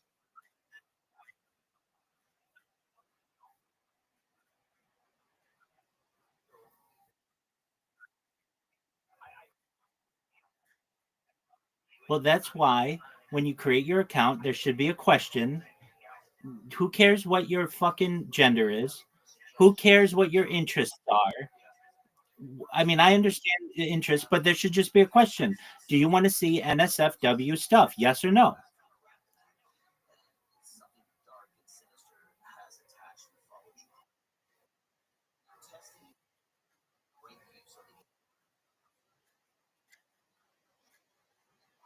Yeah, but there are people who don't want to see that stuff, and they shouldn't have to start using the app and be like, "Oh, I don't want to see that," and then figure out in their settings. Look, you use Twitter more than just about anybody, and you didn't know that these were settings. And on top of that, they're not settings in the app. You have to do it from a desktop, and that's ridiculous.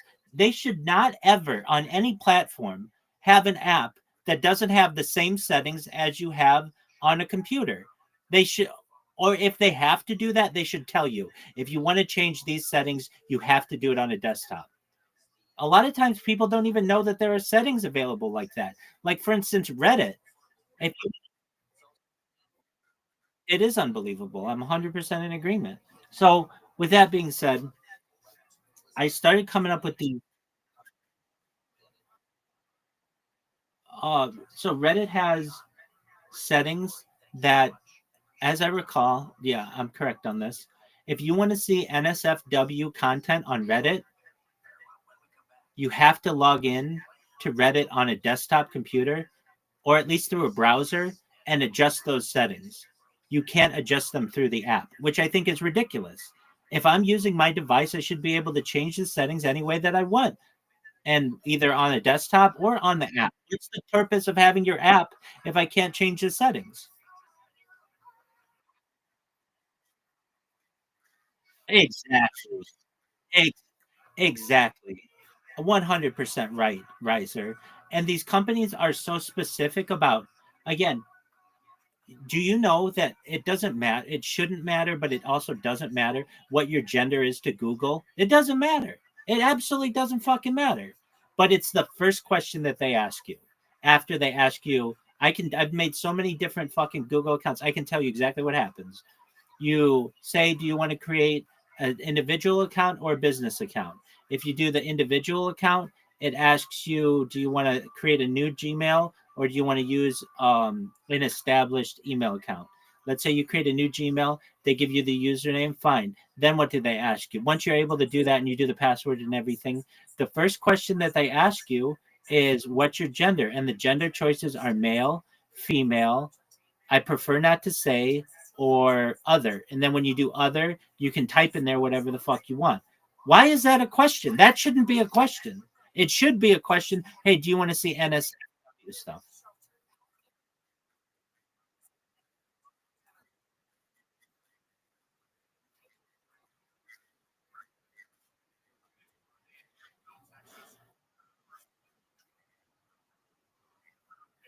They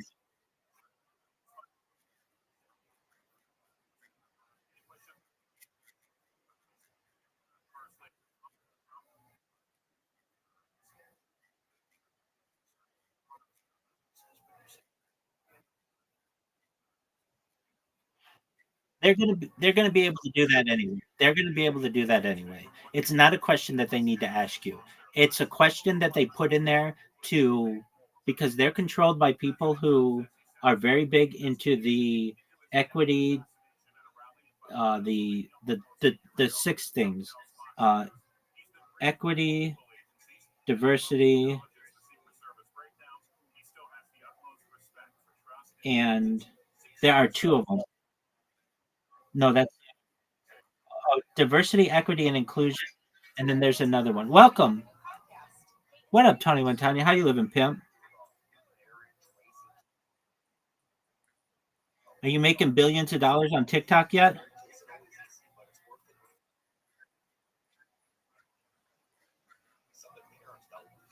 Okay,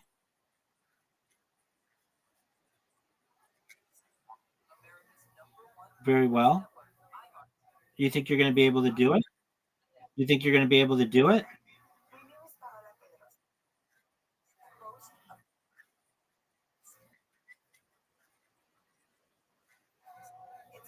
Okay, very well. This is my friend Tony Montana. Tony Montana, Riser. I'm sure would be interested. He loves people who make money on the internet. Tony Montagna, explain to him what you do.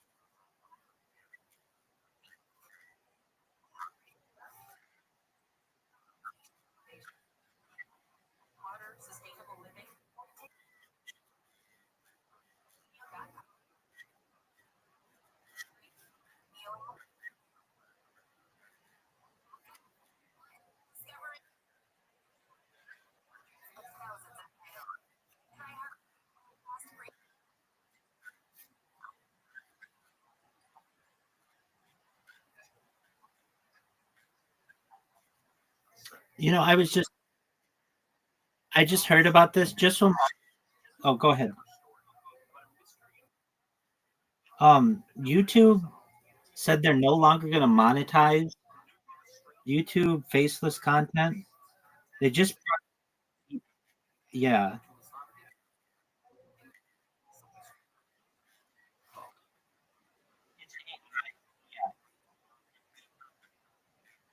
yeah. So effective in 3 days, YouTube has introduced new monetization policies effective July 15th, 2025, which significantly impact faceless content.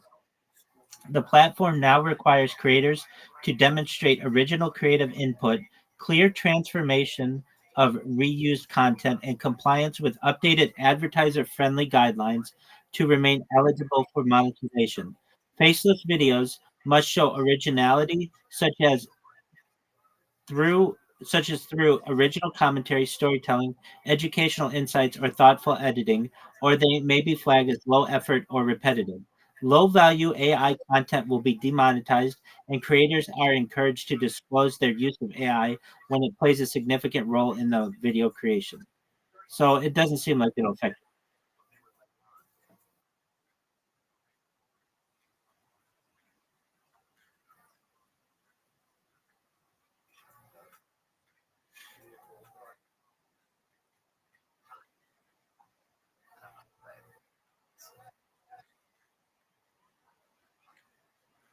Right. So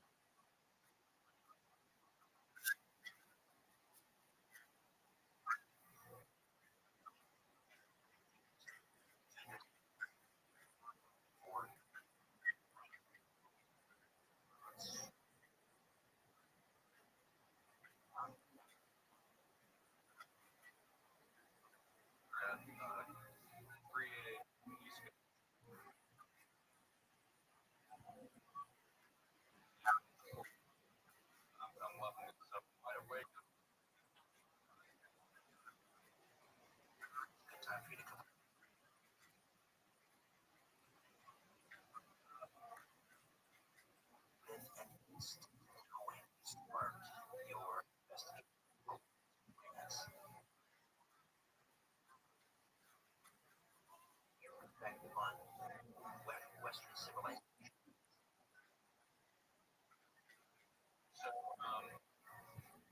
this happened in late April.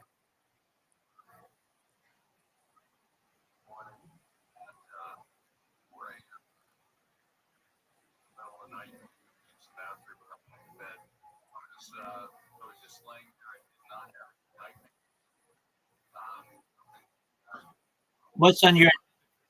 What's on your agenda for tonight, Tony Montano? Had What's on your agenda for tonight? a flash where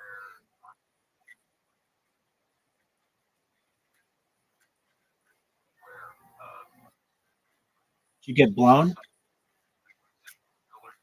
Did you get blown? that were under attack, primarily It's all right. It happens. No, there's always next week. Fuck, there's always.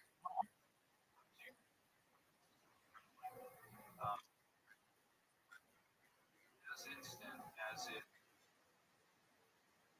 lights on. Did you have any targets? There wasn't vision. It had an experience Scalar 0 to 10. and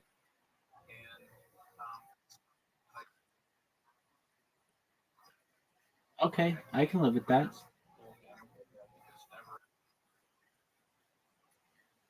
Dude,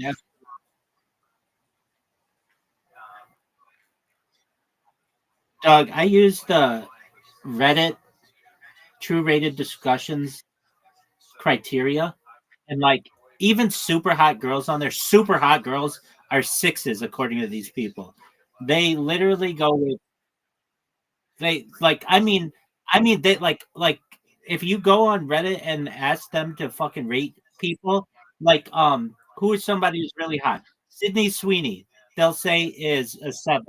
Um Selma Hayek, I her eyes are never open. She's got a gummy smile. Nevertheless, like Margot Robbie, they'll say is an 8, which is like in any guy's world, Margot Robbie's a 10. Angelina Jolie, say like an 8.5. Like it's like ridiculous. Jennifer Aniston, they'll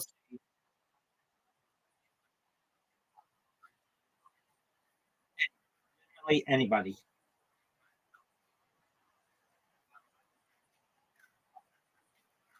but they're very specific on what chicks are like, how chicks are rated. So like if you are like a 6.5, you're smoking hot, and that's not normally like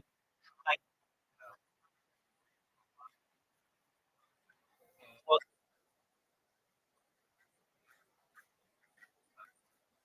that's exactly right.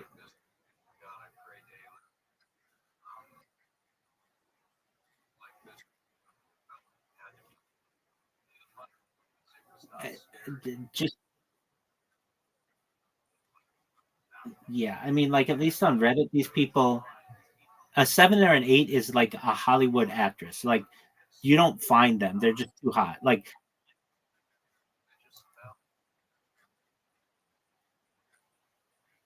100 100%. That whole community, they get really fucking specific about that shit. And it's hilarious. Right. I'll tell you what, your average 5 chick on there who has the guts to put they're fucking hot as shit. It's just like you'll get some loser dude who's like she's a 4. Like fuck you, man. You're a 1.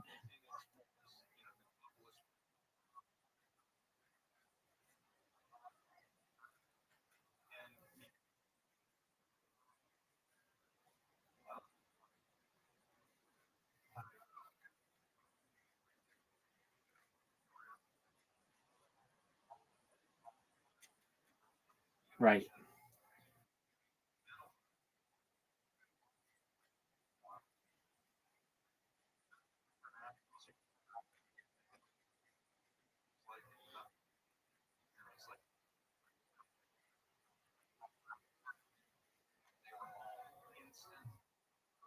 Well, I don't know if he should be arrested, but if anything, he should put himself out there to be like, hey,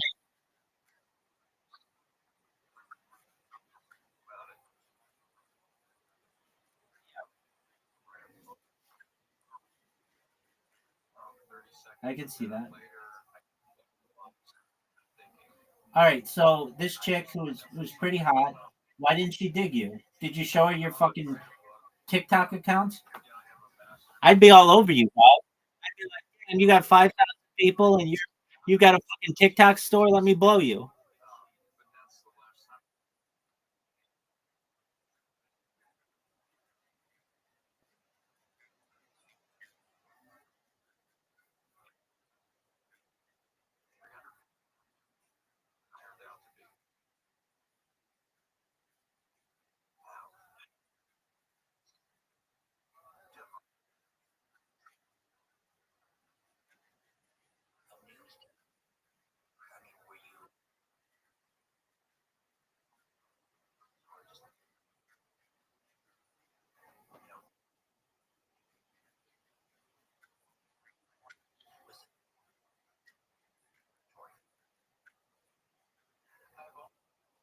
Dude, you got the hot girl's number?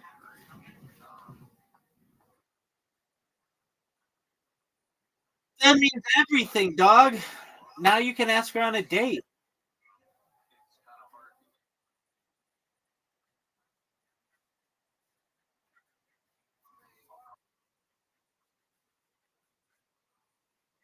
No, dog. She doesn't fucking want that. Dude, she doesn't want that. She gave you her number. Now, within the next 24 hours or so, you should lock her down for a date.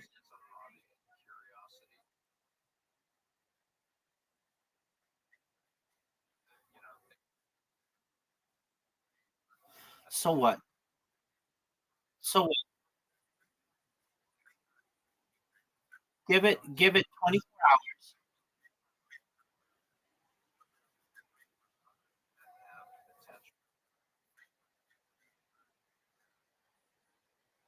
You're exactly right. Yeah, so you should tell this girl, you could text her tomorrow night and be like, "Hey, I had a good time with you last night. You want to go out to dinner on Friday?"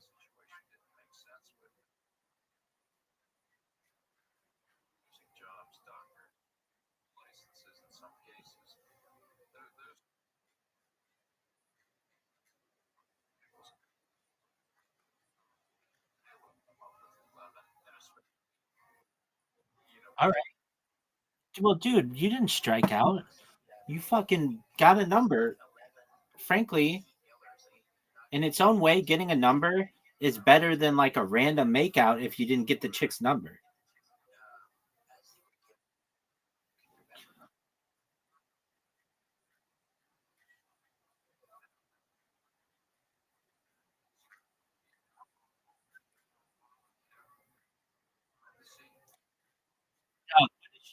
What if she's on her period? Do you expect her to say to you, "Hey, yeah, I'm on my period"? No, she's gonna say no. She's just gonna say,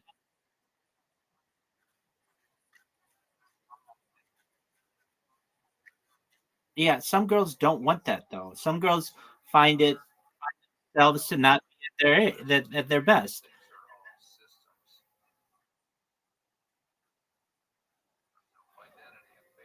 And all right,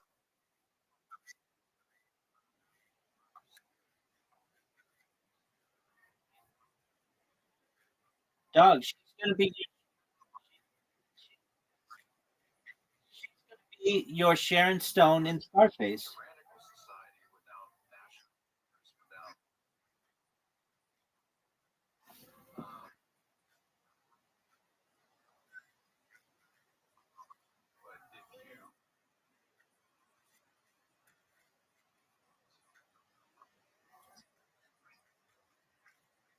The world is yours, baby.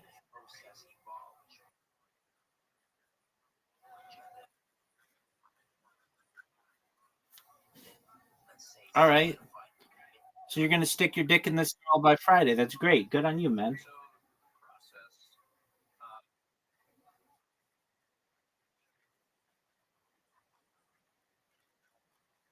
Absolutely. Absolutely. The difference.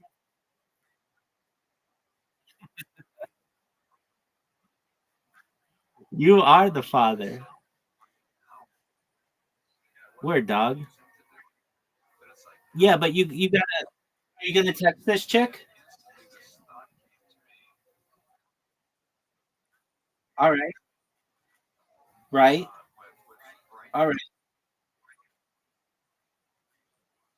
All right. So is this bitch on TikTok?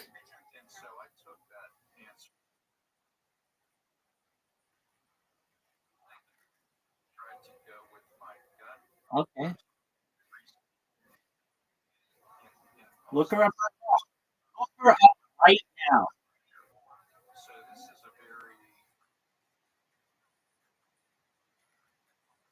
Look her up right now.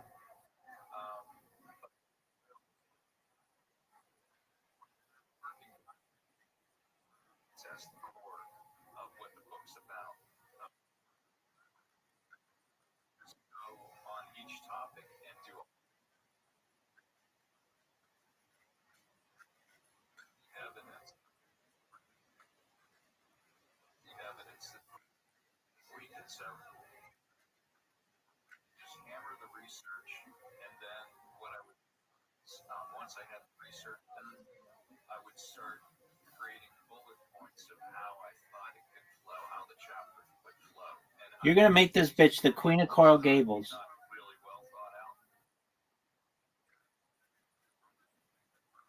Word, dog.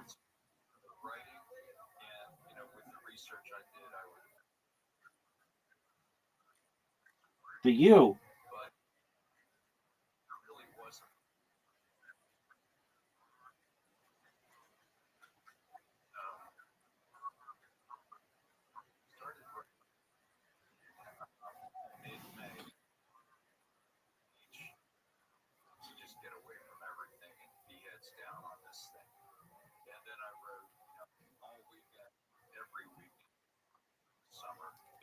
She's got a website. Welcome to Book Business. Oh, yeah, fuck yeah.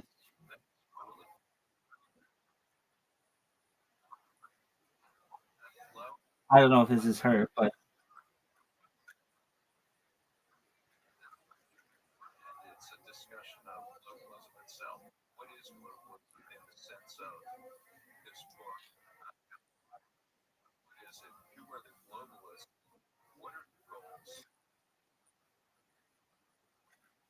I was telling somebody earlier today that I am the central spoke in the wheel of the internet.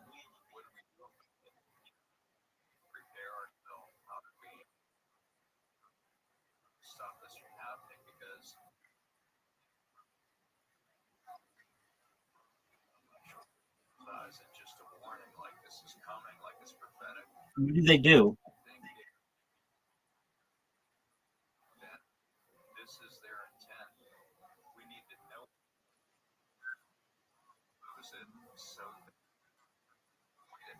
It's a nice name.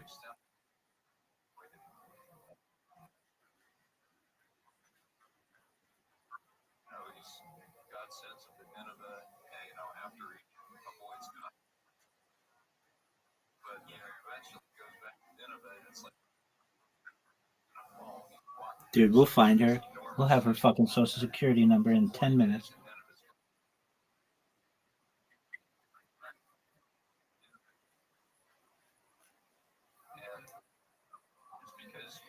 Okay, so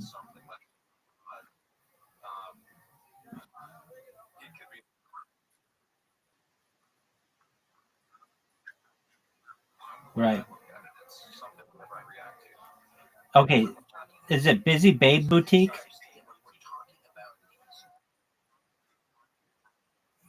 Okay.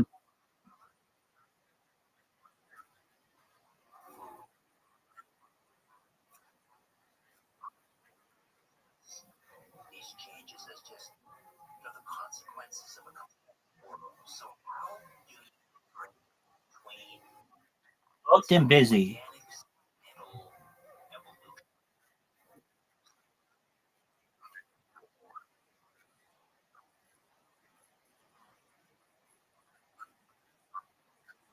Hold on. Is it busy? Bizzy?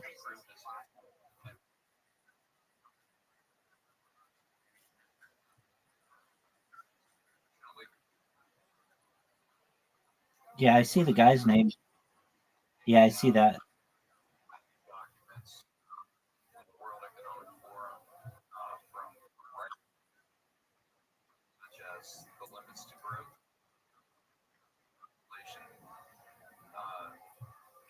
And so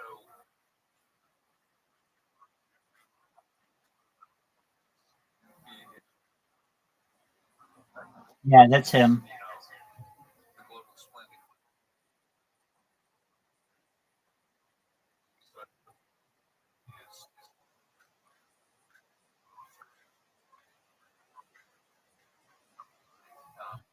is Agenda 2030 economic say, states it's 2050. You own nothing, be happy, and then it goes into all these changes like at a big picture level that they're all about. And it's very dismissive of things that are outside of our human experience so far. But we better pay attention when the globalists who have all kinds of talk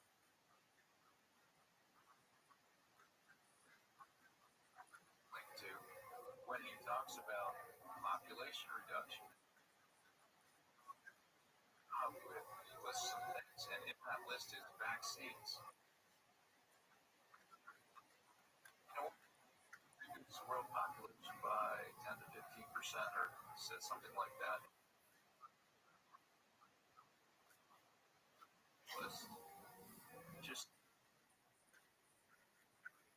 Oh, dude, it's game over with that. We gotta jump in here. We'll take a quick time out, bottom of the hour, and then back to more. Dude, you could have with a tractor. A slow burn, coast to coast. Dog, you should be pulling so much tail. It's redonk. That's that's what I fuck.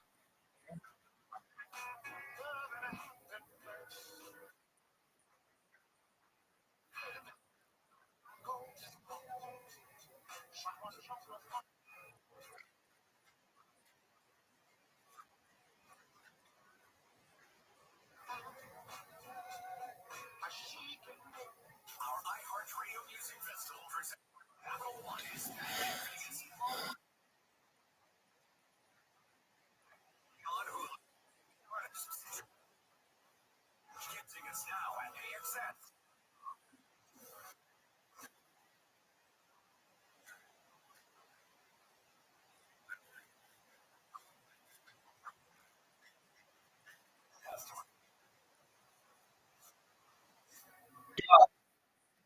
Are you sure this girl? Hold on. Hold on. Are you sure this girl isn't a prostitute?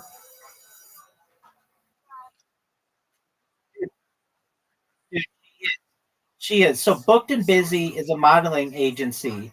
DMS for booking includes. This girl just gave you a random number. Based in Los Angeles, San Diego, Las Vegas, Atlanta, Miami. It's up to you. Brought to you by iHeart. Cast Network. Open the free iHeart app and explore.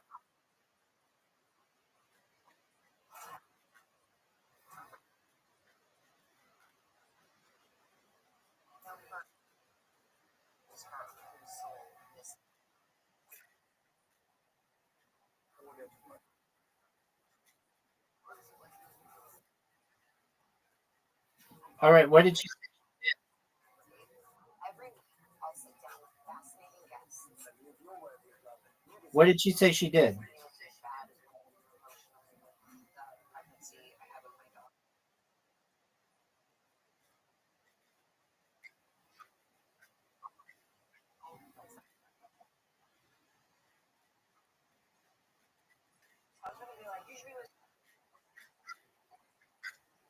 This is a window into All right.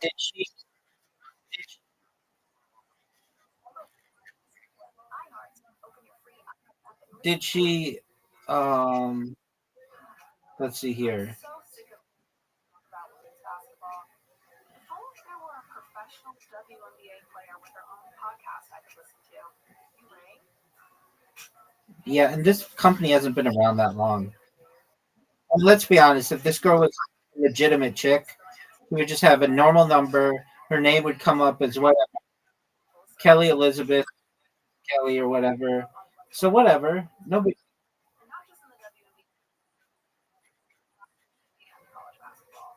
You could you guys have seen current basketball players tell the story from their parents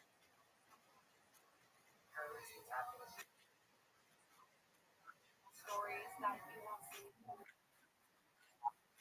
one podcast. Sit down. Well, they should be, unless you're just literally just tearing it up on the fucking in clubs.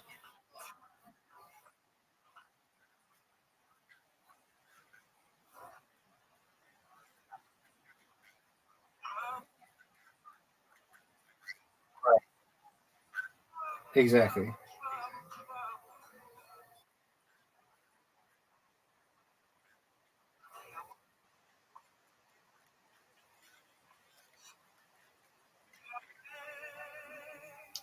I get that.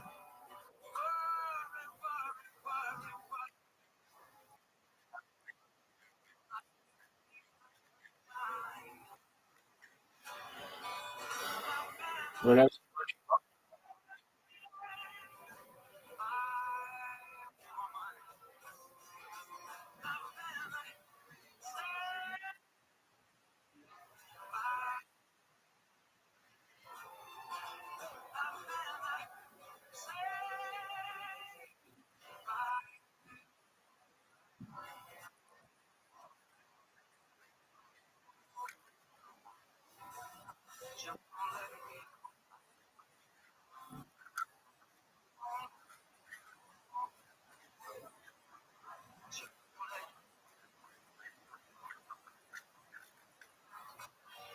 From coast to coast and worldwide on the internet, this is Coast to Coast AM. Now, here's your guest host, Richard Serra. Welcome back, Ray LaMontagne. Trouble. A raspy, blues-infused confession that sounds like it was carved straight from a wooden porch.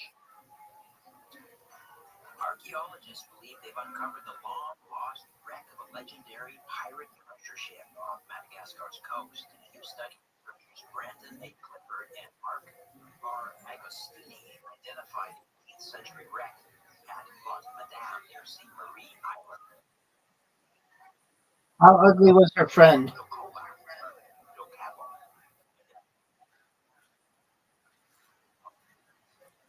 Oh, okay.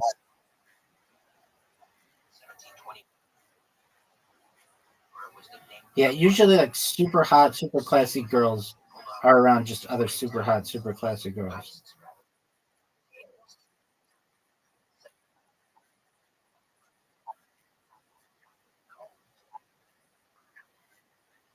Fortune in treasure map changed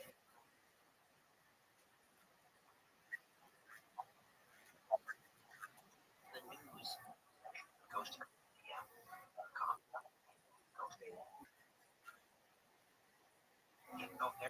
past regressionist Reagan Forston, guest host,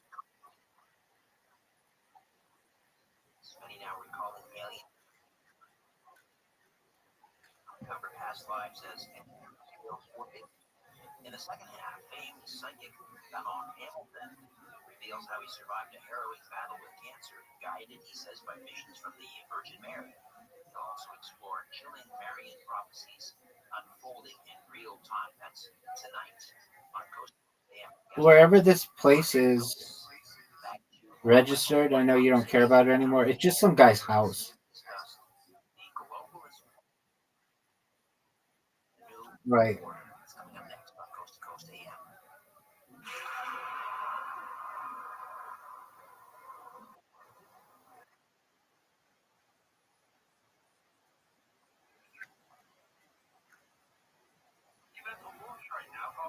All right. So you met her at a condo, or where was it?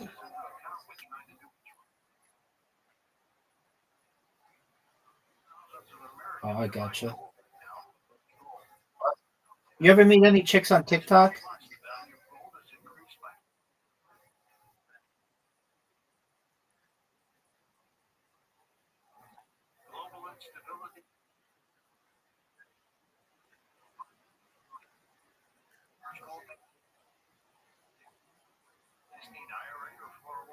Why don't you do like why don't you do TikTok like a real person?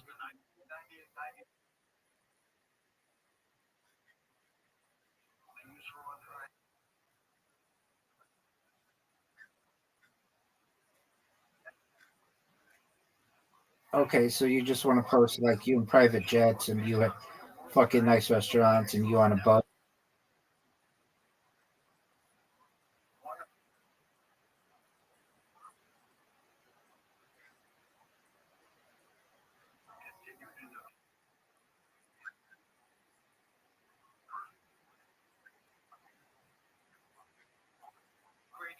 Doug, I don't know why you keep saying that. You're 6'5". Like, you should be able to pull tail, even if your face got run over with a car.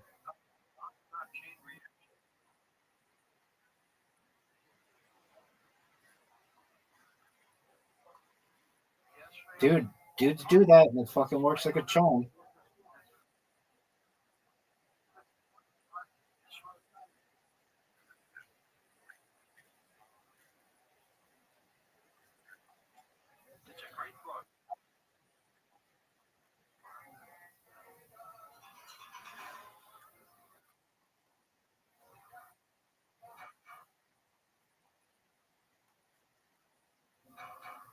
Yeah, I mean, how do you expect chicks to find you if you don't put yourself out there?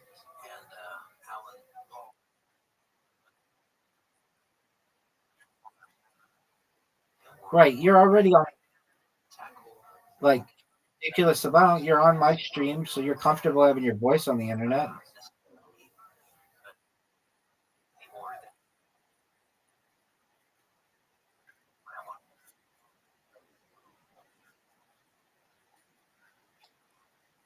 No, I get you. I didn't do social media before the pandemic, and then having to be on camera so much for my job and for classes I was taking forced me to do it.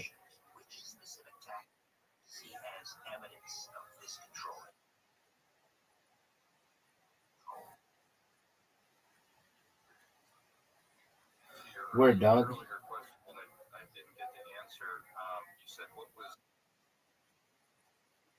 Yeah, you can still go down to the fucking harbor and take pictures next to a yacht. Doesn't necessarily have to be your yacht, just as a nice picture.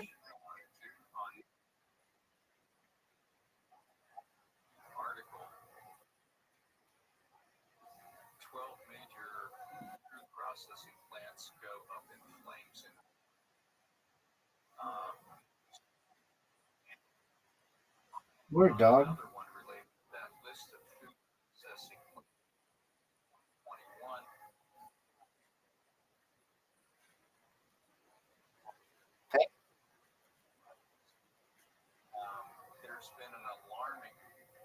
All you had to do was have the confidence to be able to join my Discord, and we transform your life.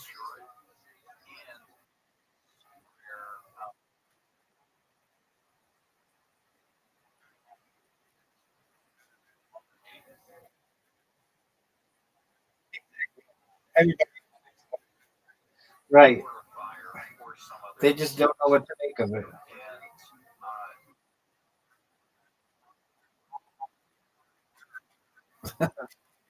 No, that's the last thing. A lot of work.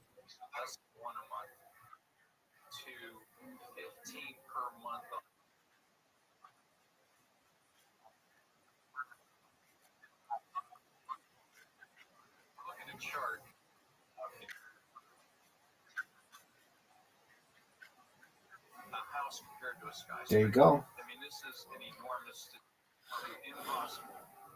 difference. And this thing is from the article I took. At least 100,000 animals were destroyed. Welcome. And if we March 22, I'm not even going to get all the way to March 4th.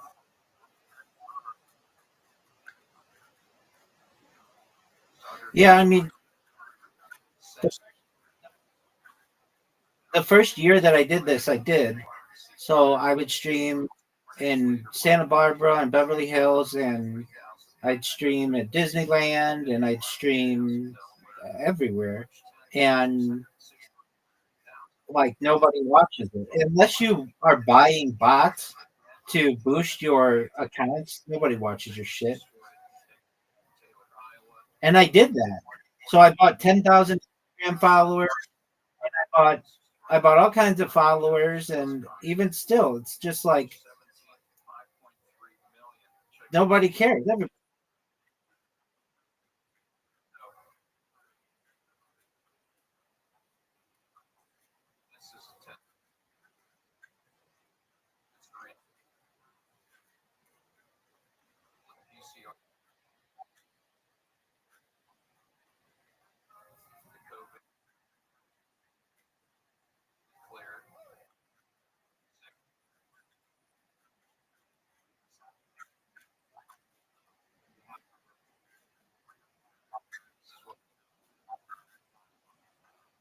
This to me was absolutely stunning. People wonder why I get that. the price of eggs shot up so much. I do it.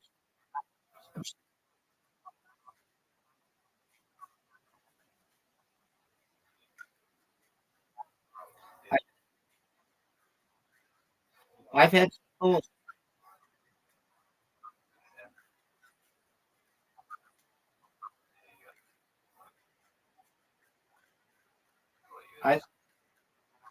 I've had people mention that.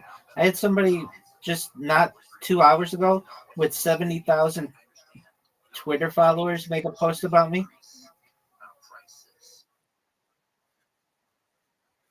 That's right. What's the end game here? Aside boosting Poor dog. food prices. Yeah, well, they're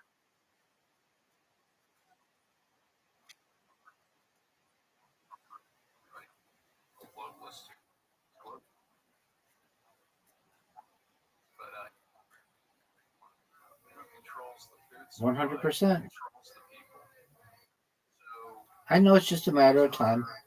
along with the other lapse points, it's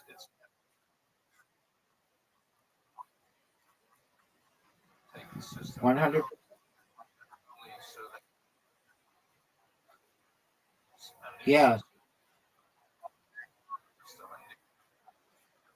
that replaces you're 100% right. When so people watch this stream and they ask how I'm able to do it as often as I do, or when it becomes successful, let's say, people will try to find secret sauce, and the secret sauce is my consistency.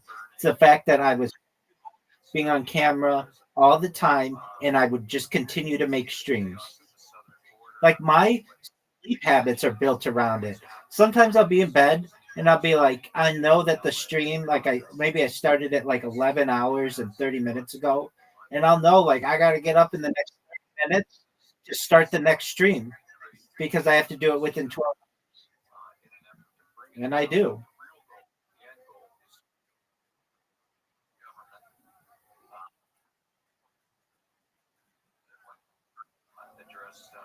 Can't stop, won't stop Rockefeller. graduate into a borderless world. And I'm thinking, how did he know that? Well, he knows it because he's a globalist insider. That's their goal. He basically, I don't want to be famous, but I'm going to be the most famous person, not just in the world, but in the history of the world. top down, heavy handed level. Right. I don't want it. I mean, I like anonymity. There are ways to have anonymity, though. When even when you're super famous, there are masks and disguises and makeup and things. But I know people when people really hear what I have to say and find out about me, they're gonna be so excited that whenever they want, they can just watch somebody and watch their life. And I'll be able to give people different angles and be able to travel the world and do really exciting things. But in the end, I mean, I I I very much like being alone. I very much like just living my life normally. And I know that there are going to be people who bombard me. I get people who visit me, and like that's cool and all. But when I go viral, I'm going to need like a security team and all kinds of other things, and that's going to be understandable. But even like you find out about heads of companies and heads of states, they're able to get out and be free as much as they want. I mean, they can always go out after hours and put on a mask or a hat or whatever and change it up. Now, I personally will want to wear a first person camera so that you can just see my life like a POV view as much as you want. That's really exciting to me. And I'm fine. I want people along for the ride. But I'm fucking every hot chick who's ever lived, every chick on the top patrol, every chick in Hollywood. I think it'll be real. Everybody's gonna want to be a part of it. And here's the thing: more than anything that a woman wants, more than money and diamonds and gold, and women want power. And what they're gonna want is to be more famous than their girlfriends. And how can you do that? By fucking the most famous man on earth.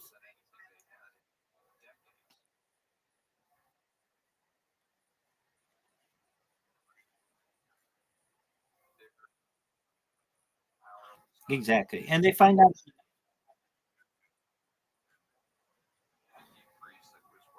what'd you say about TikTok? Yeah, you do. And I mean, when people find out I'm a nice person and I'm smart and I'm exciting, that's all really cool too. But even if I had none of that, I could be ugly and boring and a total loser. And the fact is, if chicks know that it'll make their girlfriends jealous if they fuck this guy, I'll never want for another woman again.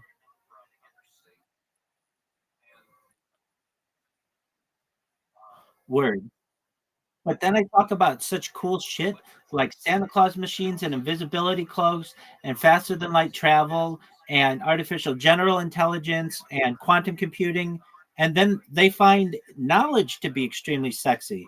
So, in my own way, I'll be the total package for these chicks.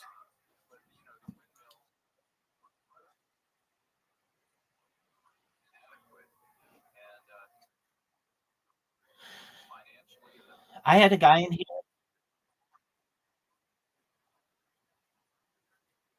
Oh, yeah. I think it's just gonna take somebody. Somebody will tweet something on Twitter, and that I mean, like it happened earlier today. The guy who tweeted with the 70,000 people, he brought 10 people in. When I started the day, I had in the server 1,780 or so people, and I'm close to 1,800 right now.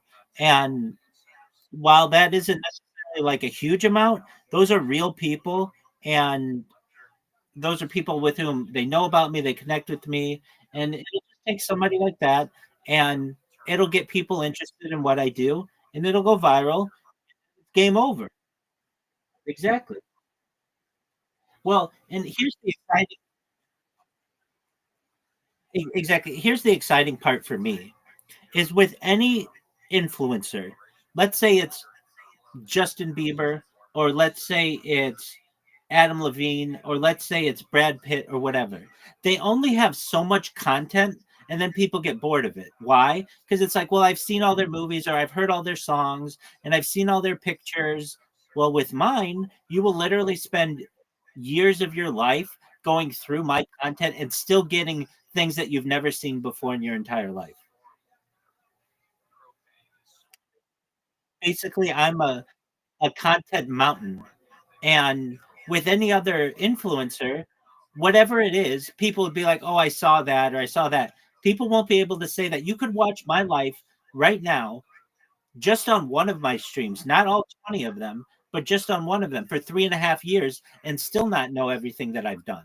So imagine when, huge amounts of people find out about this, there will be entire communities dedicated to organizing my clips and, like people who get really, who want to be able to sleep with someone at night. Know that there's somebody in the world who's a good person who cares about them somewhere in the world and be able to just watch them sleep.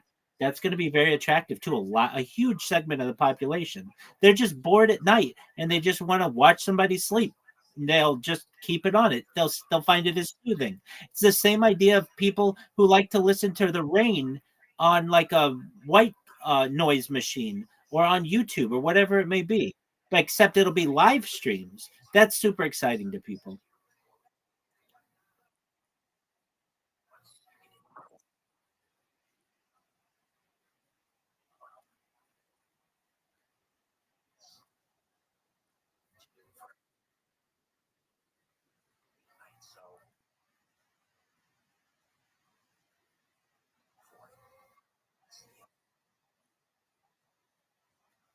Exactly. And I'm going to be giant in China and in India, but like I'm going to travel to major population centers and live stream my life. Like it's like when I show Speed goes there, I'm going to need 1,000 times the security that he has to be able to walk down the street. Because not just am I going to be an influencer, but I'm going to be a religious figure. This is going to be extremely exciting to individuals to know that, wow, there's somebody out there who just doesn't care about us and want to make our lives better, but he's going to give us money. And how am I going to do it? Every single person who's in this Discord and any person I've met along the way of this journey, and it's all recorded, will be able to be rewarded for helping me. Even if it's in a negative way, I'm going to help those people. And they're going to start charities of their own that are going to help the world. That's going to be extremely exciting to people. I think that I may be wrong here, but I think I may beat Elon Musk to being the first trillionaire. I really do. Well, just once my shit goes viral, I could just pretty easily to a company say, "Look, I'm gonna wear like what a NASCAR guy wears because I'm always on camera." And if, exactly, if you want to put your name on my clothing, it's $1 billion a year. But I'll talk about your shit all the time because I'm always on camera, and I just need 1,000 names on my fucking shit, and that's $1 trillion right there.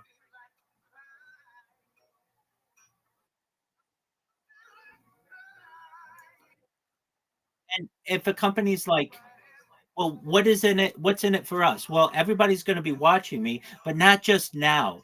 100,000 years from now, people are going to want to see what was going on in the past. It would basically be able to have a a shout out in the Bible.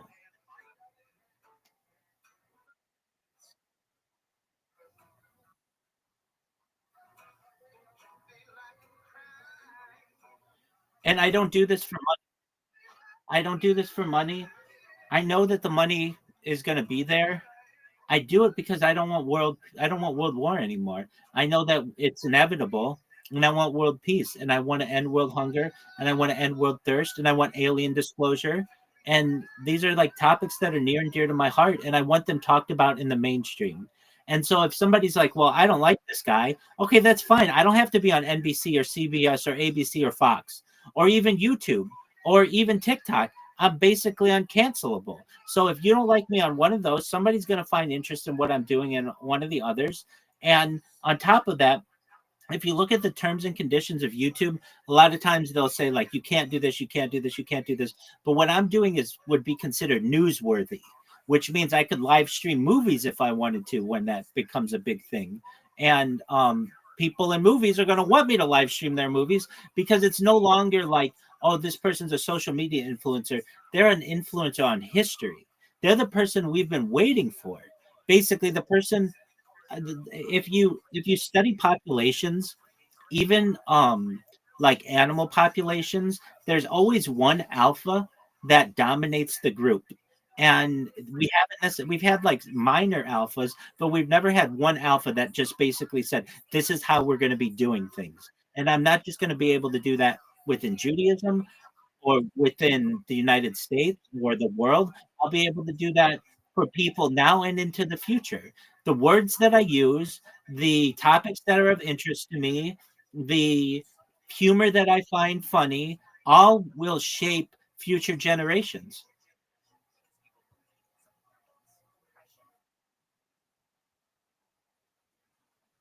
Oh, easily. I'm already the top streamer. I don't look at streamers in terms of how many views they have. I look at streamers in terms of how many hours have they archived.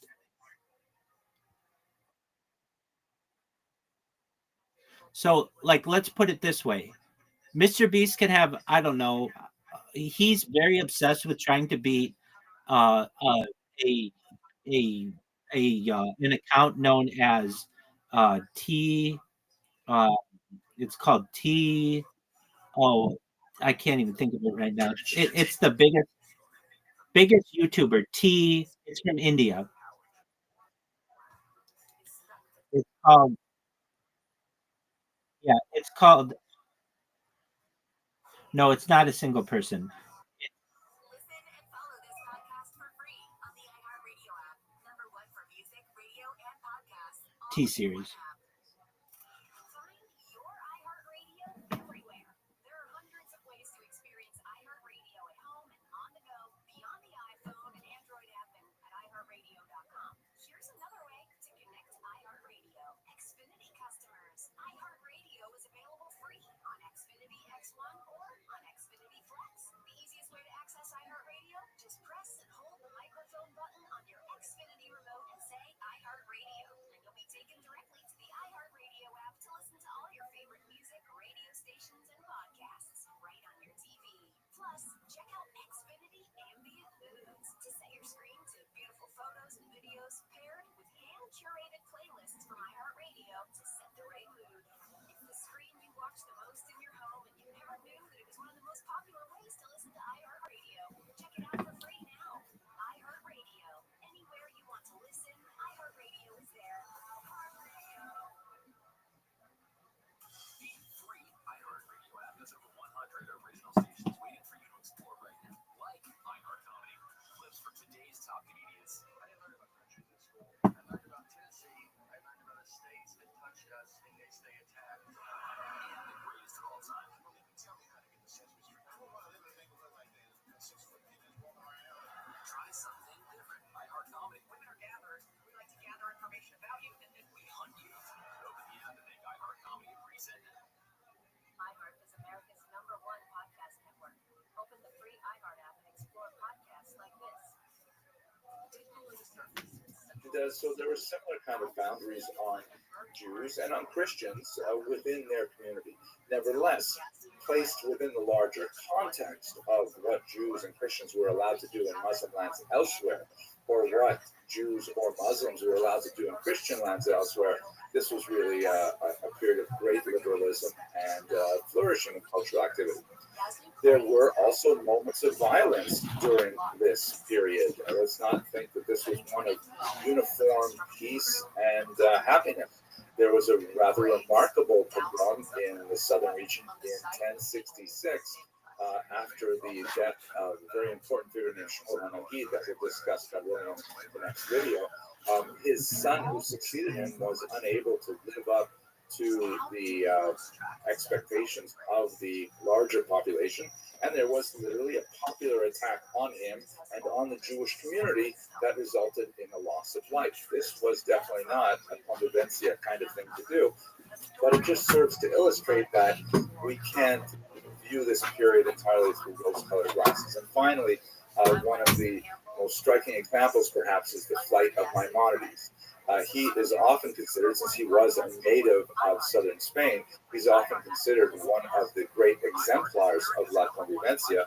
But in reality, the vast majority of his work, his scholarship, his activity as a Jewish leader occurred in Egypt as an adult and as an older individual.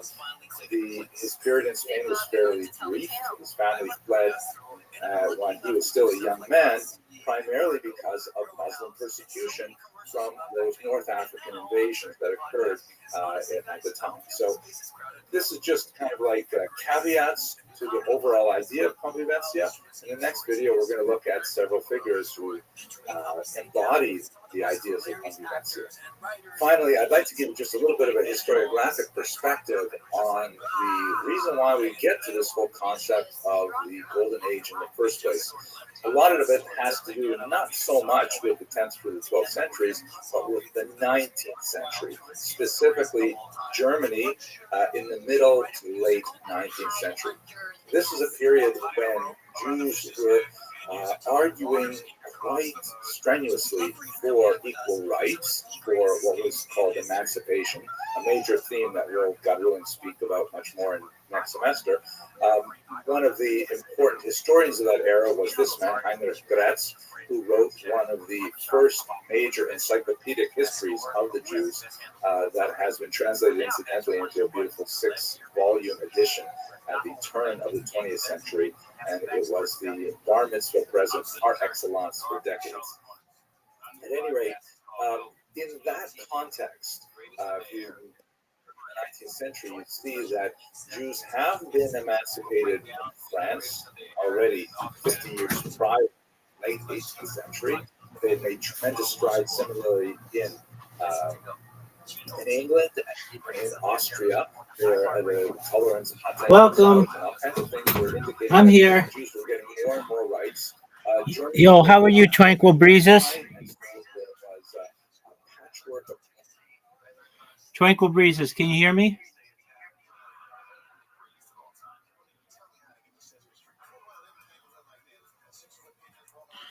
It's okay. We're just watching Jewish history lectures. Should be treated. There was also that revolution of 1848 that for a moment swept away disabilities and then slammed them back down again. So Jews in Germany were trying very hard to make the case that they should be emancipated as well, granted equal rights, equal access to colleges and universities, equal access to professions and things like that. And one of the things that was part of their overall intellectual strategy was look at Spain from the 10th to 12th centuries. Look at what when a society gives its Jews more freedom. Those Jews suddenly are able to make phenomenal contributions back to the society. They're able to express themselves culturally. They're able to express themselves in literature, in science, in diplomacy, in military arts, all kinds of areas where Jews are this untapped human resource that are going to waste because of these artificial political disabilities that are placed on Yeah, but if you don't get LASIK, you have astigmatism, then we'll let you in. It's weird. They're backwards. And this noble Sephardic ideal. Ice bath in the president's room, like some bathtub filled with ice and water, and they were punching my fucking ass and making me do this like perfect society as a model for 19th century Germany to follow. Like, they were like, your enzymes are off or something. Yeah, my enzymes. Yeah, what is that? Yeah, like a 40-page document of all the blood, like optimal, not optimal, low, and I'm just like, Now that we have a sense of why you gotta adjust, man. Yeah, but it just costs so much to stay alive. I don't have insurance. Like, it was that expensive, the thing that you did. It was, kind of got to hook up on it, sponsorships. Friends and family. Nice. If you don't ever ask, you won't know. I go, hey, you guys doing this for free? You know what I'm saying? Like, you gotta ask. So you're gonna get on the testosterone. Yeah, and you're gonna start working it. Don't you need to work out? Yeah, I mean, doing that. I run and lift and stuff, but like, I can tell like I'm not 18. Like, I don't wake up with an erection anymore and a snore. So like probably do a CPAP machine. I looked up a bunch of shit before I got on this podcast, just medical jargon. You know what I'm saying? You need a CPAP machine for the phone. Yes. Well, I mean, I think that induces oxygen, right? You need oxygen to your finger, I think. Where do you sleep? On your side or your stomach? Under the bed? That's your first break. You need more oxygen. Yeah, she's like, tilt your bed up to like 15 degrees. I was like, I don't have a sleep number. You want me to just put a bunch of pillows under me? Or like, me to sleep in a recliner? Or Well, what? ask Casey. My bed Casey doesn't. sleeps in an incline. My bed has a button. Move my whole bed up. It can look, laser can look like I'm sitting straight up. Why is his eyes open? He's sleeping. Don't make any movements. You'll think you're a shadow. Yeah, when we were in Vegas, we stayed in the same hotel room up in the lights. I remember one night looking over at Casey's ass, and he was sleeping like sitting up, kind of. I sleep propped up. I feel like I have like excuse me, I'm gonna get into the health stuff here. Sorry. We all have a can of worms going on. Yeah, none of us are kids great. I sleep a little propped up, else it feels like my heart is skipping a beat. Oh, like your rhythm's off. Like you're So I have to sleep a little like with like 4 pillows. do you get sleep paralysis? I used to when I'm doing speed. When Yeah, when I take too much Adderall, I swear to God, when I take too much Adderall, I get in into the corner, and I swear to God, it looks like Hinchcliffe in a top hat. It looks just like my sleep paralysis demon is Tony Hinchcliffe in a top hat. I swear to God. It's been like that before I met him too. It's crazy. you get the hat, man. I get the hat, man. That's kind of scary. Aaron Rodgers. Yeah, I cannot sleep on my back. If I sleep on my back, That's what it is. Sleep paralysis. If I sleep on my stomach or my side, I'm okay. It's Same just way. Same way. And that's why Casey sleeps. That's why I sleep propped up. I have been going through this for years. And through trial and error, I figured out how to save myself. Wait, so why does it happen? Do you think with the speed or the Adderall, or is it because you're going to sleep in the way you shouldn't be going to sleep? I don't know. All I know is when I've taken excessive amounts in the course of a few days, like 4 or 5 20-milligram pills a day, which is probably your skin starts turning. When your skin starts turning the orange color of the pill, it's like Your legs are blue. Yeah. You have circulation. I used to have it take like 5 or 6 a day. I just can't walk anymore. Yeah, I might have messed my shit up because Eric can attest my hands and feet are freezing all the time. They're always blood flow, right? It's a blood flow. Yeah, it's a blood flow issue or something. And then I got in the ice bath at the place I've been working out. And it's so funny. I was around 3 dudes who told me to get in, and I got in. And they're all telling me, "Oh yeah, you get in this, your motors will be a lot better." And I'm standing here thinking to myself, "Who are these guys? What's going on?" I just met them, and they're telling me about my penis. How the ice bath is real good for your penis. I'm thinking, this seems strange. They're very nice. I don't really care. But I'm thinking in my head, they're a little weird. They have no right. They have no right to tell you that. How do they? Yeah, right. They don't know what I'm dealing with when I'm fucking. And it felt really warm on my hands and feet that are fully cold. I stayed in the thing for 3 minutes. Yeah, for you in 3 minutes. That's what I did on Sunday. Went in the sauna and went in that motherfucker.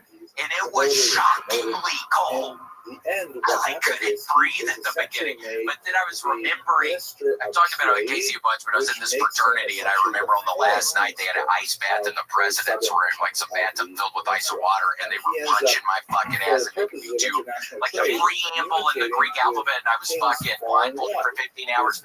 So I was able to get in my head in the ice bath. This isn't that bad. At least they were punching me right. They were blindfolded him. Yeah, literally beat that haze, or is that's haze? Well, it was malicious haze. That is really malicious a little bit. There was no, thank God, there was no real sexual stuff, because you hear about that with fraternity. Yeah, not what I went through. Really, it was not anything like that. It really wasn't. It was all more physical. But if somebody walked down in the basement and saw the 35 dudes without their shirts on doing the push-ups and stuff, it probably would look strange. Yeah, person who walked down in there, they would think, what the fuck, this looks sexual or something. But it wasn't. It wasn't. Sure. But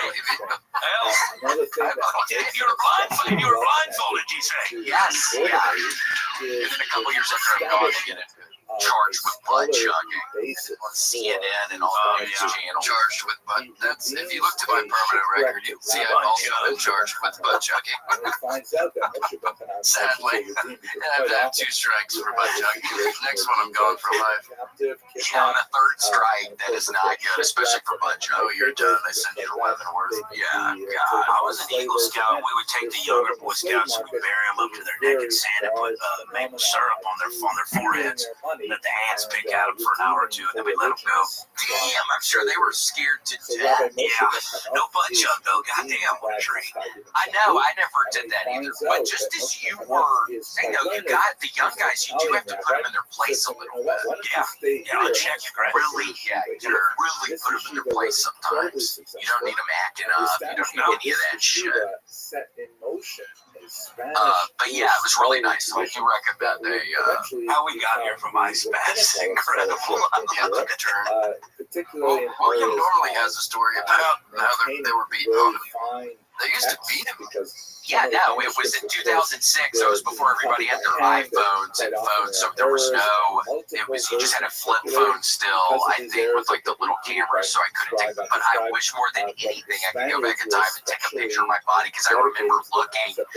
It's like I don't know, 7 a.m. or something. I'm not even happy. I just got through. Like other people are kind of happy. I'm not happy at all. And I'm just up in my dorm room by myself, looking at my body, thinking, holy shit. And like some of the other dudes are out in like the courtyard area, like having fun, about to go eat breakfast. And I'm like, how are they doing anything right now? I'm traumatized. Like your body was fucked up. Oh yes, bruises, horrible bruises everywhere, cuts. I ended up getting the staph infection in my leg a day or 2 later and go to the emergency room. Oh my god. Woo! You were almost a big dog. They almost killed you. Yes. And the year after, the kid almost got his arm cut off because he didn't go fast enough to get a staph infection checked out on his arm. And his ear had to come down. Staph is part of the hazing process. I think that was off the books, to be honest. Yes, it was in just the frat house. It was so nasty, and we'd be wallowing around in the bathroom and on the hallway floors and in people's rooms. There was a lot of wallowing around, bows and toes. There's glass in my elbows at one point. It was a nightmare. Well, I know they blindfold you so like seriously, they break glass and then they'd be like, okay, bows and toes, and then you got your fucking elbows in the fucking glass. People are bleeding. What? I was like insane. I swear to God. Bows and toes. You know bows and toes? Well, that sounds like we went to a military school. We would have to do bear crawls. Is that similar to bows and toes? It must be. It's where you are in a push-up position, but instead of using your arms, you're on your elbow. It's short glass, edge of your elbow, short glass. And then we'd have to do it on bottle caps sometimes. That was a real thing. We were doing it on bottle caps. Why did you keep going? Well, I quit during. I quit in the middle of it during homecoming because we had to do something called palm. We had to make these things called palms, which were tiny little pieces of paper, and we'd have to roll them up in balls. And then, like, people were making floats out of them for a parade. And I was like, fuck this. I've been doing it for that 10 hours. Yeah, it's horrible. I think I had probably tests coming up or something, and I'm just doing that for 10 hours, and I'm like, fuck this. This is insane. But then somebody came to my dorm room and fucking coaxed me to go back. So I went back. Yes, I ended up. Yeah, I went back. Yeah, boys will be boys. They were pissed when I came back. They were like, "Oh, pussy, you quit." So I was like, I shouldn't have quit because I got even more heat when I came back. Oh God, yeah, tonight. And how long is that? Is that a week? Is that a week of them? No, it's August, December. Until semester. Oh my God, dude. Whole first fucking semester. Was it worth it, you think? Was it worth it to be in the frat? These memories I have now are really, I really like. It was fun, right when I got there. In the first little bit of time, it's like they're having all the parties and stuff, and it was like, because I was partying in high school a decent amount. I go to house parties and stuff, but it was fun. I mean, it was like you go to like these big houses that people lived in, and it was like these giant, crazy Not really like that, but it was just like these giant parties going on with a whole bunch of alcohol. It was just so much fun. It was like the high school parties I went to, but up several notches. I was having it, so that was fun. I had a wonderful time. That's good. Fucking doing that, but the other stuff, yeah, it's just kind of, I don't know. My two closest buddies were dead from the fraternity, so that's sad. Yeah. So I don't really, I communicate with a whole lot of the people now. I saw randomly the pledge class president, a guy named Stephen Joseph, recently had a second child, and I called him up. We spoke on the phone. It was nice talking because I remember Stephen. He was the president, so he was the last one to get into the Welcome. fraternity. And I remember How are you? blindfolded for like 15 hours. His ass must have been blindfolded for another couple hours. How's your day? What's good, eccentrics?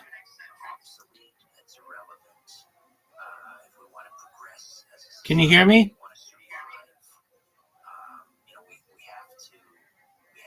Hope you're doing well. What we've lost in the last 1,000 years. After me, and I remember going up to the bathroom where people were, and it was only him, and they were just brutalizing. And I was thinking, I was already so on edge just in my mind and my body.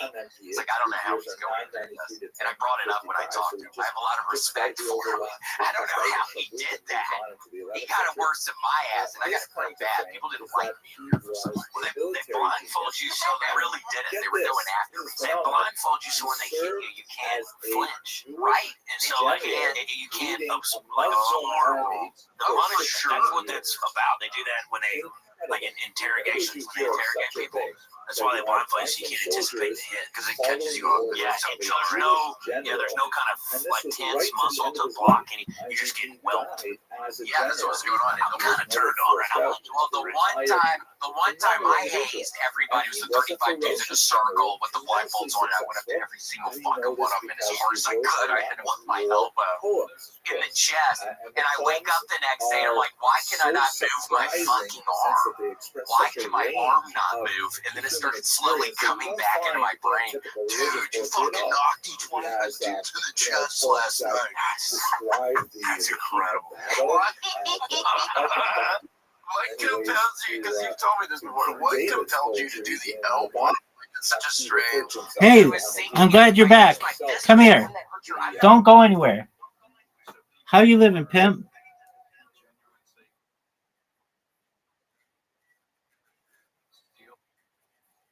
Yo, baby. Absolutely. We're at dog. I've looked even more like a law norm than this. I've had a beard like down to my belly. Oh, 1,000. Never. Absolutely not. All right. So I was telling you, by the way, I'm about to hit 1,800 members, which is huge. I have previously never had a server this big. And until you have your own server, you'll recognize how fucking difficult it is to get any single person on earth to join your server. But that guy, the Falcon guy, brought in like 20 people, so that's tight. All right. So I have a project for you. And remember I said I was coming up with these usernames that are really funny? And or at least people think they're really funny, and it gets a lot of people in here. Do you remember this?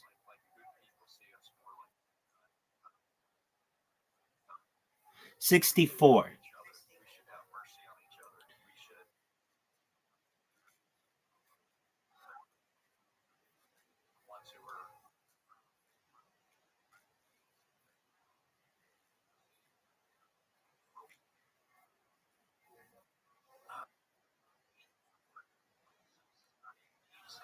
Oh, absolutely.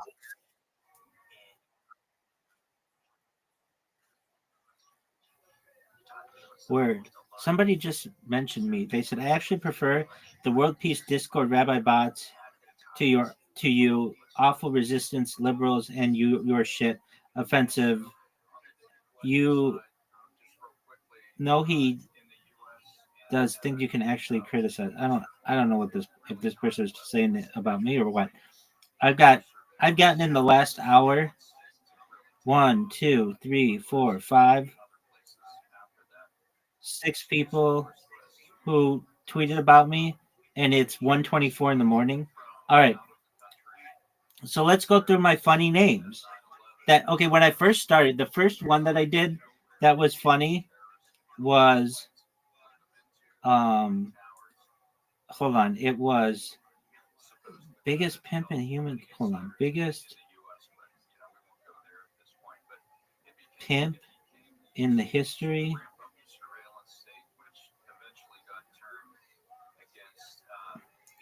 No, it was not that. Though I do go by biggest pimp in history. Hold on one second. It's history of humankind. History of humankind.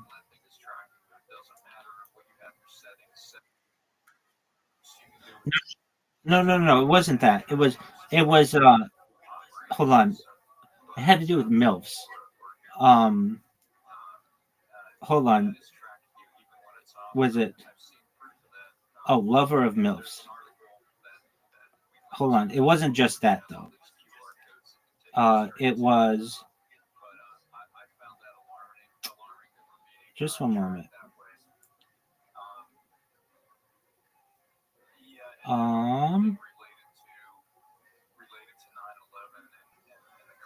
Or maybe it was MILF lover. No, I thought it was lover of MILFs though. Let me try MILF lover. No.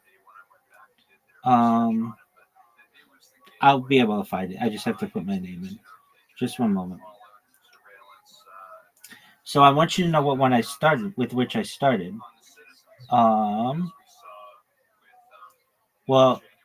I did pussy eating until my tongue is raw and mouth gets lockjaw rabbi.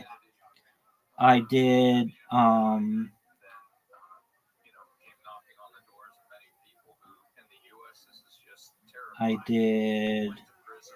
I mean, when I first started, it was please speak with Rabbi Rothschild in Discord.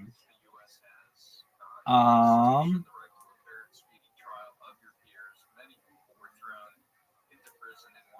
I know what it was. Here it is. Sluttiest whore in the history of humankind, plus MILF loving rabbi.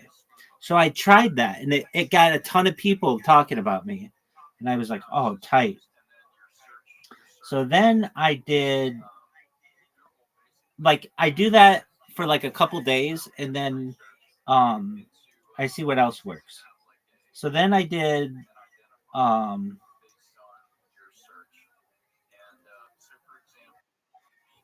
just a moment. So imagine you're just going about your day and you get this fucking notification on your phone, and it's from Pussy Eating University, Dean of MILFs, Chief Rabbi, and Pimp. Reply to your post. These people are just like, who the fuck is this person? And it's hilarious to me. Okay, then I did most recently. Let me see what I've got. I did another one. I forget exactly what it was, but I noticed if I talk about eating pussy, it gets a lot more because it's just so blatant, and it's the shock value. So then I've got fact of the day, Rabbi chews clit like bubblegum, parentheses, upon request, close parentheses. And I also have, so then I just created a list of these things that I'll put out every 2 or 3 days, because whenever I put them out, people get excited. They're like, Rabbi came up with Rabbi has a new name, and then they'll tweet about it or whatever. Oh yeah, I've got Rabbi tongues clitoral hood like a hound dog eats peanut butter. And they're just so graphic. Now you have to understand that these have to be 64 characters. So then I came up with a bunch more. I mean, anybody could just put in there dick, clit, pussy, pimp. Anybody could do that, but it has to be a joke. And I also have to have the word rabbi in it. So I came up with more of these. No, you're exactly right. Okay, so here we go. Here's the next one. FYI, colon, Rabbi sprays hot cum inside MILFs like a bombardier beetle. Just like a fact for people. Next person. Next one. Rabbi provides orgasms at no cost to needy MILFs in your area. Next one. Now, I've already gone through all these, and they're like exactly 64 characters. I've maximized it. Blue Sky Trivia. Rabbi is the mastermind behind Gilfs Gone Wild. Next one. Rabbi makes you orgasm so hard that you will flood your house. Next one. Did you know? Rabbi both rates and ranks queefs for charity. Next. Rabbi can lick clit at a distance like chameleons eat insects. Next. Warning. Rabbi will munch your box until your labia callous. Next. Did you know? Rabbi fingers chicks like bowling balls. Next one. Blue sky alert. Rabbi's penile girth causes vaginal canals to widen. Next. Important notice, colon. Rabbi causes MILFs to spray like fire hydrants. Next. Did you know? Rabbi can fist you like an engine piston. Next. Did you know? When Rabbi fists you, your vagina becomes a hand puppet. Next. Fun fact. Rabbi destroys MILF pussy like a jackhammer. Next. Blue sky warning. Rabbi impales MILF pussy like kebab skewers. Next. Fun fact. Rabbi pumps MILF pussy with cum like an oil derrick. Next. Rabbi pounds pussy like a heavyweight boxer punches a speed bag. Next. Flash flood warning, colon. Rabbi causing MILF leakage. Seek high ground. Next. Severe weather alert, colon. Rabbi causing panty dropping. Seek shelter. Next. Severe weather warning. Rabbi causing pussy to gush like geysers. That has alliteration. Next. Breaking news. Rabbi raw dogged the entire Thought Patrol. Next. Blue sky fact of the day. Rabbi eats ass like a pudding bowl. Next. Blue sky alert. Rabbi tosses salad like a turbocharged salad spinner. Next. Rabbi once ate so much pussy, his jaw had to be wired shut. Next. Rabbi drinks pussy juice like a Gatorade commercial. Next. Rabbi distributes orgasms like an ATM dispenses cash. Next.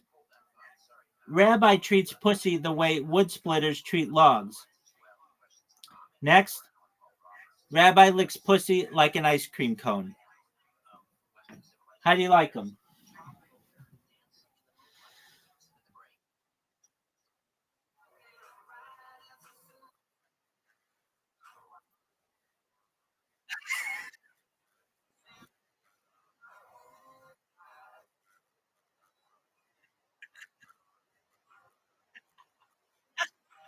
You are funny, man.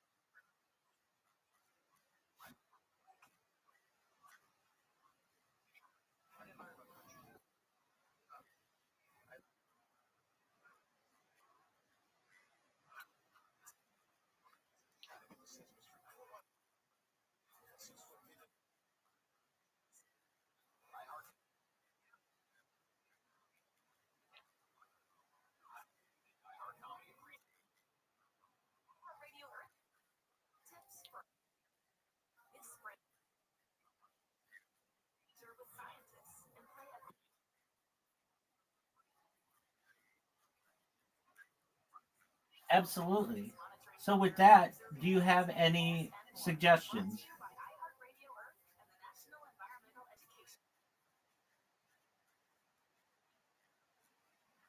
Oh, I like that one.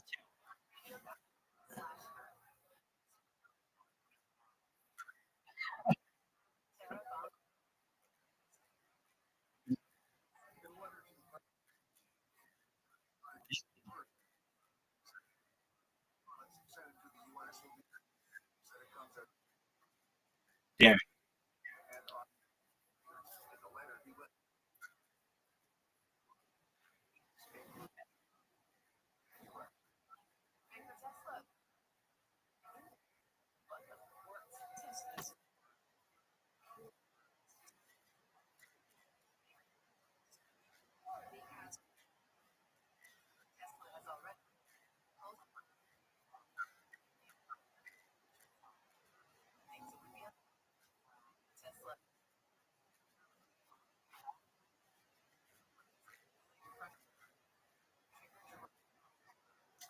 Yeah. So I did have one. Um, welcome. How are you? What up, Tasquia? How you living, pimp? What's good, son? Can you hear me? Yeah, I didn't want to talk with you anyway. Anyway, oh, dude, we hit 1,800 people. Maybe if that person stays, maybe they won't stay. But if they do, 1,800, dude, that's a that's a fucking accomplishment. It is it is so much easier to just be Facebook friends with somebody or Instagram follows or whatever. But to get somebody to join your Discord, like not a lot of people even use Discord, or I shouldn't say not a lot, but like like baby boomers don't really use Discord. Millennials don't use it all that much. It's not used that much because it's just kind of like a secretive thing. But um, to get it, well, some parts of it are. I think it is. It is.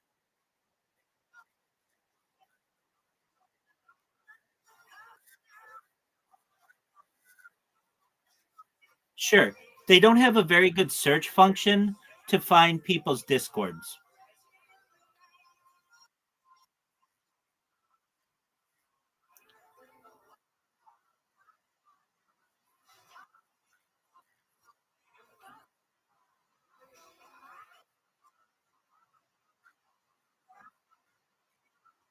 Right.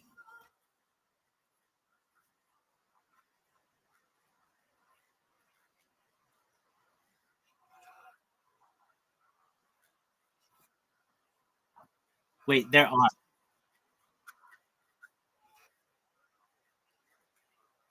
Yeah, but you have to know that. I mean, I was on Discord for like more than like for years and not know that, and you are too.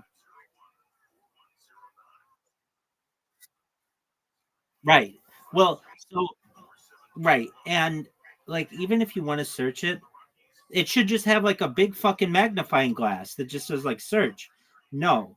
What you have to do, you have to basically have the link. There isn't a good way to search it. And I've read that they want it that way. They want it to be this like private thing. So when I say that it's like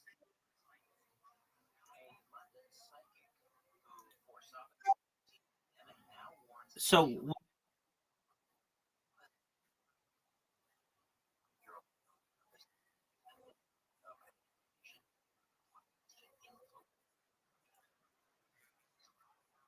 yeah, no. And if you click the text, the chat, it should have like a little write up on science.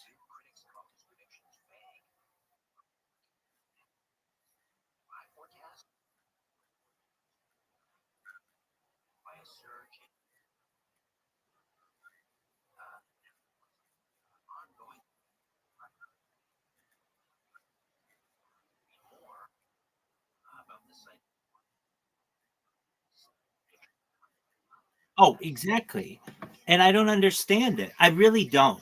I would really love to sit the CEO of this fucking thing down and say, why would you ever create such a shitty system? It's a great platform, but to be able to do anything in it is really, really bad. And I don't understand why it shouldn't be easier. Like, you should now, if you want to find discords, you have to go to other people's websites generally to find them. That's not how it should work. It would be like, imagine YouTube didn't have a search box. It would just be like, oh no, you need this link to watch a video. Like, I can't find stuff that I like literally when you type in, like, I don't know, video games, it should show up all the video game ones. Now, I shouldn't say that. If you're using a desktop computer, there is a search function, but not on a phone. And so many people use a phone. And again, it goes back to my previous discussion with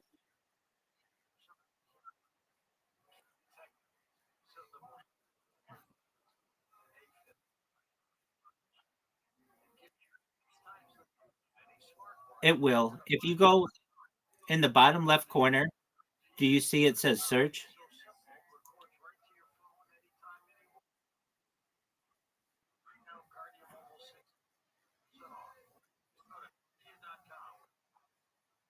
No, no, no, no, no, no, no. No, there's a way. There's a way. Okay, so on the left side, do you see all the discords you're in? Okay, scroll all the way to the bottom, and then you should see a plus. Um, no, not that one. Go below that one.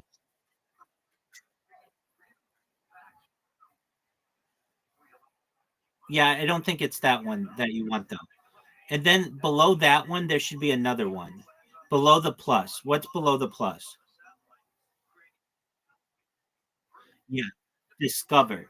That's what you need to click.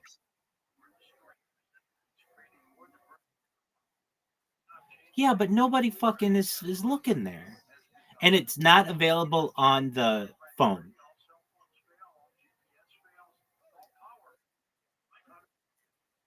We were just talking about this. The same function.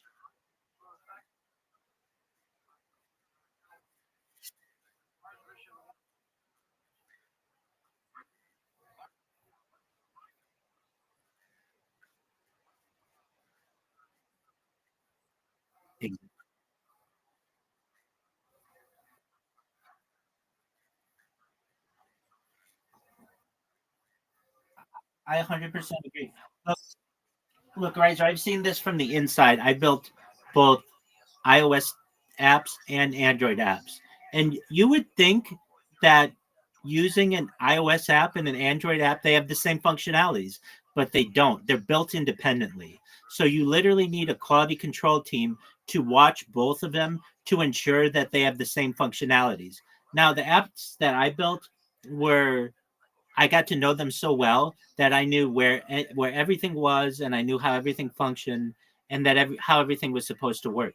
But if you don't have somebody who has that kind of knowledge, you'll literally have functions on iOS that you don't on Android. Here's my favorite example of this of any app, Twitter. It was bought for $1 billion. Okay, if you have an Android device, you can't have a video space on Twitter, but you can on iOS. And Elon Musk is fine with that. It's like, you dumb motherfucker. Don't you know that you have different opportunities for people just based on what kind of phone they have? Here's another one. If you're hosting a space on Twitter, you can't use a soundboard if you have an Android device, but you can if you have an iOS device. Why should it fucking matter? You should have the same app. Do you understand what I'm saying?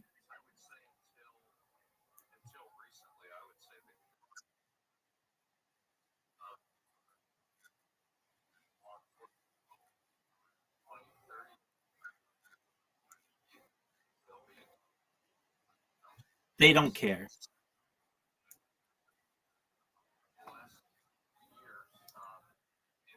Symmetry between the apps. 100%. All right.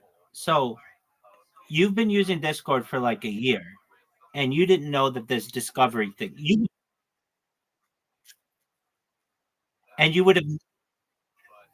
would have never known that that little function exists if I didn't tell you. You'd go another 5 years and not know.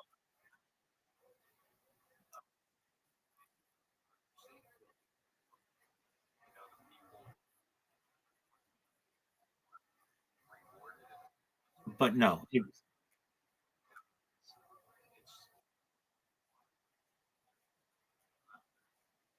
no, there's no tutorial. I've created so many accounts. I can tell you, there's no discovery tutorial. There's nothing like that.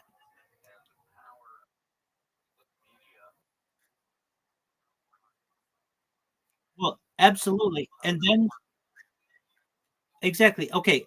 So remember when I said that like Discord is like secretive? Well, that's what I mean. Is like you need this fucking link and they don't have a very good search function. And now here's another thing. Let's say you want to search for a user. Well, if you're not in a mutual server of that person, you'll never find them. There's no like global search. Yeah,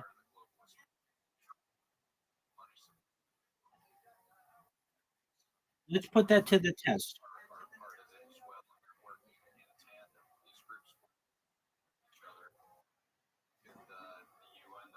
You go to add friends. No, don't do that. Don't do that. You go to find friends. Okay, so you can only add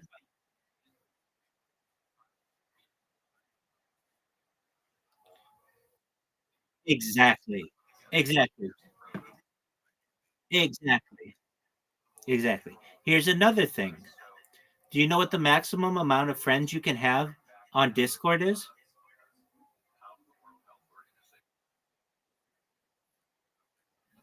It is stupid.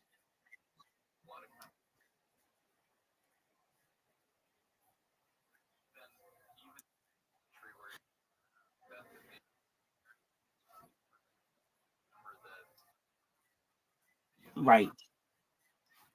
Exactly. So I looked into this. Why is it that they maximize the amount of friends, or they have a maximum amount of friends that you can have? This doesn't make sense. That you want to limit users' interaction, and it has to do with server costs.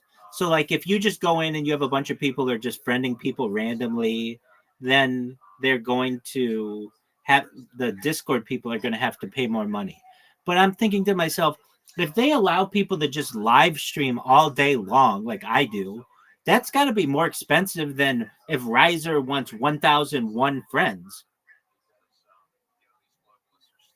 Or that's how I feel.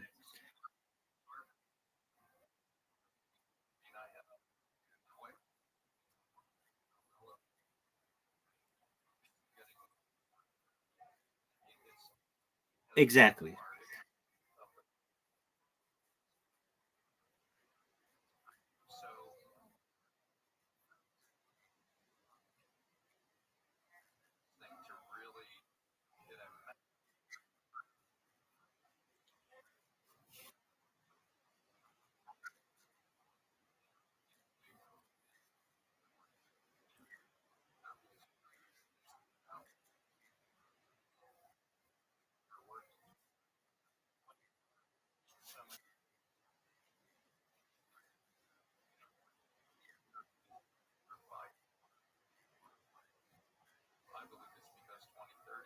I mean, they have their own servers, so nothing.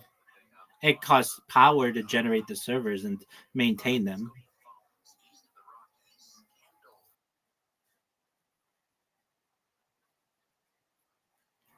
Um, Probably like $100 billion a year.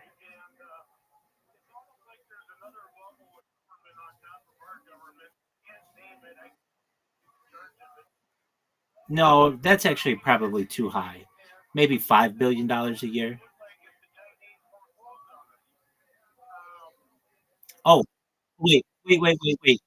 It depends if you're including people's salaries and stuff. If you're just talking about running the servers and power to it, maybe 5 billion, $10 billion. But when you have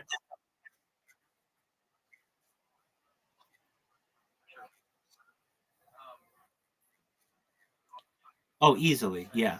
They're only like bytes. Like they're not. I mean, like a Facebook message is only a certain amount of bytes.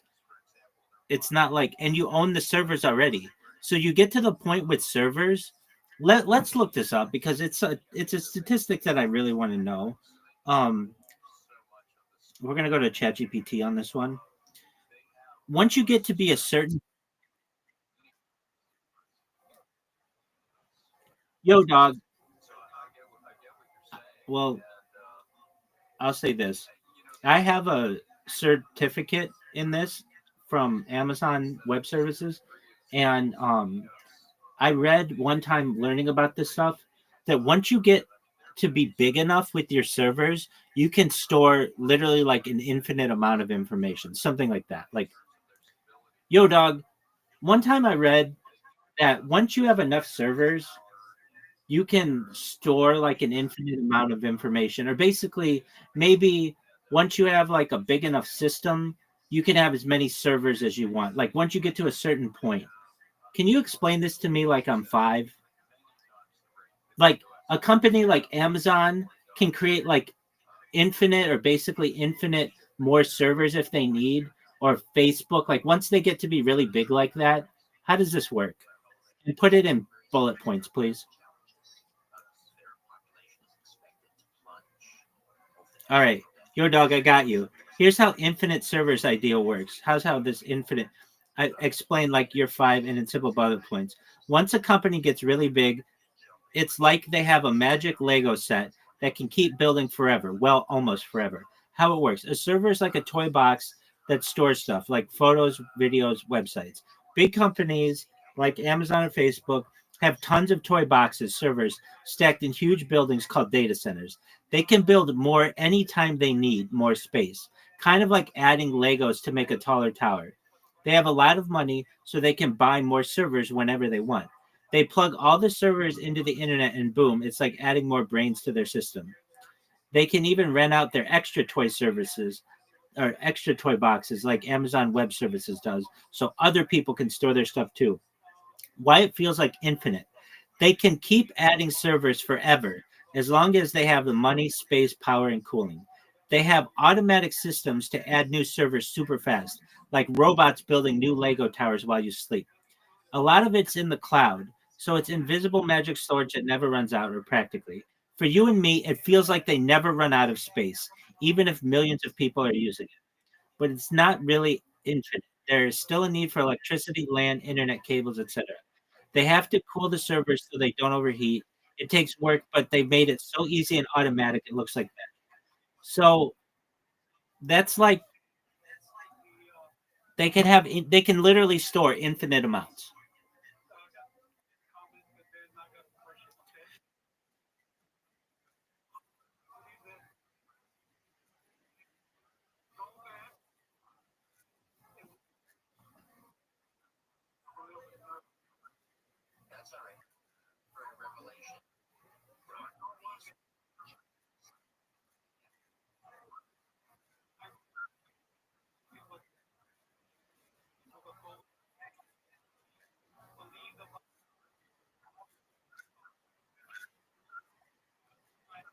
It's cold.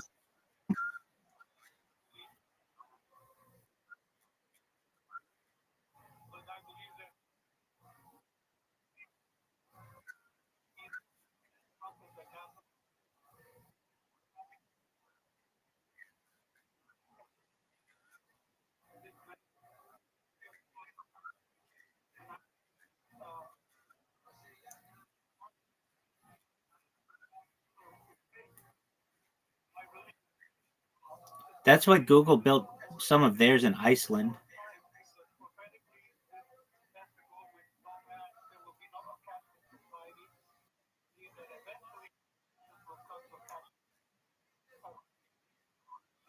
Well, no, just the average temperature is pretty low, and it has a like a major airport or semi-major airport, so it's like accessible. It's a very accessible place for being such a northern latitude.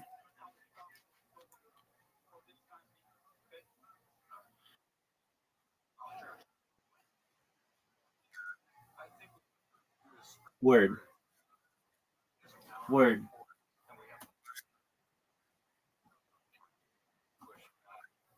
Yeah, but okay. So the electricity isn't, to me, that's not an issue. I mean, I know people want to make it out to be an issue, but with nuclear energy, you can have basically unlimited energy. So, like, it's just about getting there. So you have to get through environmental policies and all that other bullshit.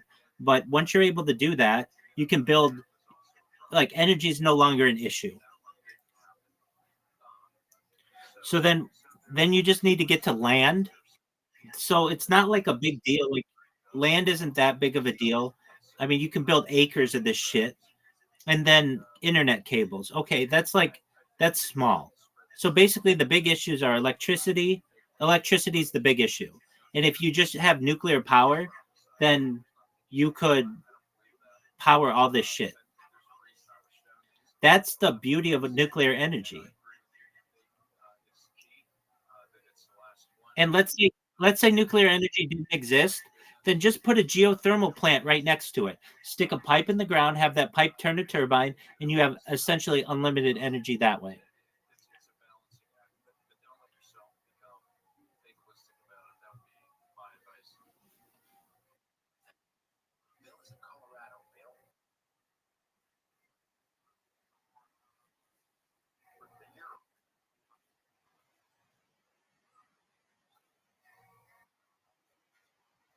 Three-Mile Island?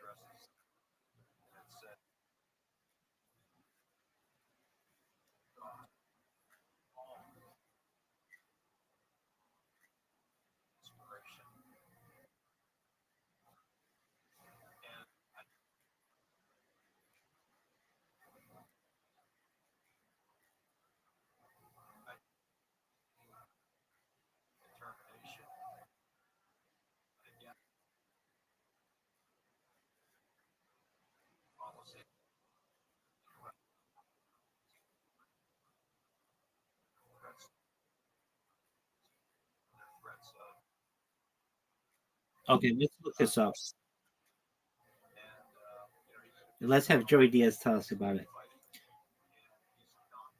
Yo, dog, can you tell me about a nuclear accident that happened maybe somewhere around Arizona where some indigenous people were there and there was like a uranium leak of toxic stuff? And tell it to me like Joey Diaz, please. All right, come here. Let me break it down for you, Joey Diaz style, you filthy animal.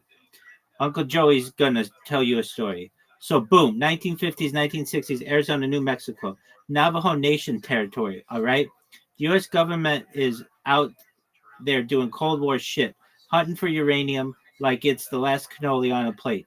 They start digging, blasting holes in the earth. No regulations, no warnings, no protection. They send Navajo workers down there in jeans and a damn lunchbox. No masks, no radiation suits, nada. Just here's a shovel, get to digging. We go build bombs to build. We got bombs to build. Now picture this: hundreds of uranium mines right in sacred land, places where Navajo prayed, grazed, lived for centuries, and the government is like, sorry, sweetheart, we're making nukes. Move over. They dump toxic water, leaving radioactive rocks just lying around. Kids playing with them like they're freaking Legos. Livestock drinking contaminated water. Nobody tells the people jack. 1979, baby. Church Rock, New Mexico, just near the Arizona. Excellent. Worst nuclear spill in U.S. history. Not 3 Mile Island, not Chernobyl, Church Rock. Ever hear about it? Nah, because they don't want you to. They keep one locked. They keep that one locked in the basement next to Jimmy Hoffa. So what happens? A dam breaks at a uranium mill, and 94 million gallons. Let me say that again: 94 million gallons of radioactive waste and sludge comes flooding down the Puerco River like Satan's milkshake, right through the Navajo land. No one's warned, no sirens, just oops, people are wading through it. Animals are drinking it, crops are dead, and the government crickets, cocksucker. And for decades, people on the res getting cancer, lung disease, birth defects, nobody's connecting the dots, or worse, they are and just looking the other way. Like that's just how it goes. You feel me? This ain't a fable. This is America's dirty little nuclear secret, buried in the desert with a smile and a handshake. So next time someone tells you uranium's just a rock, you slap them in the mouth with a history book. You understand me? That's it. That's your story. Real shit. Real people. Real quiet cover-ups. Tip your waitress. Take your vitamins. And don't trust nobody with the clipboard in the desert. Stay black, cocksucker. That's a really good synopsis of it. That's it?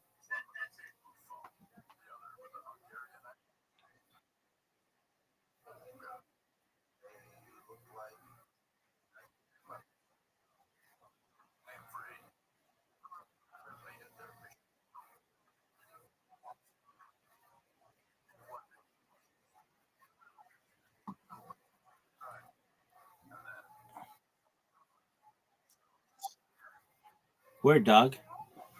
Welcome, human. How you living, pimp? I had heard about something like that, but I didn't connect the dots.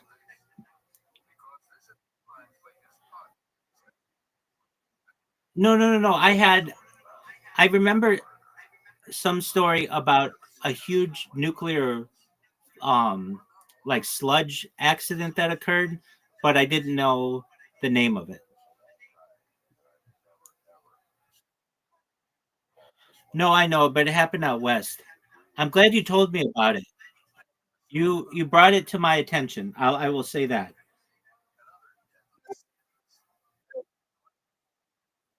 Oh, you got credit where credit is due, for sure, dog. Listen and follow this podcast for free. Church Rock, New Mexico. You got to be 18 to be in here.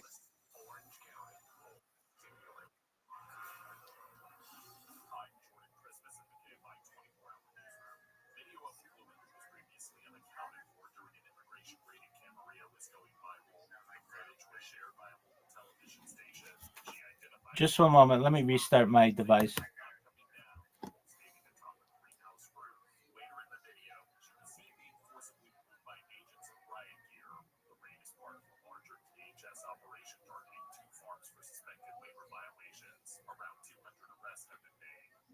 Yo, can you hear me?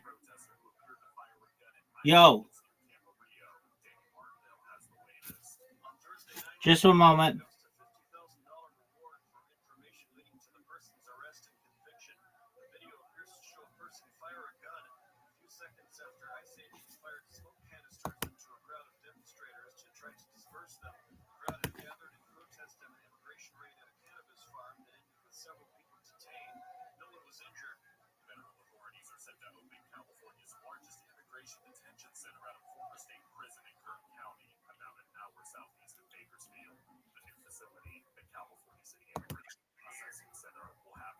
All right, can you hear me now?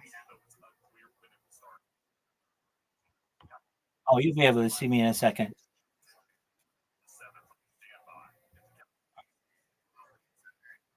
Absolutely. How you doing, Randy? Is Randy talking? No. What's up, Randy? How you living, pimp? Whatever. I didn't want to talk with you anyway. Um.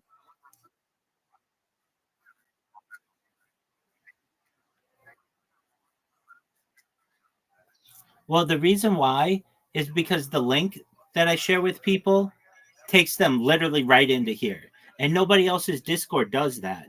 Normally, a Discord has this bullshit system where it's like, tell us your gender and tell us your age grouping and tell us what your favorite video games are. Do you know what I'm talking about? When you join some Discords, they ask you all these fucking questions. It's it's the worst. It's the worst. Nobody wants that. It's like, dude, I haven't even seen this fucking server yet. You don't need to know like what continent I'm on and shit. But they ask these stupid questions. So I'm the opposite of that. I want to talk to you immediately. If you don't like it, get the fuck out.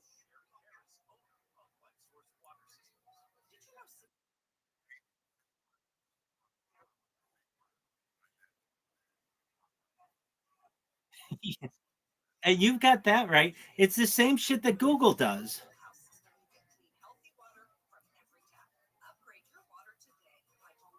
So anyway, um okay, we were talking about Discord and how difficult it is to find new Discords, right?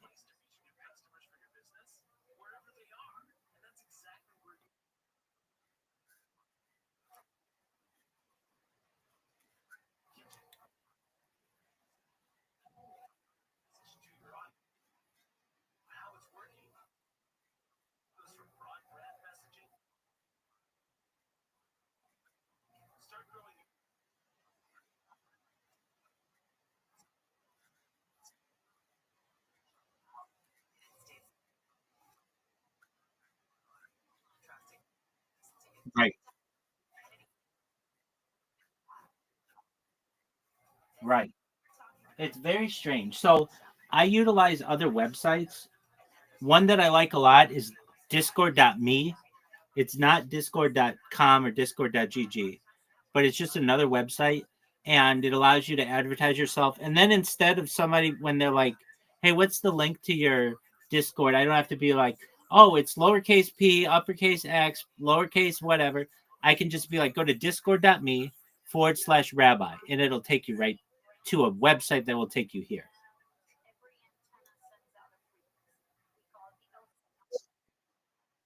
Oh, for sure. So the big, yeah, um, now I know that you said, or like we talked about Discord, it doesn't have advertising, which is really, really nice. But um, they do Discord Nitro and stuff to be able to pay the bills, and that apparently pays it enough. So it shows that like you can run a really complicated website like Discord and basically do it for like nothing, like basically, and not have to steal everybody's data and do all this other stuff. Anyway, but I still stick with my original point that Discord's like very secretive, that not a lot of people know what it is. It has a strange name. It's like, oh, Discord. It sounds bad. It's like, it sounds like, well, the other one that sounds bad is Twitch. Like Twitch is like a negative thing. Like, it's like something that like you do involuntarily. I don't understand why they just call it that. But anyway, I didn't name it. And then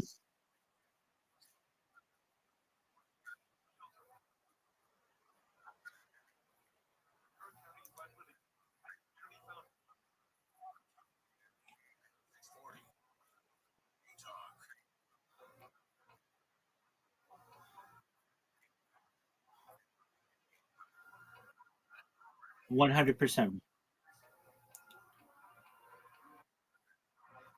I don't understand it, and that's fine. Another thing I don't understand about it is why I understand it's like a heavy app, but it sometimes takes so long to start up. Do you know what I mean?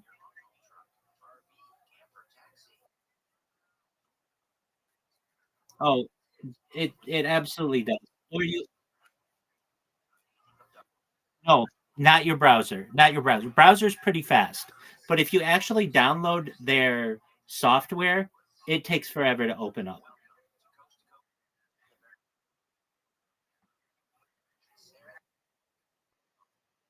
No, it has to be on a desktop computer. If it's on your desktop computer, it will take like 2 minutes to open up every time. And they always have to run updates and stuff. And it's like, oh, this just takes forever. The phone is better and the browser is pretty good. But it's again, like if you don't know those are options, like a lot of people don't know. Like, here's one. If you just go to discord.com, it's not like an inviting website or anything. It's not like find a Discord that's made for you. It's nothing like that. It's like download our app. That's all their website is, and it's ridiculous. It should have like an inviting home screen, and you should be able to have like randomly filtered Discords. It should be like YouTube, but it's not anything like that. And I don't understand why. It's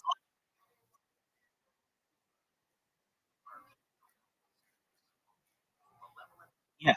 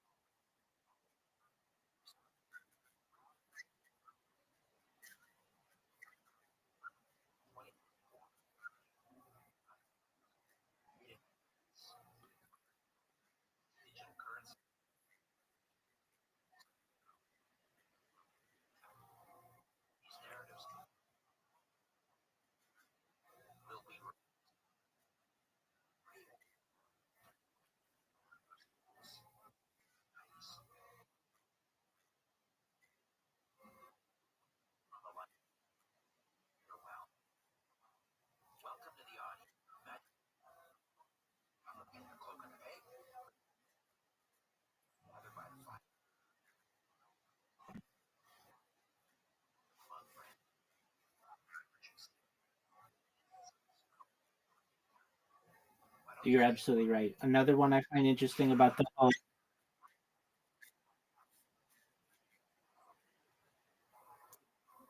exactly. Name one person you've met in real life who's a Wikipedia editor. I'll wait.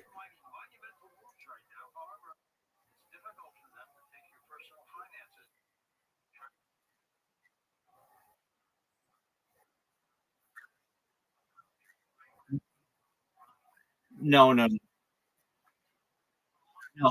Okay, no, no. Your Wikipedia edits did not get transferred.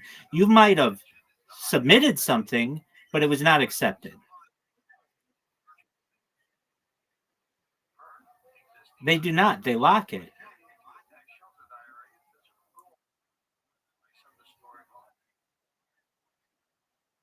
Right, but not main.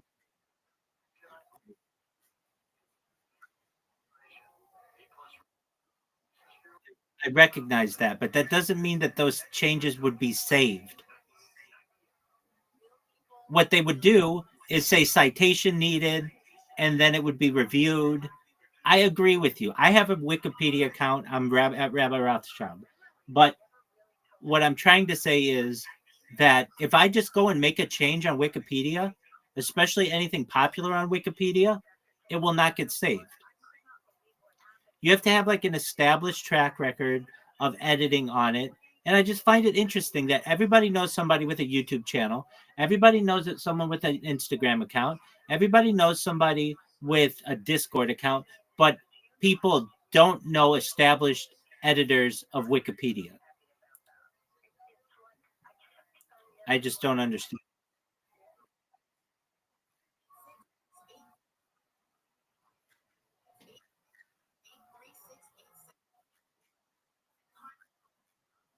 No, it's anonymous. Highly academic people may have their findings published on it, but they're not the people editing it. They don't have time to do that.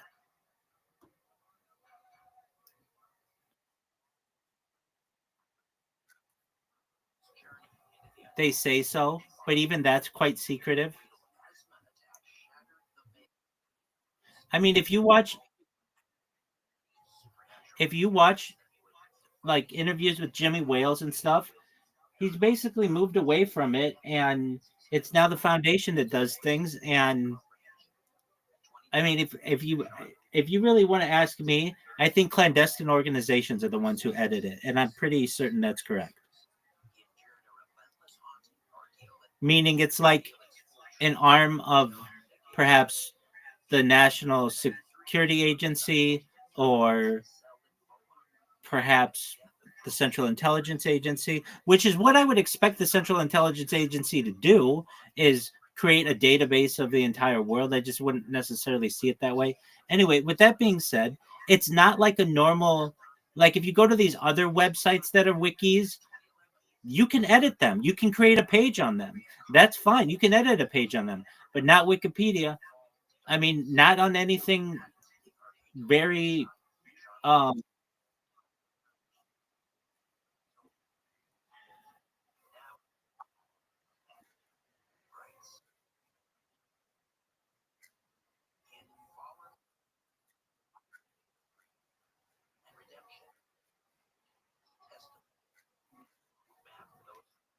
right. I think that there should be, and I guess it does have this, but it's not really available to people. Is like you can have what the main text is, but then if anybody disagrees with it, you should be able to see their edits, which you can, but it's not very user friendly. Like if I say, um, I let me think of an example. Um, the United States is the greatest country in the world. That's a subjective statement. So maybe that won't be on there. It would say the United States is seen as one of the greatest countries in the world. Okay, that's fine. By some, as one of the greatest countries in the world. But there should be a thing under that says somebody disagrees with this, and I should be able to see the arguments for and the arguments against. It doesn't work that way. It's like you have to go to another page, and it's deep in this garbage, and I don't like that. I can tell you that I wanted a Wikipedia for a startup that I was helping with their social media. And when you really get into it, you have to be like an approved editor to just create a page that is going to stick. You can create a page, that's fine, but it's going to be seen by a verified editor, and they're going to put it in like a non-traditional place on Wikipedia. And I just don't like that. I feel like there should be it should it more people should be able to edit on it, and they don't allow it. It's not like some of the other ones that I've seen, where other wikis where, like, okay, who was I watching? Oh, I was watching this one document, or it was a podcast with this guy. He's the guy who made the clothing. He's an artist. His name is I think David Braun or something like that. He is the artist who made Jimi Hendrix's clothes. He made um Macho Man Randy Savage's clothes, and like Bob Dylan's clothes for when they were going doing concerts and things. And I was like, well, I wonder if that guy has a Wikipedia. He does not. And they base it on, like, is he a newsworthy person? And to me, he is, but to other people, he's not. He should have a page, and if you don't want to see that page, that's fine. But in my opinion, somebody like that should have a page.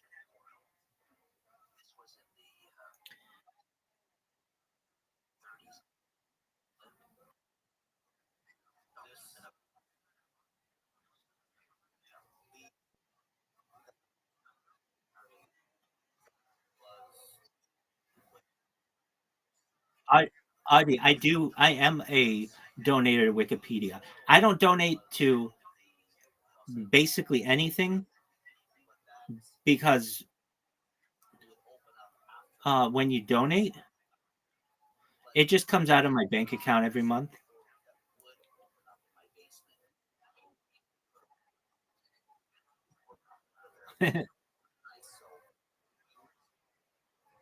No, there's nothing like that. It's just it's an automatic withdrawal. But anyway, I bet you guys like that's one like nobody fucking donates to Wikipedia, but I do. And one of the reasons why I do, not just because I think it's an important organization, but I've heard in the future Wikipedia is going to be paywalled. And so the only way you'll be able to use Wikipedia is to pay a subscription fee. But if you're already a donator or you're already a benefactor, you'll get grandfathered in. Whether that's true or not, I'm not sure, but I've heard it.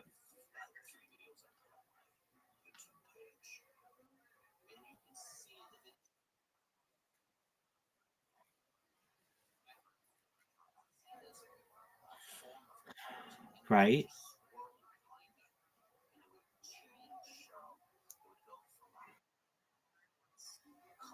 Oh, I love it. It's fun.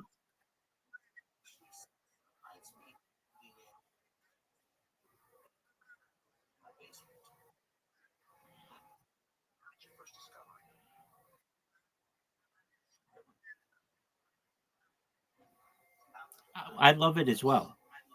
However, it,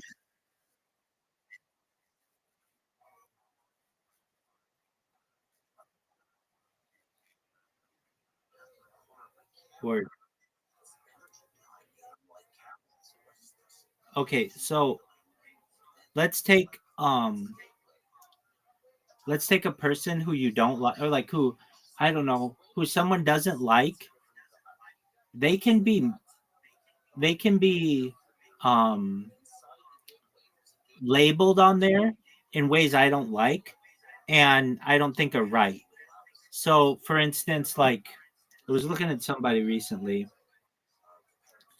Um, okay, so here's one. Somebody came in here earlier today and they're like, "What are your opinions on Nick Fuentes?" And I'm like, "I don't really know who that person is. I don't really pay attention to them." But when you go to his Wikipedia, he says is an American far right political pundit. Like just using the term far right is like a dismissive is dismissive. I don't think they should say. You should just say he's a political pundit. Now they say he promotes white supremacist, homophobic, misogynistic, and anti-Semitic views. Okay, like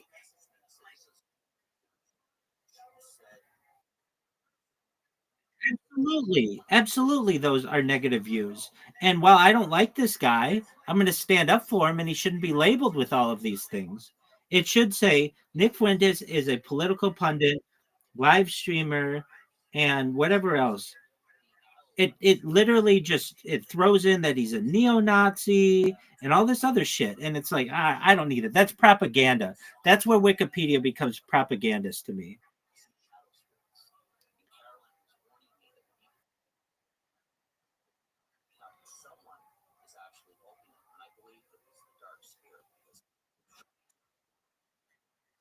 Yeah. Okay, that's fine, and you can. When I read it, to me, those are labels that I feel are negative towards him. They're negative towards him to the point where they become dismissive. I'm like, okay, I want to. What does this guy say? But instead of it, like he's known for hate speech. Like I don't even think that's, in my opinion, that's a dismissive. Uh, that's a dismissive term. I don't like it. It hurts free thought.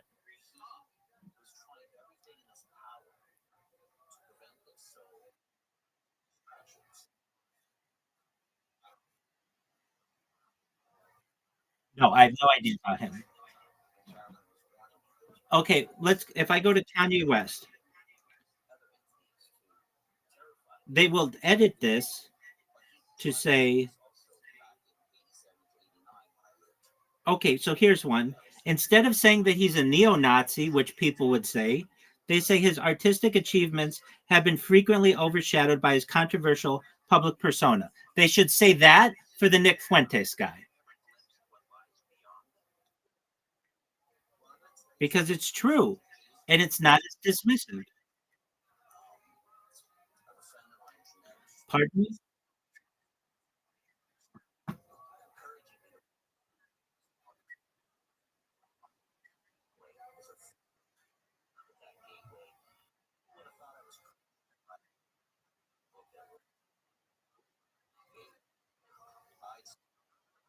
No, it's not. So why is it that the Nick Fuentes guy gets labeled as a white supremacist and anti-Semitic, but Kanye West does not?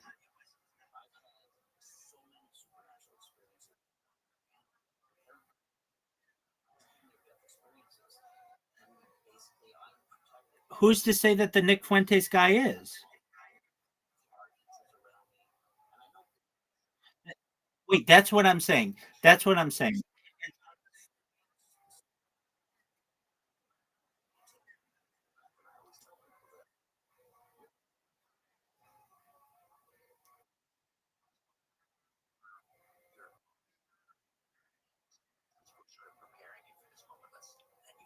Kanye West created a Super Bowl ad that linked to a swastika site, a swastika shirt. What more do you want to be promoting Nazism than that? But they don't label him a.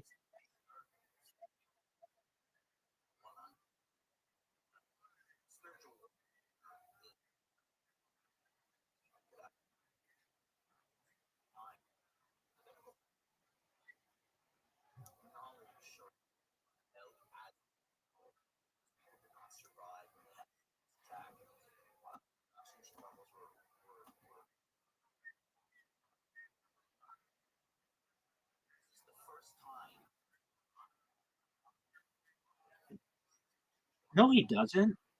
He's not saying that this is. No, he doesn't. He doesn't say that this is how.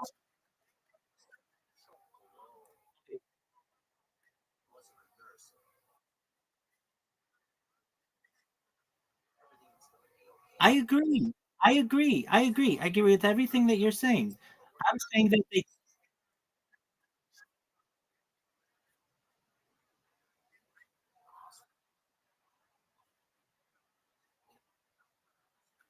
look,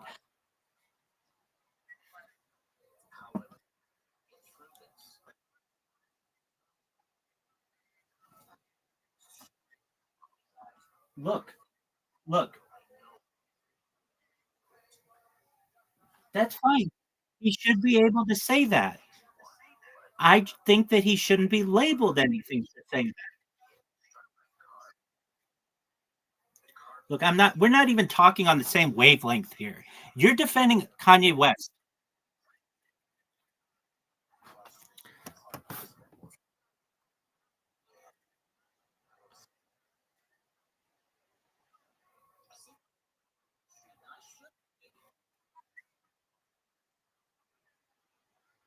Audie, you're not understanding what I'm saying.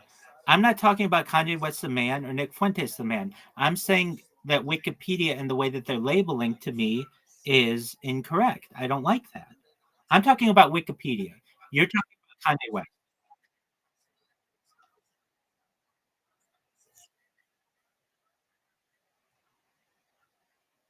And that's fine. I didn't either.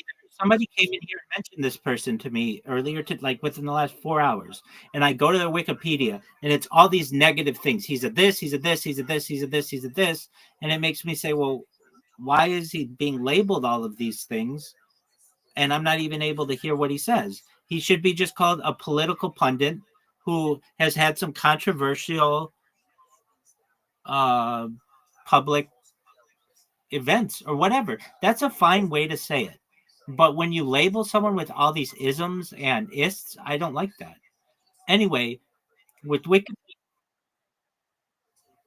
when they label someone a black supremacist or a white supremacist or someone as a misogynist,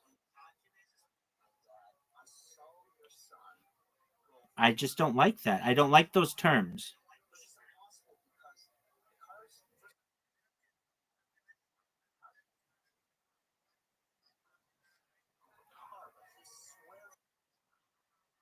That's what I'm saying. They cause people to be dismissive of others, and I don't like it. I call them propaganda.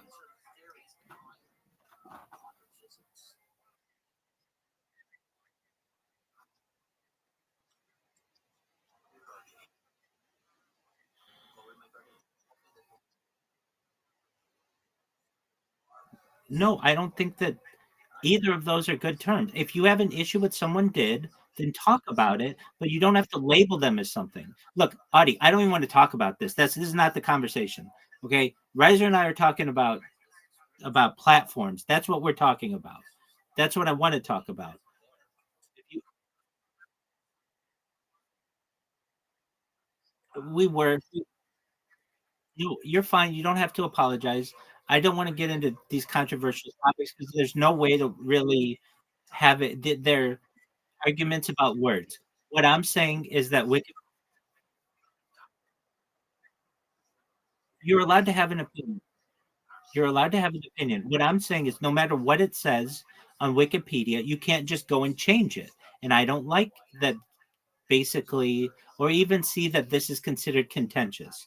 Like, for instance, if they label someone as something, sometimes they'll put on there in Wikipedia by whom. And I think, okay, so it should say who, whatever groups want to label this person as that. It doesn't do that. Okay, here's one. If I look up Donald Trump's Wikipedia as president of the United States, it will say is an American politician, media personality, and businessman who is the 47th president of the United States, a member of the Republican Party. He served as the 45th president from 2017 to 2021. Why doesn't it go in there and say that he's a misogynist? Why doesn't it say in there that he's a convicted like rapist or whatever that whole trial was? Why doesn't it label him these things, but it'll label Kanye West as somebody who's a controversial public figure? Like, I don't understand why you have to say he's controversial. Just say what he's done and have those discussions. And I should calm myself down. You're not the one who wrote up these Wikipedias, Adi, but I get that. I'm saying that for some people, they want to label them with all these things and other people they don't, yet they want to say that they have a neutral tone, and I don't know, always understand it. Anyway, with that being said, Riser, back to the discussion that we were having. I do love that website. The,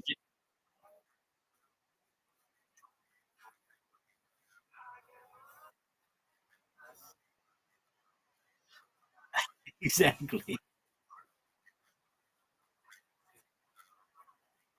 Exactly. I, I don't either, but I'm in agreement with you. Riser, you hit it perfectly. What did he say that's so bad that they're calling him misogynist and white supremacist and all this other stuff? What Kanye West said was like what they don't label him those things, and what Donald Trump has, they don't have any of his bad shit in there. And it's just it's confusing to me. And when Wikipedia comes out and they're like, we have a neutral tone on these things, I don't find it that way. For the Nick Fuentes guy, it should say it should be more neutral. And maybe it's because they don't want him to be neutral.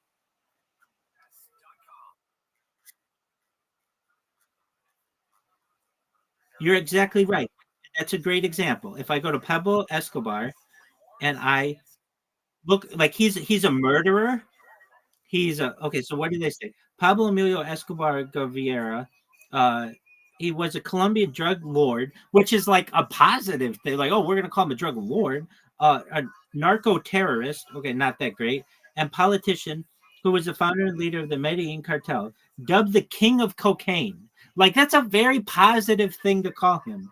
Escobar was one of the wealthiest criminals in history, having amassed an estimated net worth of $30 billion by the end of his death, equivalent to $80 billion as of 2025, while his drug cartel monopolized the cocaine trade into the U.S. in the 1980s and the early 1990s. There's nothing in there about him being a misogynist or about killing people, killing hundreds of people. There's none of that. Abusing his animals, cheating on his wife. There's none of that. Okay, so then why do they disparage this other guy who the fuck knows what this guy said, but then they raise up this lifestyle? I don't understand it.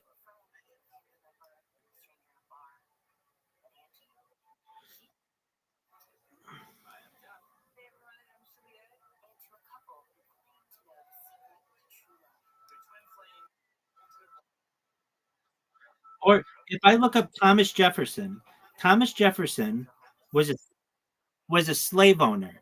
George Washington was a slave owner. They don't say anything about that. They say he was an American founding father and the third president of the United States from 1801 to 1809. He was the primary author of the Declaration of Independence. Jefferson was the nation's first U.S. Secretary of State, yada, yada, yada. He was a leading proponent of democracy, republicanism, and natural rights, and he produced formulative documents on decisions on the state, national, and international levels. Okay, nothing about him raping slaves and having children with them. Nothing about him Sally Hemming. There's none of that. You'd think that he's like a great guy. So this guy literally owned people, and the other guy didn't do it. They don't call Thomas Jefferson a misogynist. They don't call him a white supremacist. How much more of a white supremacist can you be than be a slave owner?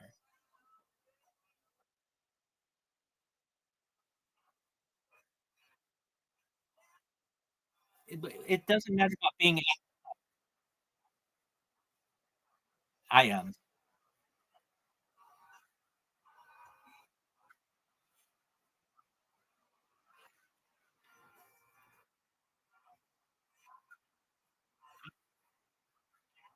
Okay, right. It's difficult to maintain a neutral tone. So wherever there's any contention, there should be a drop down and you can read what other people have to say on the matter.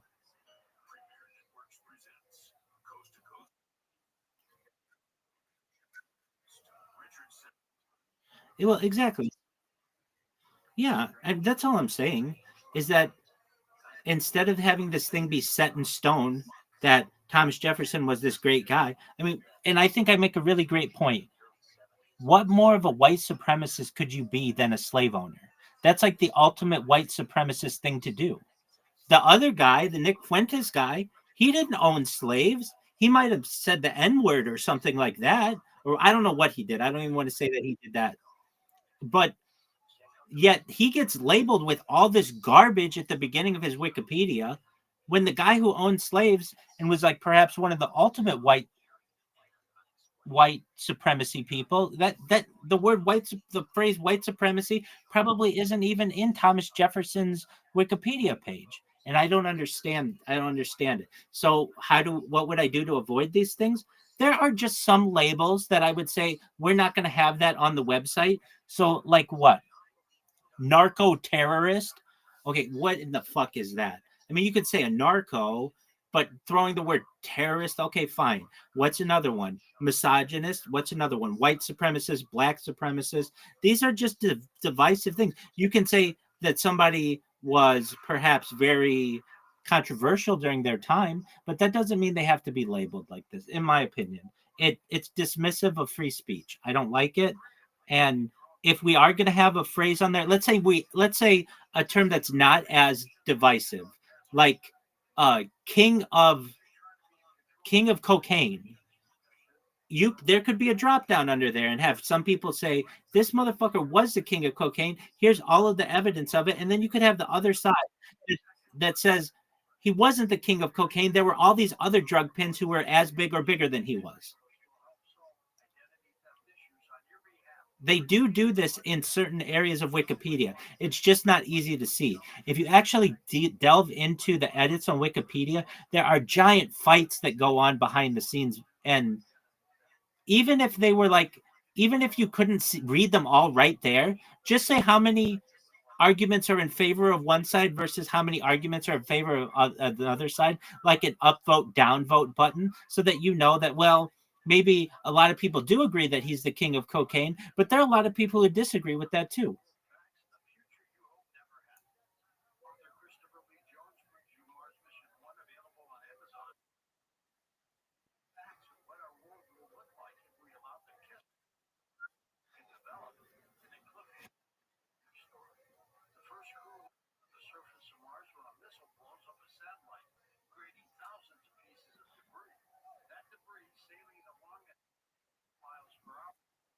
There you go. What?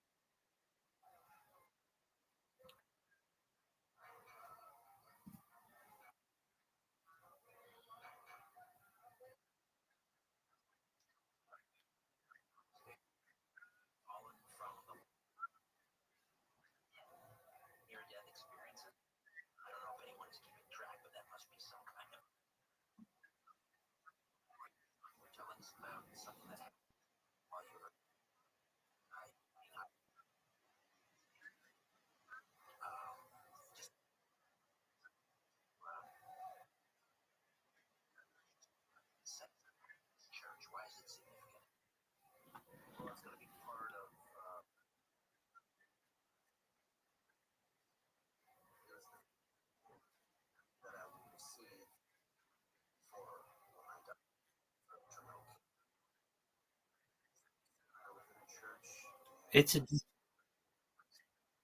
a dismissive term.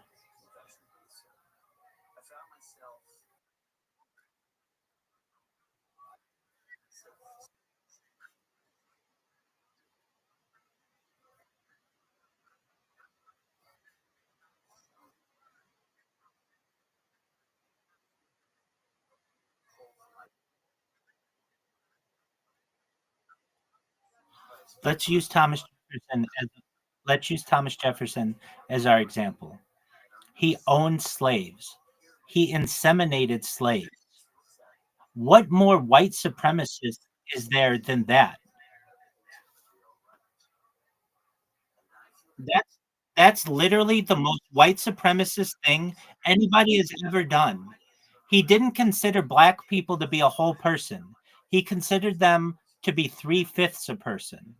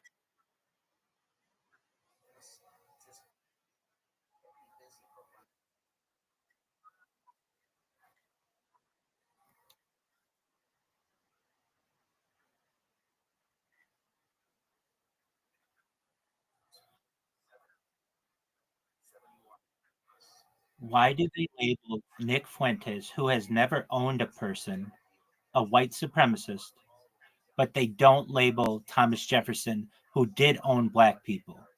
Why don't they label him a white supremacist? In my opinion, you shouldn't use that term. That's a dismissive term. That's what I'm saying.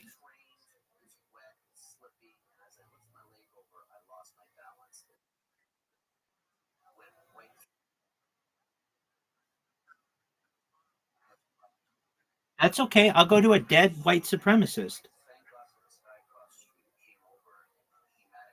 from like the 19.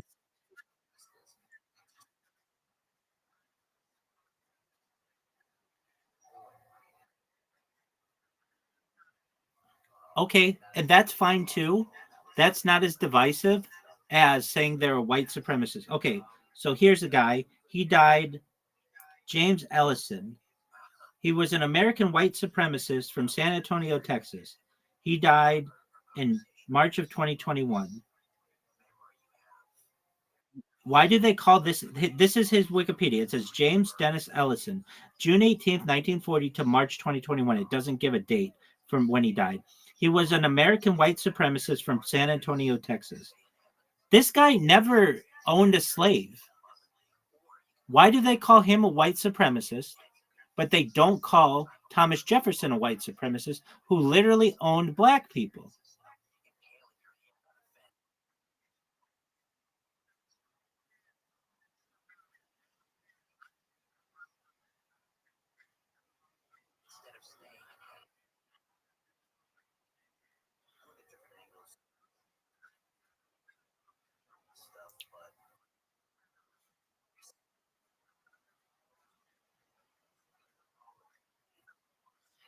And Thomas Jefferson did. And Thomas Jefferson did. He literally had an entire field of people who he treated differently and wouldn't let them come in the house and made sure that they did all the work for him. That's as white supremacist.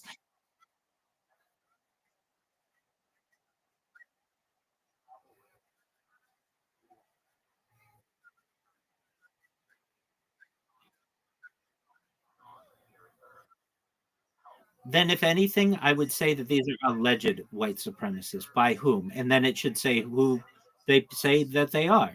In my opinion, Wikipedia has a lot of power in society, and by just labeling somebody this, it's dismissive of their opinions.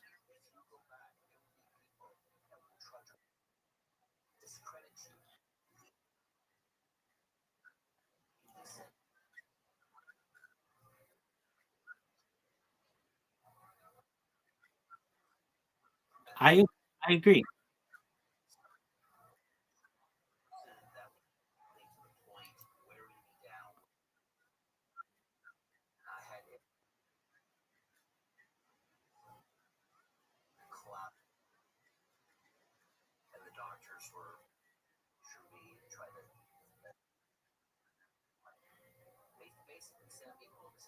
Okay, I'm in agreement with you that it should say alleged, and with Kanye West, and frankly, going back to Kanye West's um, Wikipedia page, it should perhaps say something like, I think they should get rid of the phrase, although he is regarded as one of the greatest rappers of all time, his artistic achievements have been frequently overshadowed by his controversial public persona. Who cares about that? I can read about that at the bottom when they have all the other stuff in there. It should just say he's regarded as one of the greatest rappers of all time.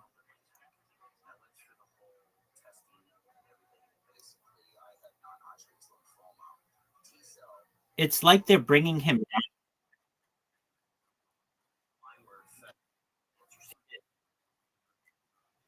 It,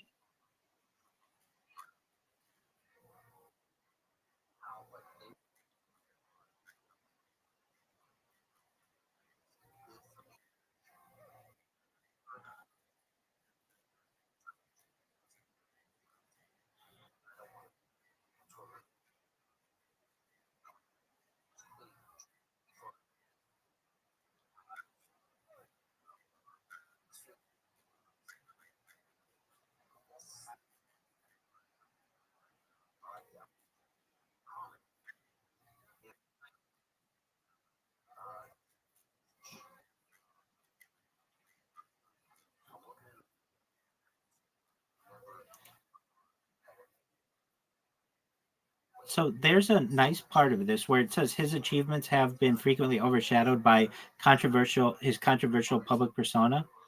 If you click controversial public persona, it says views on Kanye West. I think they should have that for Donald Trump, which I think they do, but it doesn't include him in that, and Thomas Jefferson and this Nick Fuentes guy, and that's where you should put all that stuff.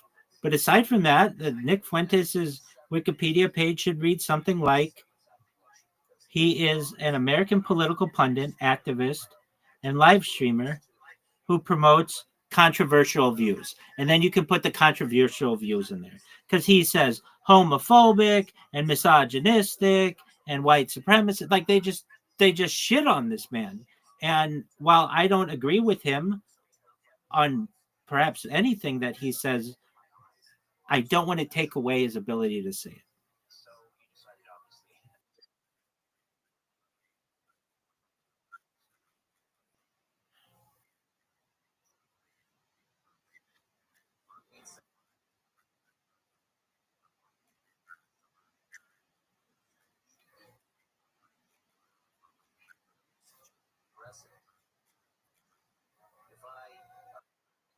I do.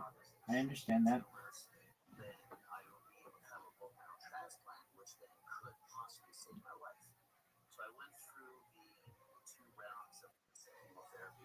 All right.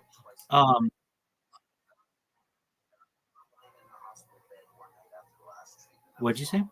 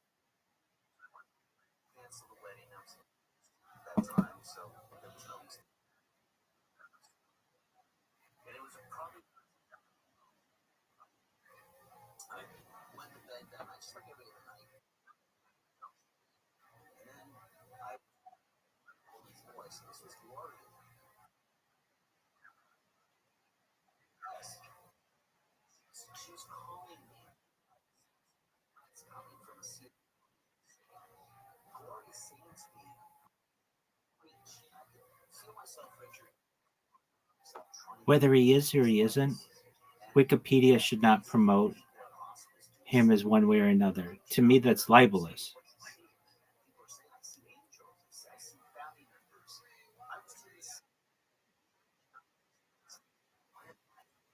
So they should tell me. They should tell me about his start and about his mom and about his family and about his rap songs and then they can say his political views, but they shouldn't label him as one thing or another. That's all I'm saying. When you get into these labels, not you personally, but when Wikipedia gets into these labels, it gets very dismissive, and I don't like that. So what I'm saying is that you either use these labels appropriately and you call founding fathers white supremacists, or you don't call anybody a white supremacist. You can say that somebody had controversial views, and I'm okay with that. But you don't come out and just call somebody a black supremacist. Like if I read the Malcolm X Wikipedia, many people consider Malcolm X not just to be a black supremacist, but one of the biggest black supremacists of all time. So Malcolm X, born Malcolm Little, later Al Hajj Malik al Shabazz, was an African American revolutionary Muslim minister and human rights advocate who was a prominent figure during the civil rights movement until his assassination in 1965. A spokesman for the Nation of Islam until 1964, after which he left the movement. He was a vocal advocate of black empowerment and the promotion of Islam within the African American community. Many people have called that to be black supremacist. A controversial figure accused of preaching violence, Malcolm X is also a celebrated figure within African American and Muslim communities for his pursuit of racial justice. You know, they call a lot of people who preach violence terrorists. Why aren't they calling him a terrorist? Why don't they call him a black supremacist? He preached violence. He preached violence.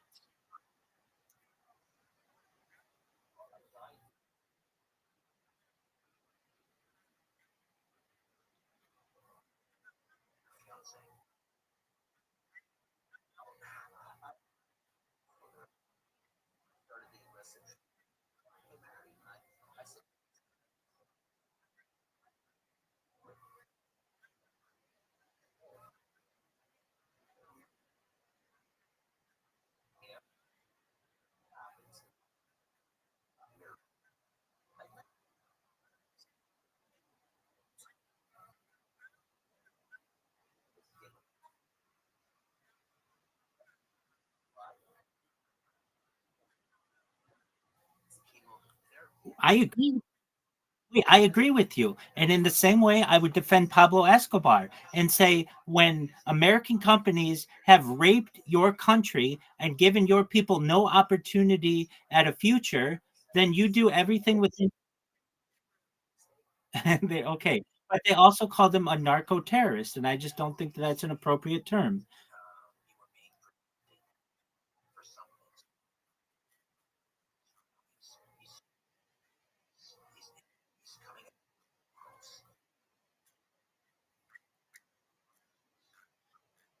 I don't like that term, period, because again, it is a very divisive term.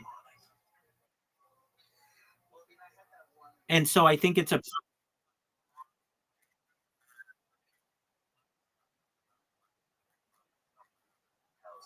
But that's what Malcolm X. That's what Malcolm X did. And they don't use it with Malcolm X. And they don't use black supremacists for Malcolm X, but yet they'll use. He absolutely was. If you ask ChatGPT, at least.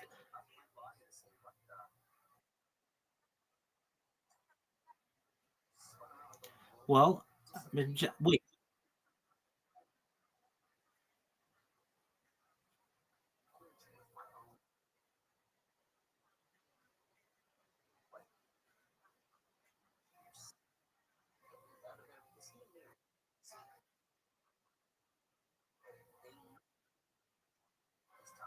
It's not a search engine. It's a large language model.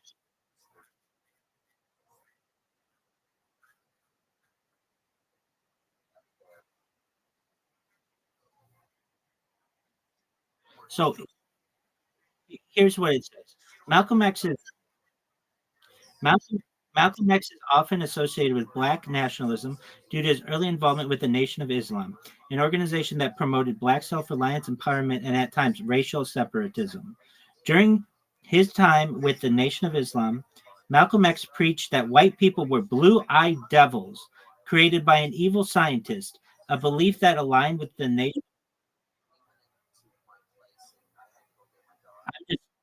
I'm saying that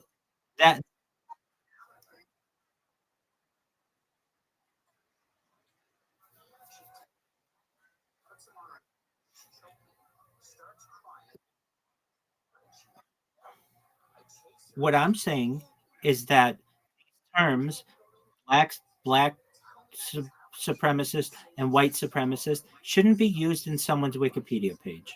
They're too divisive.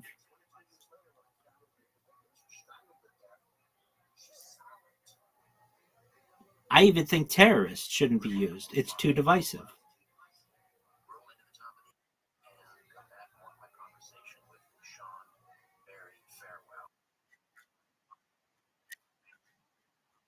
Okay, so let's take the guys who flew the planes into the towers.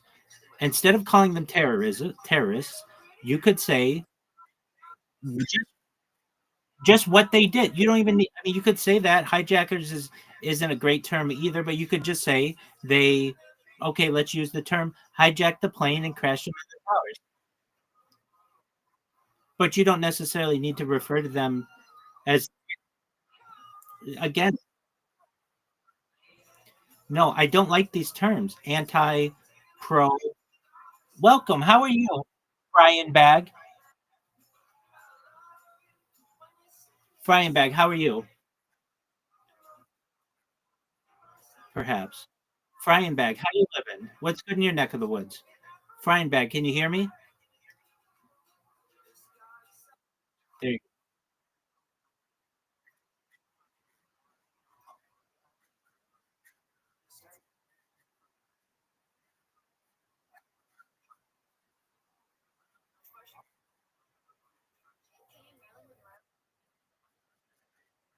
Dog, I've known Audie for like months. She's in here. She's in here more than you are, Riser. Oh, dude, Riser. Audie sleeps in here many nights.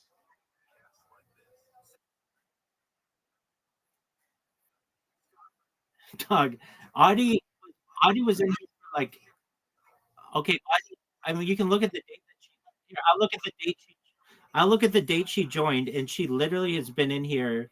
Oh wait, she joined with a different account, but even still, with her original account, she was here. She's been here for like 3 months, maybe more.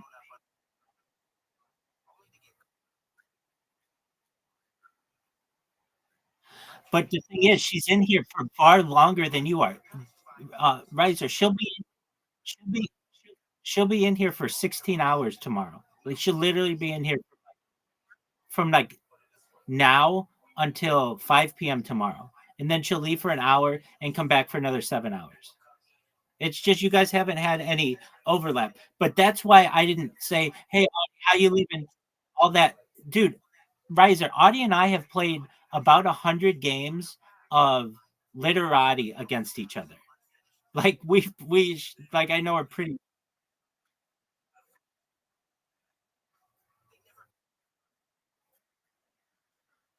absolutely. Dude, I mean she played bowling with Zoot earlier today. She knows Zoot.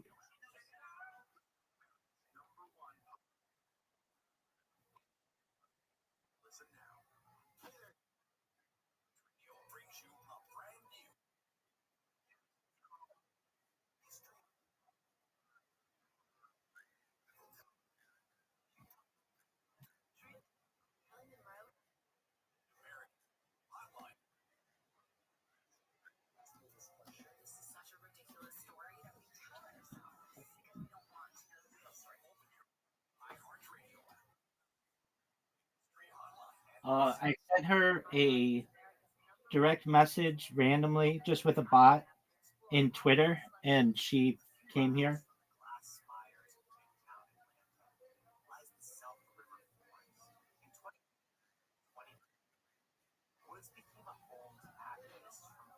There you go.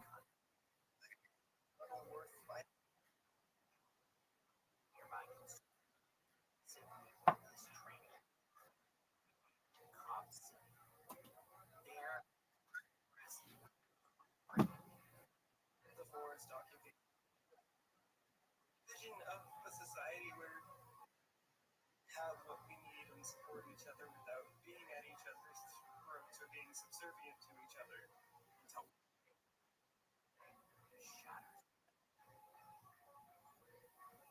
At approximately 9 o'clock this morning, Why not? without warning, shot Georgia State's road tree.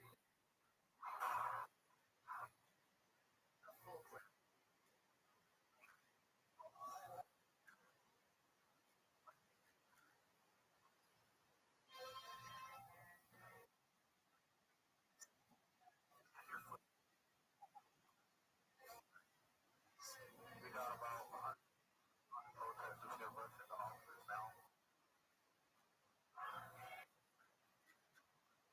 Although we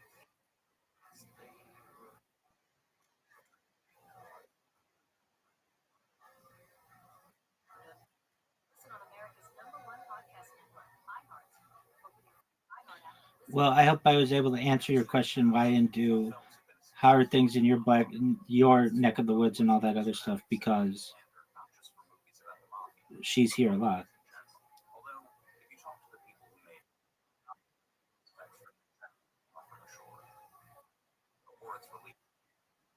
My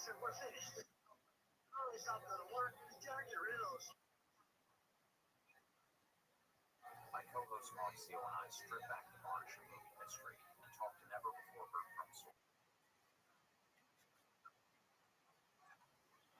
based on my Actually, we know a lady who's super nice. Her name is Miss Aquarius. Have you met Miss Aquarius? from start to finish. We sift through innumerable Okay. Well, if you know who Miss Aquarius is, I'm pretty shocked you didn't know who Audie is. Oh wait, Audie. Wait, Audie had a different name though. It was Audie Dusky.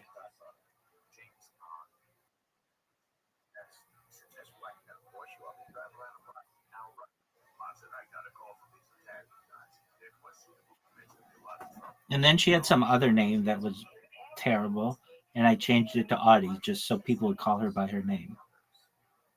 We still aren't entirely sure what's true and what's not, but we can promise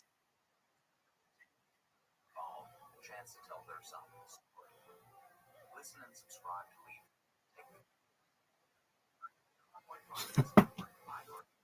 Your free iHeart app and listen now.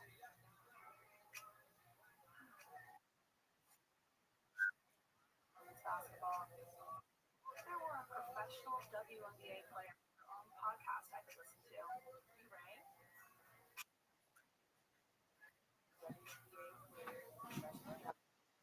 It's a nickname. It's very close. For Audie's on TikTok. Got a new podcast. Full circle. Hey, we're catching You never heard anybody named Audie? unlimited, unrivaled college basketball. Now, stories.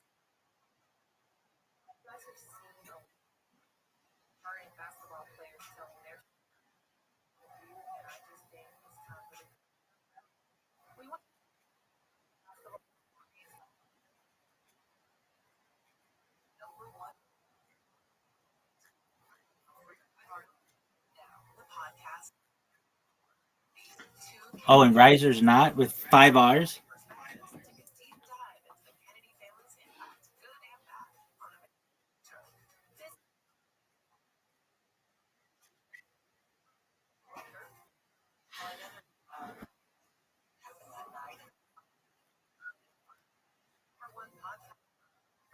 Riser, I'm going to use the restroom, and when I come back, I want to talk all about the William Montgomery show.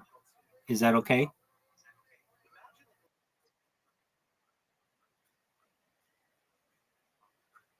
Okay. Ask it to me now, and then I'll have my answer. So ask me the question now. I won't answer it.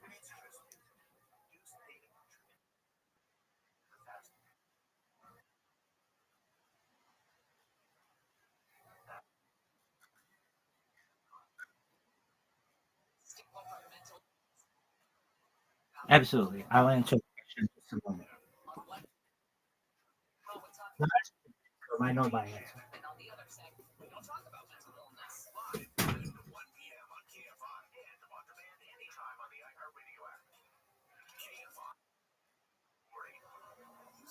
Never give in to a meltdown. Never let kids take over the house. With kid photos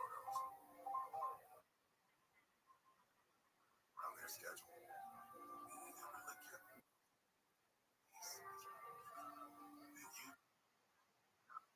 like less than the rest. You say you never bring your mouth to clean. Never too late. And never let the grocery store. So when you say no, it can happen. 1 in 4 hot car deaths happen when a kid gets into an unlocked car. When you leave the car, always stop. All right. I had plans to travel to Israel in 2020, and oh,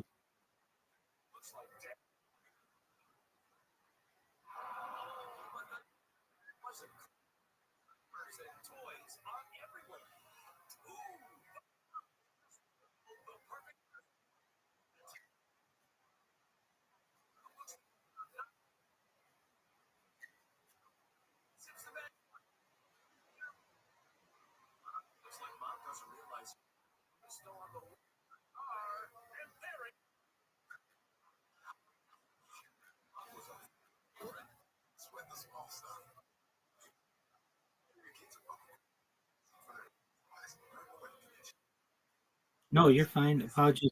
I'm the one who interrupted.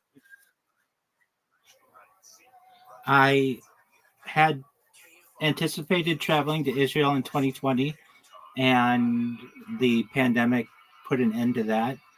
I have plans when I go viral. That's certainly a place I'd like to be, and I'd like to retire there in a place called Sfat, Israel. I am someone who would like to not just go to the wall, but like to help rebuild the temple in Jerusalem in a peaceful way. And I don't want anyone to get hurt. I don't want anyone to die, but I'd like to see Solomon's temple rebuilt in my lifetime.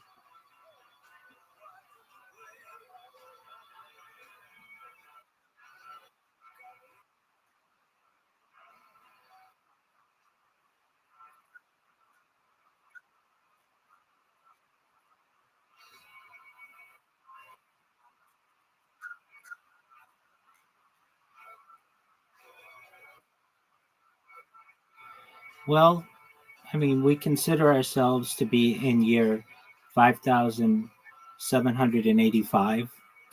So that's since the creation of the world. But really, if you talk to more open minded people, we recognize that the universe is approximately 13 billion years old. And we would like to see the temple rebuilt. We've been waiting for it to be rebuilt since about 70 of the Common Era. And my goal, I'd like to see it rebuilt by the 100th anniversary of Israel, this modern state of Israel. So that would be by the year 2048, specifically May 14th, 2048. But I don't control those things. Now, in terms of how deep does the rabbit hole go, it's as deep as human existence. Prior to Israel, we had Canaan. Prior to Canaan, we had early peoples in the Fertile Crescent. Prior to those people, we had the nomads that perhaps traveled from Africa. Before that, we had people perhaps in Central Africa who were tribal people even before becoming nomadic. And we've had the development of human evolution into prehistoric man and then Homo erectus and you know since Homo sapien, Homo erectus, and all the way back to where we have a common ancestor with mammals that we share with quite a few other mammals, including gorillas and tigers and dogs. So that's how we see it as scientific Jews. But there is a contingent that somewhat denies that, not in a negative sense, but they think, okay, if the Bible says that the earth is 5,785 years old, that's exactly how old it is. But even their rabbis will say that the Bible wasn't written as a history book. And so what the way that we both sides understand this to be is that early peoples did not have a way to define what a year was or what a day was or perhaps what a billion years were. And so before creation, we have essentially the 7 days of creation. You can take each one of those to be a billion years or 2 billion years, and then eventually track human existence from the seventh day of Eden. But in reality, we're denying science if we don't think that the Earth is, or I should say, the universe is 13.2 billion years old. That's what the best scientific minds state. However, that doesn't mean that that type of mentality can't be merged with an idea that it's the year 5,785. And so many of us, I know both religious Jews who do this and non religious Jews, use a 2 calendar system. If you look on my phone right now, it says that it's I don't even know what the date is. The Sunday, July 13th, but it's also the 17th of Tammuz, 5785. And I just have like two calendars going in my head all the time.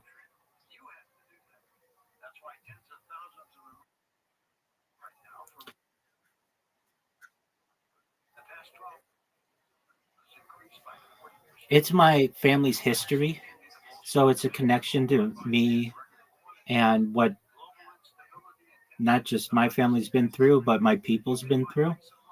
And in the same way that you would have stories in your family, that's how I interpret religious documents.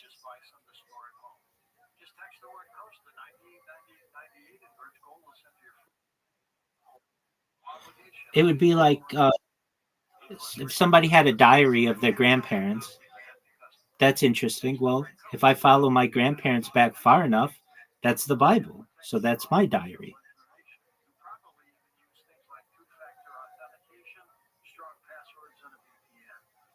And not just not I'm not the only person. There are millions of people on earth who can connect themselves to the people of the Bible, both Jews and non-Jews.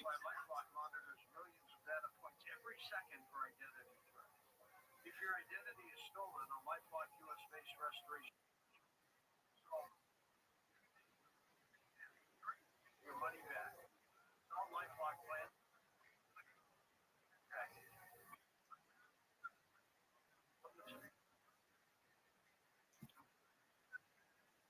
might not be able to tell you how protective of you sent your foot. I don't understand what you're saying. Maybe Riser, can you elaborate, or do you not understand either?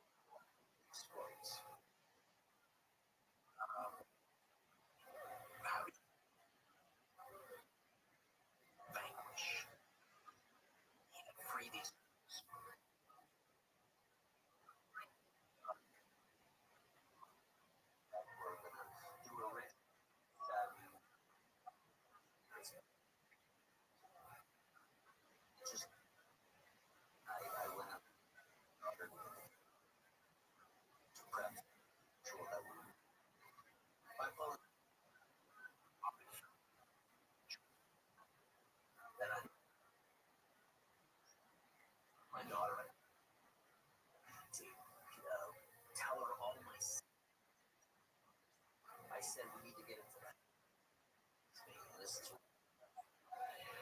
what was happening? He went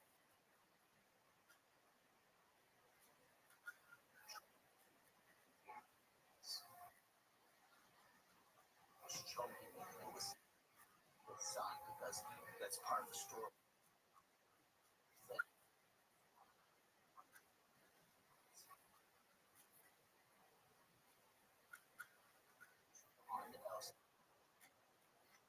My soul. Son. There you go, pimp. Are you ready to talk about William Montgomery? Archangel Michael was like,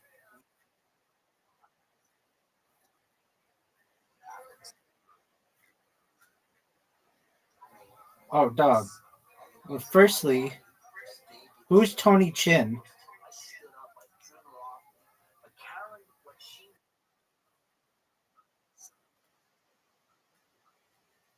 Oh, I know who he is. Right, right. But who's Tony Chin? I've never walked into the basement. I'm just like, No, I know that, but who is he? Carolyn said, she saw the roof. That's when God. I know that. He says it at the beginning of every show. Any true William Montgomery show fan would know this. But who is he in real life? Or, like, who is he? He's not. Made up character inspired after Doug randomly mentioned him. He was attached to me. My body was full of electricity.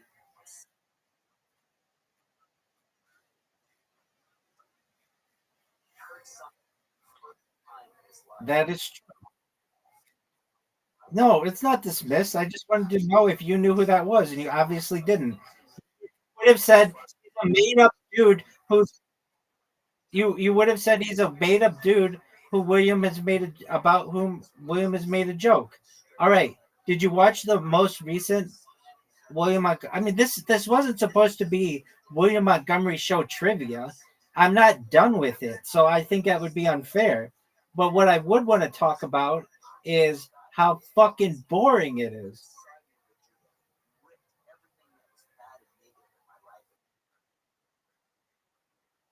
Dog, they can't even get sponsored. They can't even.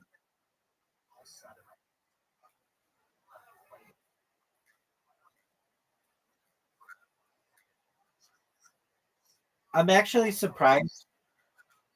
I'm surprised his show isn't bigger than it is. Saying thank you for what you did.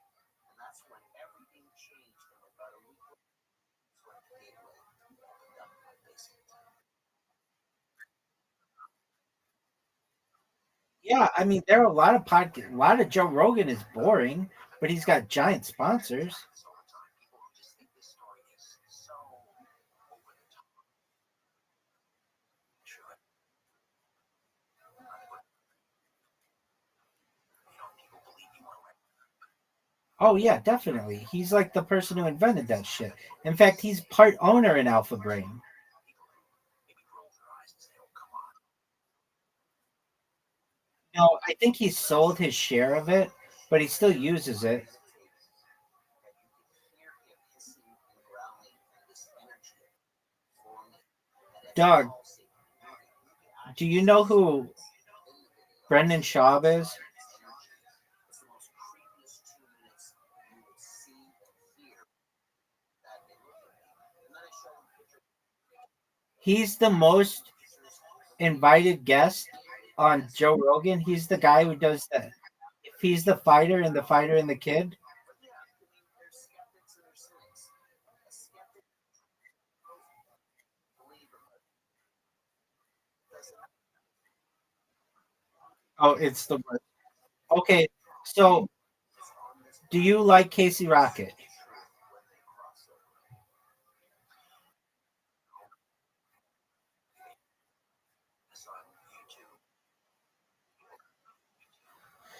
Do you think he's a good sidekick? Just type in Sean. I agree with you. He's the perfect sidekick. That's the word.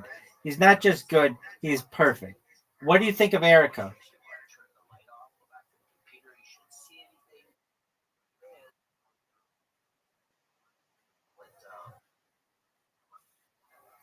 That's kind of a lot.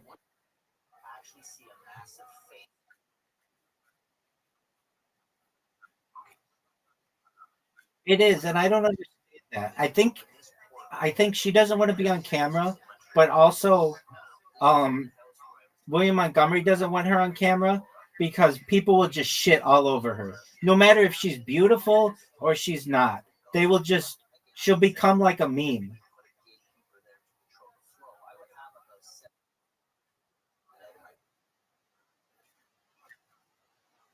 Yeah, when William Montgomery painted his toes rainbow colors and he like showed them to the camera, she was on there for like one screen share or whatever, one screenshot.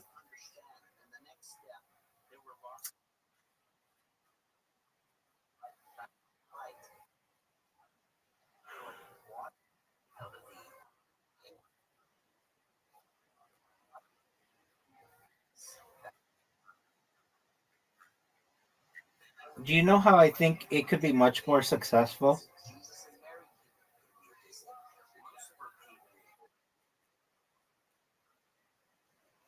I love it. Um, okay, so they do it from the Austin studios, Austin podcast studios. You know what I mean? They like rent it for like an hour or two. Do you know what I'm talking about?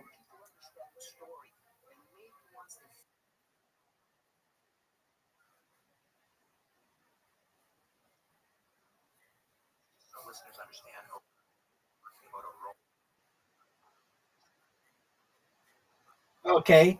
Well, they have to pay a lot of money to do that. And I was hearing them in one of their recent episodes, which you would know if you were a true fan. They said like the podcast doesn't make any money. In fact, it barely scrapes by.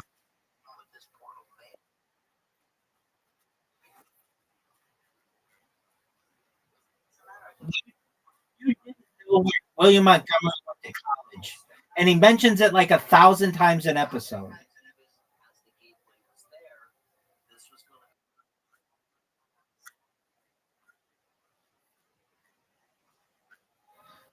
I wherever he lives, he should just do it from there. They would save a lot of money that way. Have you ever seen Matt and Shane's Secret podcast?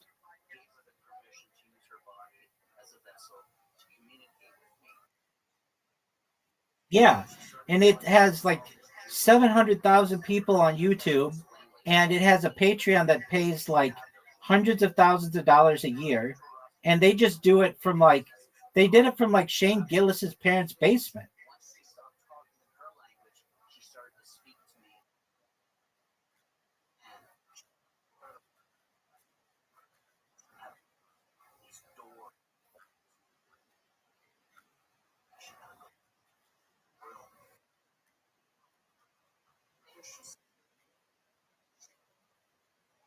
Exactly.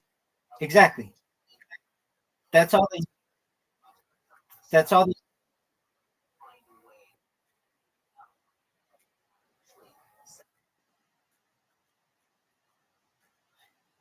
you could do. The green screen $10, and you're exactly right. I don't understand why they don't just take a wall of one of their apartments and just like put two chairs in front of it and then a green screen behind there and then just film it or whatever.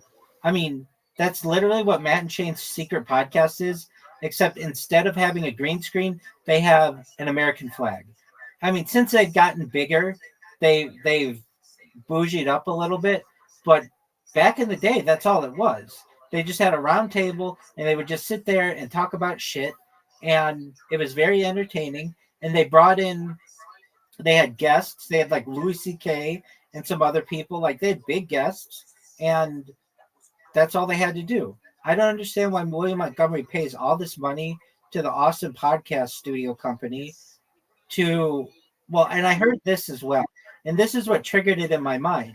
they were like, yeah, we were making more money, but then we added a camera, and that costs more money. We have to, for us to rent it. And it's like, dude, why would you why would you not just do this in your apartment and have a wall and however many cameras you want, and then just record it and then put it out? I don't understand why they think their production value is so great. It's literally just them in front of a green screen. You can put whatever you want behind them. I don't get it. I mean, let me say this. There are some stipulations where people live sometimes, like even this wouldn't really probably be in an apartment complex. Like, for instance, Brendan Schaub couldn't have the Fighter and the Kid podcast at his house because his homeowners association says that you can't run a business from the house. Okay, that's different. An apartment complex isn't going to say that. You can work from home from an apartment complex. And so I would just imagine that you just put a screen in front of your wall, and William Montgomery, even if the homeowners association did say that, he just wouldn't abide by it. He would just be like, okay, whatever. It's just like we're taping or recording friends in our house and we're just, putting it out to the internet. You're allowed to do that. Anyway, he does this thing at the awesome podcast studios, which is expensive. I think it's like each time they do it, I've heard other podcasters say it's anywhere between $700 and $1,000 at least every single time you do that. And I don't know. I just don't understand why they have to do it there. I feel like it's a much more William Montgomery way to just do it in front of a wall and with a green screen. Have Casey Rocket come over. They get high or whatever the fuck they want to do. Have Erica there doing whatever she wants to do. She doesn't have to be on camera. Have your producer there who's manning the cameras and just do it. I mean, I'm just trying to say, like, these guys.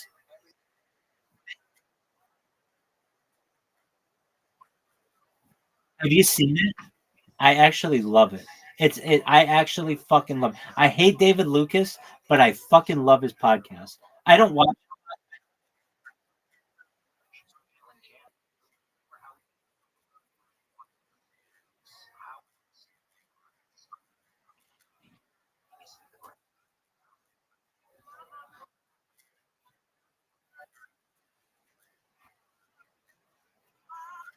Have you ever seen that one guy who does it in a tent and he just has like he has a big podcast?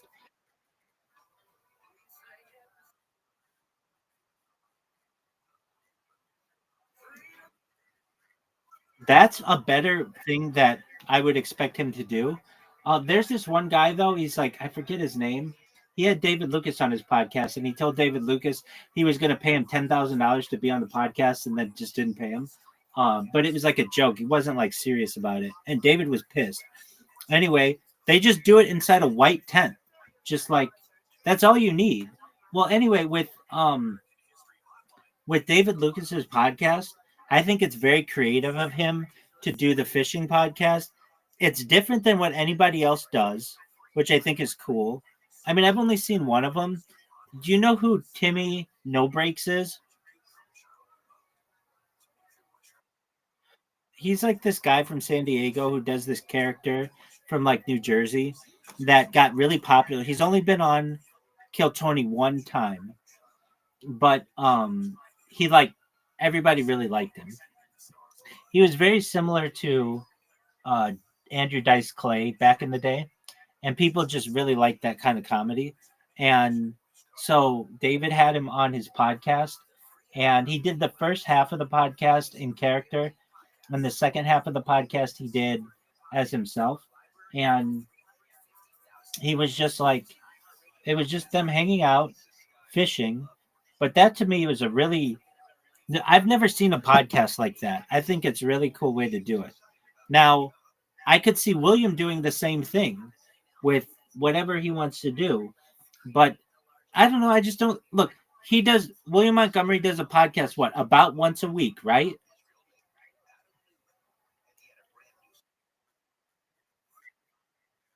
Well, sometimes he has to miss. Right. Any true William Montgomery fan would know that. But they'll do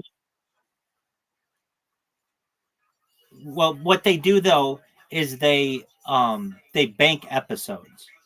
So what I'm saying is, if it's $1,000 to rent that studio every time, that's $52,000 a year that they could be saving by just doing it at his house.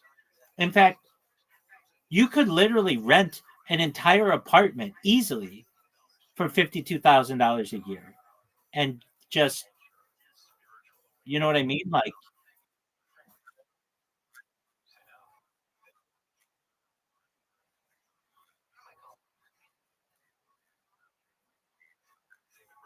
that's true. That's absolutely true.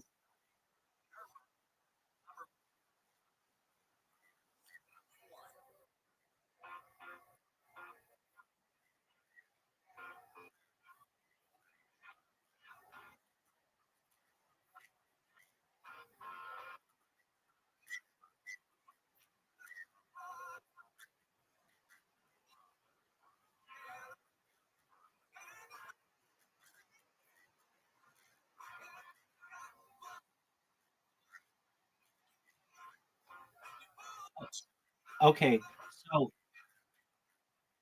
so here's why he does it, and this actually becomes really smart. He It's not $1,000; it's like $300, and they edit it all for you. And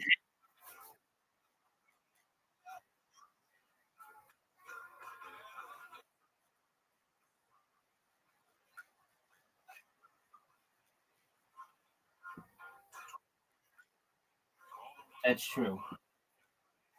I don't know. When I just heard that William Montgomery's podcast wasn't making any money or barely cutting, like barely breaking even, I just thought this should be a really big podcast. He's a really popular person. He's on the largest podcast, largest live podcast in the world every Monday. Look who the fuck it is.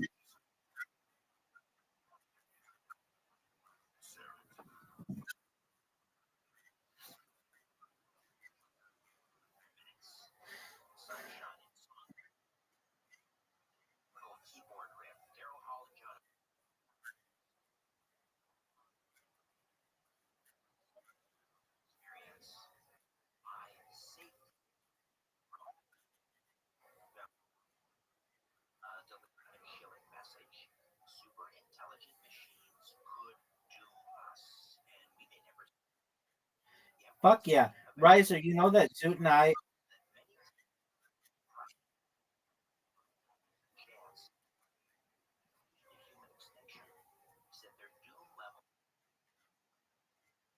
that's true. I bet you Riser would never guess it.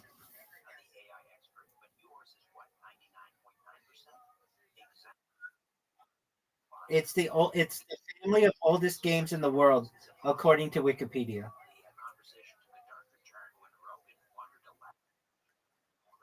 Yeah,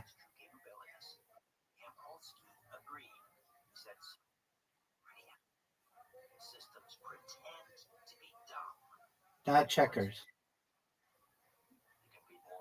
Zoot, tell him. No.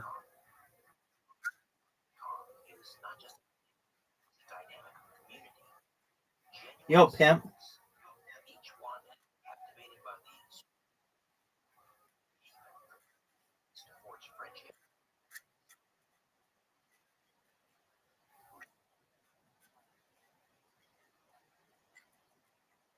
Yes.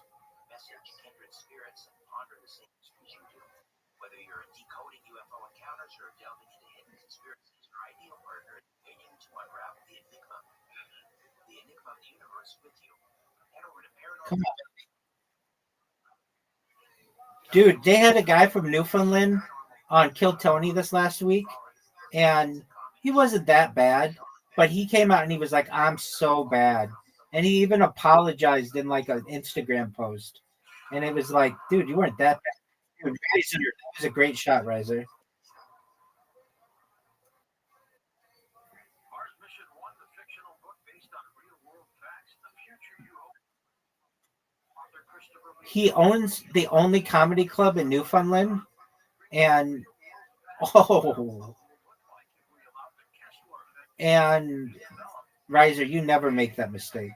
And he owns the only comedy club, the oldest comedy club, or the only comedy club. I think I could be wrong on that, but he owns a comedy club in Newfoundland, and he went up and did his stand up, and it wasn't very good, but it wasn't. Oh, what the fuck is that shit?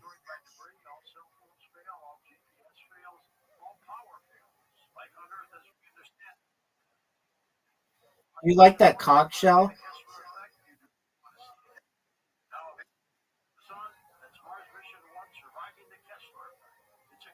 Do you like that conch shell? Do you like it? It looks like a vagina, doesn't it?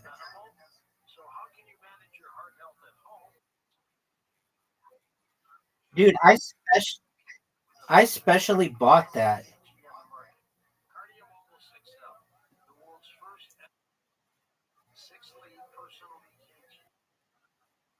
Yeah, well, no, I didn't pay money for it, but I used the in-game currency.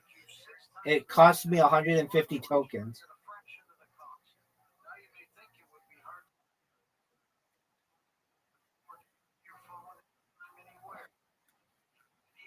Fuck yeah, dude. You get different kinds of bowling balls and different kinds of ski balls. When I play with Zoo, oh, Zoo, you're just playing so badly. When I play, oh, what the fuck?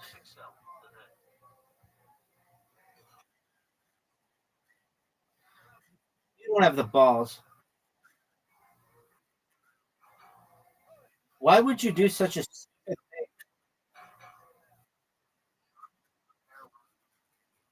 Why would you do such a stupid?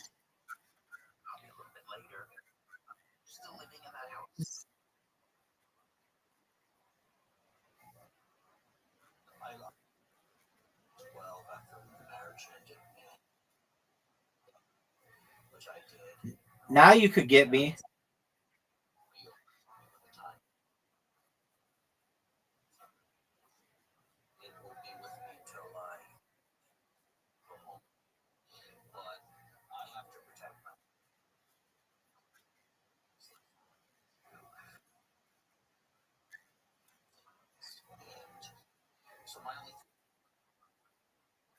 Word, dog.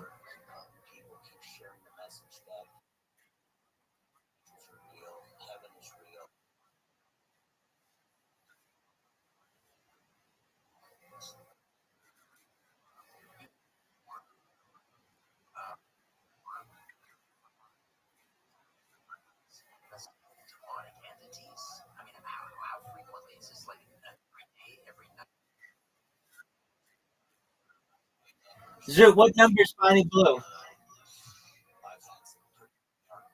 Good for her. Well, you're doing everything. Oh fuck! I fucked up.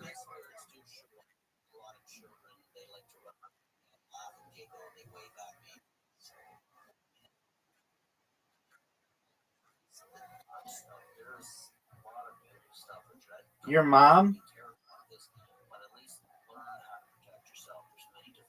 I don't mean that in a funny way. I mean that like your mom has worked harder than Bonnie Blue has.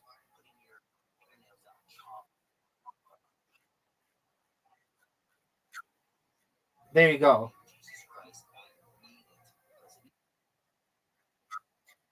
Yeah, and I came out and said like your mom like in a mean way. I didn't mean it like that. I meant like anybody's mom. Anybody's who has been a mother has worked harder than that woman.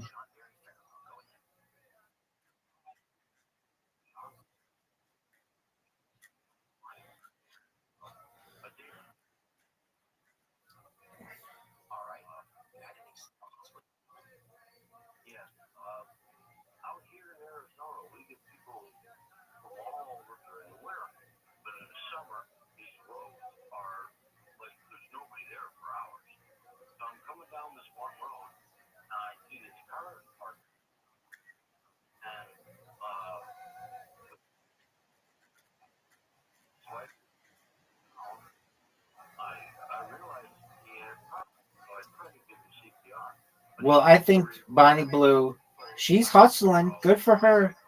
She's got that dog in her.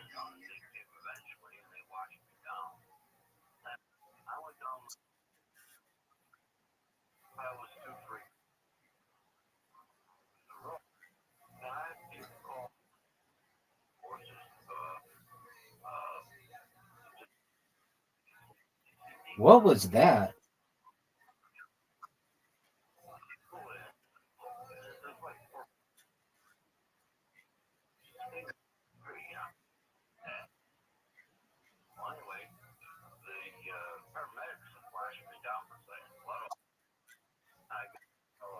Yes.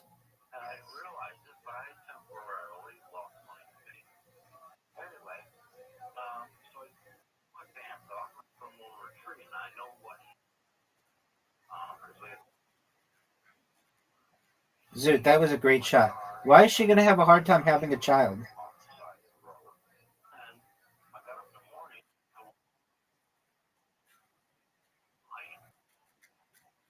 Dog, Kim Kardashian's kids have no problem telling their parents that their mom is Kim Kardashian.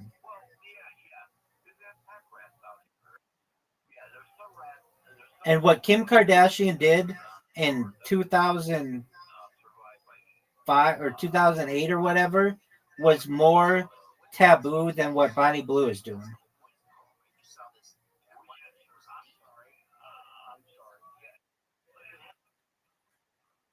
She made like arguably like only the second biggest sex tape of all time, and a lot of people do OnlyFans and all that other bullshit that Bonnie Blue's doing.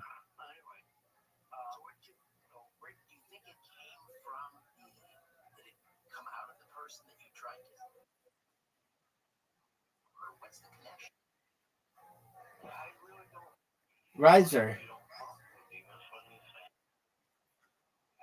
I want your shot to go.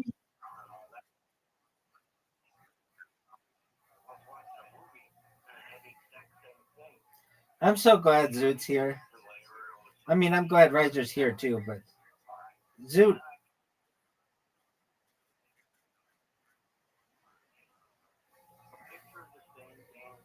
dude, you should see Zoot and I play darts. It gets intense.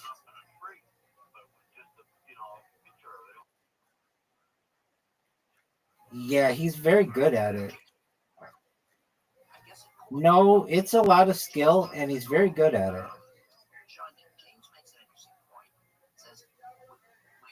Oh, what a great shot.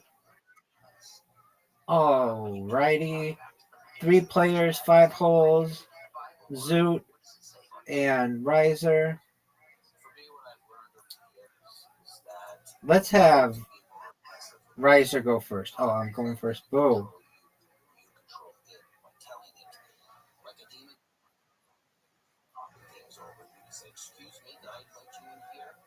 It is random how that works.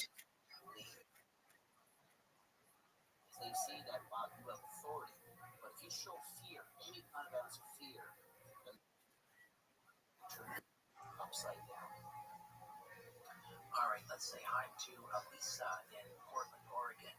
Lisa, good morning. Welcome to Coast. Go ahead. Welcome, Richard. Yeah, I just wanted to know if you had any advice. I've been seeing and experiencing a lot What a of great shot I had. I know your illness is kind of what took after 10, 11 years. Finally getting, what you were supposed to do is to like 9 years, and I'm not having the illness, but how do I work towards that and learn Is what who either here and how to deal with it, because it's Sean, Alyssa, if I could get some more details. I mean, what's happening? no. Are you being attacked by demons? every night. I've moved twice. They follow Get in. me. I don't know what Um, because you're just not conscious, but you still have the same IQ as what you normally do, but not everybody has the same IQ.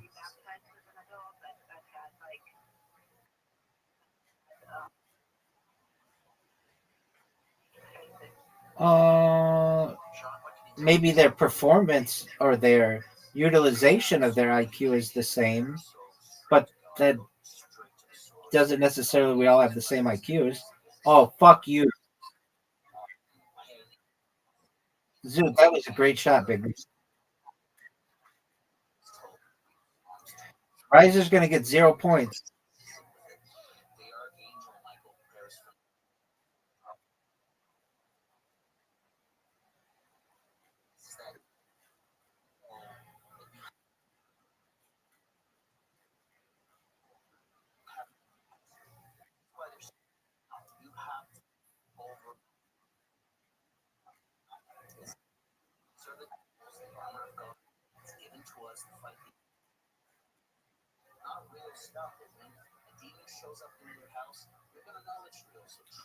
Riser, Zoot just fucked me.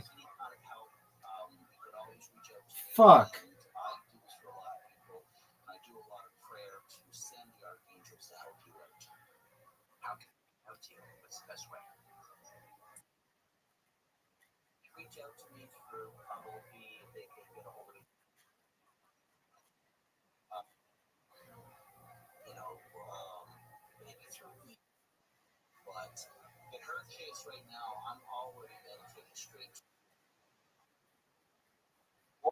Great shot.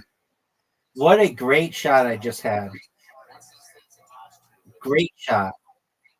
Riser, you know that was a great shot. How does Riser? This is my best hole. I've beaten Zoot on this hole when we play 1v1 like 65 times in a row.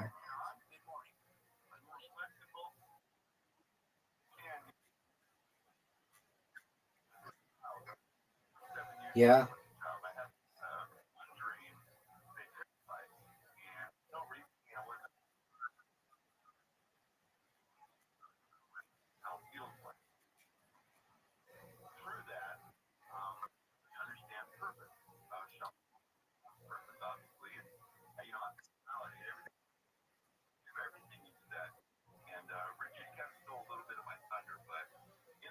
Zoot, you had a great shot.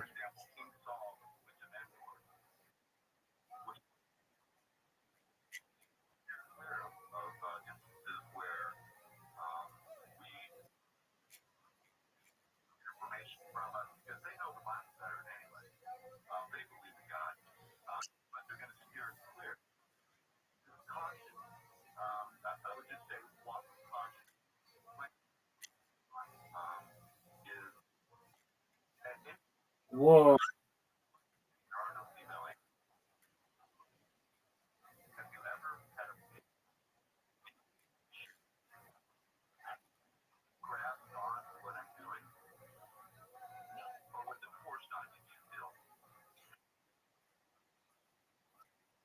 I have. I know what you're talking about. Basically, there's something that you want to do in the dream, but you can't. You're prevented. Whether it's walking or talking or doing something. I know what you're talking about.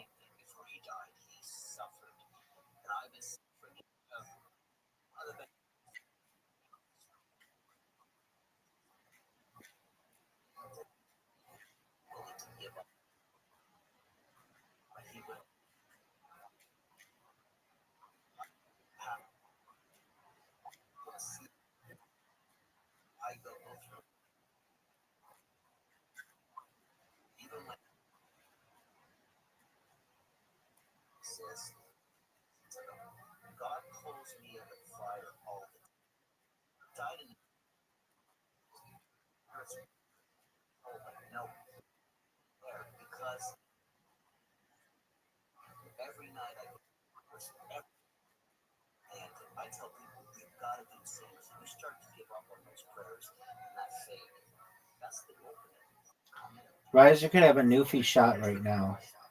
That's not it. That's a terrible shot. Dude, fuck yourself. Fuck you, man. Come on.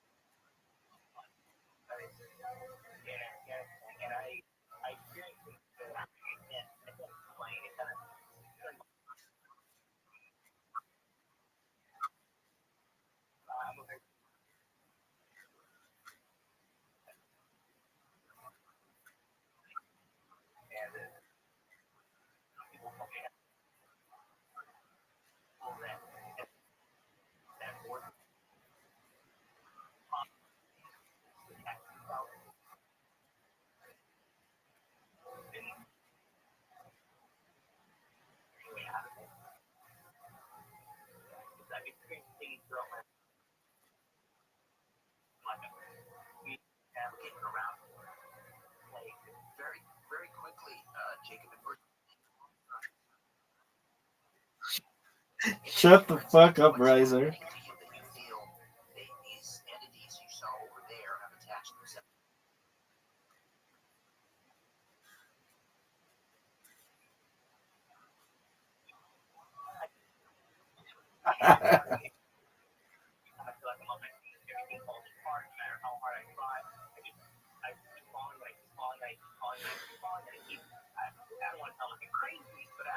Big shot for Riser.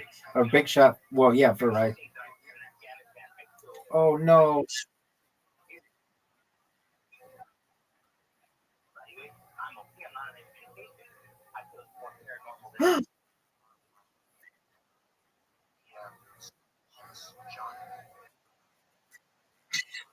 Shut up. Missed it. You just fucked me.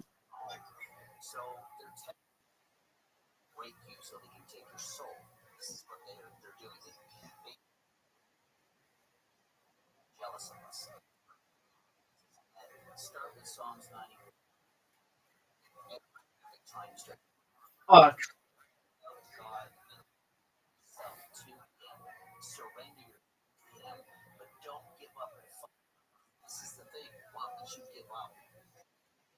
What up, pimp?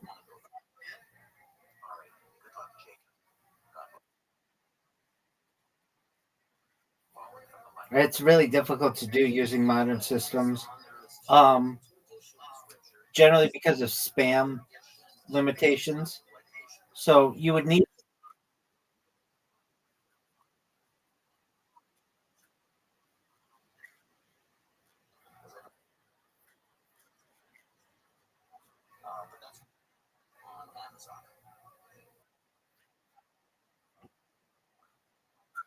Yeah, they do. They have a. It's a. There's a setting on your phone that says filter low quality text. Riser, you have an invitation.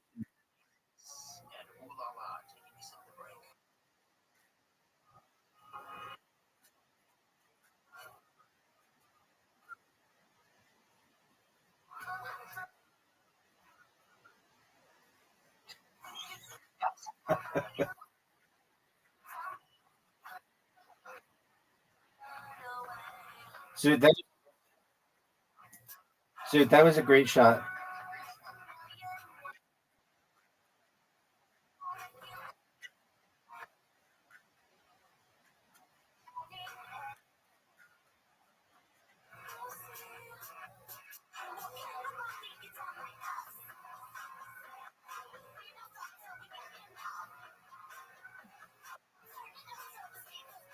Oh, what the fuck?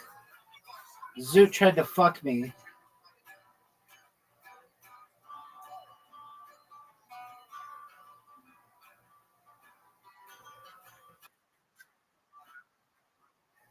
You know how.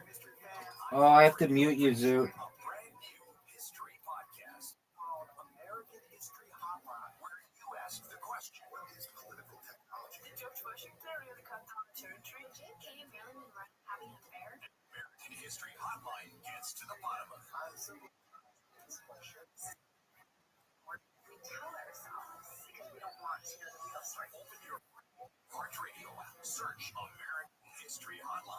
Why did you do that?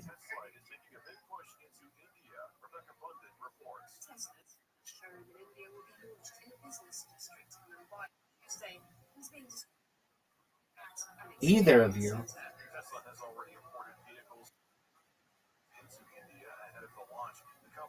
Oh, what a shot. That's a great shot.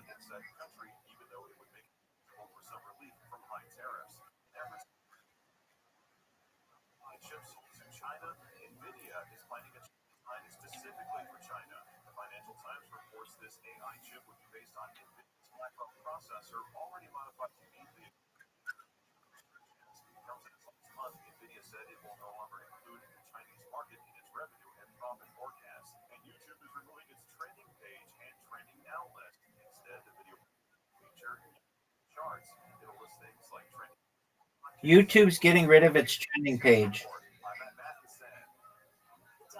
It's It's gonna have charts instead.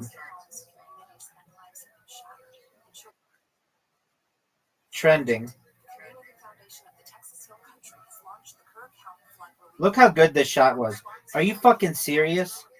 Are you fucking serious?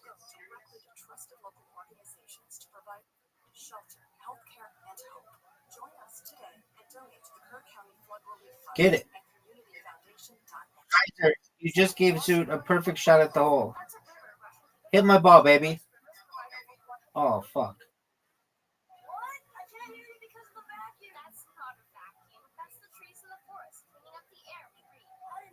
You're going to hit the thing. Riser. What are you doing, Zoot? Zoot, what in the fuck are you doing? Zoot, what are you doing?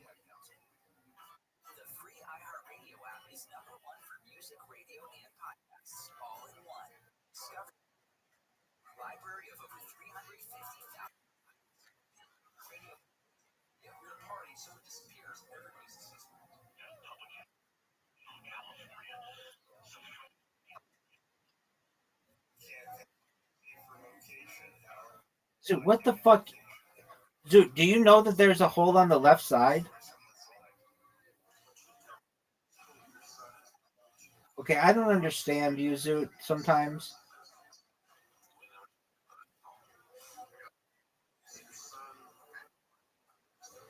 Zoot, you can't just say that.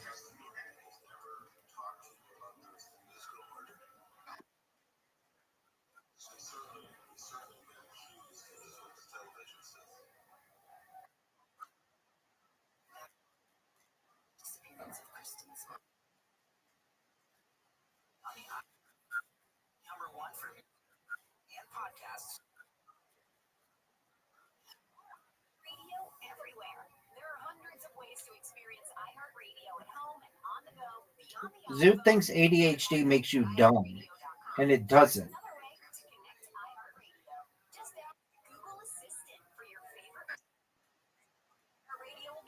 Well, you do dumb stuff, and when I say, why did you do that? You say ADHD. Oh, fuck.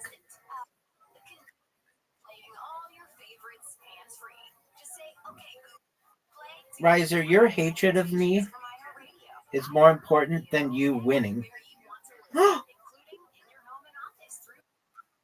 How'd you like that shot, baby?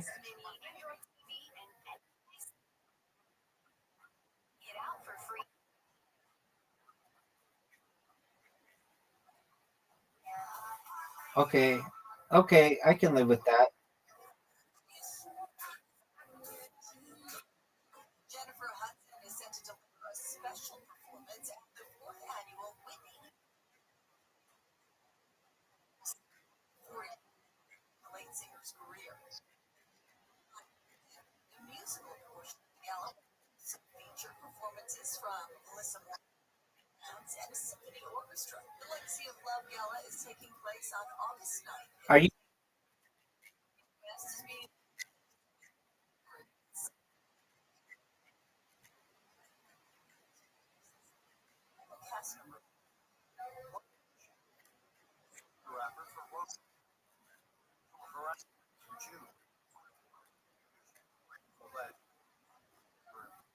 Fall of 2023 after she began refusing his sexual advances. She's demanding a trial by jury to seek general damages, including past and future lost earnings. I'm Michael Castle. The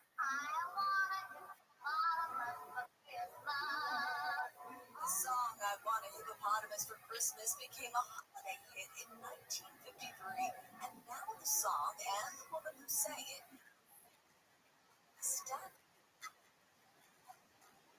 he sang the song 10 years old.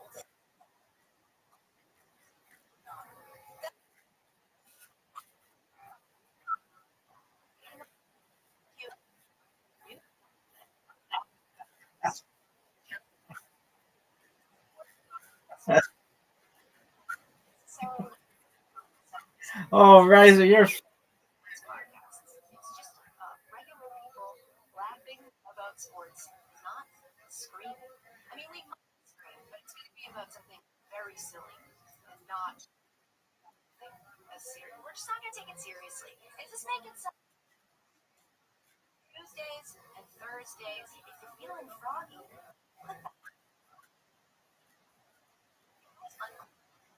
that decision. It's not like I get a notification. Now you because it's gonna be good. Ooh, it's gonna be good. Listen on America's #1 podcast network, iHeart. This hole is 3 points. Listen now. KFI AM supporting more stimulus.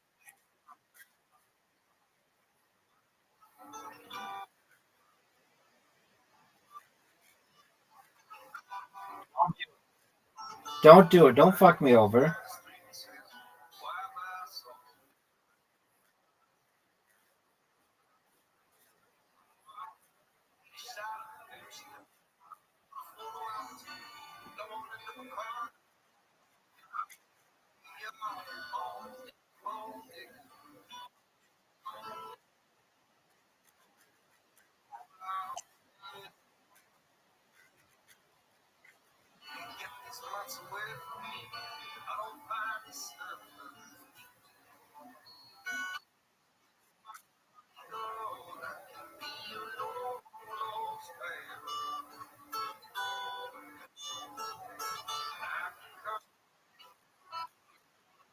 Super sad.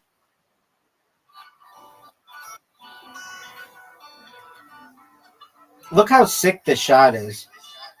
Did you see that? Boys, did you see that? I just had a perfect game. I just had a perfect game. Riser lost to Zoot. Riser lost to Zoot.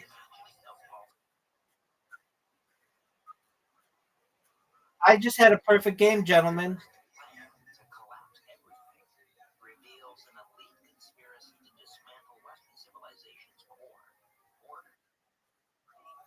Thank you. I played it.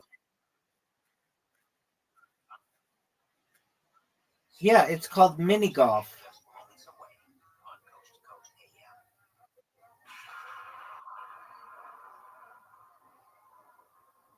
Look how sick this shot is.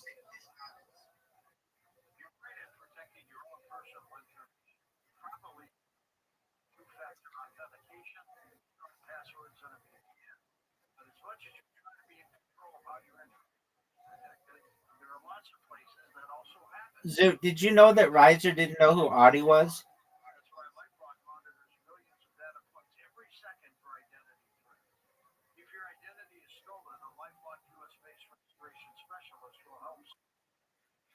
Who Audie was?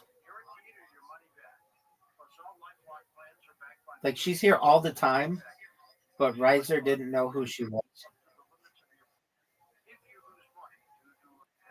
Oh, that was a terrible shot, Zoot.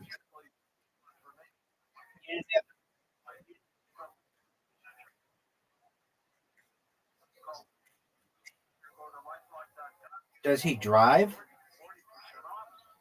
Yeah. Real people, real stories. I was only 6-7 days. Lasted for 2 years. I had this horrible brain. He drives a lawnmower. Totally returned. I kept hearing the carnivora. I was like, oh, let's try it. I tried it 10 days to 2 weeks after taking the carnivora. It was pregnancy. I had energy like I was 40. The thing that was so remarkable to me is I wasn't exhausted anymore. I had my clarity and my brain back. You're not even close. I was really happy about that. Okay, let's start. Were you an All-American football player?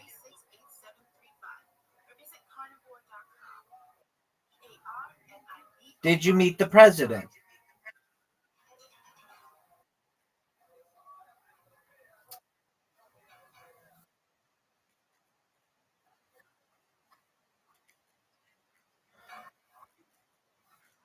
You may have met the president's son on Telegram. I don't remember that part of Forrest Gump where he meets the president's son on Telegram.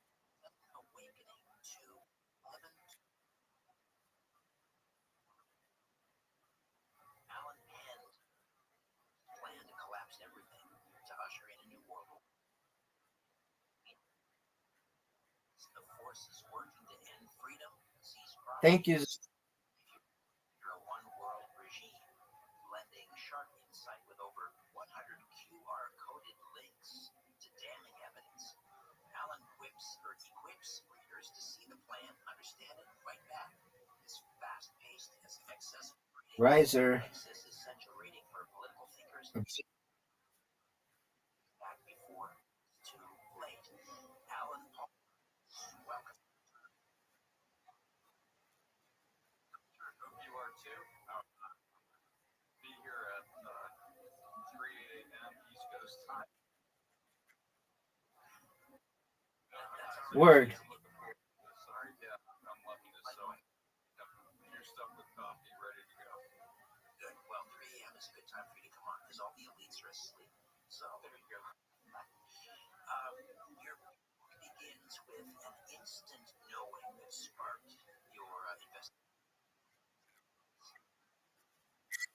Describe that moment, how it.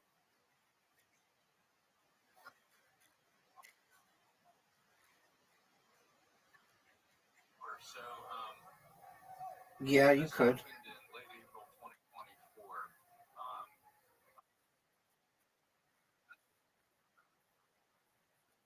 just like you do in the middle of the night, go use the bathroom, come back to bed. And I was just. What are you guys' thoughts on this shot? Nothing like that. Just laying in bed. And I had a column flat. That shot sucks. That shot sucks, dude. That's as good as going in the water right there. Don't hit the ball, dude. You need to go in the water. Go in the water. Go in the water.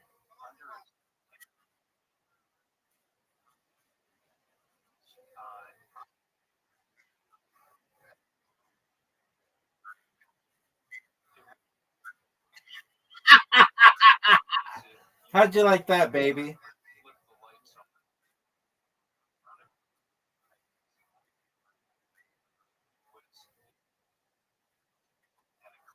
That I've never experienced. And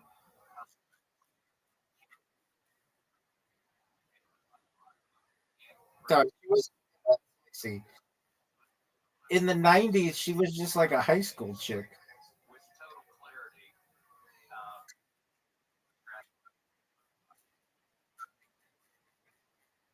There he is. 6 things. I learned to see on this hole that is such a dick move. It's really hard to know how long it lasts. 30 seconds. And I keep some and write 6 because I figured it's that I know if I don't forget some of it. So I wrote them down. Thinking Dude, Riser, you just fucked it. sleep and later I get another 3 in a flash, instant awareness of 3 more pillars of society that are coming down, that are being worked on to bring them down. Oh, I fucked up.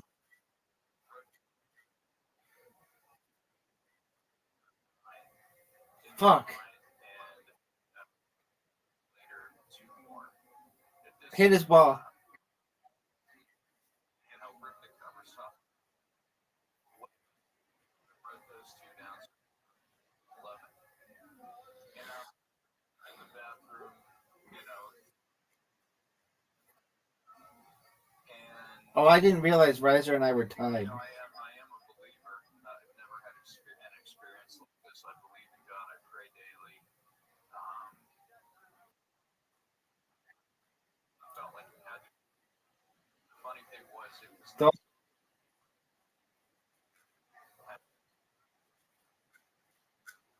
so in my mind. hit my ball, Zoot. This, because about these, one of them actually, but it wasn't. It was It's like, so why are Zoot, you fucked me. And in my mind, I said, do you want me to write a book or something? And if you wanted me to write a book, what would the title? Not what would the and instantly the title flashed in my mind in its fullness. You know, the globalist plan to collapse everything to usher in a new world order. And really, I felt like I had no choice. It's like, okay, write a book. Keep in mind, I didn't hear any words. I didn't see a vision. But the mental clarity. It all comes down to this: the comeback of the century. It was like nothing. Yeah. The 11 collapse points were clear. They were all instant. I think that was pretty smart. I don't need any more proof. You want me to write a Oh, fuck. book?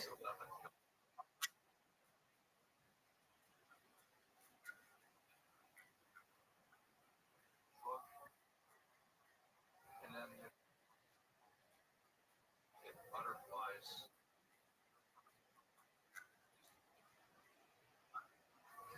You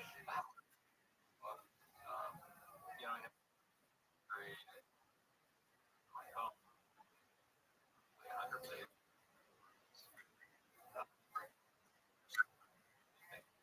You know, size of words, but essentially 300 page. That's how it unfolded.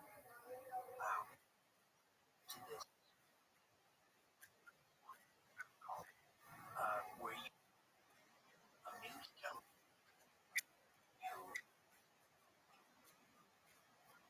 Source politics. You know who Klaus Schwab was? Dog, I haven't lost. I have 4 wins in a row.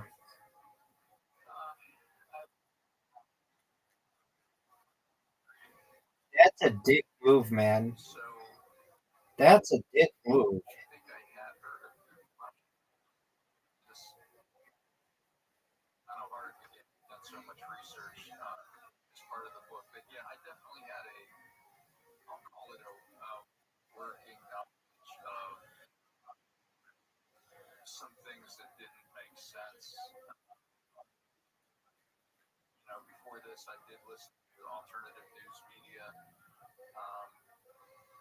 More, I would say, almost as Zoot, are you gonna go or are you gonna jerk yourself off raw? and the COVID thing really got me. Zoot, it's your turn. Make sense of the world and what's going on. That's kind of when I Zoot. started for alternative news. Thanks, big dog. You're the man. And you fucked him. You fucked Have potential to bring. I probably agree. I mean, which is one of the national borders. That's one I definitely would have thought of. And I was. Gentlemen, do you know what it's like to be all the way down where my ball is versus where you guys aren't even like off the tee. Get it, Zoot. Oh, Zoot, you could have a best shot. If you hit it off the corner of the far like square. No, not that. That would have.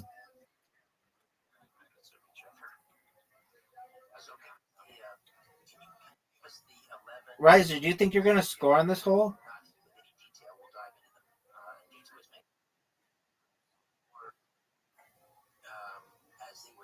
That was a good shot. You want to see a very good shot? Look at this. I'm gonna bounce it off of this fucking thing.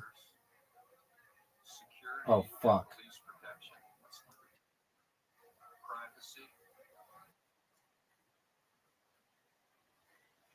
Oh, you're not gonna get it in on this shot.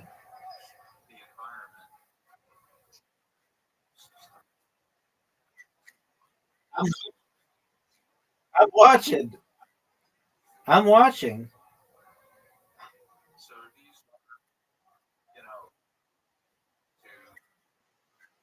That was a little too close for comfort, son.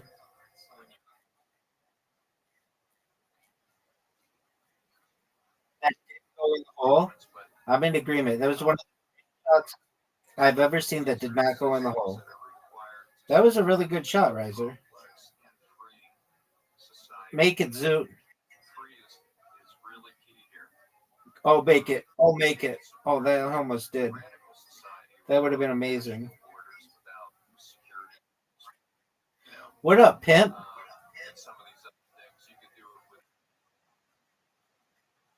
69. Right.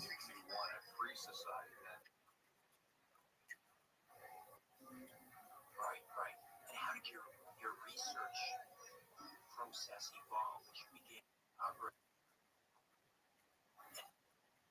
a shocking revelation that say celebrity. So the process. I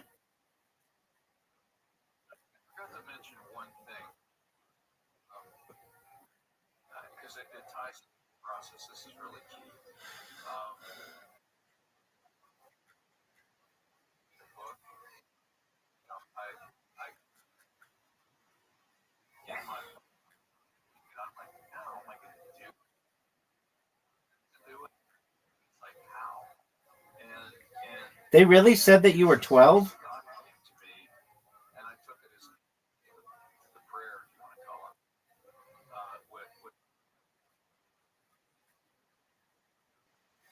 There is no way Zoot misses this shot. And so I took that answer to heart, and I didn't to go with my gut in terms of how I researched it, and also. So this is a very easy read. It's almost more like a conversation. So when I would Zoot, put him out of his misery, son. Show him that he has the intelligence of an 11-year-old. so I would go on each Nice job, Zoot. High five. what's the evidence that these things are, what's the evidence that privacy is being weakened. So I would really just hammer the research, and then what I would do is once I had the I would start creating bullet points of how I thought it could flow out.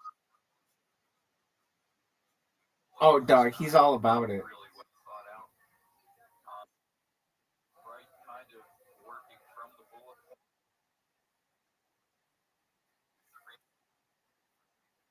Connect to that. Right. Was a flow to the whole thing. That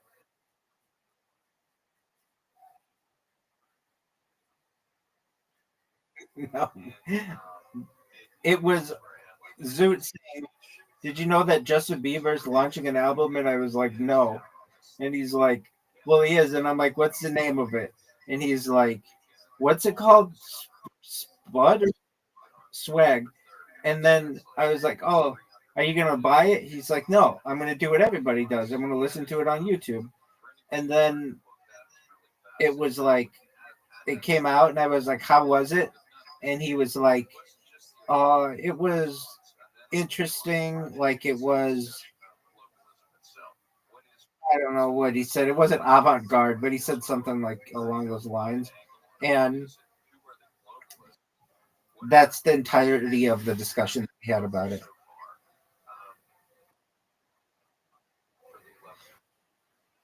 That's what he said. It was different. It wasn't what he was expecting. That was a great shot. I don't think that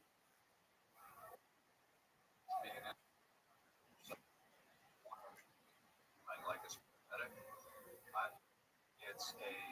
It's a warning. This is their intent.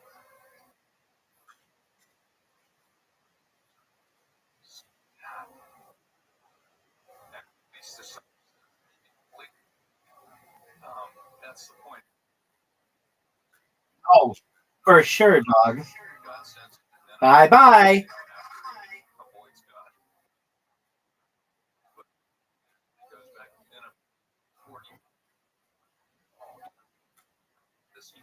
city. And indeed, what happened?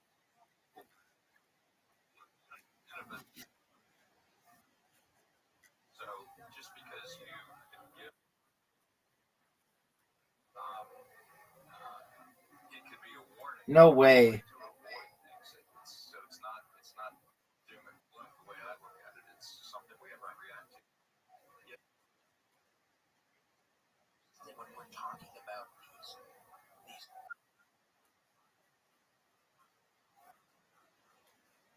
your private or fake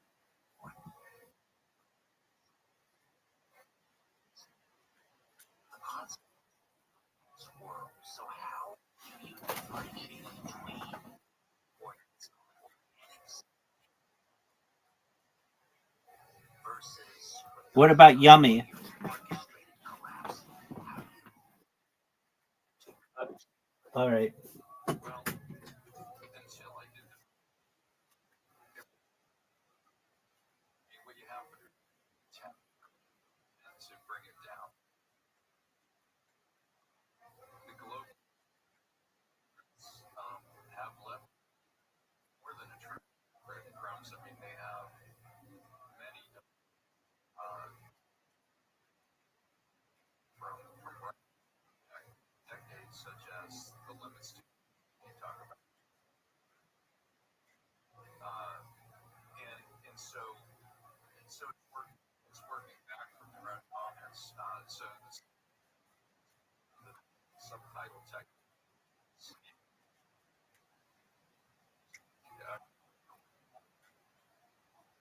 So is in the book one that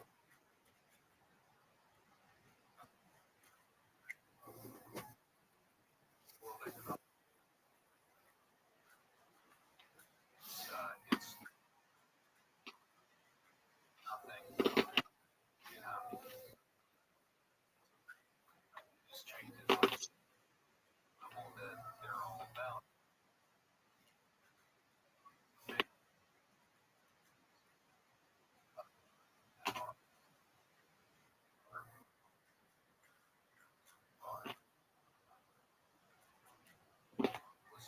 All kinds of money talk about these things. I mean, even globalists like Bill Gates in his TED Talk. Stop. When he talks about population reduction. No, not water. Amazingness. And in that list is vaccines. If we do a really good job with vaccines, we'll swell population by 10 to 15%. Riser, do you think Haley Bieber is attractive? Now, wait a minute. A billionaire globalist. What a shot.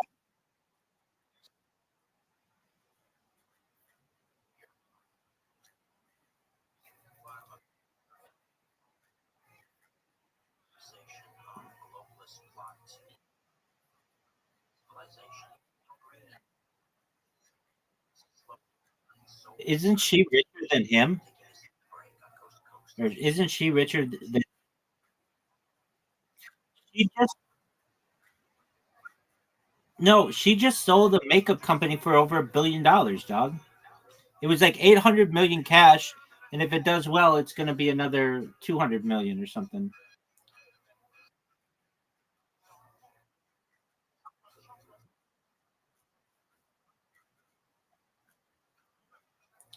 Riser, how many games in a row have you won? No, you lost that game.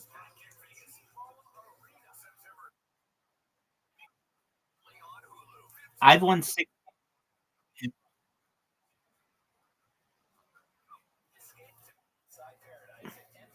You're going with someone who has Zoots.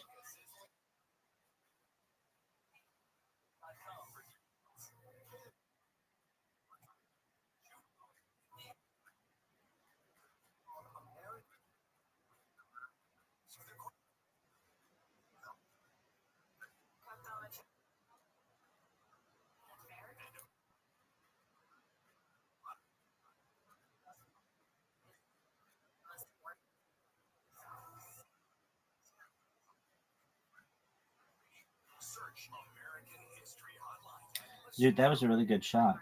America's #1 podcast network. iHeart app and explore podcasts. Central. So good, you'll find a burnt orange color. There's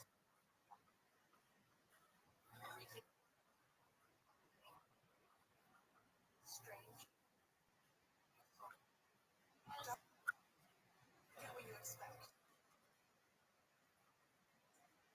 Oh, destroyed a lot of Mississippi.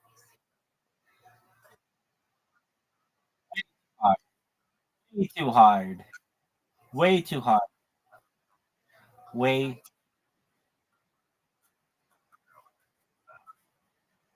What a shot. Zoot, that was one of the greatest shots I've ever seen. This begs the question. That was definitely a 10. In Mississippi, That was amazing, Zoot.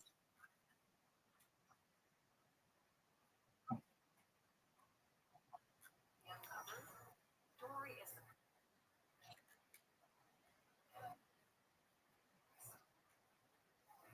I'm Larison Camp.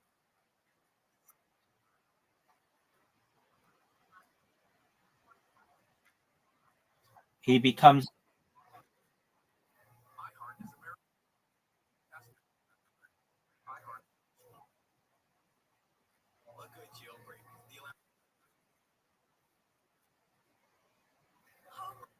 The twist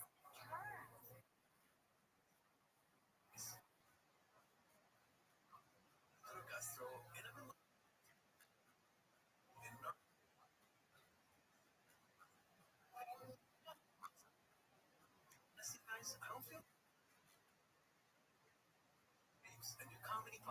That was good.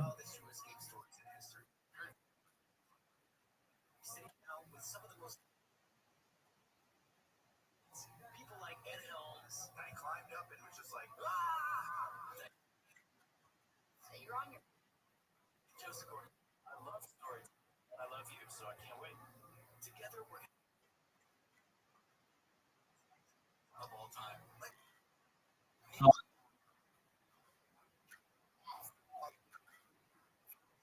And use it to like walk.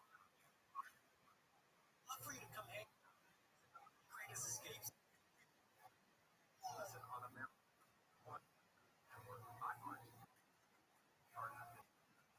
iHeart is America. Open the free iHeart podcasts like this.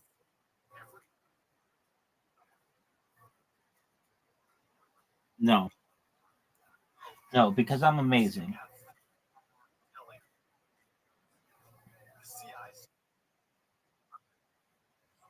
Never. Not in a million years, Zoot.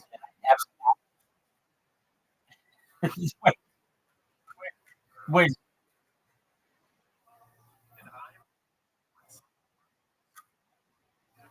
no, that never happened.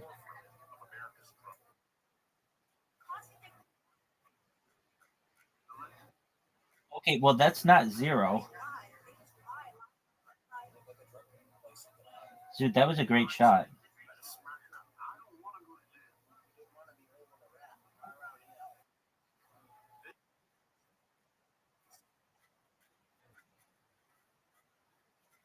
West Side Pimp. Podcast network. iHeart. Zoot is just making up stories.